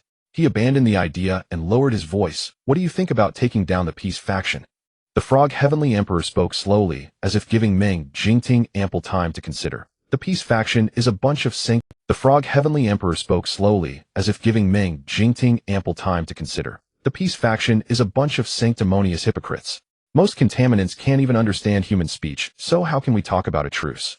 They're just coveting the highly regenerative genes of contaminants, and with insatiable greed, they've built their fusion experiments on their own kind. Such existence is a great desecration to any side. As for you, what was your name before? Meng Jingting suddenly interrupted. The Frog Heavenly Emperor was stunned. Meng Jingting looked up at him. After completely degenerating into a contaminant, his body growing larger day by day, and building his own empire, the Frog Heavenly Emperor had rarely thought of the past. His mind was partly dominated by contaminant thoughts deeply ingrained with the seed of revenge, to make those who held high positions and treated the lives of the lower class as expendable materials also lie on that cold operating table. It could be said that he was extremely repulsed by the past. But perhaps it was the compassion he saw in Meng Jingting's eyes, or the man's calm and unremarkable expression, that made him see his own frog form shrinking in the reflection of the other's pupils, transforming back into the young man, wearing scholarly glasses and carrying a briefcase. Those faded memories suddenly came to life. Du Rusin, the Frog Heavenly Emperor murmured. These 3 words were like a magic spell blowing a fresh breeze into his heart, which had been as dead and silent as his surroundings. But Du Rusin couldn't quite describe this feeling. "Why are you asking?" Du Rusin, Meng Jingting said. "I reject your proposal." Du Rusin was silent for a long time. "Why?" Meng Jingting slowly raised his gun hand. "You are the source of contamination. A contaminant and the tribunal could never cooperate. The latter's existence was to eliminate the former. Du Rusin had dragged so many people into the miasma, he was already consumed by the devouring thoughts of contaminants. In other words, he could never be an ally. Source of contamination." Du Rusin repeated, then let out a low laugh.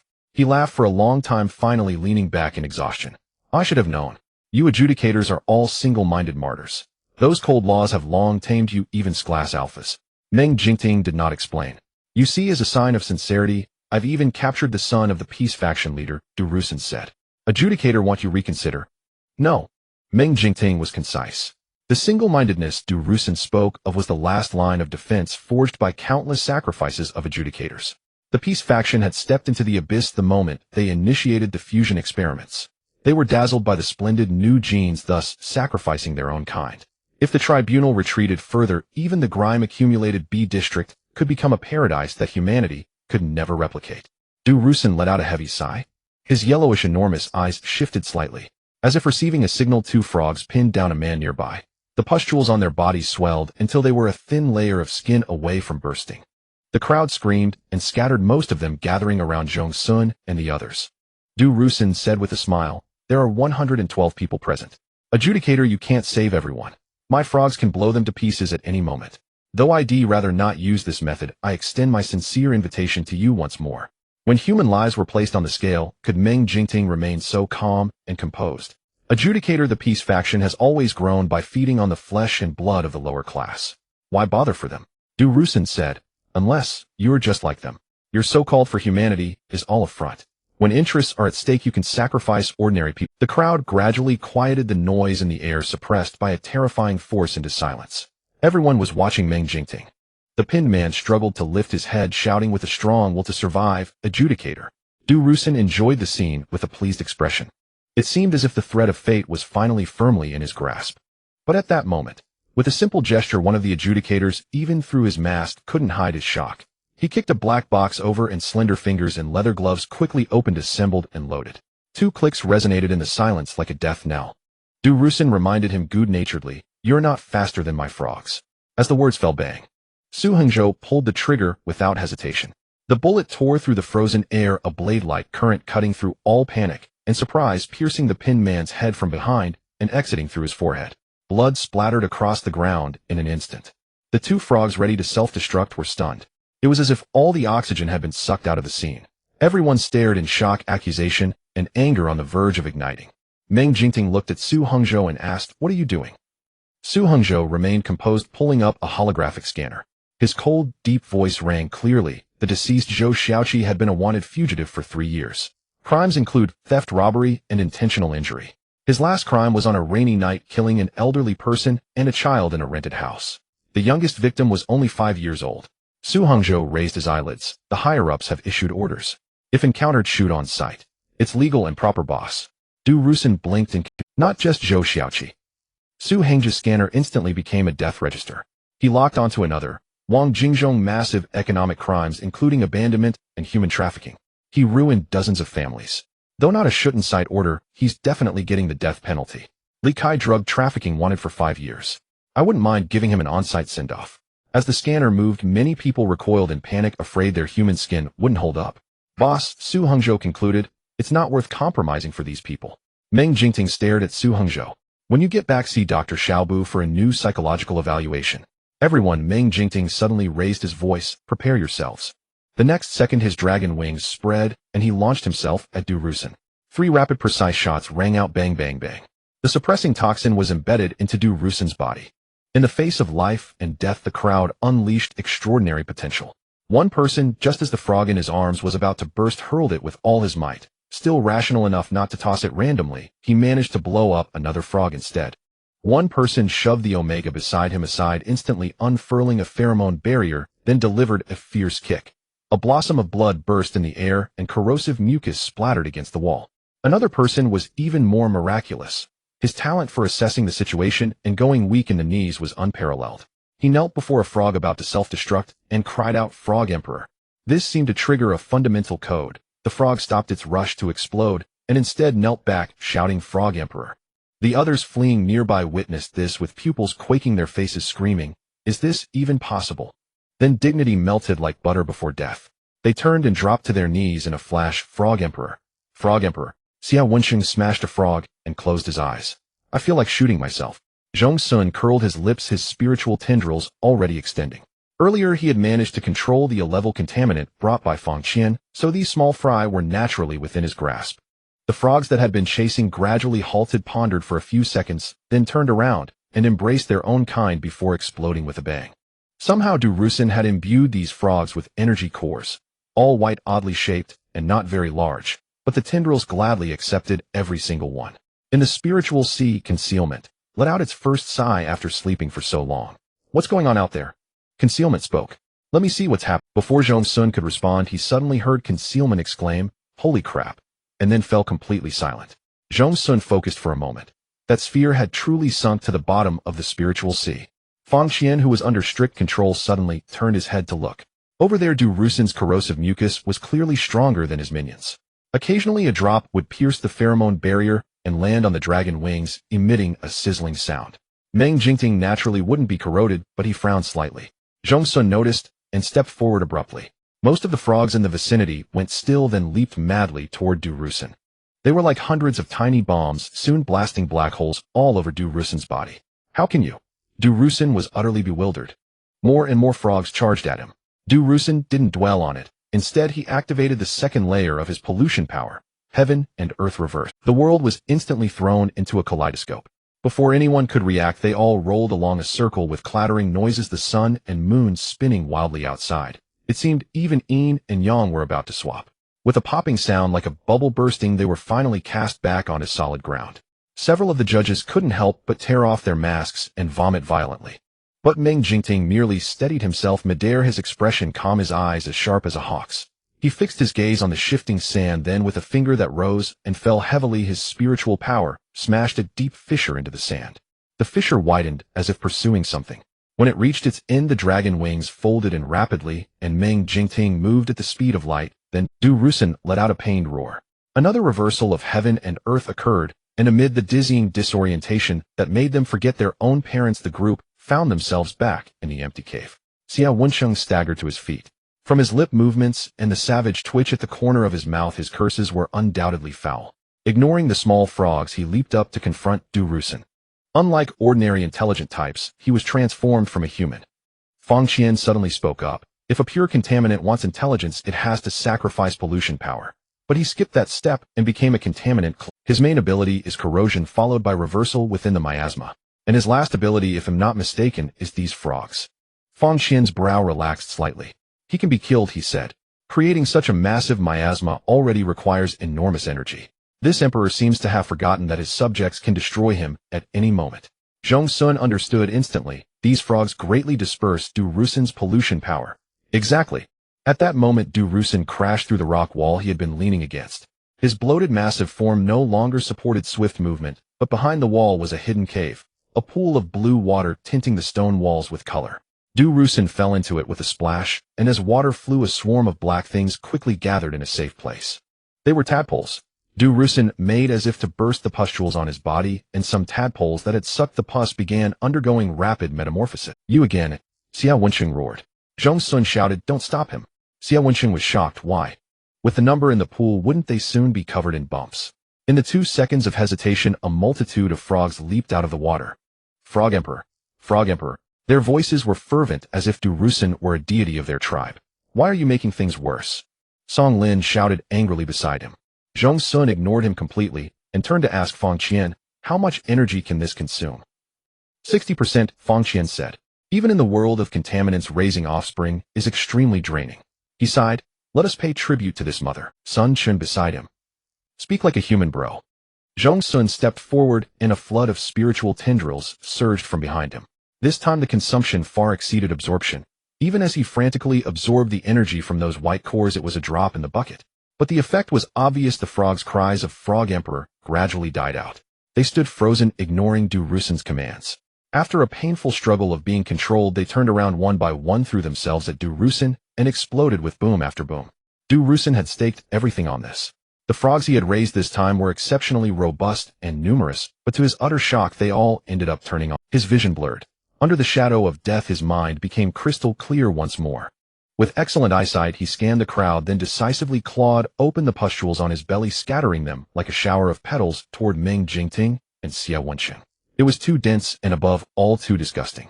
Xiao Wensheng retreated at lightning speed, feeling that even a second's delay would haunt his nightmares for the rest of his life. Meng Jingting also retreated dozens of meters, but almost simultaneously Du Rusin's soft bright red tongue extended incredibly far, just like a frog hunting in stillness. He ignored the screaming commoners, aimed precisely, and then curled it, sweeping away both Zhong Xun and Fang Qian. As they sped toward Du Rusin, Fang Qian licked his lips. This meal would last him 3 months. Zhong Xun muttered softly, the cores belong to me. The moment Zhong Xun and Fang Qian entered the perimeter of Du Rusin, the miasma was generated.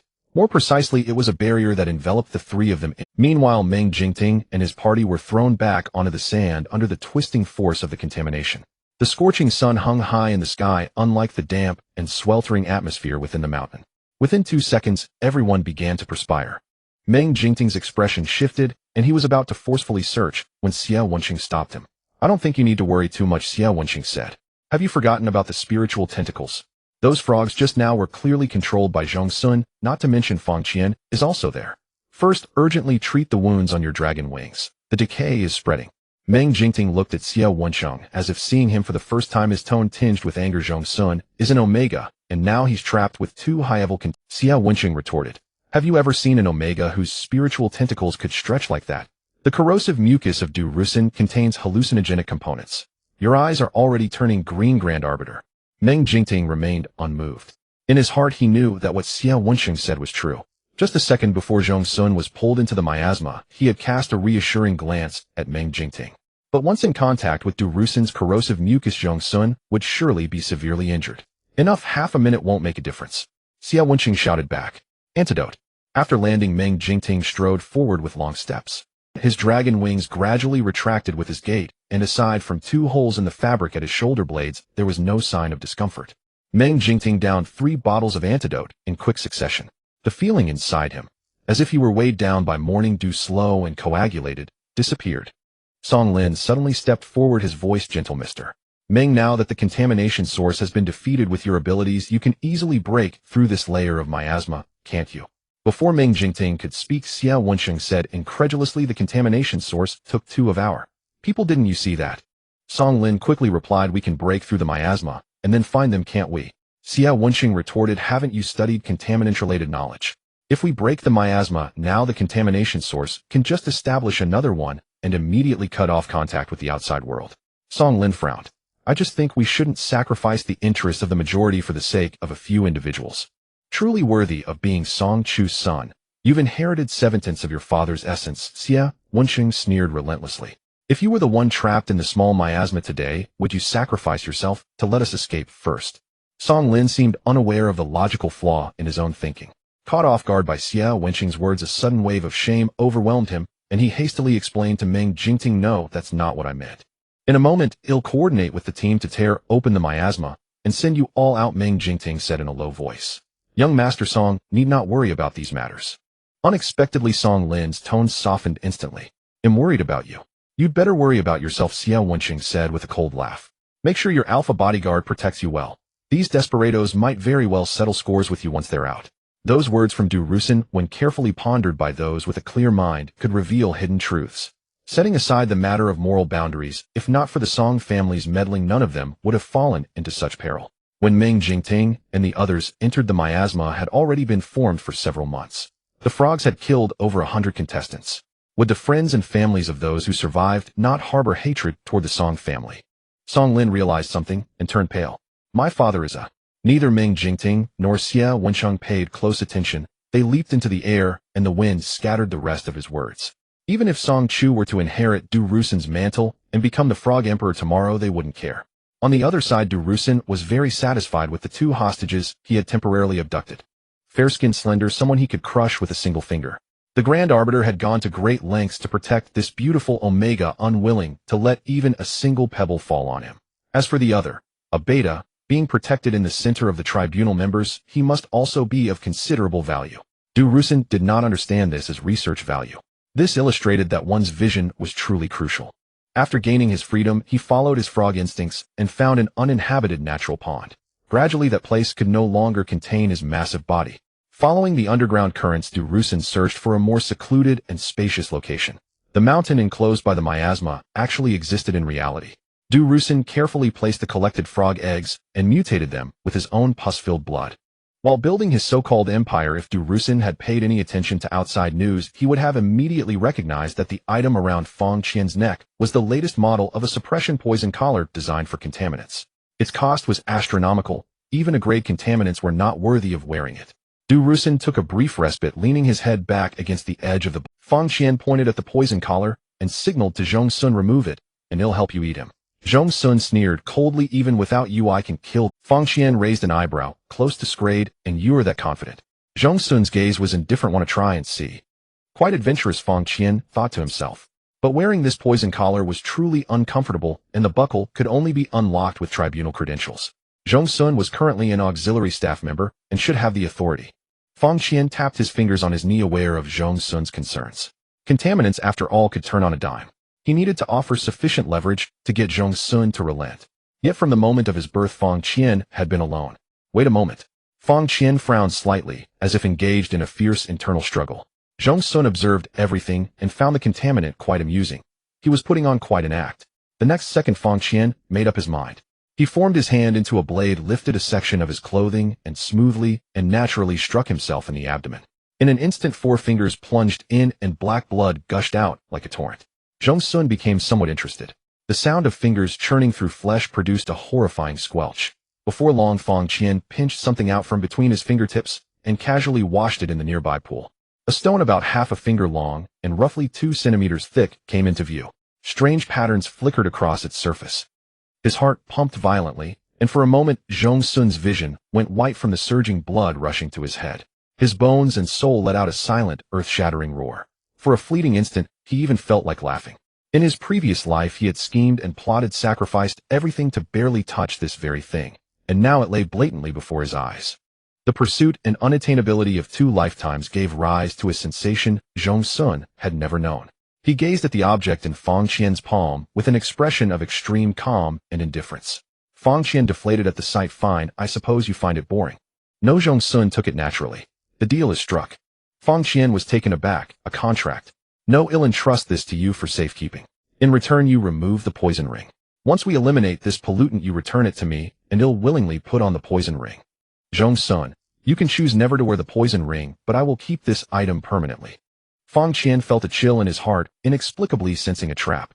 He took a shallow breath. This is merely a cherished collectible of mine, nothing of great significance. Zhong Xun nodded. What a coincidence. I also find it of great collectible value. Fang Qian. Should I first feign indifference then attempt to escape and cause some destruction to force him to return it? Not wearing the poison ring doesn't mean you can act recklessly. At the slightest sign of trouble, Zhong Xun smiled. I guarantee it will shatter into a pile. Fang Qian. On the opposite side, Du Rusin, who had overheard their loud scheming, opened his weary eyes. His mind was barely functioning, but he could still grasp the meaning of eliminate this pollutant. My. Du Rusin noticed the large black bloodstain on Fang Qian's waist. Why is your blood the same color as a pollutant's? This question was so foolish that no one wanted to answer. Fang Qian took a deep breath. Listen to me. No. Zhong Xun refused sharply, then swiftly pushed Fang Qian aside. In that split second his fingerprint was scanned, and he deftly unlocked the buckle. Fang Qian fell to the ground, but only for that moment of fragility. Then a familiar surge of energy coursed through his body. He clenched his fists, feeling an explosive surge of power. Where he had just stood, corrosive slime had burned a large patch on the ground, emitting plumes of white smoke. Du Rusin was displeased. I think you don't understand the situation. Fang Qian rose to his feet, his tone sincere. I think it's you who doesn't understand the situation. The next second, Fang Qian stepped forward with his right foot, sending pebbles flying into the air. His figure vanished from its spot, and when he reappeared, he was right before Du Rusin's massive yellowed eyeball. As if to ensure Du Rusin could see him clearly, he even bowed slightly with gentlemanly grace. Do you know? In the world of pollutants, you are what they call a mongrel. No offense intended. It's simply the truth. Though I don't know how you managed to break through the final genetic barrier, your potential ends here. Du Rusin finally realized that the person before him was a pollutant. The pollutant genes within his body clearly transmitted a signal, a humanoid intelligent pollutant with an off-the-charts level of danger. Du Rusin's webbed feet pressed against the rock wall, but to Fang Qian, it was almost in slow motion. The man suddenly raised his right foot, executing a stretch that was even more precise than a ballet dancer's. A brief sonic boom exploded in the air. Du Rusin froze for an instant, then was violently blasted into the mountain. A large torrent of corrosive liquid poured down, almost covering the small pond. Zhong Xun looked up with a disdainful expression. No. The moment he said no, Fang Qian paused, considering that this irreparable Omega might be killed. The main concern was that if the small barrier broke, it would be hard to explain to Chief Arbiter Meng. Given Meng Jingting's ruthless approach to pollutants, a couple of punches would indeed be quite painful. Fang Qian instantly returned to the ground, grabbed Zhong Xun's shoulder, and whisked him away. Control him, Zhong Xun whispered. I have spiritual tentacles. Fang Qian gave a faint Fang Qian leaped nimbly across the rock walls, always one step ahead of the corrosive slime. Meanwhile, Du Rusin's jumping height had reached its limit. In the span of a breath, Fang Qian appeared above his head, and with a thunderous boom, the giant frog was kicked viciously back into the pond. This blow likely broke Du Rusin's ribs. He gasped heavily, unable to get up for a long time. After Zhong Xun landed, his spiritual tentacles immediately rushed toward the energy source. Having controlled so many small frogs earlier, his spiritual chi was depleted, and the tentacles were in a state of hunger. They skillfully peeled away the black mist around the core, layer by layer, devouring it. Du Rusin's frog body tensed in agony, his eyeballs nearly bulging out. Stop! Stop! The energy source retaliated violently, flinging the tentacles away. Fang Qian thought he would have to intervene, but then Zhong Xun suddenly spoke. Du Rusin. He said, die as a human. It was as if a drop of water rippled through the mind. Du Rusin's skin pustules tensed up, on the verge of losing control and choosing to self-destruct in agony. At first he found the words laughable. Die? In his current state, what relation did he have to humanity? He thought it was a psychological attack, but when he met Zhong Xun's calm, silent eyes, something within him that had long been dead was struck hard. Completely, uncontrollably decayed flesh sloughed off, and from the new sprouts emerged a signal different from that of pollutants, electrifying his entire body, a signal that belonged to Du Rusin himself.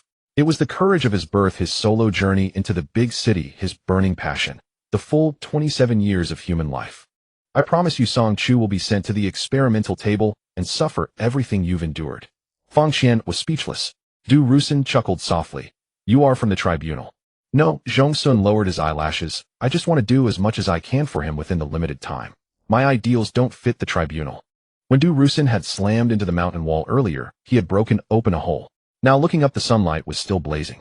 The truth was, being a pollutant didn't feel dazed and acting on instinct. Personal will was covered in dust, abandoned in a corner.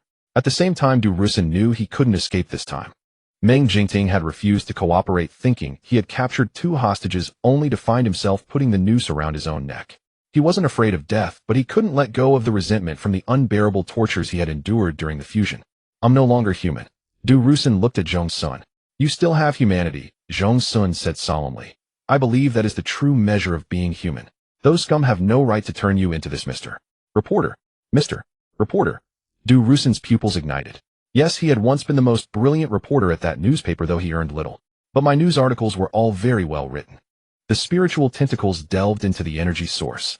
Such an intrusion was not unnoticed by Du Rusin, but perhaps he was truly at the end of his road with little fear or resistance. His webbed feet spread out in a describing motion. You must report that the pro-peace faction callously took lives, snuffing out a rising star in the journalism world. Zhong Xun, of course. The tentacles gripped the purple core. Fang Qian stood up ready to feed. Du Rusin sighed. Make sure it's quick. You won't feel any pain, Mr. Reporter. The last image Du Rusin saw was Zhong Xun standing in a clear light, smiling as he bid farewell. Goodbye, Mr. Reporter. Zhong Xun hadn't lied. His body was wrapped in clouds, as comfortable as being back in his mother's womb. He instinctively raised his arms and saw a familiar pair of human hands. Du Rusin smiled, relieved. I'm going to write a news article. With Du Rusin's death, the miasma began to crumble. Zhong Xun stood still for a long time until Fang Qian finished off the frog Heavenly Emperor's physical form. Fang Qian's method was more akin to absorbing than eating. It was then that Zhong Xun realized his earlier act of skinning and eating the frog meat was purely for intimidation. In reality, the frog Heavenly Emperor's massive body dissolved into wisps of black mist that surged into Fang Qian's mouth and nose. When the last piece of flesh vanished, Fang Qian stood up, sated. Perhaps it's because of the human genes. A rare delicacy, Fang Qian said, turning around to stare at Zhong Xun for 2 seconds. Are you grieving? Zhong Xun raised an eyebrow. You can read my emotions. Instinct. Fang Qian said this, yet still felt perplexed. He could not understand why humans were so taboo about death. Even though Zhong Xun had already become an anomaly, he still felt sorrow for a pollutant. Boom boom. The ground trembled beneath their feet. The surrounding scene resembled rice paper damaged by water droplets, and the real world beyond the miasma gradually revealed itself. With a sweep of the dragon wings, the small miasma trapping Zhong Xun shattered. A faint smile appeared on Zhong Xun's cool, indifferent face. Fang Qian had to admit it was an exquisite human guise. Zhong Xun stepped forward and embraced Meng Jingting, who had rushed in. The dying light of the miasma's collapse drifted gently around them. The Grand Arbiter Meng immediately halted his momentum, carefully supporting Zhong Xun with both arms. Only after confirming that Zhong Xun still had strength and was uninjured did he suddenly tighten his embrace, holding the man close. Are you all right? Meng Jingting asked. I'm fine, Zhong Xun replied. Fang Qian thought to himself, isn't this all thanks to me? But the gun muzzle gave him no chance to speak. A cold object pressed against the back of his head. Su Hongzhou warned, don't move. Fang Qian was pragmatic. Su Hongzhou said coldly, where is your poison circle? Zhong Xun gave it to me, Fang Qian replied. He had not yet learned human social norms, but he had instinctively mastered the art of shifting blame. Zhong Xun gently pushed Meng Jingting away and explained to Su Hongzhou, without removing the poison circle, I probably couldn't have avoided Du Rusin's corrosive mucus. But now I have no use for it. He'll behave until we meet Zhou Beikai. Zhou Beikai, the name that had once made Fang Qian believe he had touched the entirety of the human world, was now shrouded in a dusty fog. He pressed his chest, but could no longer feel that violent heartbeat. Meng Jingting leaned against Zhong Xun's shoulder, his thin lips brushing lightly over the Omega's gland. He sensed the Omega's somewhat depleted spiritual energy, with mental tendrils listlessly soaking within it. Yet beneath the intertwined tendrils, unseen by Meng Jingting, lay a self-muted concealment ability and a lustrous purple core. Zhong Xun dared not use the core's energy for now. Last time forcibly absorbing another pollutant had left him unconscious for days. Did you kill Du Rusin? Xia Wenqing asked. I delivered the killing blow, Fang Qian said matter-of-factly. Zhong Xun's mental tendrils were a great help. As they spoke, the miasma completely dissipated. Oh, it's 12:30 at night, Sun Shin remarked. We've been in here for less than 5 days. Time within the miasma did not necessarily align with the outside world, but fortunately, they had resolved matters quickly enough. The next second, at Meng Jingting's simple gesture, the arbiters raised their guns. Xia Wenqing pointed around. All of you, hands on your heads and squat down there. Believe me, if you make a single wrong move, it'll turn you into a sieve. Having witnessed Meng Jingting's formidable power, the group knew resistance would yield no good outcome. More importantly, they were utterly exhausted. Life inside the miasma had been a daily triathlon, with only frog meat to eat. Now, even if they were thrown into prison and fed plain water with steamed buns, a good night's sleep would be more than enough. Du Rusin had worn down their expectations for life to a mere thread. Without a breath of the real world's wind, their spirits could not revive. Compared to the miasma, the arbitration court sounded far more welcoming. Thus these troublemakers from various gray areas obediently squatted with their hands on their heads. Song Lin of course would not squat. He had never considered him. Mr. Meng, would you mind taking me back? Song Lin said in a low voice. The Song family will repay you generously. Xia Wenxing stepped forward. Hey, young Master Song, did you lose your phone? I can lend you mine to call the Song family. Currently, there was insufficient evidence. They only knew that Song Shu was involved in shady dealings, but nothing could be pinned on Song Lin yet. Song Lin ignored Xia Wenxing and stepped aside to look at Meng Jingting again. Mr. Meng, you're a smart man. You should understand this is a good opportunity. You and my father could sit down, and Meng Jingting turned around, his expression cold. Song Lin suddenly couldn't continue. Meng Jingting had always been taciturn. To him, all beings were the same shade. With his unyielding nature, few things could affect his emotions except Zhong Xun. But at this moment, although Meng Jingting showed no obvious disgust, the Song family members were definitely ranked below ordinary beings. Song Lin felt a chill under that gaze. An overwhelming sense of grievance surged within him. Wasn't he also a victim? The pollutant had vaguely mentioned some experiment. Why should his words be taken as truth? If the Song family was truly wronged, who would step forward to apologize? Dizzy? Meng Jingting asked softly. Zhong Xun's mental tendrils were tentatively probing the core's energy, so he felt passable. But he wanted Meng Jingting's pheromones, so he replied a little. Meng Jingting gave orders. Xia Wenxing and Sun Chen stay here. Contact the police. Not a single involved person can be let go. Su Hongzhou escort Fang Qian back to the arbitration court. Song Lin eventually made a call for the Song family to pick him up. As Zhong Xun brushed past him, he cast a calm glance. Oh, you've grown. Xia Wenxing saw it clearly. Now that Zhong Xun was no longer causing trouble, he exuded a quiet confidence. Song Lin's face darkened. Meng Jingting and Zhong Xun went home. Su Hongzhou volunteered to write the report, which he would send to Meng Jingting for review and then fill in any gaps. The sound of rushing water came from the bathroom. Meng Jingting's combat suit was tattered. He stripped it off and tossed it into a laundry basket to be destroyed by the robot butler. Zhong Xun glanced at it, his expression shifting slightly, a mixture of barely restrained desire and a hint of bashfulness from his thin-skinned nature. Finally, he cleared his throat twice and stood up, heading to the adjacent bathroom. Having been uncomfortable in the miasma for days, Zhong Xun washed meticulously several times. When he finished, he found the shower gel too strong in scent, so he used his own pheromones to disperse the odor. Almost as soon as he pushed open the door, Meng Jingting looked up. The man's eyes were like enormous pupils hidden in the abyss. Even Zhong Xun felt a trace of trepidation at that moment, as if a cataclysmic sea of fire was about to erupt from below and engulf the entire world without mercy. Yabai cypress took root steadily in the room without any invitation, yet it conveyed a distinct attitude. He was always ready to welcome the wind from the empty. Zhong Xun smiled knowingly. His bathrobe came undone and fell to the floor the next second. He walked in step by step. Meng Jingting slowly withdrew his movements from tidying the bed. When facing Zhong Xun most of the time, he was the first to falter and flee in panic, but when it came to the suppression of pheromones, the alpha's bone-deep nature was instantly ignited. The room was filled with Zhong Xun's pheromones. At this moment, if he could still endure, he wouldn't be a man.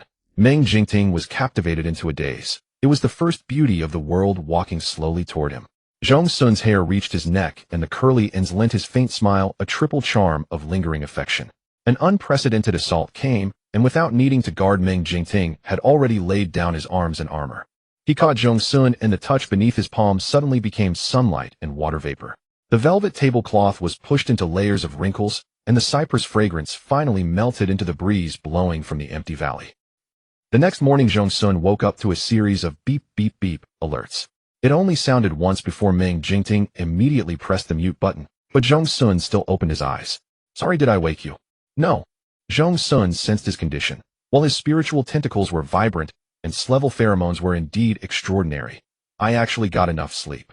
Meng Jingting. Zhong Xun suddenly changed his tone. The judgment court is in session, I'll go first.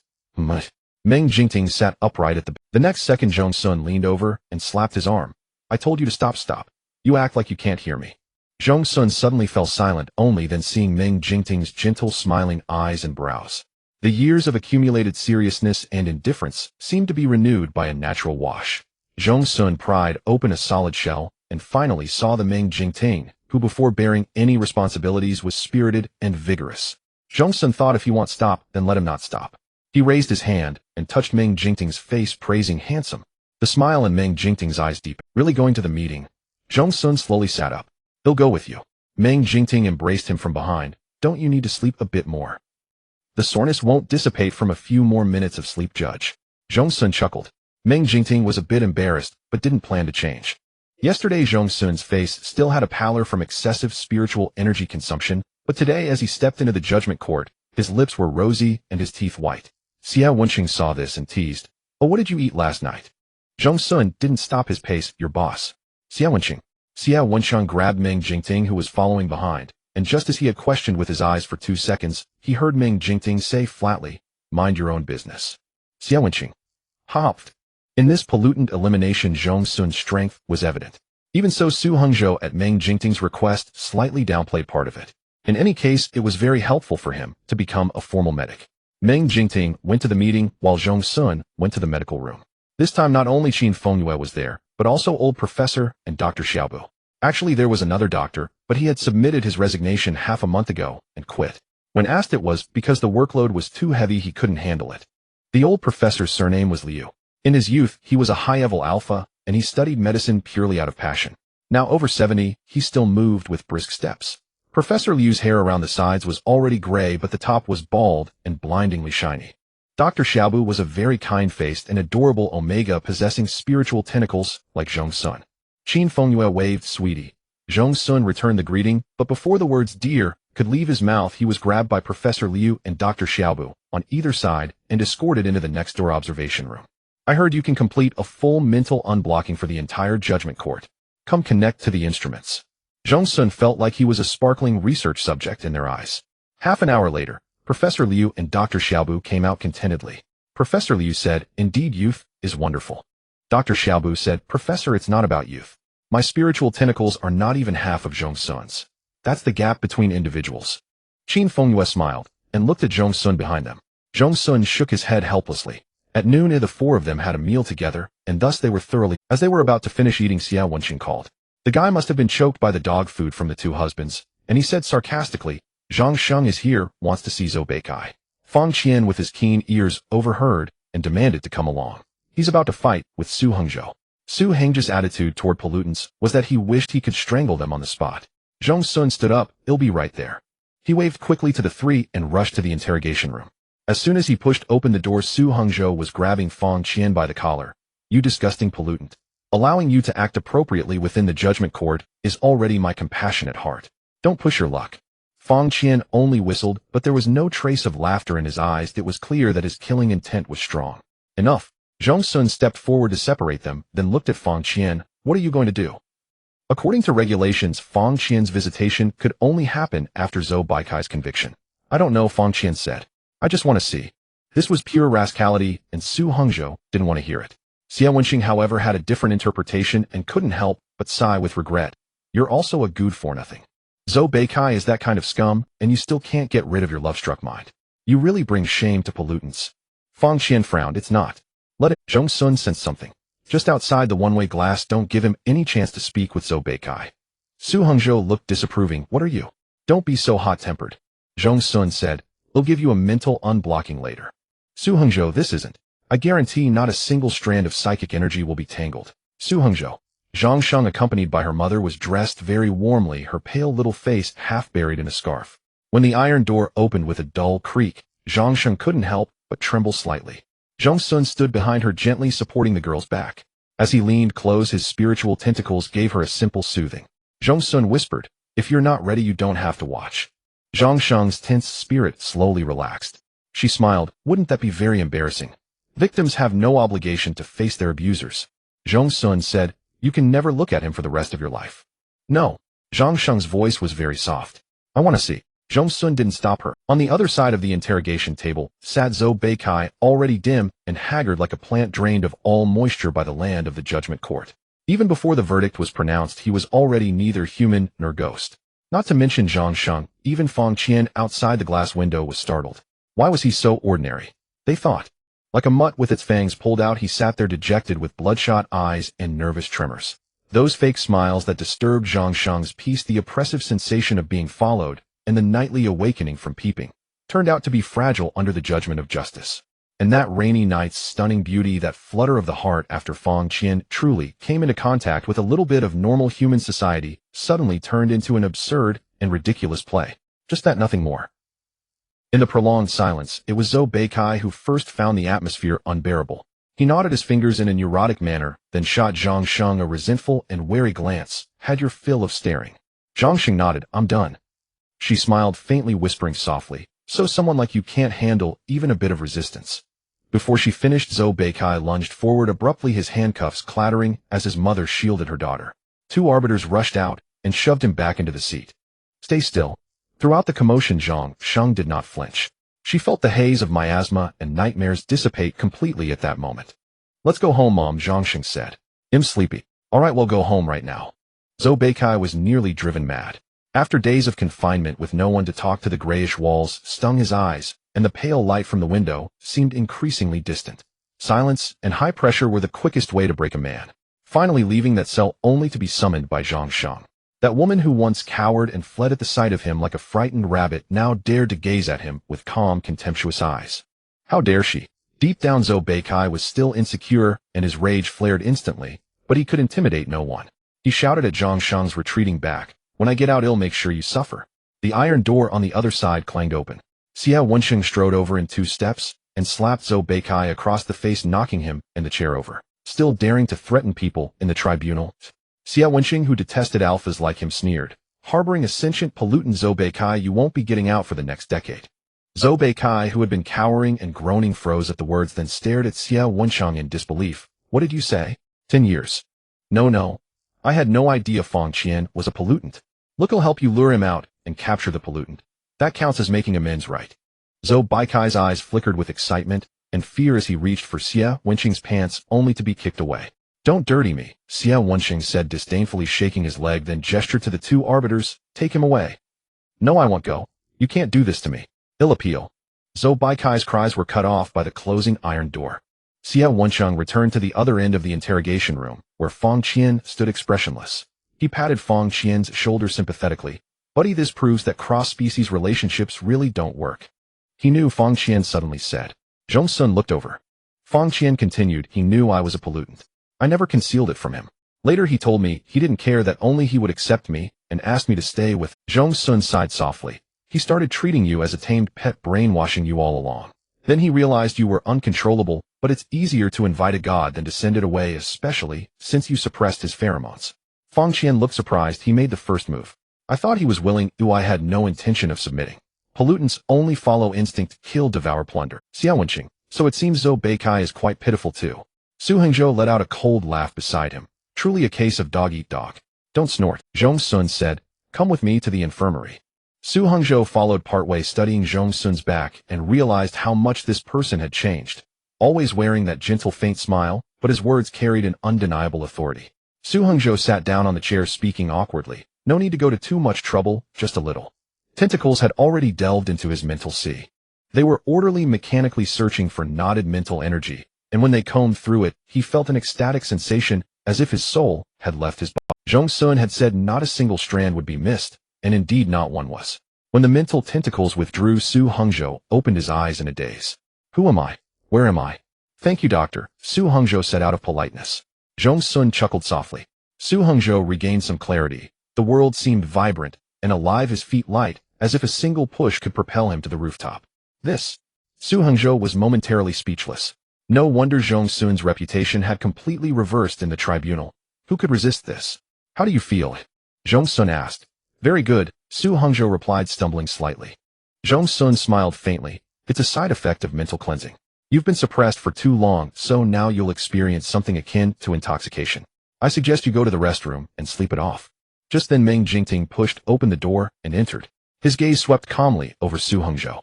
Though his frank possessiveness was formidable, Meng Jingting respected medical staff and didn't get jealous without reason. Meng Jingting, all done. Zhong Xun replied. You finished too. As he spoke, Su Hengzhou staggered over to Meng Jingting. The side effects numbed his entire body within seconds. Meng Jingting was somewhat surprised. This was the first time Su Hengzhou had seen him without greeting him. Move aside, Su Hengzhou said.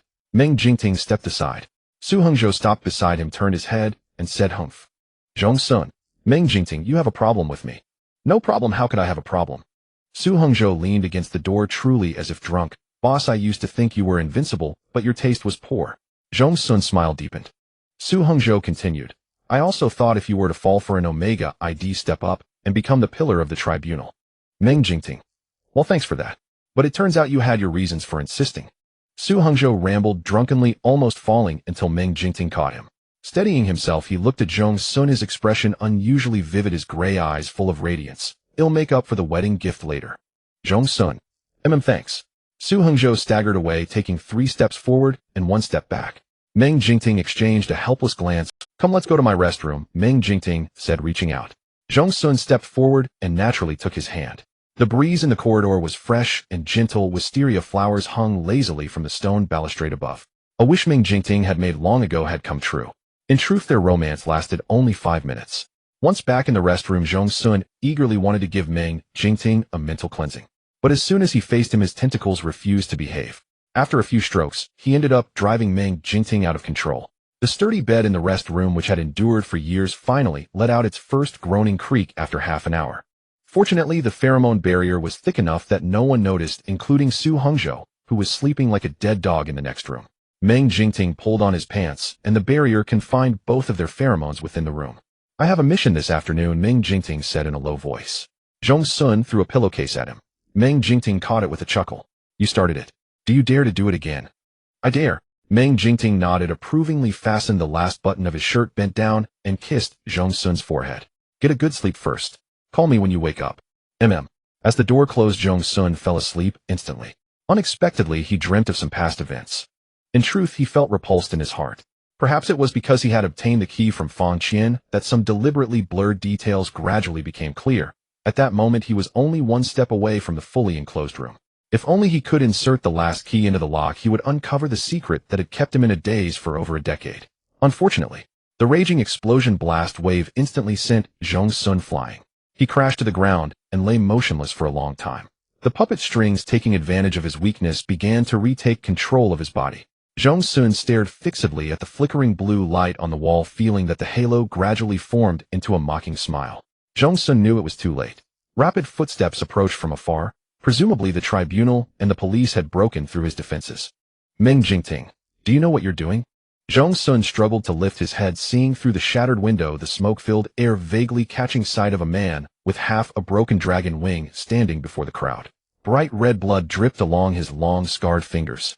Meng Jingting said nothing. His lowered black hair obscured his brows and eyes, his jaw firm and cold. Even as enemy fire raged, he did not yield an inch. The scene in the dream stuttered, and Zhong Xun was struck by a violent palpitation and a sense of weightlessness. The wind as he fell from the high building was stretched into a long, mournful wail. Just before his consciousness faded, he seemed to hear someone scream, Zhong Xun. White mist surged, and Zhong Xun opened his eyes. He stared blankly at the ceiling at first, then the ever-present disguise cracked, and pain surged in Zhong Xun's eyes. He couldn't help turning sideways, and suppressed heavy gasps sounded in the room, but within just a few seconds they vanished.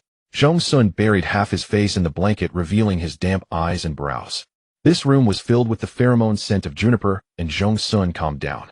There was no need to dwell on these things, Zhong Xun told himself. A new path appeared before him, at the end of which shone a hope he had never seen before. He would surely walk it undaunted. A 3-meturtle leopard-type pollutant was completely eliminated. Meng Jingting retreated, took off his hood, raised his hand to press his chest, and inexplicably felt a pang of discomfort. Boss? Sun Chen asked in confusion. It's nothing. By the way, I'm taking a break starting tonight, about 3 days. I need to go to Huaigu Valley. As usual, you all handle things yourselves. Don't make any stupid mistakes. If you encounter an unsolvable miasma, contact me in time before the signal is blocked. Sun Chen hurriedly replied, no problem. Huaigu Group was not only Meng Jingting's private property, but also a secret supplier for the tribunal. Otherwise, the meager funds allocated from above would not be enough for risking their lives. Liaison Officer Tan K trotted up. Boss Song Chu is calling. No, Meng Jingting coldly interrupted. I'm off duty. Yes. Tan K went aside to happily refuse. When Song Lin returned home, he surely told everything that happened inside the miasma of Du Rusin. The detained prisoners had heard it all. The so-called Frog Emperor was actually a tragic experiment. With over 100 mouths, how could Song Chu seal them all? In the past 2 days, he had been very active and met many people, but Meng Jingting deliberately ignored him. The calmer Meng Jingting was the more frightened Song Chu became, and finally, he couldn't hold back. It wasn't enough yet. Meng Jingting didn't have much solid evidence. If Song Chu insisted that Du Rusin was framing him, they would fall into a disadvantage. Meng Jingting was waiting for Song Chu to make a misstep. The peace faction, which had always claimed to care for the world, was actually engaged in experiments fusing ordinary people's lives. Song Chu valued his people-loving image the most. No matter how cunning he was, there would come a time when he couldn't hide it. Getting into the car, Meng Jingting booked a table at a high-end restaurant. He had been very busy lately, and although Zhong Xun didn't say anything, he needed to be considered. Meng Jingting sat alone in the back row of the car. He was as silent and serious as usual, but when he saw the success message for the reservation, he couldn't help tilting his head back and smiling. The driver, a tribunal member, couldn't help glancing in the rearview mirror. "Boss, you're that happy?" "Yeah, I'm going on a date." The black armored vehicle drove into the tribunal. As soon as it stopped, Meng Jingting pushed the door open and hurried to the resting room. When he opened the door, he found Zhong Xun already awake, sitting at the table flipping through some of his mission notes. "I just scribbled them for convenience," Meng Jingting said. "It's very clear," Zhong Xun praised. Although he had a smile on his face, Meng Jingting suddenly slowed his steps. "What's wrong?" Meng Jingting leaned down. Zhong Xun sat on the chair, his eyes level with his. His heart, usually as strong as iron and stone, couldn't help but ache. "I had a nightmare." "Scared?" "A little." In this world, perhaps only Meng Jingting would take Zhong Xun's being scared seriously. As Fang Qian next door said, "It's a wonder he doesn't scare others." Meng Jingting straightened up, then pressed the back of Zhong Xun's head against his abdomen. The tribunal belt was a bit hard, but Zhong Xun didn't mind at all and gently rubbed against it, as if releasing tension. "They'll take you to a candlelight dinner tonight," Meng Jingting said. "Will that make you feel better?" "Yes." Meng Jingting smiled, his deep voice melting into the sunset. "Darling, you don't have to be afraid of anything." Zhong Xun's heart tightened. Still as foolish as in his past life. Meng Jingting drove his own car. When this limited edition supercar roared out of the garage, the engine's roar drew many people out to watch. Xia Wenqing sat on the steps with a lunchbox, smiling bitterly. "This is really different when you're in love." Meng Jingting stopped in front of him and lowered the window. Only then did everyone see the Grand Arbiter had changed into casual clothes. The logo on them was unfamiliar, but looked expensive. Meng Jingting wore polarized sunglasses. Such flamboyance did not look out of place on him at all. The tribunal members suddenly remembered that their boss, besides being the powerful first arbiter, was also a billionaire. Xia Wenqing found his rice hard to swallow. "What are you showing off to me?" "No," Meng Jingting said. "I meant if you want extra meals tonight, don't hold back. It's on me." Xia Wenqing immediately laughed. Cheers erupted behind him. Zhong Xun couldn't help but smile as well. The restaurant boasted an elegant ambience with prices far from modest. Meng Jingting seldom frequented such establishments, yet he believed that being in love demanded a sense of ceremony. They had, after all, been married for nearly 3 years. The seeds of youth had only recently been rekindled, and Meng Jingting wished to make up for all the moments he had missed with Zhong Xun. By the window, the view stretched toward the glittering lights of Central Plaza, extending to Area B, which sprawled like low-flying fireflies. Zhong Xun finished ordering and handed the menu to Meng Jingting. Meng Jingting added 2 more dishes while instructing that the sparkling water for Zhong Xun should contain only 5% alcohol. Zhong Xun chuckled softly. "Worried you'll get drunk." "Worried you'll feel terrible," Meng Jingting replied. "At the high school graduation reunion, you came home and vomited all night." The next day, he even had a doctor come to the house to give him an 4 drip. Zhong Xun had a faint recollection of that. He sighed inwardly, knowing that the puppet strings had already wound tightly around him back then, yet he could always find moments of freedom in the cracks. That night, Meng Jingting had taken care of him attentively, even though he was supposed to report to the Judgment Court training camp the next day. Zhong Xun still remembered clinging to his neck, crying, and saying he couldn't bear to let him go. Before that, they had been in a cold war for a month. What Meng Jingting didn't know was that the one who had been cold was the puppet, while the one who had said he couldn't bear to leave was the real Zhong Xun. Zhong Xun still remembered clinging to his neck, crying, and saying he couldn't bear to let him go. Before that, they had been in a cold war for a month. What Meng Jingting didn't know was that the one who had been cold was the puppet, while the one who had said he couldn't bear to leave was the real Zhong Xun. Now thinking back, it felt like a distant dream. These days, Zhong Xun no longer cried, and Meng Jingting no longer needed to decipher the sorrow hidden behind his sadness. They simply cherished the present. When the dishes arrived, Meng Jingting helped cut the steak for Zhong Xun. Just as he had in childhood, he unconsciously did many things for him. "Thank you." Zhong Xun took a sip of the sparkling water. Sea salt flavor, icy blue in color, and quite delightful. Meng Jingting said in a low voice, "Your onboarding procedures are almost complete. We're just waiting for the final notice." Okay. The higher-ups had given 200% support to an Omega with spiritual tentacles voluntarily entering the Judgment Court. Fearing that Zhong Xun might change his mind, they had processed the paperwork with remarkable speed. The main report contained not only Meng Jingting's lavish praise for Zhong Xun, but also mentions from Bewitching and Su Hongzhou. Especially Su Hongzhou, known for his impartiality, whose opinion was given significant weight. The restaurant was filled with the deep, enchanting melody of a cello. That evening both of them enjoyed the meal greatly. In the warm amber glow, Meng Jingting's gaze lost its usual cold severity. Dark, inscrutable emotions flickered within, tracing over Zhong Xun's pale collarbone and upward to his beautifully shaped lips. Zhong Xun pretended not to notice and said to Meng Jingting, "Tomorrow, I'll get a haircut." Meng Jingting replied, "Sure." Zhong Xun looked good no matter what, but long hair was impractical for combat. While Meng Jingting swiped his card and signed the receipt, Zhong Xun went to the restroom. The thick foam was washed away by warm water, and Zhong Xun couldn't help but laugh, remembering how Meng Jingting's gaze had been nearly lingering on him. He dried his hands and stepped out, passing through a corridor flanked by private rooms. Meng Jingting hadn't considered them because the atmosphere was insufficient. Suddenly the door of a room called Bamboo Pavilion swung open, and Zhong Xun found himself unexpectedly face-to-face with Qi Tian. To be honest, for a moment Zhong Xun was slightly dazed. That face was so familiar. Too many things had happened recently.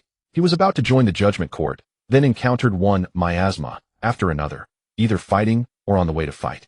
The high-intensity pace had made Zhong Xun push the Qi family completely out of his mind. More importantly, Qi Tian seemed to be doing poorly. His once proud head, held high like a peacock, was now lowered, his eyes red and swollen, as if he had just been crying, and he had visibly lost weight.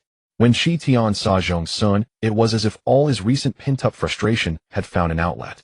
He flashed a familiar provocative smile, but he forgot that from the day he got engaged, Zhong Xun had changed. Nothing happened. The corridor was silent.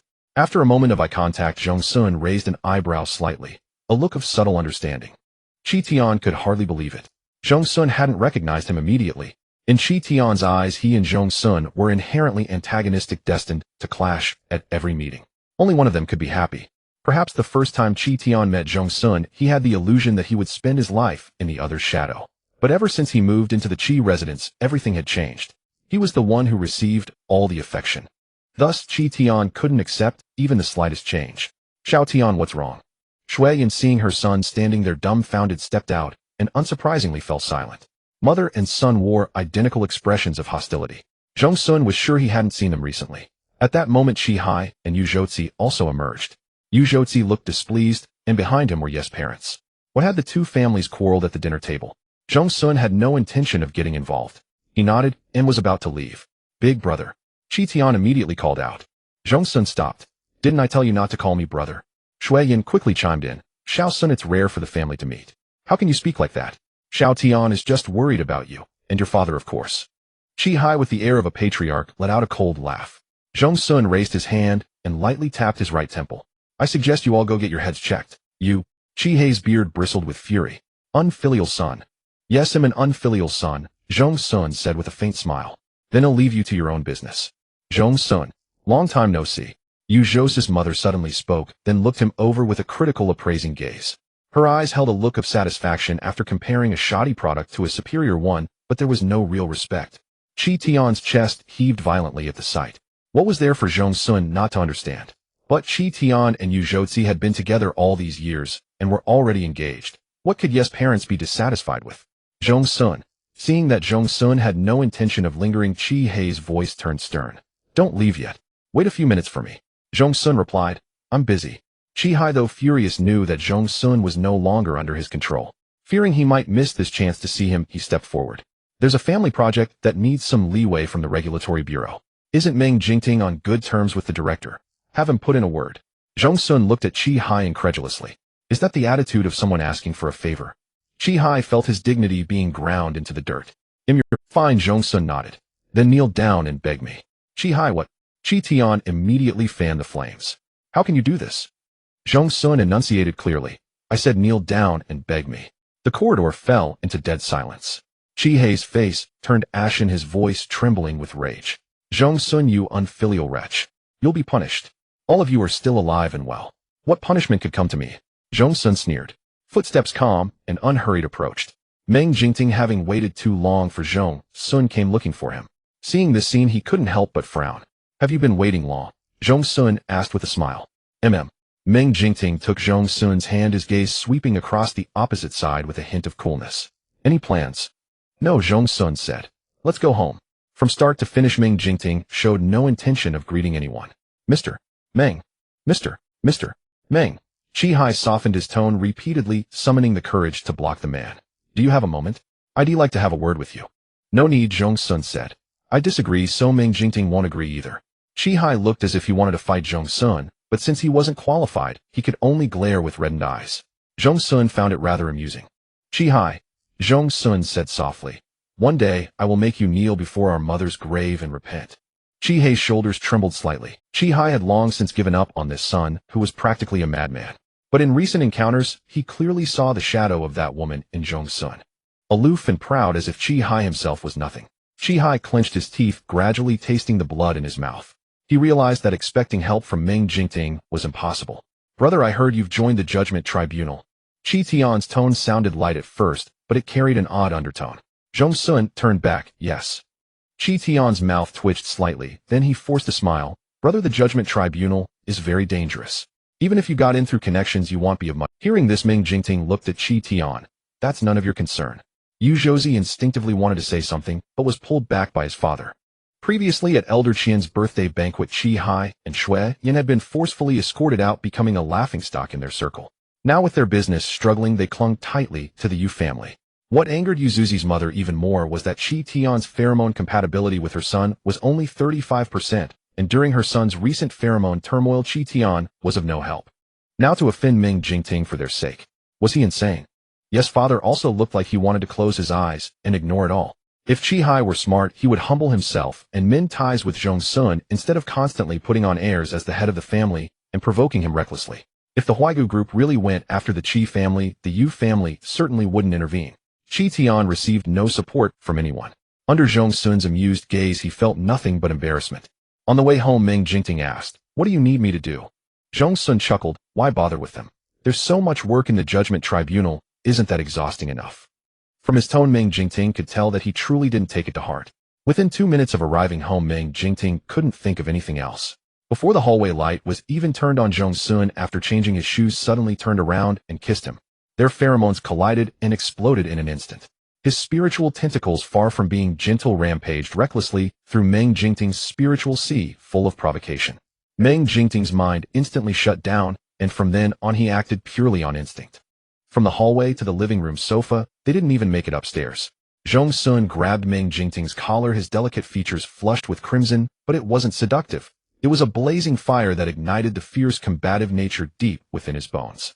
Meng Jingting, Zhong Xun said. We're both off tomorrow. Meng Jingting hummed lowly. Zhong Xun curled his lips into a smile. So tonight you have to make sure I'm thoroughly satisfied. The blood in Meng Jingting's veins rushed straight to his head. He had only one thought: he would make Zhong Xun's mouth stop being so arrogant. The household staff had been notified in advance not to stay overnight, each returning to their own homes, so the two of them were completely unrestrained. Zhong Xun felt a pain in his lower back. Just as he frowned slightly, Meng Jingting picked him up and moved to another spot. Focusing his eyes, he saw it was a patch of flattened roses, their thorns glistening. Almost. Zhong Xun only uttered 2 words, but it was as if Meng Jingting had received a supreme declaration of war. What Zhong Xun omitted to say was that not only tomorrow but the day after and the day after that they were all off. Meng Jingting rarely faced his rutting period, and when he did, it never spiraled out of control due to his sheer willpower. His self-control in this regard was terrifying beyond normal comprehension.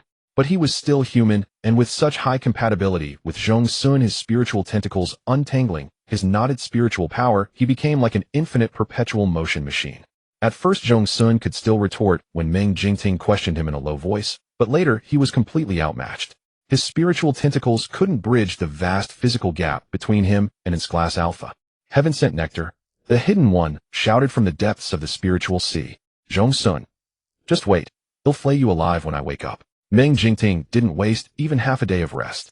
The scent of cypress had practically soaked through Zhong Xun. That morning Zhong Xun felt some warm light on his fingertips, moved with effort, and then opened his eyes.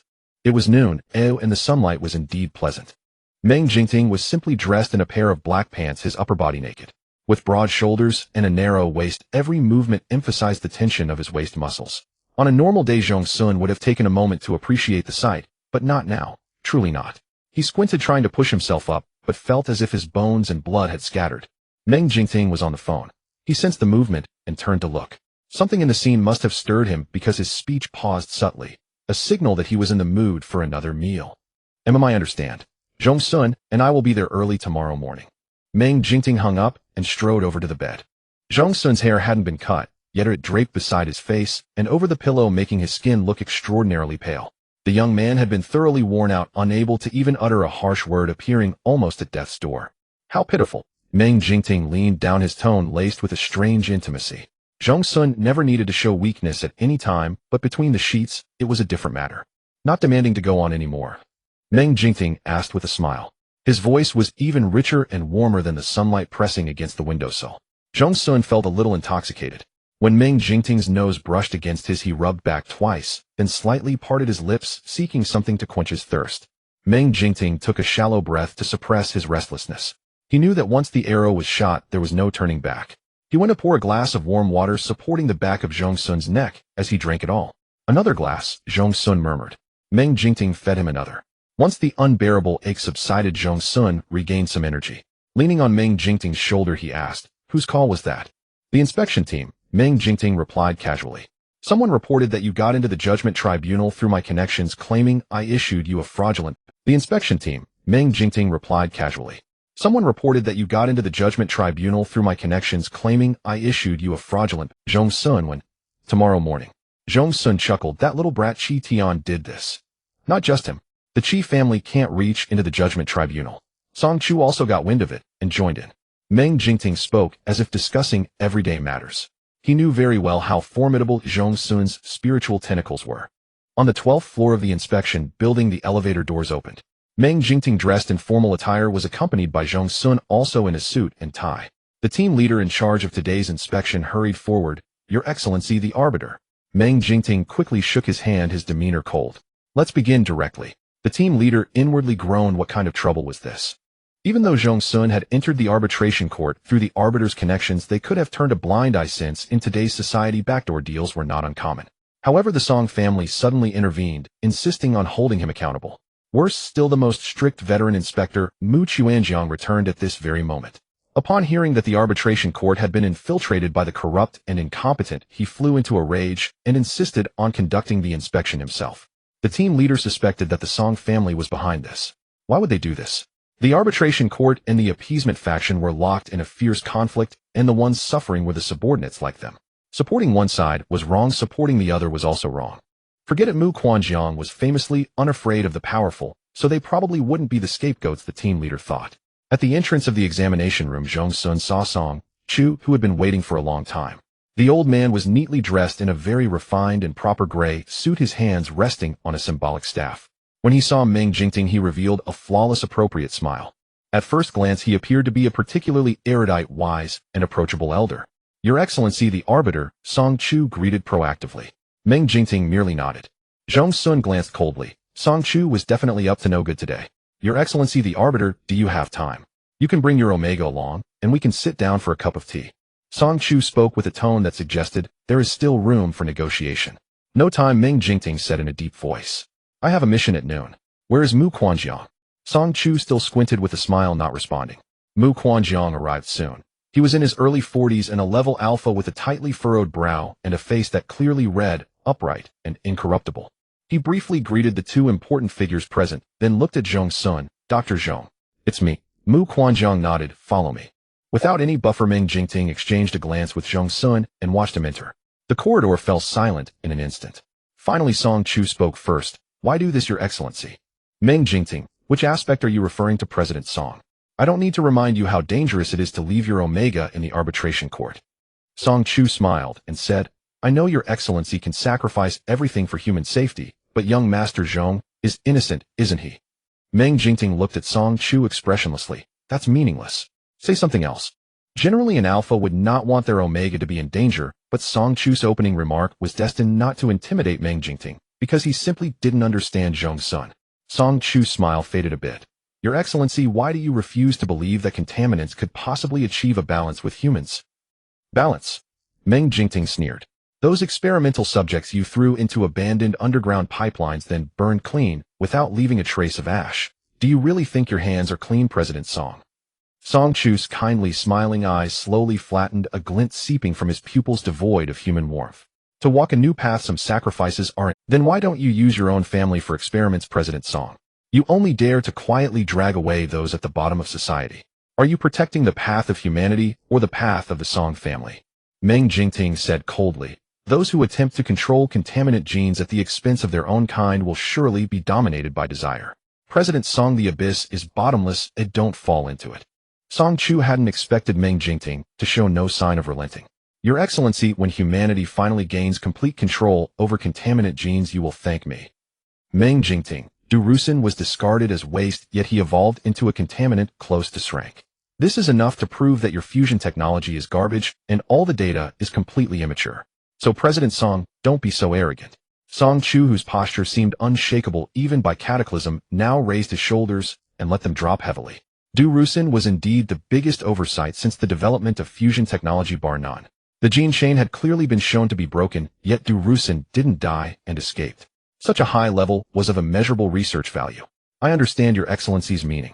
Song Chu's aged voice carried a hint of the eerie forest spirit. We shall see. Meng Jingting frowned slightly, looking at the examination room. Something was wrong. Indeed, something was wrong. Various instruments were connected to Zhong Xun, yet they showed he had no spiritual tendrils at all. Fine. Mu Kuanjiang's face darkened, looking at Zhong Xun with undisguised contempt. Zhong Xun pointed at the instruments. Someone must have tampered with them. I request an inspection. Request denied. Mu Kuanjiang said coldly, Mr. Zhong, this is the most advanced pheromone detector currently available. Do you think I'm joking with you? Stalling is useless. I will report the final result. Mu Kuanjiang was a decisive person and immediately turned to leave. Mr. Mu, you have quite a temper. Zhong Xun was not angry at all. Is it because you haven't received spiritual guidance for a long time? Mu Kuanjiang devoted all his time and energy to work with a bone marrow of uprightness and toughness. Even though he knew that machine-guided sessions had a waiting list that stretched to the cows come home, he never jumped the queue. In this regard, he had an almost sacrificial obsession. It was as if he felt uncomfortable if he didn't do something for society. A rare type of person, Zhong Xun thought. Mu Kuanjiang paused in his steps. That's none of... Zhong Xun nodded, his peaceful smiling face tinged with a hint of divinity under the sunlight streaming through the window. I apologize for the intrusion, Mr. Mu Kuanjiang raised an eyebrow upon hearing this. How could Zhong Xun and Omega possibly attack an alpha? He could. Spiritual tendrils slithered through the air. Mu Kuanjiang had little wariness towards Omegas, and his physical instinct overrode his rational judgment the moment the tendrils approached. So after a brief resistance, the tendrils successfully entered Mu Kuanjiang's spiritual sea. Zhong Xun frowned slightly. Mu Kuanjiang was also a tough guy. His spiritual energy was chaotic and tangled in knots. When the tendril picked up a strand, it hesitated about where to start. Mu Kuanjiang stared at Zhong Xun in a daze, then murmured after a moment, "This is..." Zhong Xun sighed. "I told you the instruments are faulty." Song Chu naturally knew what would happen in the examination room. Even if he didn't achieve his goal, depriving Zhong Xun of the opportunity to enter the arbitration court, and once outside with Meng Jingting's busy schedule, there would always be times when he couldn't keep an eye on things. Today it was just to give Meng Jingting a headache. Finally, the door of the examination room opened. Song Chu had already raised a gratified smile in advance. Mu Kuanjiang was glowing with health, walking briskly. He ignored everyone else and looked back, his voice booming. "Dr. Zhong, you work wonders." Everyone. After Mu Kuanjiang finished his praise, he turned to the inspection team leader, his expression instantly turning stern. "There's a problem with the instruments. Investigate." Song Chu never anticipated that the punch he threw would rebound before the result even came. "Congratulations, Arbiter." Mu Kuanjiang shook hands with Meng Jingting. With a medic like Dr. Zhong joining the team, the safety of the arbiters will undoubtedly be greatly enhanced. "For humanity, you have my gratitude," Meng Jingting replied. "Not at all." Mu Kuanjiang looked at Zhong Xun with a rare and precious gaze, nodding repeatedly. Good. Song Chu's lips stiffened. "Mr. Mu, this is..." "Side effects of spiritual cleansing," Zhong Xun explained. "Similar to intoxication or euphoria. Mr. Mu falls into the latter category." The inspection team leader breathed a sigh of relief. The matter was settled. "Rest assured, I will write the report truthfully." As Mu Kuanjiang was led away by the inspection team leader, he comforted Zhong Xun with a few words. At the corner of the corridor, he suddenly raised his voice. "Work. Where's the material? I could write 10 reports. 10.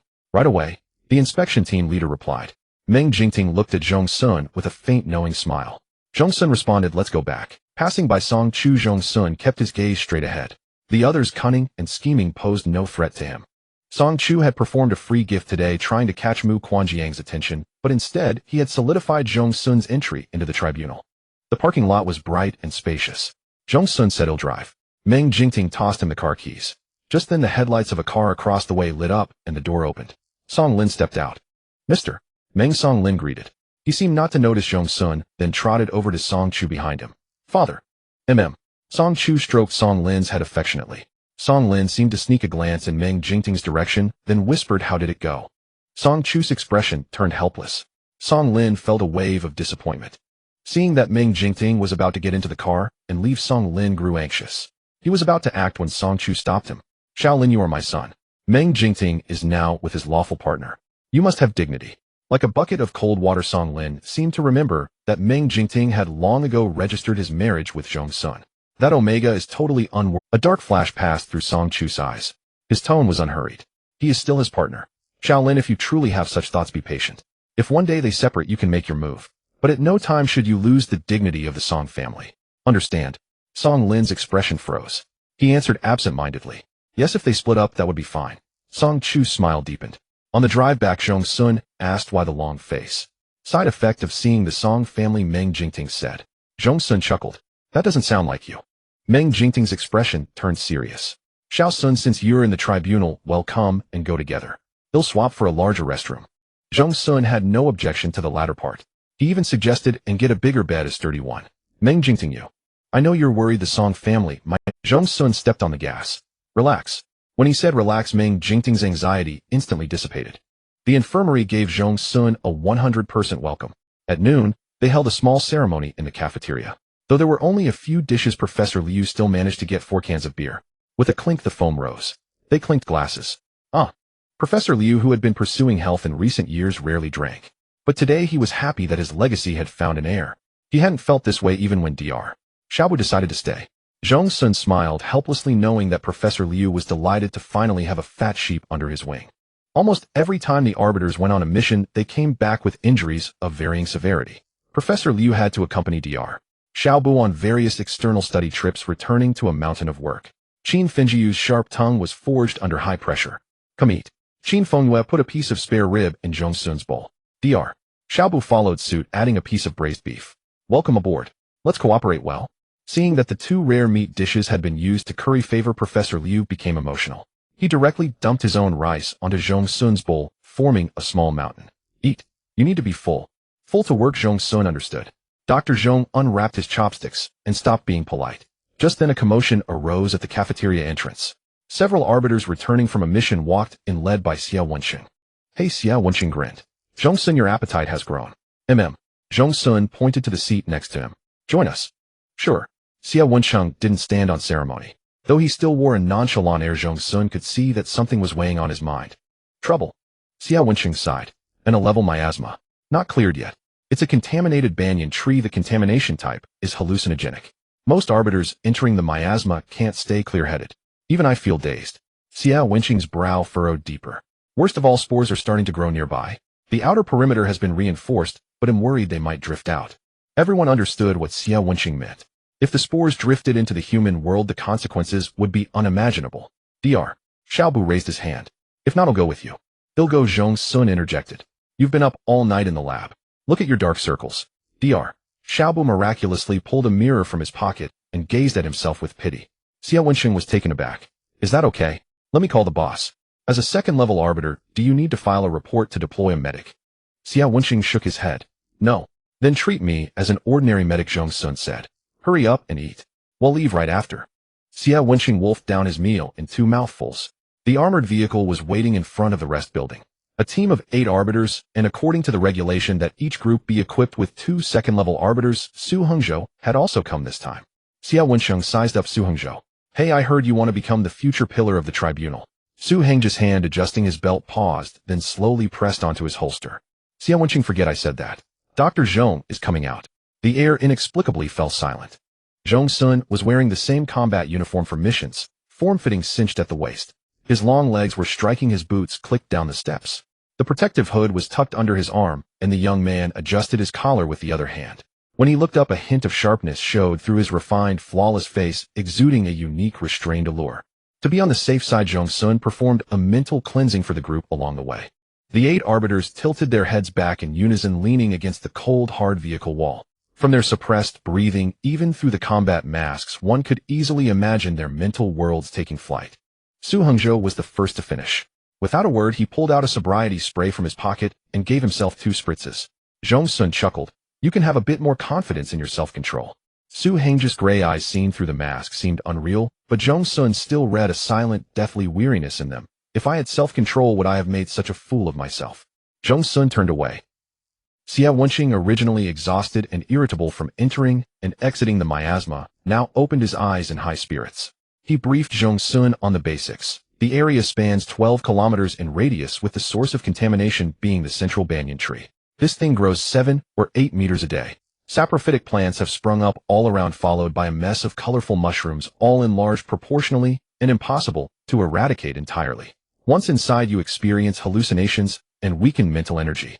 The spores are maturing en masse now. It's very dangerous. Zhong Xun understood. The closer to the banyan tree, the stronger the hallucination effect, right? Right? Xia Wenqing frowned. I can get within about 20 meters at most. Any farther, and I start to get the illusion that I'm a mushroom myself. I feel like a chipmunk, another arbiter chimed in. Su Hongzhou finally spoke. This time with the enhanced mental tendrils, we can definitely get closer. Xia Wenqing sighed. That's not even the worst part. We detected that during our cleanup operations, the pollution concentration of the banyan tree skyrocketed, heading straight for the critical threshold. In other words, if it senses danger, it'll blow us all up. Once the miasma breaks and the spores fly out, it'll be standing on the tribunal facing execution 2 times over. Zhong Xun's expression remained unchanged. We'll deal with it when we get inside. The entrance to the miasma was heavily guarded by police forces. Seeing the arbitral court's vehicle, the yellow tape was immediately pulled aside. The car jolted twice and came to a slow stop. Zhong Xun was the last to get out. Looking up, he could vaguely make out a dome shimmering with colorful light beneath the sky. Thanks for your hard work. Xia Wenqing, it's our duty. After a brief exchange of pleasantries, with Su Hongzhou leading the way, the arbiters entered a 2-meter-tall, white vortex one by one. Zhong Xun was shielded in the middle. After a brief dizziness, the ground beneath his feet became unusually soft, and he could smell the distinctive odor of saprophytic plants. Opening his eyes, he saw plants of astonishing size stretching out in all directions. Xia Wenqing cursed. Damn, this morning they were only up to my thighs, now they've grown to my chest. Su Hongzhou activated his scanner. The miasma's range is still expanding. Su Hongzhou quickly cut down the obstructing plants. As Zhong Xun passed by a damp area, a half-human-tall golden mushroom suddenly emitted a bang, and spores erupted like a dense fog, carried by the wind into the distance in an instant. The sky within the miasma displayed a rare scene where twilight and nightfall converged. Twinkling stars descended while the twilight gently embraced the tallest, most lush banyan tree. The leaves of the banyan tree rustled in the breeze, creating a scene that was at first glance warm and beautiful. But in reality, lethal danger had enveloped everyone from the moment they entered. Without the combat masks, the toxic gas could incapacitate in a level alpha in half a minute, and the hallucinations and mental interference bypassed the masks entirely. One arbiter suddenly reached out to grab at the air. Su Hongzhou whispered, "Stay alert. There's nothing there." The arbiters snapped back to reality. As they drew closer, cold sweat trickled down their backs. This was a silent, insidious mental suppression. By the time they realized it, every strand of mental energy felt like a sponge soaked with water, making even the slightest effort exhausting. "Chinga," one arbiter stammered. "Is that a snake crawling on my ankle?" Thinking it was an illusion, Xia Wenqing looked down and saw it wasn't a snake, but a wrist-thick vine. At first he thought had accidentally stepped into it, but soon he noticed it was moving. Holy crap. It really is a snake. The guy, terrified of snakes, immediately lost his composure. "Chinga, tell my girlfriend I love her when you get back." Su Hongzhou shot the vine, which recoiled in alarm and rapidly retreated into the dense undergrowth on either side. Su Hongzhou shot the vine, which recoiled in alarm and rapidly retreated into the dense undergrowth on either side. Xia Wenqing said with difficulty, "It wasn't here earlier." "Didn't you say it's growing rapidly?" Zhong Xun spoke softly. "Generally, this type of plant-based pollutant defies nature, sprouting all sorts of bizarre things from the genetic roots. A moving vine is nothing much." Zhong Xun spoke softly. "Generally, this type of plant-based pollutant defies nature, sprouting all sorts of bizarre things from the genetic roots. A moving vine is nothing much." Xia Wenqing said, "You talk as if you've seen a lot." Zhong Xun didn't reply. "Let's go." The dense foliage of the banyan tree grew clearer, and correspondingly the arbiters began experiencing various emergencies. One suddenly dropped to his knees crying, saying he wanted to eat the dumplings his mother made. Zhong Xun extended his mental tendrils. The man jumped up, his tone alert. "What?" Xia Wenqing joked. "You said you wanted to change your underwear." Everyone burst into laughter, easing the tense atmosphere a little. Chinga, stop joking around. Dr. Zhong, your mental tendrils are really impressive, but on another note, don't you feel tired and uncomfortable, eh? Zhong Xun paused mid-step. How could he explain that he hadn't felt much along the way because the concealment in his mental sea had been lying around absorbing the infiltrating pollution energy perfectly at ease? I do feel uncomfortable too, Zhong Xun said softly. But your pheromone barriers are very effective, and I have my mental tendrils.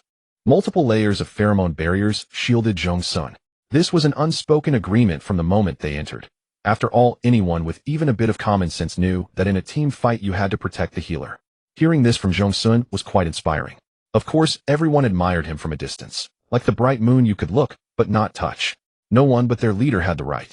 Advancing another 10 meters, the banyan tree's canopy swayed before Zhong Xun's eyes. I can't go on. Xia Wenqing stopped. My spores are about to fly. Zhong Xun, still insisting he was a mushroom. This time when an arbiter grabbed at the air, no one stepped forward to remind them. Su Hengzhou, how are you? Zhong Xun asked. Su Hengzhou stood tall, turned around, and said, step back. Zhong Xun took a step back. Su Hengzhou said, quite satisfied. You just stepped on my tail. Zhong Xun. The concealment in his mental sea kept exclaiming, great tonic. Great tonic. Zhong Xun knew the time had come. Concealment in a moment, it'll maximize my mental tendrils. You absorb as much pollution energy as possible to fill the deficit in the mental sea. Can you do it? The concealment ball suddenly sprang up, actually just rolled half a turn, and said solemnly, has my moment finally arrived? Concealment ball suddenly sprang up, actually just rolled half a turn, and said solemnly, has my moment finally arrived? Has Zhao Lingnan always retained her sanity? I value humanity. Liu tightened her coat, descended the steps, and slipped into her car. But she didn't trust. Yini was even more naive than Fang Qian, taking everything literally, completely unaware that Zhong Xun's emotionless recitation was a form of PUA, without even pretending to act. Yini believed him charge. In an instant, Xia Wenshang felt the heavy dampness on his shoulders vanish, his mind clearing from its haze, and his surging spiritual energy returned. Not only him, but every arbiter present felt the same. They all turned to look at Zhong Xun. His gaze was firm, his voice clear, do what you need to do. Leave. Instantly, bang, bang, bang, bang. The obstructing plants had their stems and leaves sent flying by bullets. At this distance, there was no need to conserve ammunition. Sensing danger, the banyan tree's contamination concentration began to rise, and Su Hengzhi's scanner emitted a sharp beep beep beep alarm. Don't mind it. Amid the hail of bullets, Zhong Xun's voice was unusually clear. Contaminants can't escape the instinct for survival. If it were dangerous enough to self-destruct, it would never have grown to this height. Look at the nearby plants. They're still growing. This is the banyan's illusion. Fire. That last word was like a shot of adrenaline injected into everyone's veins. Or perhaps it was the relief of finally being able to fight freely after being mentally contaminated for so long. Upon hearing it, they sprayed even more enthusiastically. From a bird's-eye view, their group was like an unstoppable bulldozer carving out a clean path. As Zhong Xun had said, the banyan's contamination concentration had reached the critical point, yet there was no sign of explosion. At the same time, the plants in front of them grew at a terrifying speed, visible to the naked eye, casting shadows over everyone. They grew taller and thicker, quickly blocking the entire view, and the banyan tree itself was no longer visible. Su Hengzhou pressed down on his calves, the muscles in his combat suit forming clear lines. The next second, he launched into the air far faster than the plant's growth. We're being misled. 12 degrees southeast. Take cover. Xia Wenqing instantly understood Su Hengzhi's intent. Without needing further instruction, he spun around and threw himself at Zhong Xun, using his body as a shield and adding an extra layer of pheromone barrier. Almost simultaneously, with a boom, the incendiary bomb swept through the plant roots like an explosion under the wind's force. The bomb contained agents specifically targeting contaminants. In the blazing flames, the plants seemed to lose all vitality, curling and shrinking with it. Su Hengzhou nearly lost consciousness from the violent surge of contamination energy. However, the spiritual tentacles immediately swept away the enveloping gloom, and when he landed, he felt surprisingly fine. Are you okay? After the explosion, Xia Wenqing nervously stepped back, then breathed a sigh of relief. After a quick inspection, Zhong Xun's combat suit was in. I'm fine. Zhong Xun sat up. Now's the chance. The specially treated incendiary bomb had severely slowed the plant's growth rate, and they were now very close to the banyan tree. Just as Zhong Xun was planning to extract its core directly, he was struck by a violent impact in his chest, and he stopped abruptly in his tracks. Su Hengzhou noticed. What's wrong? Zhong Xun couldn't explain, but he roared in his spiritual Yini. Though he didn't elaborate, Yini understood. Its contamination ability was to create a space. But this time the space didn't envelop Zhong Xun. It enveloped Xia Wenqing and the others. In the blink of an eye, only Zhong Xun remained on the ruins. Zhong Xun pulled out the key from his chest. The strange patterns on its surface were unusually vivid, as if responding to some signal. He looked up at the banyan tree. The leaves rustled and fragmented memories flashed rapidly through his mind. The scene before him distorted twice, and then changed. Zhong Xun stood on a vast plain, and at the horizon stood a banyan tree. Though it had no human form, Zhong Xun could read a sense of welcome in the swaying of its branches. "Come here," a voice whispered softly. Zhong Xun stepped forward step by step. The frantic growth of the plant slowed, then turned into a sea of green grass brushing against his ankles. He waded through the green waves and stood before the banyan tree. It was enormous and lush, with a trunk so thick it would take 10 people to encircle it. Faintly, Zhong Xun heard the sound of trickling water. He walked around half the tree and found a pool about 1 meter in diameter on its far side. Zhong Xun tossed the handcuffs he carried into the pool. The pale golden light quickly swallowed by the darkness. A sharp pain shot through his palm. He looked at the key in his hand, its blue patterns flowing, as if alive. It was too dangerous, Zhong Xun knew well. But after a deep breath, he jumped straight in. Plop! Beneath the pool was a different world, like entering an underwater realm with no end in sight. Zhong Xun paddled and swam in a circle, finally catching a glimpse of a fleeting purple light in the vast darkness. The pattern of another key. Zhong Xun knew there were 3 keys in total. Besides unlocking that sealed room, they seemed to hold many other secrets. The deep black beneath his feet was like a silent stare, as if a giant mouth might open at any moment to devour him. From afar, it looked like a mayfly racing toward its inevitable death. Zhong Xun exhaled a few bubbles, the suffocation in his chest growing heavier. Finally, just before his strength gave out, his pale fingers touched the key. But the problem was that the key was firmly embedded in the stone wall, and combined with the water pressure, it was impossible to pry it out. Spiritual tentacles supported him from below, and his spiritual sea fed him the last reserve of oxygen. Zhong Xun drew his gun, but worried about damaging the key. "Press the one in your hand against it," Amy suddenly said. It was the first time Zhong Xun had heard it speak in such a tone. The moment the patterns of the 2 keys touched, a strange sensation coursed through his entire body. Zhong Xun could clearly feel something loosen. He removed the blue key, and the purple one detached on its own, sinking into the water. Zhong Xun grabbed it. Looking at the 2 keys in his palm, Zhong Xun's emotions were complicated. "Stop staring, bro," Amy said, reverting to its half-dead tone. "We're out of Zhong Xun stowed the keys, then swam toward the light above with all his limbs. But the abyss below suddenly grew heavy, an invisible force pulling him downward. He released his tentacles to resist, pushing upward with all his might, but the oxygen in his lungs was quickly squeezed out. Click! At the breaking point, Zhong Xun's pupils dilated slightly. The light dimmed in an instant. Yinny's voice came from far, far away. Zhong Xun's limbs drifted upward with the current, but his body slowly sank. No, it shouldn't end here. A fierce struggle flared in Zhong Xun's eyes, but in the end he only managed to release a few faint bubbles. As consciousness faded, Zhong Xun saw the light above flicker, then dim, then faintly brighten again. No, someone had jumped in. At the moment when the world turned into a vast white expanse, Zhong Xun's heart, which had always been filled with hatred and malice, actually felt a trace of relief and peace. No one wants to live for revenge. It means everything he once endured was akin to a purgatory. Yet after these emotions faded, Zhong Xun still felt unwilling, or rather uneasy. Meng Jingting was a man of strong principles. The weight of responsibility and the ever-increasing danger of the pollutants made him abandon his smooth demeanor and act decisively, which easily offended others. As if sensing his emotions, a mouthful of oxygen was passed between their lips. Almost instantly, the tightly clenched organs began to spasm violently from craving. As Zhong Xun swallowed the oxygen, he frowned in discomfort and slowly opened his eyes. Then in the dark underwater met those deep dark eyes. Zhong Xun thought it was a hallucination before death. If so, at least there would be fewer regrets. The next second, Meng Jingting grabbed the back of Zhong Xun's head and kissed him fiercely. His alveoli refilled, and the oxygen-deprived brain slowly regained rationality. The pheromone barrier isolated him from the water. Even in an oxygen-deprived environment, its glass had a mature survival mechanism. Watching Meng Jingting's back as he swam vigorously upward, Zhong Xun knew clearly that the man was angry. Thankfully, Zhong Xun's mind raced. No one knew about the concealment. The miasma that trapped Xia Wenqing and the others could be entirely attributed to the banyan tree, and he had been dragged and muddled. Frequent incidents during the mission could not be blamed on him. Zhong Xun reached out with his other hand to grab Meng Jingting's wrist, but it was shaken off. "Come here." That very soft voice sounded again from the bottom of the water. Zhong Xun looked down at the abyss, but Meng Jingting showed no reaction, indicating he hadn't heard.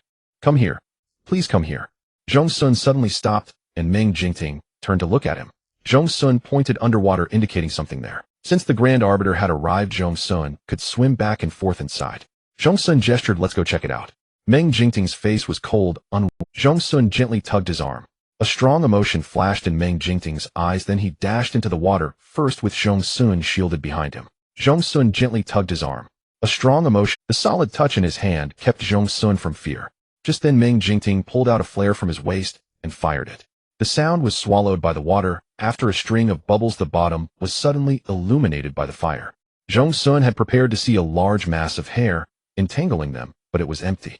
Only before the flare faded they saw tree roots. Indeed, it was the roots of the banyan contaminate. It was hard to imagine that its roots could penetrate so deep into the water. "You came," the voice said softly with a nostalgia and relief that Zhong Xun couldn't understand. Zhong Xun soon discovered the core entangled in a tangle of roots. He was startled. It must be known that previously eliminating the contamination source meant eliminating the core as well. But in such deep water, ammunition couldn't blast through. Once the banyan tree detonated the miasma, tens of thousands of spores would instantly fly out. Meng Jingting couldn't see the core. He only judged by intuition and scanning that this was a weak point of the banyan contaminate. The dragon wings slowly parted the water, and a class plant contaminate couldn't withstand a fatal blow from its glass. But Zhong Xun blocked Meng Jingting. He was still wearing black leather gloves. Pressing slowly against the trunk, Zhong Xun could clearly feel the roots come alive, from tightly wrapping the core to spreading apart one by one. The trunk collapsed, and Zhong Xun easily reached in and touched the core. Finally, the voice sighed with satisfaction. It had been expecting Zhong Xun to take the core. Zhong Xun never hesitated, but at this moment a wave of inexplicable bitterness surged in his heart. Meng Jingting patted his shoulder. Zhong Xun instantly snapped out of that emotion. Regardless of whether it was the hallucinogenic effect of the contaminate, since you had been expecting this. Zhong Xun grasped the purple core. Because it was essentially energy, it could be quickly dragged into the spiritual sea by his mental tentacles lying side by side with Duruson's. The contaminate, having lost its core, would rapidly decay in a short time. The water began to churn, and stones continuously fell from above. With a sweep of the dragon wings, Zhong Xun was swiftly lifted upward by Meng Jingting. Just before the small hole was blocked, the man forcefully threw Zhong Xun upward, who burst through the water barrier and landed on the soft grass. Zhong Xun looked toward the entrance, and Meng Jingting surfaced the next second. Meng Jingting climbed up ferociously. Ignoring Zhong Xun's retreating posture, he grabbed the young man's ankle and forcefully dragged him close. The oxygen in Zhong Xun's combat suit was exhausted. Under the cover of the pheromone barrier, Meng Jingting quickly swapped his protective hood with Zhong Xun. "Zhong Xun, you." Meng Jingting, "I'm in a bad mood right now." Swan Yao, Zhong Xun, "Shut up."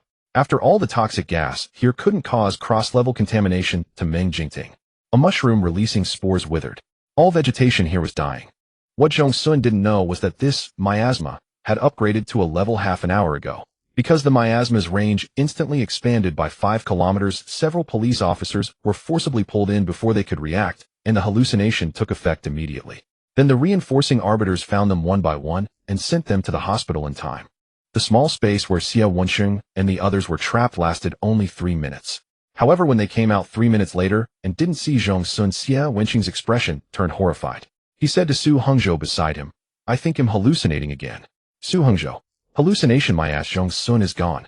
However, they could no longer approach the banyan tree. The contamination concentration hit a new high. 2 arbiters immediately foamed at the mouth, and Xia Wensheng had no choice but to order a retreat. Just as Xia Wensheng was stumbling toward the miasma entrance with his men, thinking about what posture to hang himself in, the dragon wings spread open above, sweeping a clear breeze. Meng Jingting laid down a protective barrier, and in the blink of an eye rushed toward the banyan tree. "Xia Wensheng, I'm alive." Su Hengzhou wiped the sweat from his forehead in agreement. It wasn't entirely because Zhong Xun was the boss Omega that they were tense. Losing any team member during a mission would result in a 2-week suspension, a thick stack of self-criticism and analysis reports to be reviewed word by superiors. Not to mention, they had lost the only medic in the team battle. Back to the present, Meng Jingting's black hair was wet. He casually brushed it back, and a 3-point seriousness was replaced by an alpha's natural wildness. His face was really grim. If any other arbiter were here, they would have gone weak in the knees. "How did you get in?" Meng Jingting asked. Zhong Xun stared without blinking, and after a long moment said sincerely, "I kinda want to kiss you." Meng Jingting was amused by the laughter. Zhong Xun coughed lightly to change the subject, almost consolingly saying, "I didn't expect the banyan tree to suddenly pull me over." "Zhong Xun," Meng Jingting interrupted, "I only indulge you not because I'm foolish. Based on the thermal imaging positions, Xiao Wenqing transmitted you were right in the center. How did the pollutant precisely single you out and trap them in that small space? Zhong Xun said, I don't know either. When I found you, you were only 7 meters and 3 feet from the exit. I recall you're an excellent swimmer. How could you have nearly suffocated? Zhong Xun closed his eyes. Because I was dragged to the bottom from the start, there was no exit before you entered. Something at the bottom lured me. All these were reasons, but Zhong Xun said not a word. When not noticed by Meng Jingting, fabricating a few lies could still pass his conscience, but to dodge and weave under Meng Jingting's scrutiny would be outright deceit. This isn't the first time, Zhong Xun. Meng Jingting said solemnly. From the very first time you entered the miasma, how you escaped the pollutant's pursuit, how you found the source. You seem to possess a keener perception than battle-hardened adjudicators. Even with psychic tentacles, it's impossible to progress so remarkably in such a short time. And Fangqian in the small miasma created by Druoff Forest, what agreement did you reach that made Fangqian willing to stay in the judgment tribunal? Meng Jingting stared into Zhong Xun's eyes. You trapped Xiao Wenqing and the others, didn't you? You jumped in yourself. Meng Jingting affirmed. I know the truest, you Zhong Xun. What's really in there? Zhong Xun pressed his dry lips together. Are you going to tell me again it's not the right time? Meng Jingting laughed bitterly. Zhong Xun, I will always believe in you, but I am also very hurt. Zhong Xun remained silent. Let's go. Meng Jingting stood up, tilting his head slightly, as the daylight cast a resolute silhouette on his face, making him appear indomitable. Back to the judgment tribunal. The tone was entirely that of a superior giving orders. Zhong Xun pushed himself up from the ground, and took a few steps before realizing his left leg from the calf down was stiff and aching. It must have cramped underwater, but with adrenaline surging he hadn't felt it. Now soaked through, he made no sound, and followed silently behind Meng Jingting. When a moving vine slithered across their path, the glass pheromone attack instantly reduced it to dust. Meng Jingting walked quickly, not waiting deliberately. Shouldn't he be angry? Just now he had only casually raised a couple of questions. In truth, Meng Jingting hadn't even listed all the secrets Zhong Xun harbored. He had hoped Zhong Xun would tell the truth, but still not a single word came. Could a one-sided trust still be considered trust between partners? What made it even harder for Meng Jingting to accept was that when faced with certain choices, Zhong Xun completely disregarded life and death. Without any forethought, inspection, or scanning, he must have jumped into the water the moment he wanted to deceive Xiao Wenqing and the others. Where did this certainty of reward come from? How could an Omega create a separate space? There had never been any description of such an ability for psychic tentacles. Meng Jingting couldn't forget the scene he saw when he entered the water. Zhong Xun, with his eyes closed, sinking slowly into the abyss. His expression was peaceful, as if he were asleep, even carrying a hint of relief. What about him? What about him, Meng Jingting? It turned out he was important, but not that important. Order all second-level adjudicators on site to use their psychic powers to seal the miasma to the maximum extent. The spores are losing activity. We can wait for the last spore to die completely in about 5 hours. Full retreat. Maximize the deployment of suppression agents inside. Plant-type pollutants have deep root systems. The search must be thorough. Any omission will be dealt with by military law. Meng Jingting walked briskly, issuing commands as he went. Everywhere he passed, personnel scurried in chaos, with responses echoing endlessly. Zhong Xun was the last to exit the miasma. Xiao Wenqing had just sensed something off. The boss was usually stern, but this time he was exceptionally angry. Moreover, there was no scene of him gently carrying Zhong Xun out and fussing over him. Like a heartless man, he left the Omega alone at the very back. Su Hongzhou stepped forward, frowning. What happened between you two? Zhong Xun pulled at the corner of his mouth. Nothing. What's there to be angry about? Xiao Wenqing found it baffling. In the past, no matter how much Zhong Xun acted out, the boss took it all in stride. Now that Zhong Xun was getting better by the day, and the whole judgment tribunal had changed their opinion of him, the boss started making a fuss. Xiao Wenqing didn't understand. Before, Zhong Xun's antics were about money and competing with Qi Tian, but his life was safe. Now Meng Jingting realized Zhong Xun had unknowingly stepped onto a tightrope. Zhong Xun looked helpless, thinking Xiao Wenqing and the others were rather naive. Are you injured? Su Hongzhou asked. Zhong Xun said softly, I'm fine. Xiao Wenqing helped him to the rest vehicle. On the other side, a dragon soared into the sky as Meng Jingting headed to the other end of the miasma. Zhong Xun watched quietly, a glint of light in his eyes, but more of relief. Only by never letting any person or matter affect reason and principle could one go far. Under Meng Jingting's judgment, pollutants were the original sin. But in his past life, Zhong Xun himself had become a pollutant. And Meng Jingting had met such a tragic end precisely because he had violated his own beliefs and persistence. Zhong Xun had once told him everything about the puppet strings pouring out over a decade of grievances. Meng Jingting believed him. He always believed every word Zhong Xun said. They fought side by side on that path, though it was short, and they thought dawn would surely come. But what was the result? One fell from a high building, the other snapped his dragon wings, and was imprisoned in a sunless underground. All the glory of Meng Jingting faded away, and he became a sinner for colluding with pollutants. This path, once tried and failed, was enough. Zhong Xun knew why Meng Jingting was angry, but he too had a nightmare he couldn't escape. He wanted Meng Jingting to forever stand at the highest pinnacle of honor, even if it meant offering his own blood as a sacrifice. Zhong Xun smiled faintly. The wind picked up outside. Xiao Wenqing saw Zhong Xun's eyelashes drooping as if he were very tired, so he closed the car door. The darkness amplified certain emotions. Zhong Xun rested his head on his knees, feeling a stinging ache in his eyes. Everyone in the judgment tribunal noticed that the boss was giving Dr. Zhong the cold shoulder. It's normal to encounter danger on missions, isn't it? Qin Fengyue was utterly baffled. She placed a heat lamp above Zhong Xun's left leg and said in a harsh tone, "Such an imperial attitude and a delicate prince's fate." Zhong Xun sighed, "Don't talk about him in front of me. You're still defending him." Qin Fengyue glared, sitting down beside him. Now who in the judgment tribunal isn't gossiping about Meng Jingting? That banyan miasma. You contributed the most. Without you, Xiao Wenqing and the others would have become mushrooms. He doesn't reward you, and instead he flares up. Zhong Xun said, "You don't understand." Qin Fengyue poked his forehead hard with her slender fair finger. "Love-struck fool." Zhong Xun thought to himself, if I were love-struck, your boss would have been coaxed into a fetal state by me long ago. How could he still be giving me the silent treatment? Zhong Xun headed to the cafeteria at dusk. As soon as he entered, he spotted Meng Jingting sitting alone at a table eating quickly. Zhong Xun fetched 2 dishes from the counter and was about to return when Meng Jingting rose and left. Liaison Officer Tan Ke glanced back at Meng Jingting, then at Zhong Xun. Xiao Wenqing slapped him on the back, signaling him to focus on his meal. Zhong Xun's smile remained unchanged, but inwardly he thought, "You sure have guts." Clang! The tray hit the floor. Meng Jingting immediately turned. An arbiter who had followed Zhong Xun into the miasma yesterday and been thoroughly subdued by the psychic tendrils quickly picked up the tray. "Dr. Zhong, are you all?" Zhong Xun replied softly, "I'm fine." Su Hongzhou stepped forward. "You're eating 2 greens. Not even a grain of rice."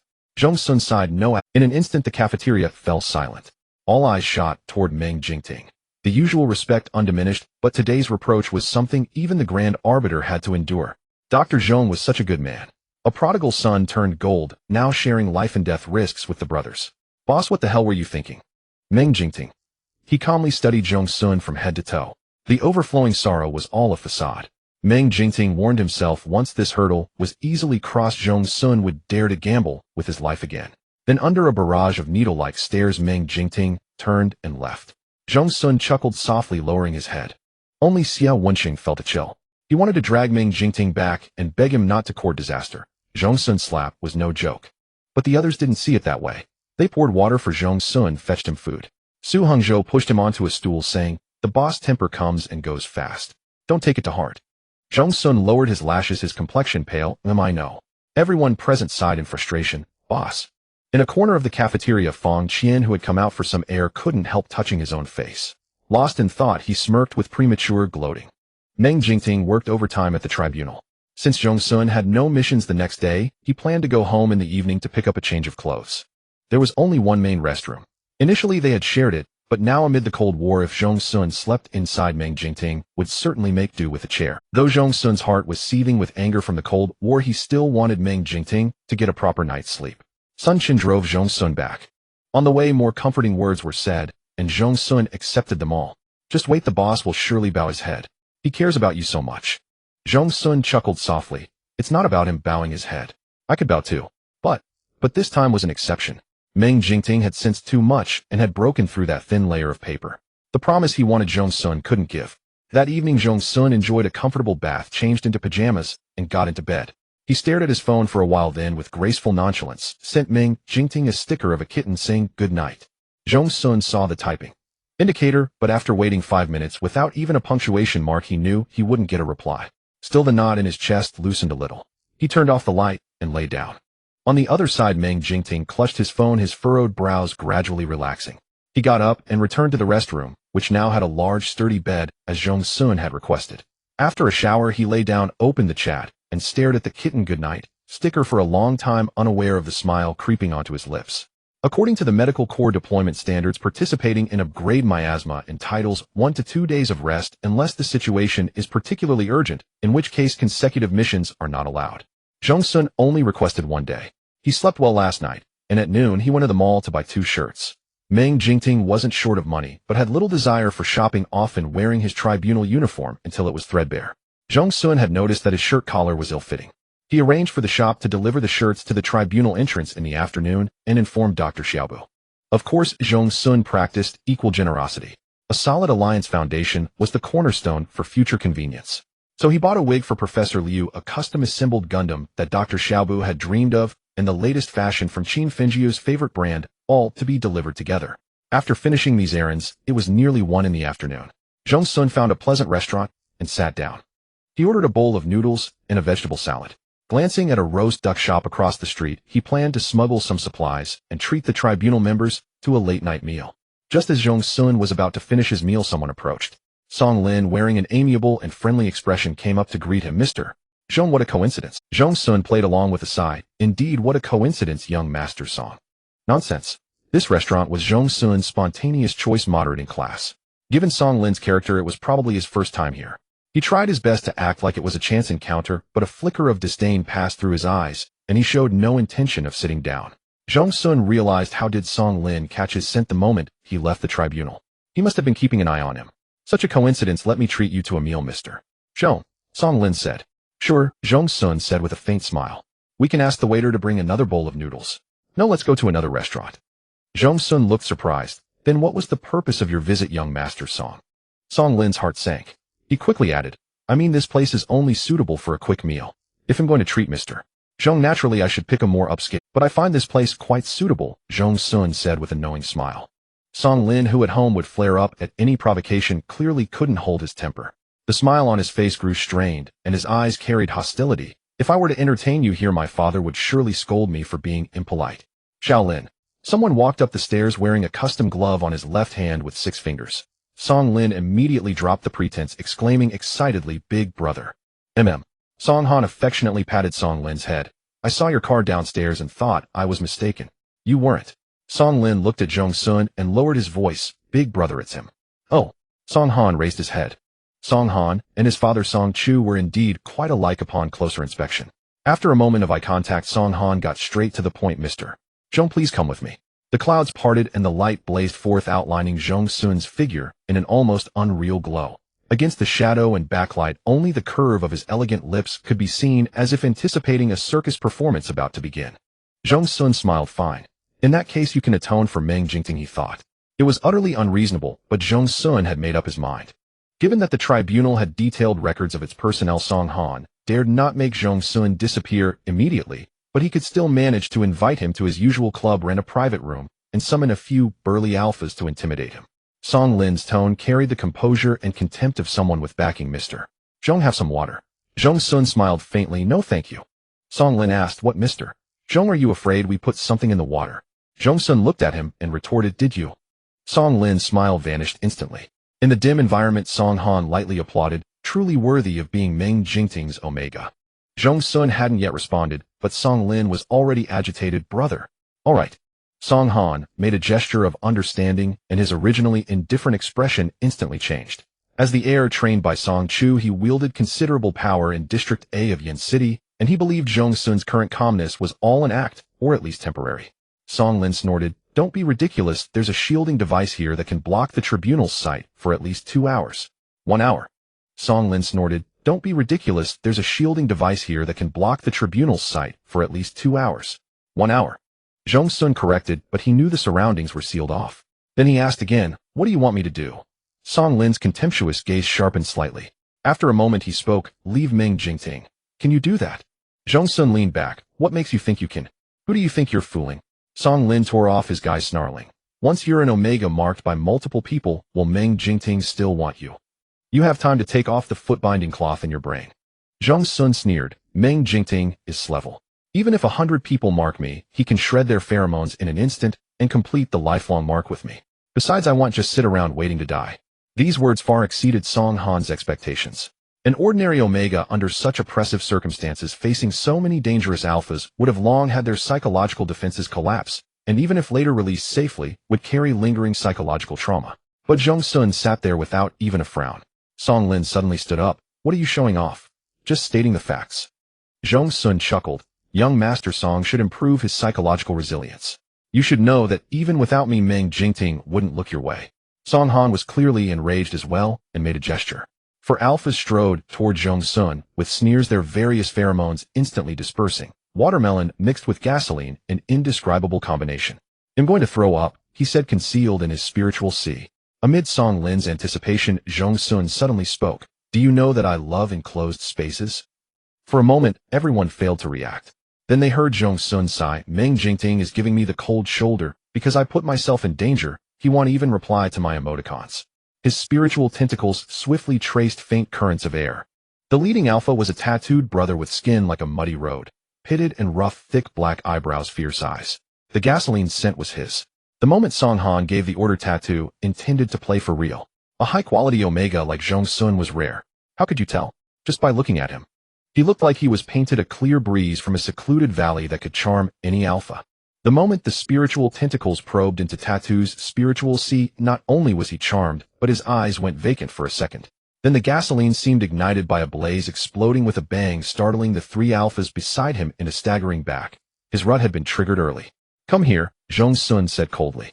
Tattoo's consciousness was thrown beyond the clouds. Zhong Xun's voice became a sweet rain in the drought season. A shrine suddenly arose in his heart, and Zhong Xun's figure appeared blurredly. Tattoo stepped forward as instructed, but after 2 steps, perhaps feeling insufficiently devout, he changed to a crawling posture. Under the horrified gazes of Song Han and Song Lin, Tattoo crawled step by step to Zhong Xun's feet. Zhong Xun continued his earlier topic. Meng Jingting isn't replying to my messages. Do you know what to do? Tattoo shook his head blankly. Slap. Zhong Xun flicked his wrist and slapped him hard. Useless. Meanwhile, Song Lin's legs had gone weak from Tattoo's pheromones.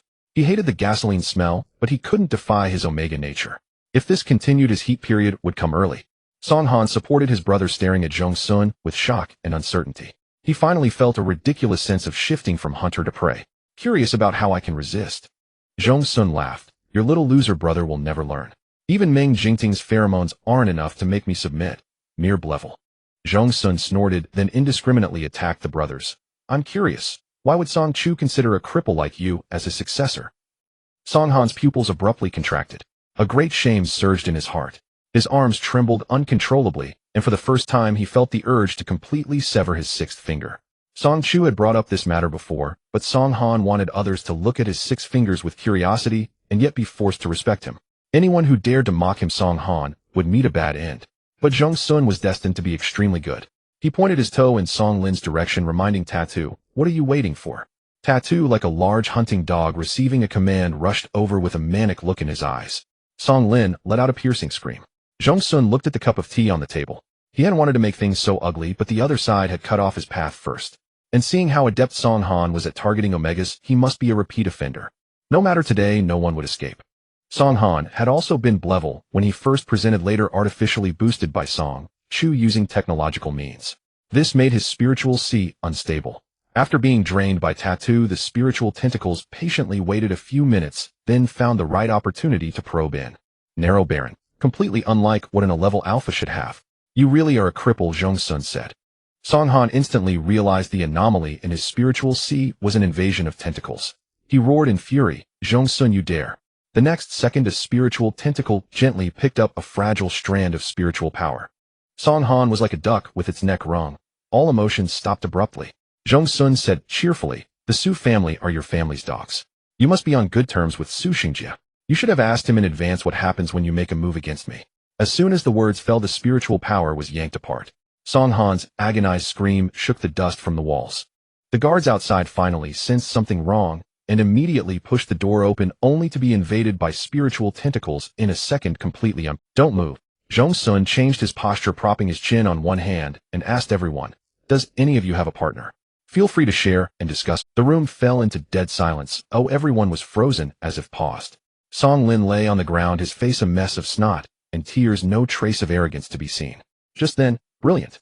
Zhong Xun turned his head at the sound and saw Fang Qian, who had somehow crouched on the windowsill.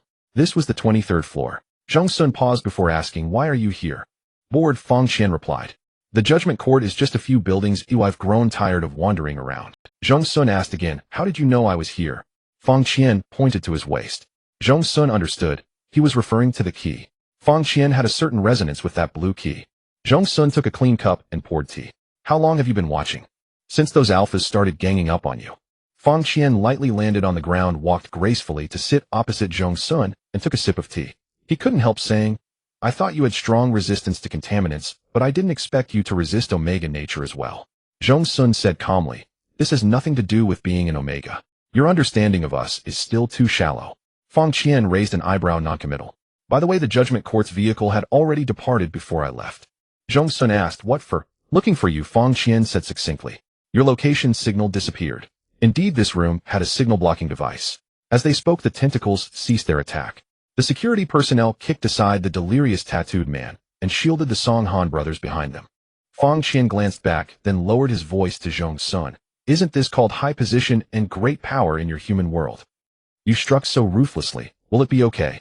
High position and great power. Zhong Xun said with interest. You misunderstand that phrase. The door was slammed open again, and someone rushed to Song Han. Sir, the Judgment Court people are here. The Judgment Court people have come. Song Han couldn't answer at all. This man, accustomed to a life of ease, magnified even minor pain several times over, let alone a mental fracture. His face was pale, teeth chattering, and his skin seemed to melt with cold sweat. He shivered for half a minute without uttering a single word. Song Lin was even more terrified, his soul nearly fleeing. Brother, what's wrong with you? Song Lin's trembling gaze fell on Zhong Xun's face. He didn't even have the courage to question. The sight of Zhong Xun sitting there with crossed legs suddenly became an abyss that devoured people. What will you do? Fang Qian asked. Easy, Zhong Xun replied, then downed the drugged wine on the table. Song Lin's eyes widened in shock. Zhong Xun smiled at him gently. What are you thinking, darling? It's not over yet. The effect exploded in an instant, burning fiercely through his limbs and bone. A short gasp sounded at the door, then the Judgment Court people kicked it open. They swiftly took control, standing on both sides. The next moment, Meng Jingting's tall figure burst in. Meng Jingting's gaze was sharp as an eagle's. He swept the room and immediately fixed on Zhong Xun. Zhong Xun was in a strange state. His eyes were dazed and his pale, slender fingers clutched his collar. Meng Jingting's heart skipped a beat. He strode forward, his fierce aura completely receding before Zhong Xun, transforming into an invisible protective barrier. He half knelt and carefully examined Zhong Xun. What's wrong? Zhong Xun looked at him slowly, as if processing the question. Across from him, Fang Qian's mind flashed with a sudden insight, and he explained, they brought several alphas to bully Zhong Xun and even drugged him. I arrived too late. Zhong Xun was tricked into drinking it. Sun Qin gave a light scoff. What else was there to understand? He stepped on the tattooed man who was crawling toward Zhong Xun. Su Hongzhou frowned at Fang Qian. Weren't you at the Judgment Court? Just wandering around, Fang Qian said. I didn't cause trouble. These people were all taken down by mental tentacles. Meng Jingting had already gathered Zhong Xun into his arms. I feel a bit uncomfortable, Zhong Xun murmured. I know, Meng Jingting replied, then stood up holding Zhong Xun. Meeting his gaze, Song Lin shook his head frantically. No, it's not like that. Oh, Fang Qian felt a smug satisfaction. Didn't you bring Zhong Xun here by force? Didn't you block his location signal? Didn't you prepare the drugged water? Song Lin's mind went blank under the barrage of questions. Su Hongzhou snorted coldly. I thought you were just a spoiled Omega from your family. Truly a Song family member. Meng Jingting said in a deep voice, arrest every single one of them without exception. Inform Song Chu to come to the Judgment Court to see me. With that, Meng Jingting carried Zhong Xun out of the room. Zhong Xun kept taking deep breaths. His consciousness was somewhat hazy, but far from losing control. In the rearview mirror, he met Meng Jingting's gaze and gave a sly smile. Meng Jingting nearly slammed on the brakes, his expression uncertain. Are you taking me to the hospital or bringing me home? Grand Arbiter, Zhong Xun said hoarsely. Meng Jingting made a sharp turn, his voice flat. You drank it on purpose.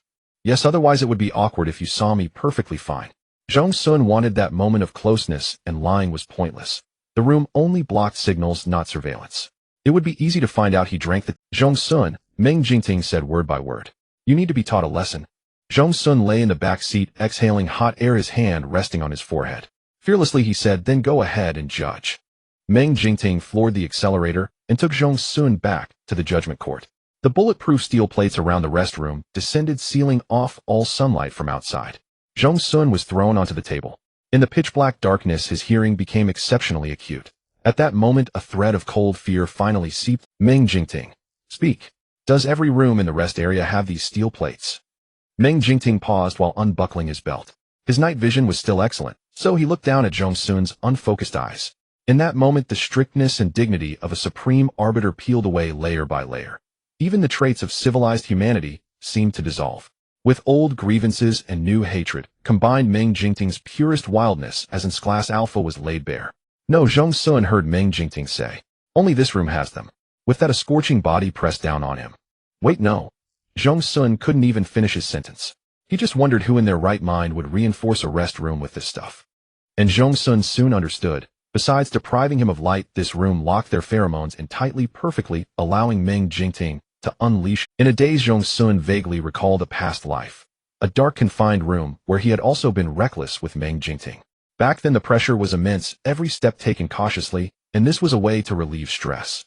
When he came to again, the surroundings returned to darkness. Zhong Xun gradually lost his sense of time. He'll never be mouthy again, Zhong Xun thought intermittent. Meng Jingting pushed open the door of the observation room. Despite spraying an entire bottle of suppressant, the intermingled pheromones still caught attention. Xia Wensheng let out a low mocking curse. Normally individuals of high status brought to the tribunal would be granted a private cell, but this large communal room was reserved for a batch of despicable, universally reviled criminals. Song Han had somewhat recovered his composure. When he requested a sedative, Dr. Xiaobu unceremoniously jabbed the needle into him. After all, it would be quite awkward if this man were to enter his rut cycle right here at the tribunal. Hearing the commotion, Song Han lifted his eyelids. His expensive suit was already crumpled, his hair disheveled, and his face pallid. No trace of his usual arrogance remained. Beside him, Song Lin sat paralyzed with fear, his eyes vacant. Meng Jingting, no major city has yet dared to challenge the peace faction, Song Han rasped. Meng Jingting casually pulled over a chair and sat in the center, nor has any peace faction in any major city dared to directly declare war on the tribunal. That's a serious accusation. Song Han frowned. I haven't. Meng Jingting's voice turned cold. You dared to kidnap my Omega. Song Han's emotions flared. I merely invited him as a guest. Xia Wensheng, taking notes, let out a cold laugh, forcibly held as a guest. What were you planning with those class alphas? And what about that cup of tea? Song Han clenched his molars. This was the first time he had been caught so thoroughly off guard. No matter how much Song Lin pleaded, Song Han could never truly lay a hand on Zhong Xun. Those alphas were merely a bluff. The antidote to the tea was in his hand. If only Zhong Xun would agree to leave Meng Jingting and fulfill his brother's wish, Song Han would have let him go unharmed. But who knew the legendary psychic tentacles were like this? Zhong Xun overturned the table, allowing all the evidence to flow directly into the hands of the tribunal. The evidence was truly ironclad. I'll say it again, this outcome was not my intention. Song Han's eyes turned sinister. Meng Jingting, even if I had actually harmed Zhong Xun, would you really jeopardize both sides for the sake of an Omega? Crash! Meng Jingting abruptly rose to his feet, knocking over the chair. As he approached, a fierce suppression of pheromones bore down, rendering Song Han immobile, while Song Lin cowered into the corner. He seemed to finally realize that an adjudicator, an S-class, though rare and pleasing to the eye, as if attaining one would complete one's life, carried a danger he had never faced before. Meng Jingting grabbed Song Han by the collar, slammed him to the ground, and then a fierce punch came whistling. Song Han could only manage to block twice before blood spurted from his nose and mouth, and his front teeth sank inward. After beating Song Han, each of the alphas was hammered into the wall without exception. The tattooed one in particular was still under the control of the psychic tentacles. The intense pain might have granted him a brief moment of clarity, but soon his inner craving regained dominance. He even took a moment to say to Meng Jingting, "Can't I even be his dog?" The scene fell silent. Xia Wensheng immediately checked the guy's real name, thinking to himself, such guts. I will definitely remember this. Meng Jingting's breathing remained steady. He took the hot towel handed to him by Dr. Xiaobu and wiped the blood from the back of his hand. Beside him, Tan Ke whispered, Song Chu is here. Song Chu's dignified and benevolent mask could no longer hold. The first words he spoke upon seeing Meng Jingting were, "Where is my son?" Meng Jingting raised his head slightly, the lingering aura of violence on him so fierce that Song Chu's bodyguards frantically shielded him. "Adjudicator, Your Excellency, please remain calm." Song Chu, Meng Jingting said, "I have indeed given you too much face." Song Chu, who made his living by his eloquence, was now uncharacteristically silent. Decades of experience told him that Meng Jingting would actually strike. Thus Song Chu could probably guess that Song Han and Song Lin were in no better condition. Song Chu closed his eyes deeply. "Adjudicator, this is my failing in discipline. Name your terms, anything as long as you release them." "I cannot release them," Meng Jingting said. "I will follow the proper procedure. Of course, as an Omega, Song Lin may apply for bail pending trial. But Song Han kidnapped and threatened my Omega. I will make sure he stands in the defendant's seat." For the peace faction, this was a colossal scandal. If it got out, Song Han could even lose his inheritance rights. Every family has its own troubles, and the Song family was no exception. Song Chu was getting old, and the collateral branches would inevitably stir upon hearing Meng Jingting. Song Chu said in a low voice. Aren't you the one who can hold your temper best? You fear that the slightest imbalance will shatter the peace of Yindu. You don't want the merchants lurking in the shadows to seize their opportunity to profit. You even protect the worthless ants in Zone B under their shabby shelters. With so many concerns, why can't you compromise now? Or could it be that the iron-faced impartial Grand Adjudicator also has a personal motive? Meng Jingting stared calmly at Song Chu. Do you think this is for Zhong? A flicker of disappointment passed through Meng Jingting's indifferent eyes. Song Chu, I can tolerate prejudice against the tribunal, and I can understand your pursuit of ultimate genetics. But when you nobles held underground banquets gradually crossing the line applying fusion technology to humans, you should have known that I would not stand idly by. You yourselves handed me the leverage. Song Chu's hand gripping his cane suddenly tightened, veins spreading from the back of his hand to his temples. His aged, moisture-deprived face was instantly filled with inexpressible fury. The person that night, it was you. That night Meng Jingting and Zhong Xun had left the underground banquet, violently injuring the guards at the entrance. Afterwards, Song Han had investigated extensively, but found nothing. Song Chu had always thought Meng Jingting discovered the fusion experiment through the accidental escape of Du Rusin, never imagining that Meng Jingting had already taken action before that. What else did he know? Song Chu's expression was a kaleidoscope of emotions. Compared to Meng Jingting's immovable calm, he quickly lost ground. Adjudicator Song Chu's tone was almost pleading. We don't have to go this far. Meng Jingting said, shall I proceed with the process and have Song Lin taken away? Song Chu knew there was no room for negotiation. Visitation. I have visitation rights at least. Of course, Meng Jingting replied. When Song Chu saw how Song Han's teeth were missing and his wretched state, he flew into a rage. Meng Jingting, you're abusing your power. I'll sue you. Go ahead, Meng Jingting said coldly. If you can actually file a suit. Song Chu stood there, eyes bulging. He had always used his power to oppress others, and this might be the first time he tasted the bitterness of being pushed back. Indeed, who in all of Yindu would dare take this case? It was Song Han and Song Lin who had conspired first. If the whole case were investigated, the Song family would have to shed a layer of skin. When Song Lin was released on bail, he staggered, his nerves clearly on the verge of collapse. But before he could seek comfort like a fledgling, Song Chu slapped him across the face. Useless thing. You've even dragged your brother down. Go pack your things and leave Yindu for good. Meng Jingting left Song Lin's wails behind him, his eyes dark as he walked toward the rest building. Zhong Xun dreamed of standing beside a lava flow, the heat causing him to sweat profusely as searing sparks flew toward his face. He jolted awake in alarm, and upon shifting found his body felt as if it had been disassembled. His back pressed tightly against Meng Jingting's chest. No wonder he was so hot. Almost as soon as he moved, Meng Jingting's arms tightened around him. I'm not running. Zhong Xun said, his voice hoarse. He paused and asked, what's the date? Not what time, but what date?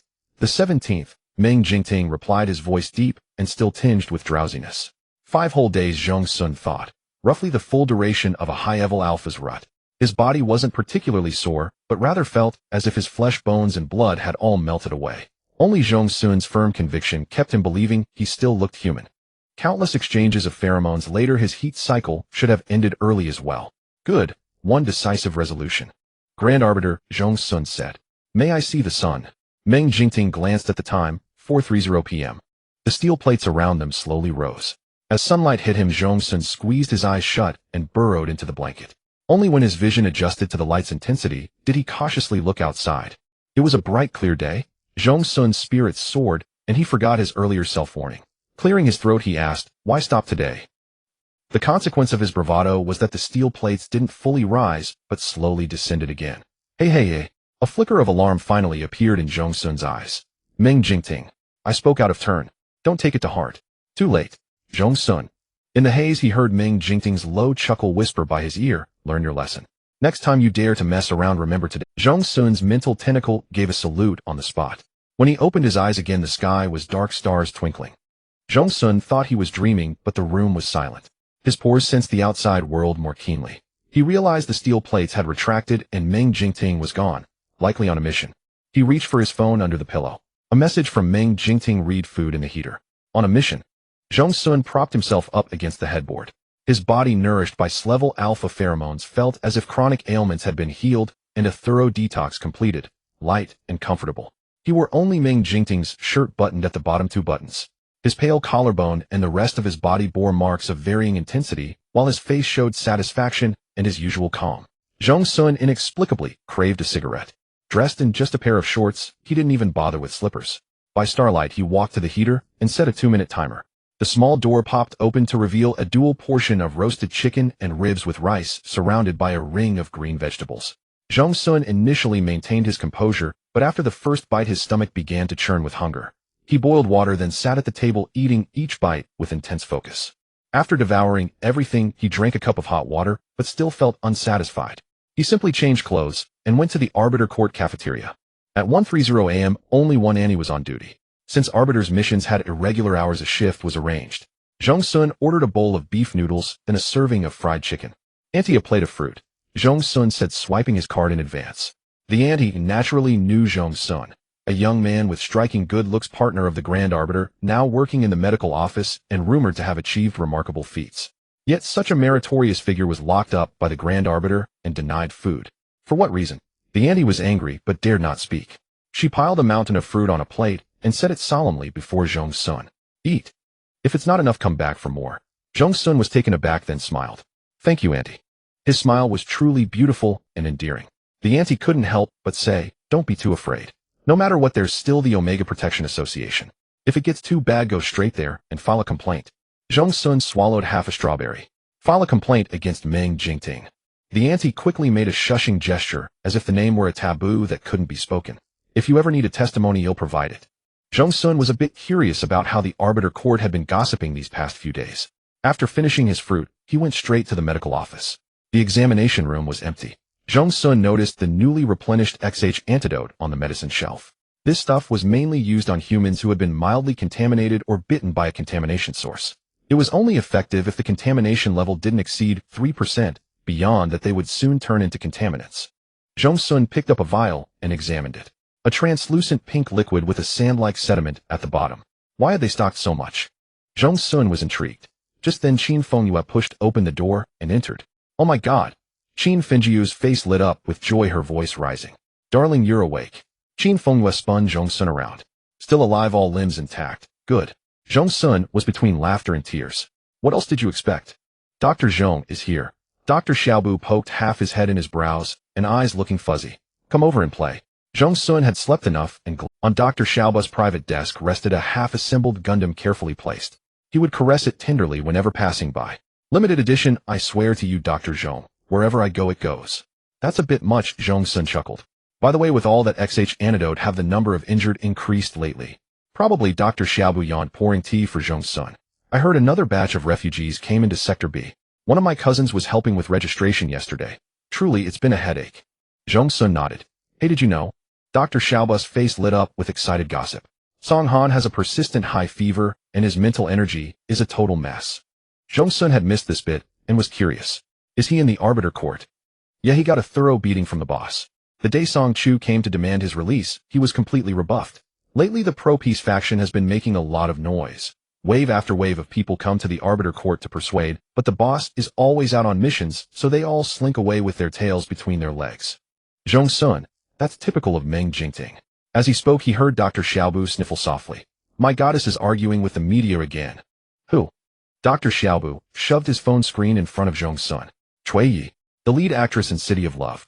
She has a quintessential first love face. Used to be super gentle, but lately, she's become a little firecracker. Yesterday, she threw a shoe at an award ceremony. Today, she's publicly roasting a studio. It's a complete transformation. Zhong Xun saw a radiant smile on a fair translucent face with a distinctive small gray mole beneath her right eye. He replied, maybe she's been suppressing herself for too long, and now it's rebounding. That's what netizens think too. Who told all those marketing accounts to assume she was soft and easy to bully, spouting nonsense every day? Now they're getting their come. In the dead of night, the clouds parted and the moonlight grew brighter. As soon as the woman entered the entrance, she kicked off her high heels. With each step, her clothes scattered across the floor, followed by a rustling sound. The shadow on the wall reflected the stretching and pulling movements. Oh, it's a bit tight, the woman said, and with a soft click, a pale strip of silk fell around her waist. As she moved, a gray dot like a mole could be faintly seen. When the silk completely dropped, the owner who had been wrapped in it was pitch black all over with a charred texture, slightly plump. She sighed and pushed open the bathroom door. Taking a closer look, where was the silk fabric? It was a whole piece of human skin lying crookedly on the floor.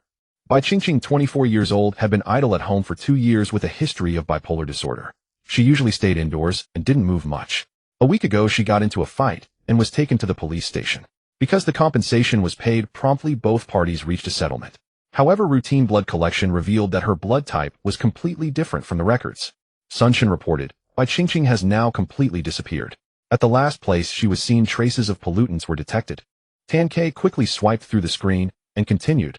Liu, 30 years old, the female CEO of Shanghai Group, successful in her career, unmarried and childless. According to Bai Qingqing's bank records, Liu transferred 50,000 yuan to her account 2 days ago. Meng Jingting asked, what's the relationship between them? No relationship, Zhong Xun said.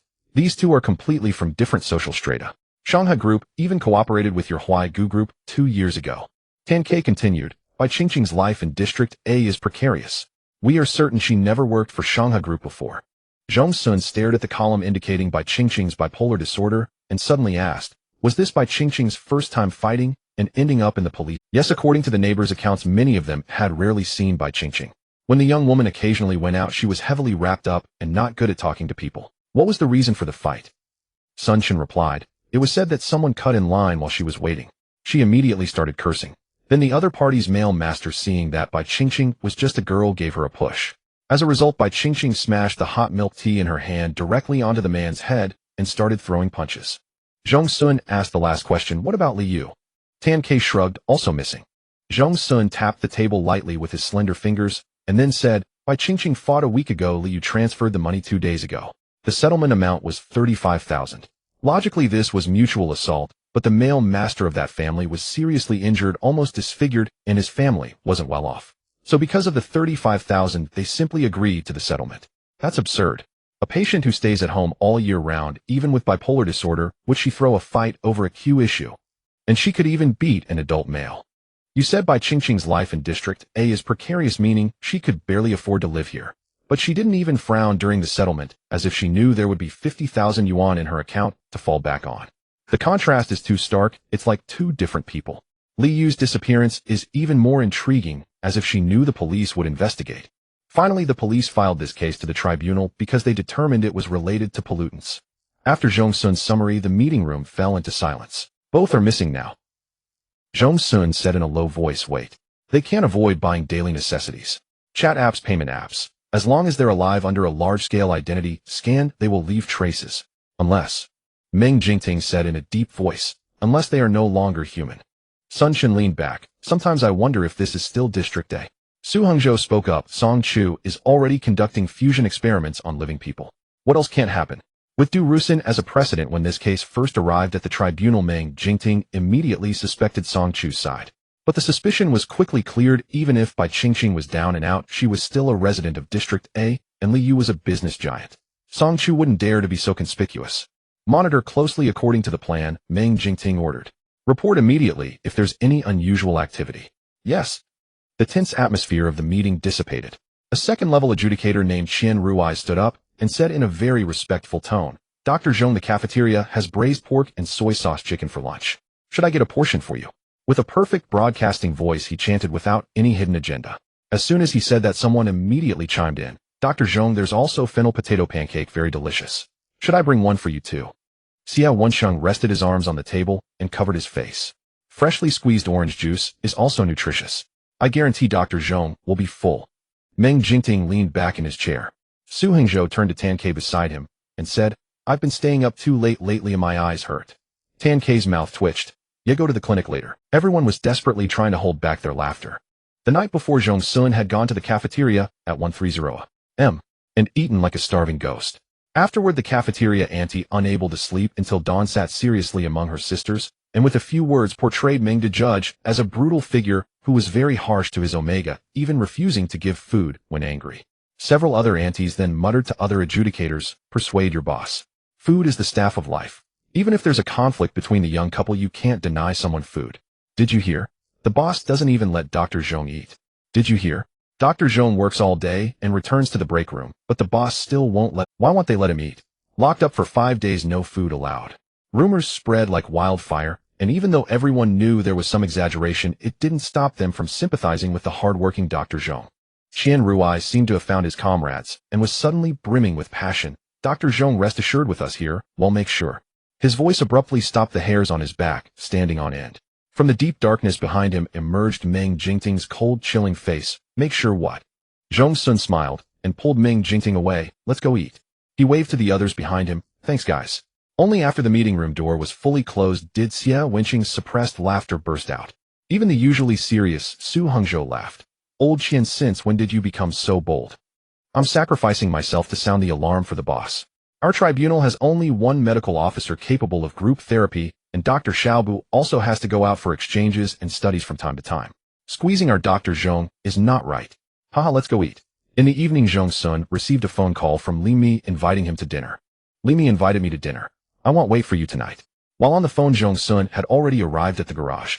Meng Jingting quickly ran through Li Mi's information in his mind and asked, what time will it end? 11 o'clock, he'll definitely be back at the judgment court. Go ahead.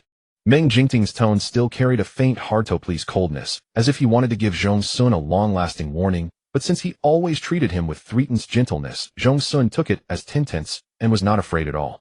Zhong Xun drove Meng Jingting's black supercar. The roar of the engine accompanied by a humming sound burst out of the judgment court. The place was booked by Li Mi, who had always been good to Zhong Xun, upscale and elegant. As soon as he saw Li Mi, Zhong Xun raised an eyebrow. This kid must have been doing well lately, no longer being bossed around by the puppet, every now and then finally having time for his own affairs. Plus, Zhong Xun had given him a card before, and the money in it had solved the urgent crisis of the Li family. More importantly, Li Mi had lost weight, and his facial features instantly became more defined. Brother Zhong, Li Mi called out. Hey. Zhong Xun sat down opposite Li Mi. How have you been lately? Good, very good. Li Mi poured water for Zhong Xun, and the glance he cast even carried a hint of shyness.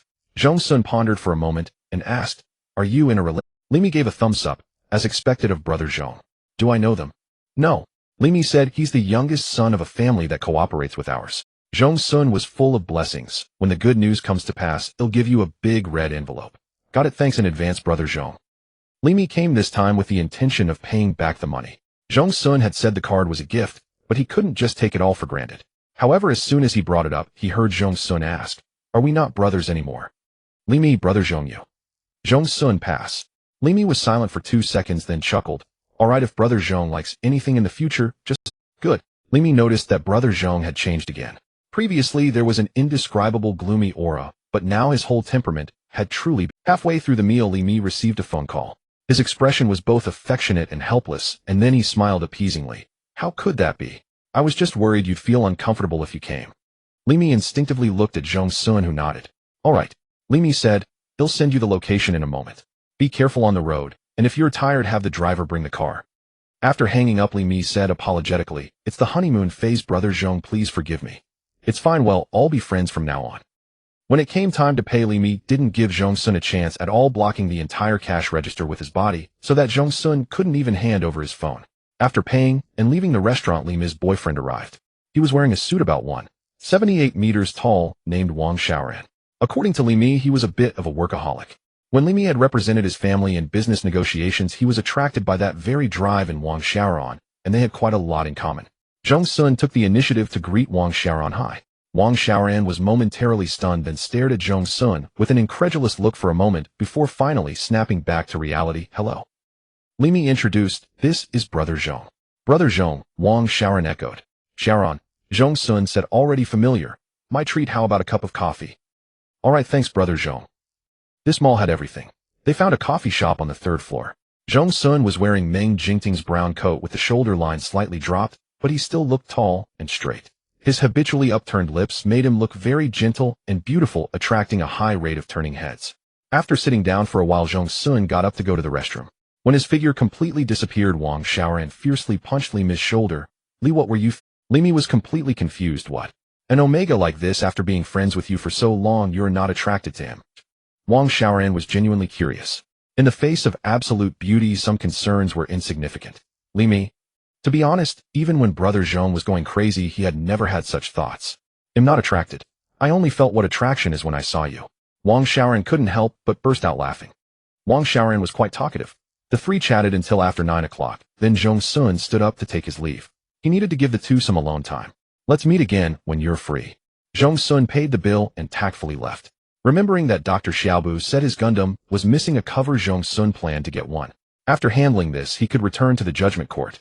He followed the signs to wait for the elevator, but just as he turned a corner, someone was faster than him. A woman wrapped in a fashionable headscarf and wearing sunglasses with the faint scent of expensive perfume emanating from her. Zhong Xun turned his head and happened to see a small gray mole under her eye. A strange feeling flashed through Zhong Xun's heart, and his expression slightly changed. The woman seemed very anxious, pressing the elevator button several times. However, the cinema on the top floor probably had many people, and the elevator wouldn't come down for a long time. At the same time, a rapid sound of footsteps came from behind. "It's over here. It must be Cui Yi." So it was indeed her, Zhong Xun thought. Cui Yi, afraid of being caught by those people, turned to go to the stairwell, but someone grabbed her shoulder. "When I came up, I noticed that the second floor was under construction. You can't outrun those professional paparazzi," Zhong Xun said, then pointed to the utility room in the corner. "Go and I'll cover for you." Cui Yi looked at Zhong Xun, who met her gaze calmly. Cui Yi knew that he must have recognized her, but there was no excitement or frenzy. Those eyes were clear and serene. Cui Yi trotted to the utility room. Zhong Xun placed the no admittance sign properly. Just as he returned to the elevator, those people rushed up to him. "Hey, where's the person? Young man, did you see a woman wearing a veil?" Zhong Xun nodded, pointing to the stairwell. "Yes, she went down." A few immediately gave chase, but 3 stopped in place, sizing up Zhong Xun. Zhong Xun didn't think they could see anything. "Young man, any thoughts of entering the entertainment industry?" Zhong Xun. "No." One of them looked at Zhong Xun with increasing satisfaction, with a sincere smile, as he handed out a business card. "Under Brilliant Entertainment, let me be straightforward. I'm very satisfied with your image. We're just missing someone like you. Don't worry about the money, we'll definitely pay well. We never mistreat artists, you can check online." The other party went on, but Zhong Xun shook his head, really no interest. "Think about it. Life is so hard now, how easy is it to be a star? High salary, a heartthrob, full emotional value." Zhong Xun sighed, then took out his ID, active member of the judgment court. The air froze for 3 seconds, and these people scattered in a flurry, looking at the ID with awe and fear. "Sorry, sir. Sorry to bother you." Then in a second they all rushed to the stairwell. "Better to go after Cui Yi." Zhong Xun waited until there was no sound, then slowly walked to the utility room door and gently knocked. Streetlights flickered across Zhong Xun's face. In the passenger seat, Cui Yi cast a cautious glance at him. After a long silence, Cui Yi murmured. Her voice was gentle and soft, nothing like the recent online persona of the female artist who had suddenly changed her temperament and directly attacked marketing accounts and haters' family trees. For no reason, Zhong Xun thought of Bai Qingqing, also inconsistent. "It was nothing," Zhong Xun said, keeping his eyes forward. "But could you give me an autograph, please?" Cui Yi replied flatly. "Are you also my fan?" "No. A colleague of mine is your fan." Cui Yi said, "No problem." 20 minutes later, the car drove smoothly into an upscale residential complex. Cui Yi's villa was at the far end. It took 2 minutes of dim lighting to get there, and unexpectedly the light on the 3rd floor was on. Seeing this, Cui Yi said, "It must be the housekeeper cleaning the room." The words were rushed and evasive. A guilty conscience, Zhong Xun thought. There was no need to explain to a stranger why the lights were on. Zhong Xun replied, showing no interest. Cui Yi said softly, "Wait for me a moment." Then she trotted into the villa.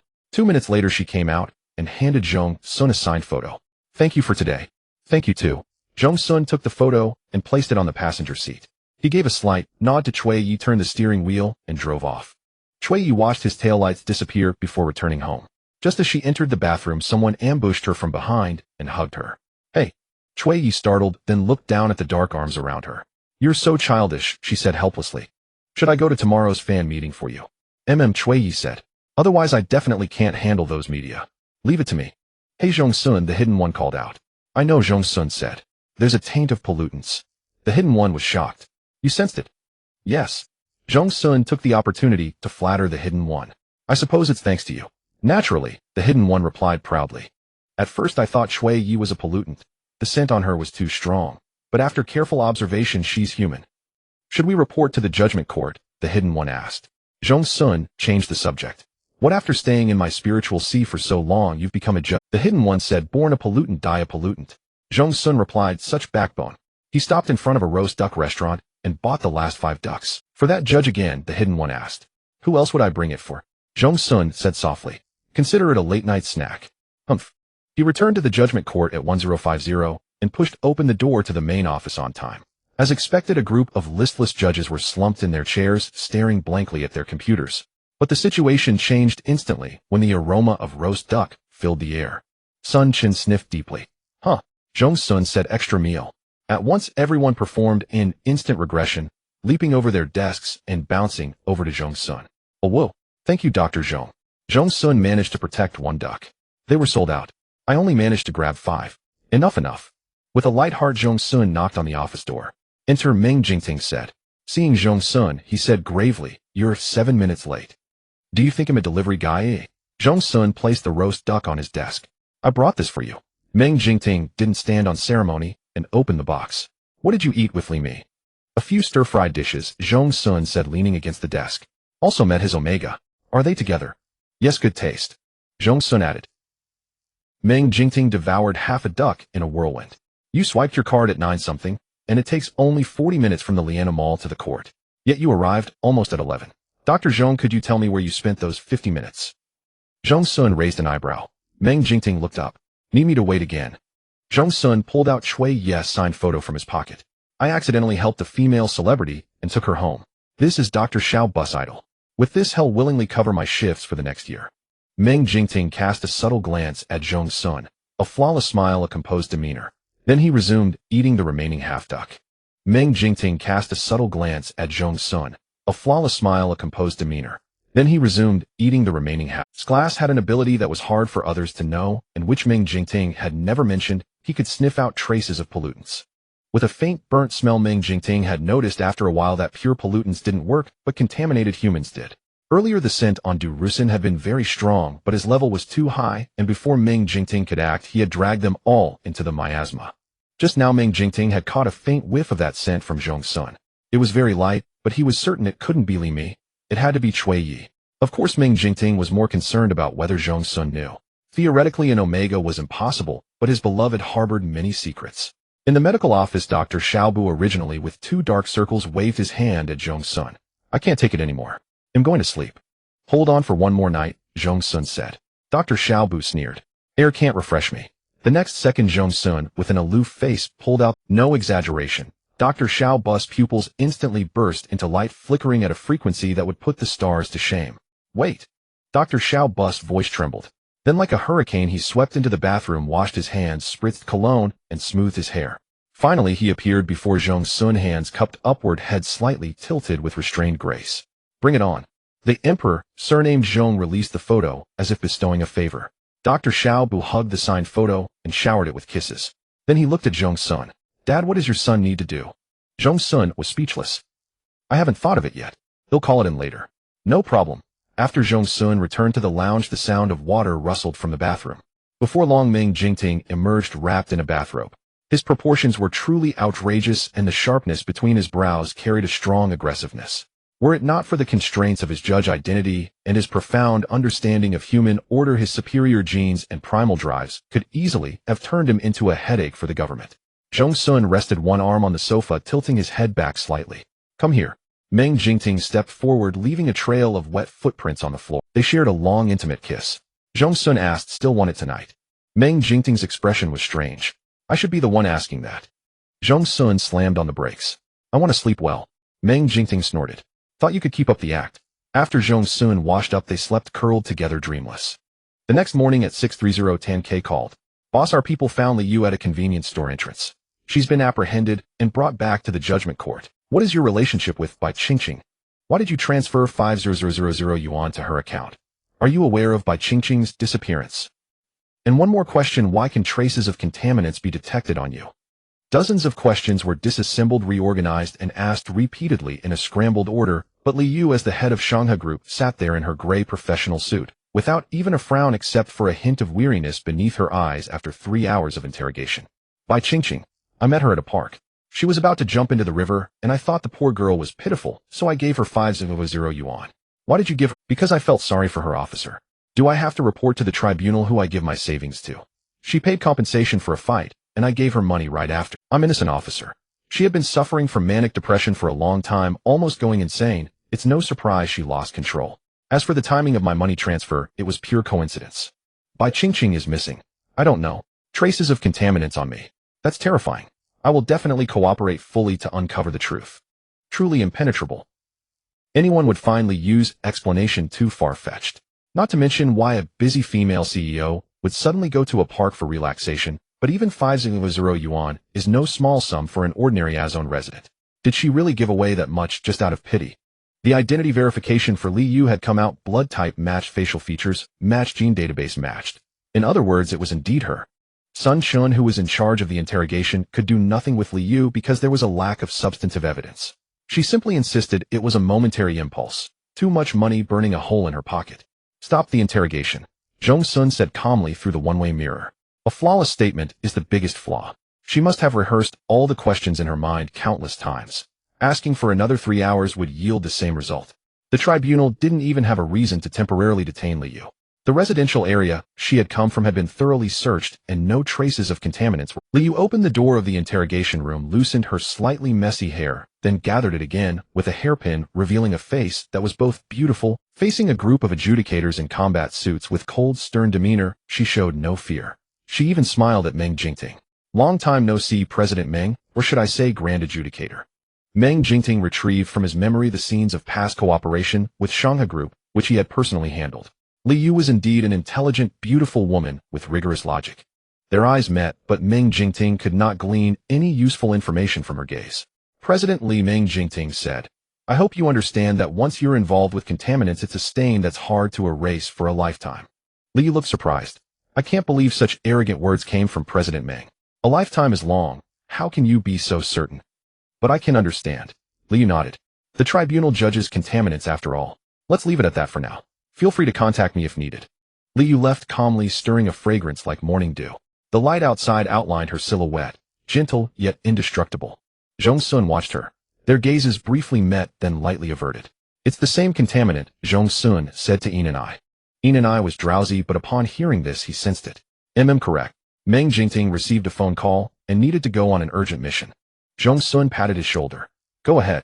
Meng Jingting closed the holographic information window and asked Zhong Xun, is there nothing else you want to say to me? Zhong Xun smiled knowingly.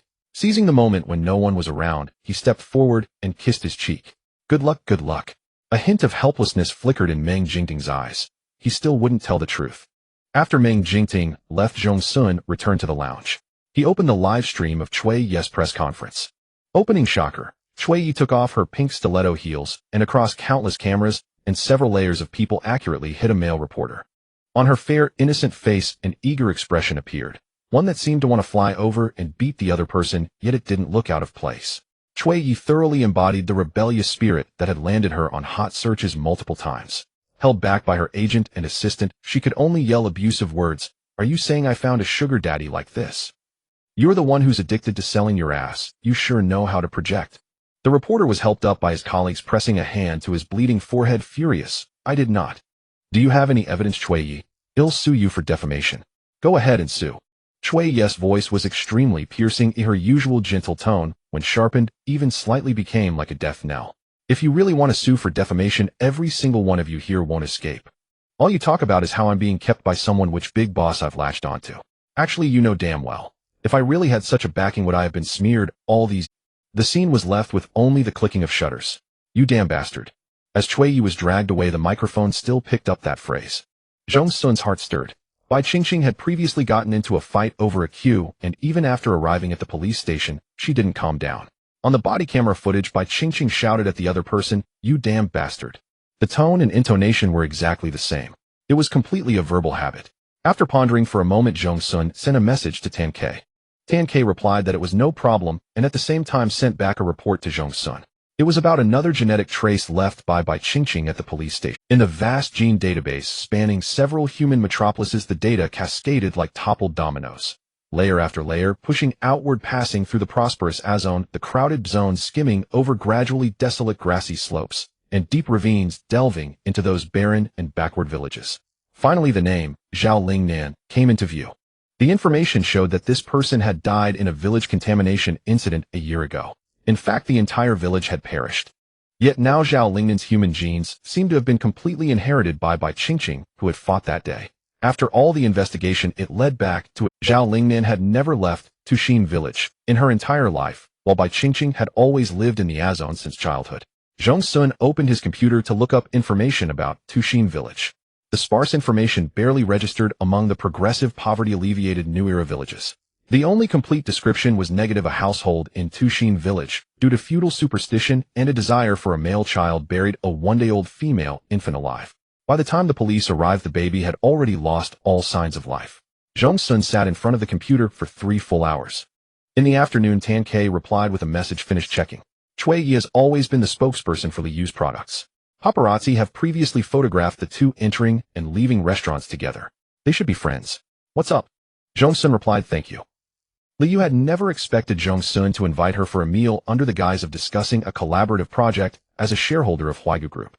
Liyu had heard snippets of Zhong Xun and Meng Jingting's story, an alpha who towered above all, brilliant as both a corporate leader and an adjudicator, yet utterly devoted to an omega with a capricious nature. Zhong Xun might not remember, but Liyu had seen him before. At a major business conference attended by industry elites, Zhong Xun threw a tantrum, hurling a glass of champagne at Meng Jingting before storming off with a cold face.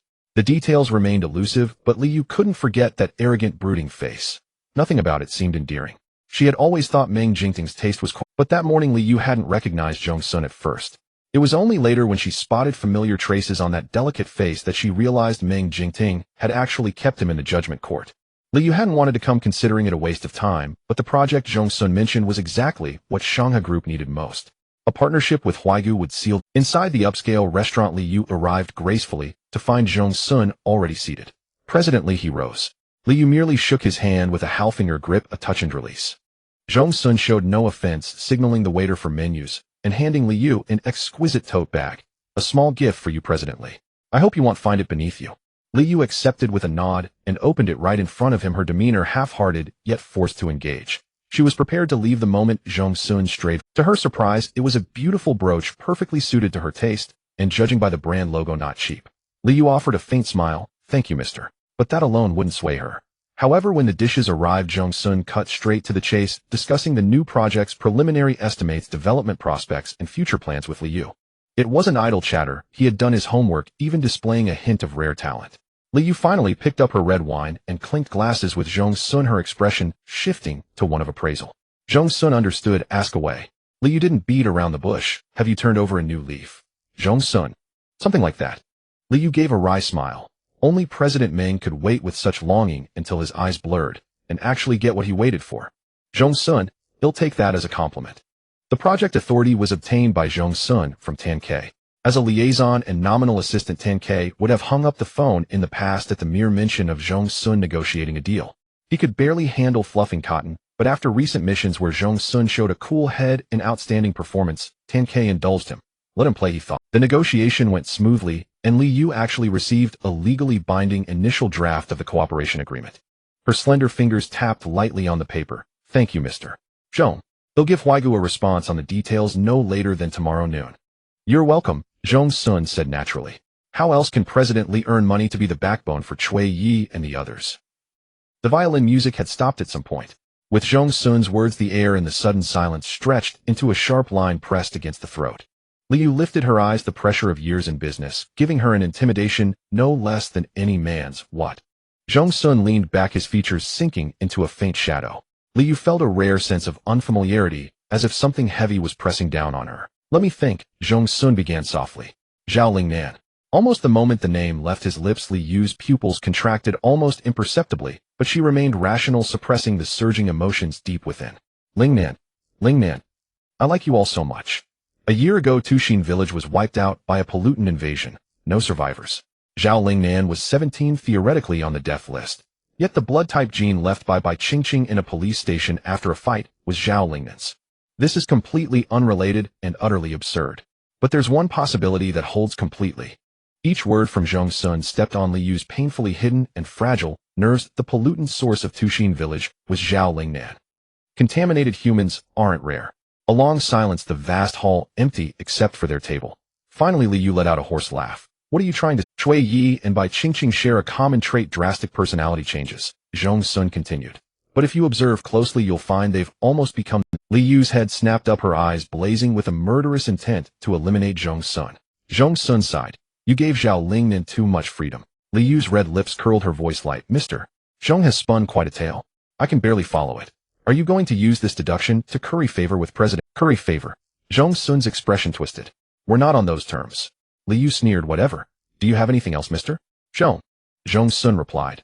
If I were going to tell Meng Jingting, I wouldn't have come to see you. I only have one question. Liyu said nothing. Has Zhao Lingnan always retained her sanity? When a human is contaminated, they are supposed to die, because the contaminated genes theoretically overpower the host, turning them into a soulless ghoul. I like your story, Liu said calmly as she stood. May our cooperation be fruitful. As Liu turned, she heard Zhong Xun say, You underestimate Meng Jingting. As an adjudicator bound by rules and regulations, you've come to see him as a symbol of peace. But current medicine hasn't fully cracked this level gene bank. Do you think the contamination traces found on you when you were taken to the judgment court were detected by a scanner? Zhong Xun said. Meng Jingting saw it at first glance. Yes, Villa is no longer safe, Zhong Xun warned. Move.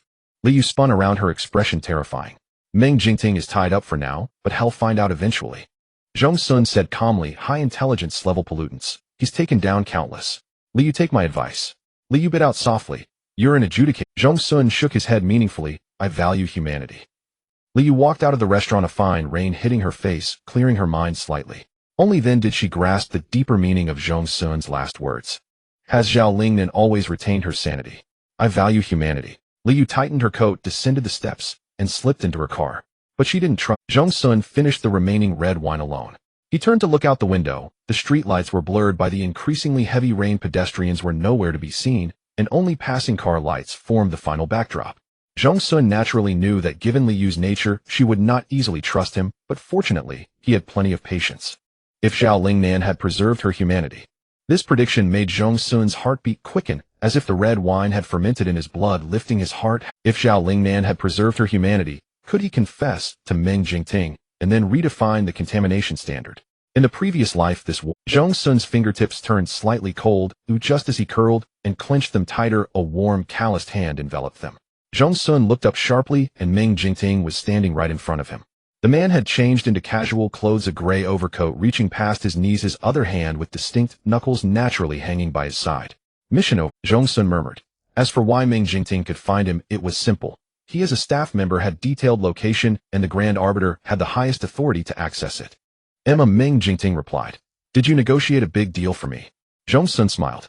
Not that big. I hope Boss Meng won't disdain it. No disdain. Meng Jingting didn't ask for details of the conversation. Although the fact that Zhong Xun had arranged to meet Liu was inherently suspicious, and he had felt a surge of anger at being kept in the dark, seeing Zhong Xun like this, Meng Jingting suddenly calmed down. The man seemed to sigh. He stepped forward and gently hugged Zhong Xun, the yabai pheromone steadily returning the half-suspended, unsteady heart to its place. What am I going to do with you? Zhong Xun naturally understood his meaning, shaking his head coquettishly. It's almost over, Meng Jingting, really almost over. Once in the car, Zhong Xun leaned back in the seat, smiling as he stared at Meng Jingting. The Grand Arbiter, who had often been shy before, had been tempered into a man of steel. As his relationship with Zhong Xun grew intimate, that slight wariness of startling the other had vanished into thin air. It's good, Zhong Xun thought with arms crossed. This is what a normal partnership should be. Meng Jingting, Zhong Xun murmured. Give me some pheromone, my stomach feels serves you right for drinking.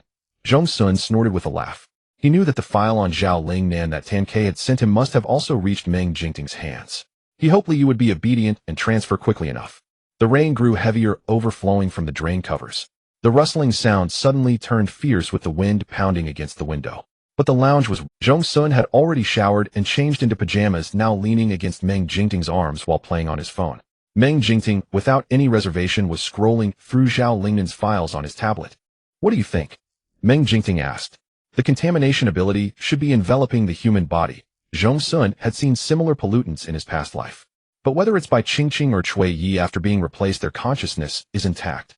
Fang Qian, as a high-level humanoid pollutant, how could ordinary people tell he wasn't human? Zhong Xun dropped a block, clearing an entire row, then said, So we need a precise criterion for judgment.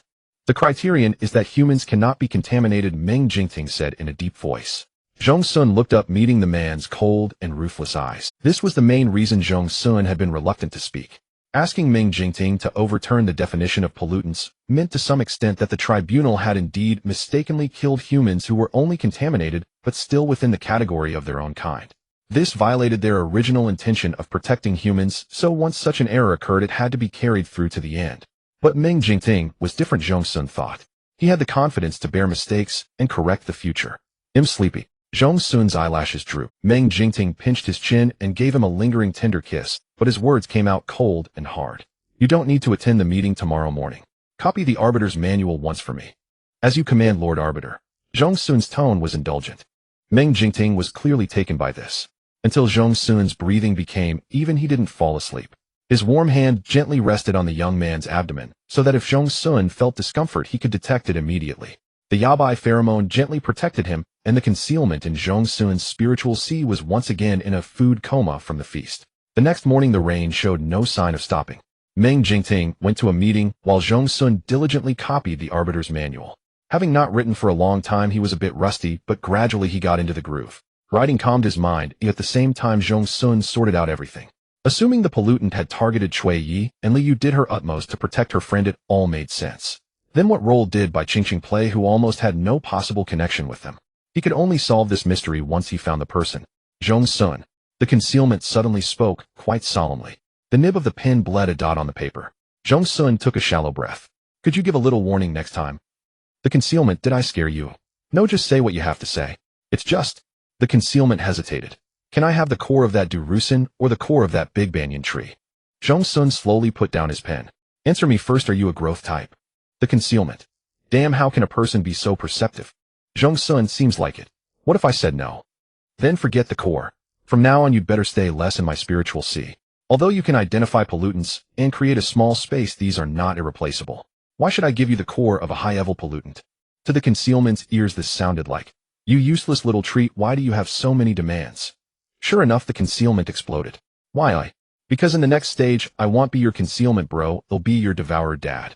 As soon as the words were spoken, he was spun like a top by the mental tendrils. When it stopped, Zhong Xun was satisfied to hear a blah. I suggest you rephrase that. The concealment suppressed a tearful whimper. It's like this. The energy I've absorbed is saturated. Creating space is just my first skill. I need to evolve to unlock a second skill. Zhong Xun inferred from the literal meaning, the second skill can devour other pollutants. Yes. What's the limit? The concealment smacked his lips. I feel like I can eat anything. This was interesting, Zhong Xun thought. Low-level pollutants cannot devour high-level ones, but the concealment seemed to be an anomaly. I can give it to you. Zhong Xun said gently. I look forward to you not disappointing me. The concealment shuddered. I will not fail the mission. It's just, your spiritual sea is especially compatible with me. I can only absorb the core while staying in your spiritual sea, so you will feel some discomfort. It doesn't matter, Zhong Xun said. He had suffered all kinds of pain in his past life, in this life as long as there was a return it was a gain for him. By the way, change your name. From now on call yourself Machio Kolbal. It doesn't matter, Zhong Xun said. He had suffered all kinds of pain in his past life, in this life as long as there was a The oppressive clouds weighed down pitch black and suffocating as a torrential rain poured down. On the other end of the phone, Li Yu gasped for breath. After a full half-minute, she finally spoke. Zhong Xun, the tribunal has found Cui Yi's villa. Zhong Xun frowned. I didn't say anything. I know, Li Yu replied. Li Yu continued. Tan Ke came in person with his men. He's Meng Jingting's confidant, and you. You are Meng Jingting's partner. On the scales of judgment a weight of desperate gamble was thrown. Li Yu's mind was filled with Zhong Xun's resolute words, I value humanity. She knew the truth would soon be impossible to conceal, just as Zhong Xun had said. Even the slightest hint would be enough for Meng Jingting to uncover the entire reality. Cui Yi is herself. Tan Ke has no reason to take her away, but he has thoroughly studied my information. Can you provide a temporary safe haven? Zhong Xun said softly, are you sure this call isn't being monitored? Absolutely. But the tribunal will surely keep Cui Yi's residence under tight surveillance. There might be countless adjudicators lurking in the shadows right now. Zhong Xun said, even if I give you one, can she escape? Yes. Li Yu's tone was firm. Zhong Xun, I just need one night's breathing room. By tomorrow morning it will all be over. The implications were vast. Zhong Xun quickly realized that Li Yu intended to move that contaminant out of Yendu. Just temporarily escape Meng Jingting's encirclement. Go to the mountains, go farther away. Without Zhong Xun's response, Li Yu's heart gradually turned cold. She let out a light scoff. Don't think. Yefeng Lanting 301 Zhong. That was the residence of Zhong Sheng, the victim in the Fangqian incident. As far as he knew, Zhong Sheng was now living with her mother, and the house hadn't been sold yet. Zhou Beikai next door was still in jail. It was a very secluded place. They'll send you the password immediately. Then Zhong Xun said word by word. But you have to let me see Zhao Lingnan. Li Yu, I need to ensure she is human. These final words brought Li Yu great shock. Knowing that Zhao Lingnan had already been contaminated, he was still willing to classify her within the realm of humanity, if possible. Li Yu remained silent, but a stranger's firm female voice responded, agreed. Zhong Xun guessed who it was. Zhong Xun delivered the copied adjudicator's manual to Meng Jingting's office. Xiao Wenxin glanced at the item in his hand and chuckled. Boss really treats everyone equally. Otherwise, Zhong Xun's tone was helpless. Where is he? A newly formed grade miasma appeared on the outskirts. He had to go there. All right, Zhong Xun replied. You're busy. Xia Wensheng watched Zhong Xun descend the stairs and return to his computer. Zhong Xun contacted Li Mi. In the pouring rain, Li Mi took away Zhong Xun's scanner. According to the plan, in about 3 hours Zhong Xun's location would appear at home. Zhong Xun would send a message to Meng Jingting, saying he was having dinner with Li Mi on business. Finally, Zhong Xun had concealment create a space. His leather boots stepped silently on the rainwater so that no one would see him entering Yefeng Landing. Zhong Xun thought Li Yu and the others hadn't arrived yet, but as he was halfway through entering the password, a click of the door opening sounded in the empty surroundings. There was force pushing against the door from the other side. The atmosphere was strained with tension. In truth, Zhong Xun could have forced it open with a bit of strength, but he still whispered, "It's me." Li Yu replied, "Are you ready?" "Of course." The door swung open. The wind rushed in through the windows, carrying the unique muddy scent of the rainy day. Zhong Xun's eyes were calm as he took in everything inside the room. After a long moment, he raised his hand and pressed his temple. He had prepared too little. In the living room stood 3 people. One of them was completely pitch black, but her eyes were exceptionally clear. When she looked at Zhong Xun, there was no caution or fear, only a smile full of delight. Zhong Xun could clearly smell the contaminant odor on her. Zhao Lingnan. Zhong Xun's guess was correct. She had become a source of contamination. As for the other 2, including Li Yu, to put it plainly, 3 human skins were lying flat on the sofa, neatly arranged along the backrest. Their true forms were exposed flesh, clearly presented before Zhong Xun. They looked particularly like anatomical specimens after being flayed. Even though they wore clothes, Zhong Xun could see the pulsating blood vessels and flesh. Zhong Xun pressed his temples as he entered thought for a moment, then looked at the charred Zhao Lingnan. "Is this your contamination ability?" Zhao Lingnan was stunned. "Damn, you got it instantly." "Not bad." After all, Zhong Xun had seen enough. Li Yu raised an eyebrow. "You weren't even scared unconscious." Zhong Xun pulled out a chair and sat down, scanning the 4 of them. The one at the door was Li Yu, the pitch-black one was Zhao Lingnan. "And which of you is by Qing?" A blood person leaning against the table raised a hand. "Me." "Good, then the other one must be Cui Yi." "All accounted for." Zhong Xun couldn't help it. "So you all did this just to scare me?" "Not at all," Zhao Lingnan explained. "This is very comfortable. Once the skin is off, the whole flesh and blood can breathe. When we go back to normal, the skin looks amazing. Want to try?" Zhao Lingnan seemed eager to flay Zhong Xun too. "It doesn't hurt." No. Zhong Xun waved his hands repeatedly. "It'll pass." He looked at Bai Qingqing. "How did you get involved?" Zhao Lingnan helped explain. "Actually, I met Qingqing first. It wasn't Li Yu who saved Bai Qingqing when she was about to jump into the river in the park. It was Zhao." Perhaps utterly despondent when Bai Qingqing saw Zhao Lingnan, who was burned to charcoal, yet still chattering away, she was struck dumb for 3 minutes before realizing it wasn't a ghost, but a contaminant. She instantly gave up and asked Zhao Lingnan, "Are you going to eat me?" Zhao Lingnan licked her lips. "No, I want to borrow your skin."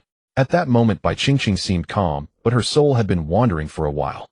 Listen to this, borrow your skin. Couldn't she just get a quick death?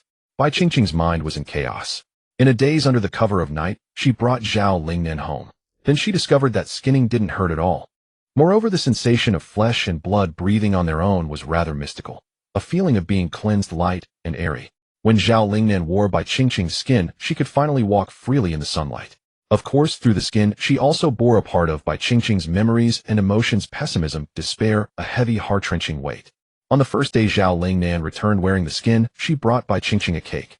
Bai Qingqing was immersed in the new experience and had no time to think about life or death. After taking a couple of bites, she was suddenly hugged from behind by Zhao Lingnan. "Your parents are monsters," Zhao Lingnan said. "If you want to get rid of them, I'll eat them for you." It should have been a demon's temptation, but Bai Qingqing turned around and unexpectedly met a pair of clear eyes. It was her own face, yet wearing an expression of deep concern. Bai Qingqing felt as if her soul had been struck. She had never felt sorry for herself. After that, Bai Qingqing found Cui Yi dead drunk on a bus. Bai Qingqing wasn't one to meddle. Even though she recognized Cui Yi, she wanted to pretend she hadn't seen her. A big star, probably just experiencing life. But as she stood up, she noticed a man on the side glancing over frequently. His fingernails were caked with dirt, and he tapped impatiently on the seat in front of him. Bai Qingqing paused, then helped Cui Yi up. "Sis, we're home." She clearly heard the man let out a soft tsk.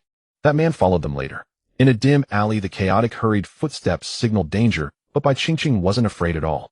"Hey," she heard the man call out maliciously. Bai Qingqing turned around, supporting Cui Yi. Her calm expression caught the man off guard. The next second, he saw the contaminant emerging from the darkness behind Bai Qingqing. The man instantly broke into a sweat. his face contorted in terror like a shriveled orange peel. He couldn't make a sound, which was exactly what Zhao Lingnan wanted. Zhao Lingnan had a full meal. Unlike Bai Qingqing, who had faced death and seen through the world, Cui Yi at the first sight of Zhao Lingnan rolled her eyes and fainted. When Cui Yi woke up, Zhao Lingnan voluntarily retreated to the small room to avoid frightening her. Yet perhaps due to the sudden terror compounded by recent stress, Cui Yi, upon seeing Bai Qingqing, who had saved her, threw her arms around her and burst into tears. Bai Qingqing was utterly bewildered, then hurriedly grabbed tissues for her, listening to her disjointed, chaotic sobbing. I thought only us leftovers had it rough. How come you're suffering so much too? Cui Yi sobbed uncontrollably. I'm even worse than leftovers. Everyone's lying to me, squeezing me dry. They want me to drink and entertain clients, and my agent just follows the company's lead. After the party, they all left, abandoning me alone in the private room. Cui Yi didn't even remember how she got on the bus. It was actually a subconscious choice. In the past, when she was under great pressure, she would dress up, fully ride from the first stop to the last, watching different scenery and different people, which would lift her spirits a little. Cui Yi's makeup was completely ruined, the dark circles under her eyes no longer concealable, her expression weary. Nothing like the glamorous star on TV. Just then her agent called. Cui Yi, there's another dinner tomorrow. Don't forget. The agent's tone was threatening. Just listen to me, stop being so high and mighty. In a couple of years you'll be past your prime, and new faces will keep popping up. You won't get another chance to cozy up to Mr. Wong and the others. Even the shadow of pollution couldn't compare to that phone call. Cui Yi's breath hitched, feeling as if she were lying in a bathtub, the warm water creeping over her mouth and nose, suffocating. Bai Qingqing gently stroked her back. Cui Yi's lips parted and closed, pale and trembling, as if the chasm fate had carved could never be crossed. She wished she had never entered the entertainment industry, never agreed to sign for that paltry sum of money. She wept silently, remembering the greasy hand on her thigh, the blinding chaotic lights, and the shrill interrogations one after another. Suddenly she reached a consensus with Bai Qingqing, who had been ready to jump into the river that day. If only she could die. Breathed. Bai Qingqing's voice exploded in her ears. Cui Yi could barely hold onto her phone. The next second the bedroom door was kicked open, and Zhao Lingnan strode and snatched the phone away. Go to hell, you son of a bitch. Using women to make deals and get sponsors. You're a fucking... Zhao Lingnan grew up in Tushin village, where people generally lacked education. Their cursing always centered on families, spreading a wide range of filth. After a series of permutations, Cui Yi's agent's ancestors had all been sold off.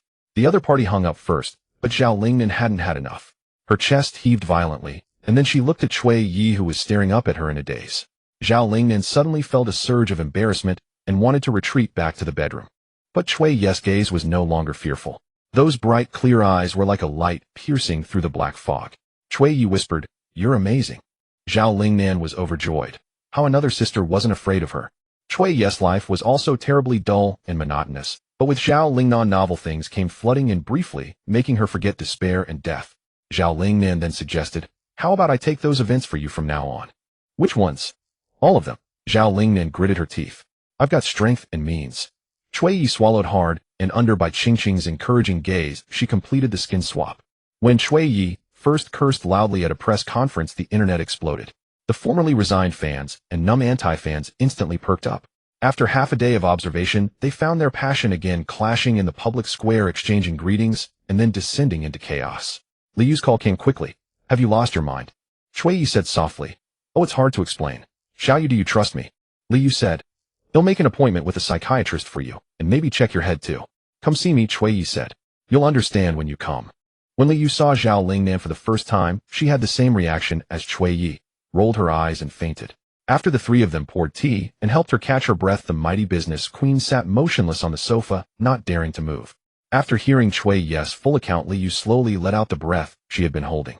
Even so, she still didn't dare look at Zhao Lingnan. But Zhao Lingnan was very interested in Li Yu. "Wow, your own company, endless money. And you're so beautiful. I wouldn't even dare dream of it." Cui Yi generously offered her sister's skin. "Want to try swapping for a while?" Li Yu was about to smack Cui Yi when she heard Zhao Lingnan say, shyly waving her hand, "No, I'm good at dealing with thugs and scumbags, but I really can't imitate high-class intellectuals like you. I haven't had much education. ID, dirty the skin." Li Yu's expression grew complicated. The next second, Bai Qingqing smacked Zhao Lingnan on the head. "So you're saying our skins are fine to be dirted?" No, Zhao Lingnan stammered. "I mean, I can't pull it off." "Cui Yi, your dark circles are so deep. Are you trying to cosplay a panda?" "You are one to talk. The crow's feet at your eyes are 3 more than last time." Li Yu immediately checked the mirror nervously. Zhao Lingnan sat on the chair, tossing strawberries into her mouth. Actually, after being contaminated, she could no longer taste the original flavor of food. What's so hard about that? They'll just swap your skins. Let everything, inside and out, breathe. Dark circles, wrinkles all gone. After speaking, she got no response. Turning her head, she found the three opposites staring at her with gleaming eyes. The first skin swap was awkward for all of them, feeling like the blood vessels were tied to the flesh, quite creepy. But the feeling of breathing was truly wonderful. All the worries and stress vanished like smoke, as if floating on a cloud. When they put the skins back on, they were as smooth as congealed fat, so delicate, they seemed breakable. The four of them with tacit understanding moved into Chui. Zhao Lingnan loved to go out and play. She once borrowed Li Yu's skin and played the female boss for half a day. When she came back, she laughed until tears streamed down her face. It's so good, she sighed. Li Yu and the others didn't know about Zhao Lingnan's past, and they didn't ask. Not until that fight that landed them in the police station did Li Yu's heart sink when she heard biological information had been left behind. Sure enough, this matter alerted the tribunal. That's the whole story, Li Yu said to Zhong Xun. Zhong Xun understood. For now, the only option was to send Zhao Lingnan away first. He would have someone remake the instrument, then let Zhao Lingnan help and finally take all the data to have a thorough talk with Meng Jingting from beginning to end. There's one more problem, Li Yu said. The exit documents are still under review. Zhong Xun chuckled lightly. You can't rush something that requires a 3-day advance application at the last minute. Li Yu, you're indeed clever. You still managed to drag me fully into the water even now. Zhong Xun opened the Arbiter's back-end permissions and handed the device to Li Yu for her to operate. Li Yu hesitated for a moment before taking it, whispering, Sorry, Zhong Xun. I need to make sure everything is foolproof. Zhong Xun nodded with gentlemanly grace. Zhao Lingnan noticed Zhong Xun pressing his temples from time to time and ventured, Are you unwell? Maybe you could try a skin change. It really doesn't hurt, and I won't use your skin. Just leave it here. A hint of fawning, barely perceptible even to herself, flickered in her eyes. Or perhaps fawning was something Zhao Lingnan had mastered with practice. What had her life in Tushin village been like? No, Zhong Xun said gently. It's not something a skin change can fix. Ini, also known as Meichio, had already sunk into the depths of the spiritual sea, beginning to absorb Du Rusin's core. Its spiritual tentacles were unusually restless, and waves of excruciating headaches crashed over him one after another. Yet not a trace of gloom showed on Zhong Xun's face. He asked Zhao Lingnan, Can you control the urge to devour humans? Yes. Zhao Lingnan hurriedly explained, I've only eaten 2 people of my own will, and they were both evil. If I hadn't, other innocent people would have been harmed. Then what do you see yourself as? A pollutant? A human? Zhao Lingnan replied firmly, Human. Then from now on, do not eat humans, Zhong Xun said. Even if they are evil, they must first be judged by human society. Zhao Lingnan nodded. Actually, it's bearable not to eat. Yu brings me fresh beef and mutton. They're delicious too. Zhong Xun sat there exuding a refreshing spring-like calm. Zhao Lingnan kept stealing glances, and Zhong Xun didn't mind. Do you find? Not just that. Zhao Lingnan shook her head. You're different from the men I've seen. Those who gamble, smoke, and beat their wives. You don't even seem like an Omega. You belong in the same world as Yu. Zhao Lingnan let out a silly laugh. You remind me of the male lead in the manga I read in elementary school. Oh, reading shoujo manga in elementary school. Li Yu chuckled. You must not have studied hard. Zhao Lingnan kept smiling but didn't respond. She probably never had the chance to study, Zhong Xun thought. And gambling, smoking, domestic violence painted a vivid picture of her upbringing. Zhong Xun recalled the reports of baby girls buried alive in Tushin village. As a girl herself, what had been the price of Zhao Lingnan's survival? She was now staring at Zhong Xun's hands. Zhong Xun said, Hand fetish. Zhao Lingnan nodded vigorously. Chui had already changed back into her own skin and emerged from the room, her steps light. She laughed. She watches movies every day just to stare at the characters' hands. Zhao Lingnan plucked up her courage. Can I touch them? Li Yu looked over in horror.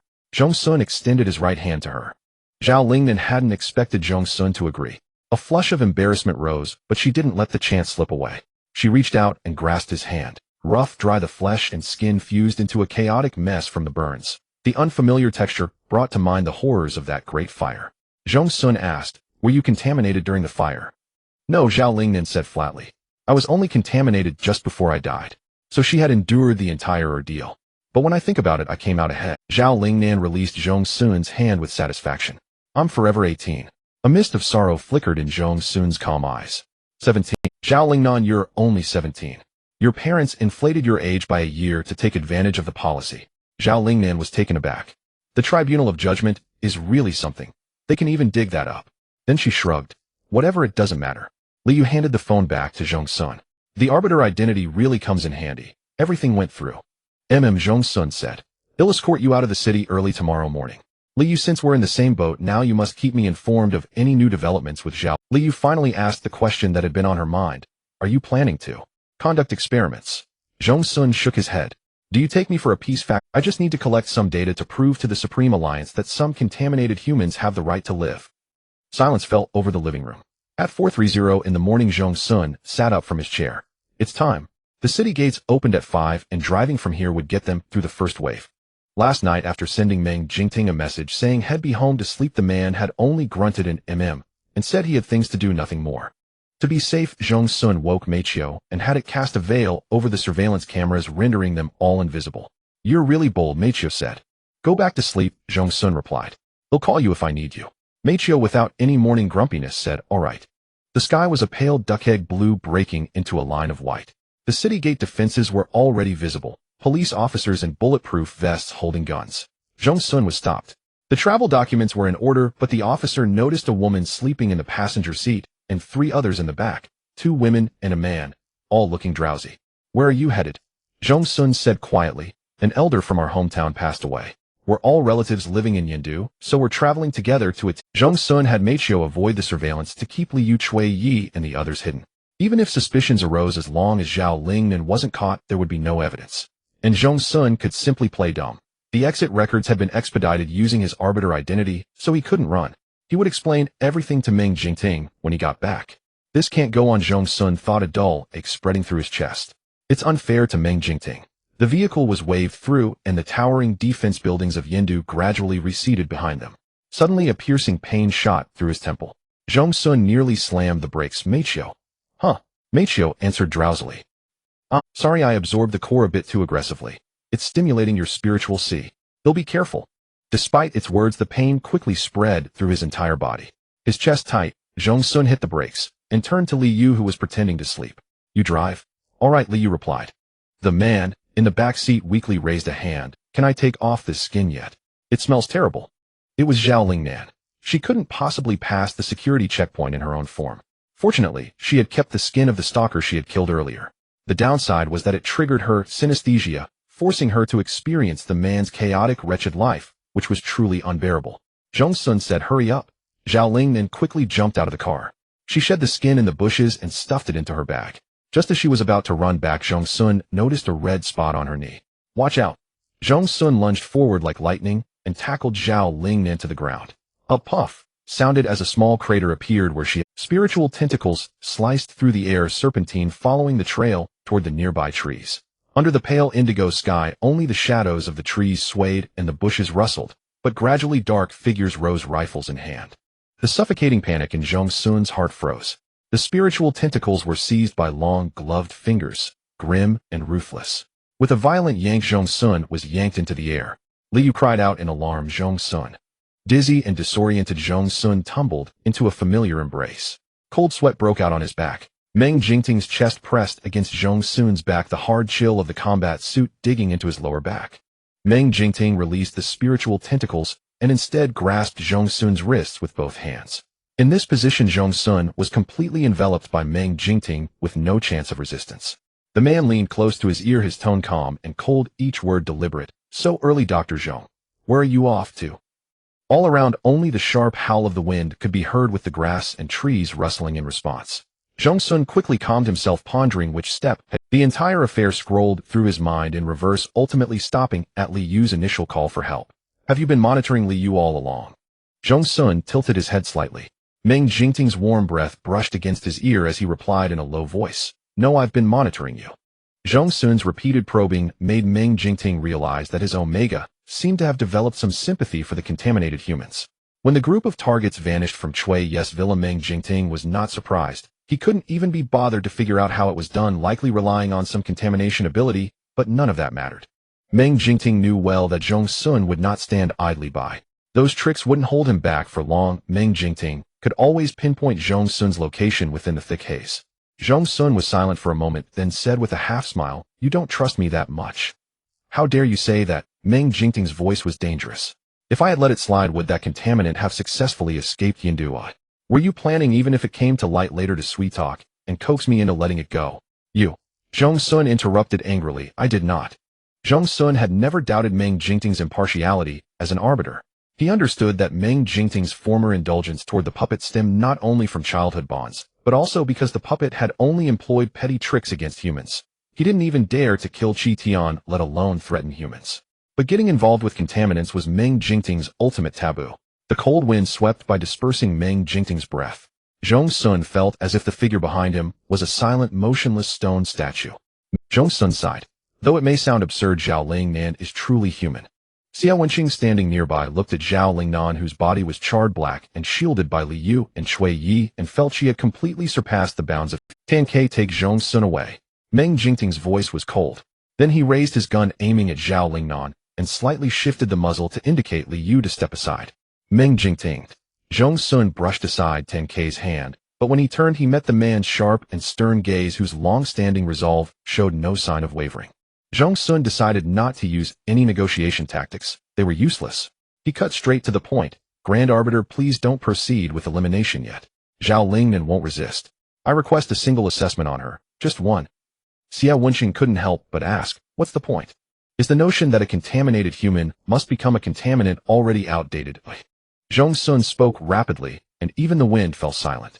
When humans first undergo secondary sexual differentiation, everyone thinks it's some kind of viral invasion. Zhong Xun continued, countless humans are contaminated every year through various means. Isn't it possible that human genes are also evolving, and that there is a small group of people who, even after contamination, do not reach the critical threshold of losing their humanity? Could we still regard them as our own kind? Xia Wenqing frowned. Have you been brainwashed by some organization? He was baffled by Zhong Xun. Could he not see the current situation? He, a medical officer officially enlisted in the tribunal, had helped a contaminant escape Yindu in plain sight. Meng Jingting had managed to keep this under wraps, and the mission's confidentiality level was at its highest. If even a hint of this leaked out, the consequences would be catastrophic. Zhong Xun's gaze was firm. I'm serious. Meng Jingting remained unmoved. Take him away. Wait. Zhao Lingnan, who had been silent all along, pushed Li Yu aside and stepped forward. I'm sorry about the escape. We used Dr. Zhong. You want to arrest me, right? He'll stop running, okay? Don't punish him. Xia Wenqing's eyebrows twitched. Her logic was so clear. Really? Zhao Lingnan raised her hands to show she was harmless, even taking half a step forward. Zhong Xun's heart pounded, and he shouted sternly, don't move. But Meng Jingting's bullet whistled out, hitting Zhao Lingnan square in the abdomen. She looked down in bewilderment, then collapsed to the ground. Li Yu, horrified, rushed forward and embraced Zhao Lingnan. Looking at the unconscious person in her arms, she felt her breath stop. Do you think he'll ever have a chance to study again? Yes, I'll find you a private tutor. You can use by Qingqing's identity. She also regretted not being able to go to school because of her parents' right. Yu, you're the best. Li Yu trembled all over, her face pale as she glared at Meng Jingting. You motherfucker. No one saw what happened next. Psychic tendrils coiled the frozen air into sharp wind blades, exploding toward Meng Jingting. He flickered on the spot and vanished. He reappeared 3 meters away, raising a hand to grab the tendril. Meng Jingting glanced at Zhong Xun. You're fighting me. Xia Wenqing's face instantly fell. No, don't. Don't let this turn into a tragic love story. The strongest arbiter and the finest medical officer, both pillars of the tribunal. Stop fighting or hit me if you must. But Zhong Xun's face showed no sorrow or hesitation. His expression was cold and hard as he tore off the mask of gentle smiles, revealing a sharpness that could rival Meng Jingting's. I just think you don't quite understand what I'm saying, Zhong Xun said coldly. No. Xia Wenqing jumped in to intervene. Zhong Xun strode forward, sending the dead leaves on the ground scattering with a swoosh. Meng Jingting was clearly enraged too. Stay out of this. Both of them pushed Xia Wenqing at the same time. Arbiter Xia. Poor Xia Wenqing felt that his 160 gene, 176 pounds, muscular frame flew like a paper doll into the flustered arms of his subordinates. Ouch, they're really fighting. Xia Wenqing wailed. Tan Ke pressed his shoulder. Calm down. If he loses, he goes to the hospital. If he wins, he goes to the trial. Either way, we've got our people. Zhong Xun grabbed Meng Jingting by the collar, pushing him back several steps until he slammed into a tree trunk with a bang, startling the drowsy birds into You always say I keep things from you, and when you're unhappy you sulk and give me the silent treatment. Haven't I always made it up to you? Zhong Xun's voice was cold. It's because of your stubborn temper that I dare not say a single extra word.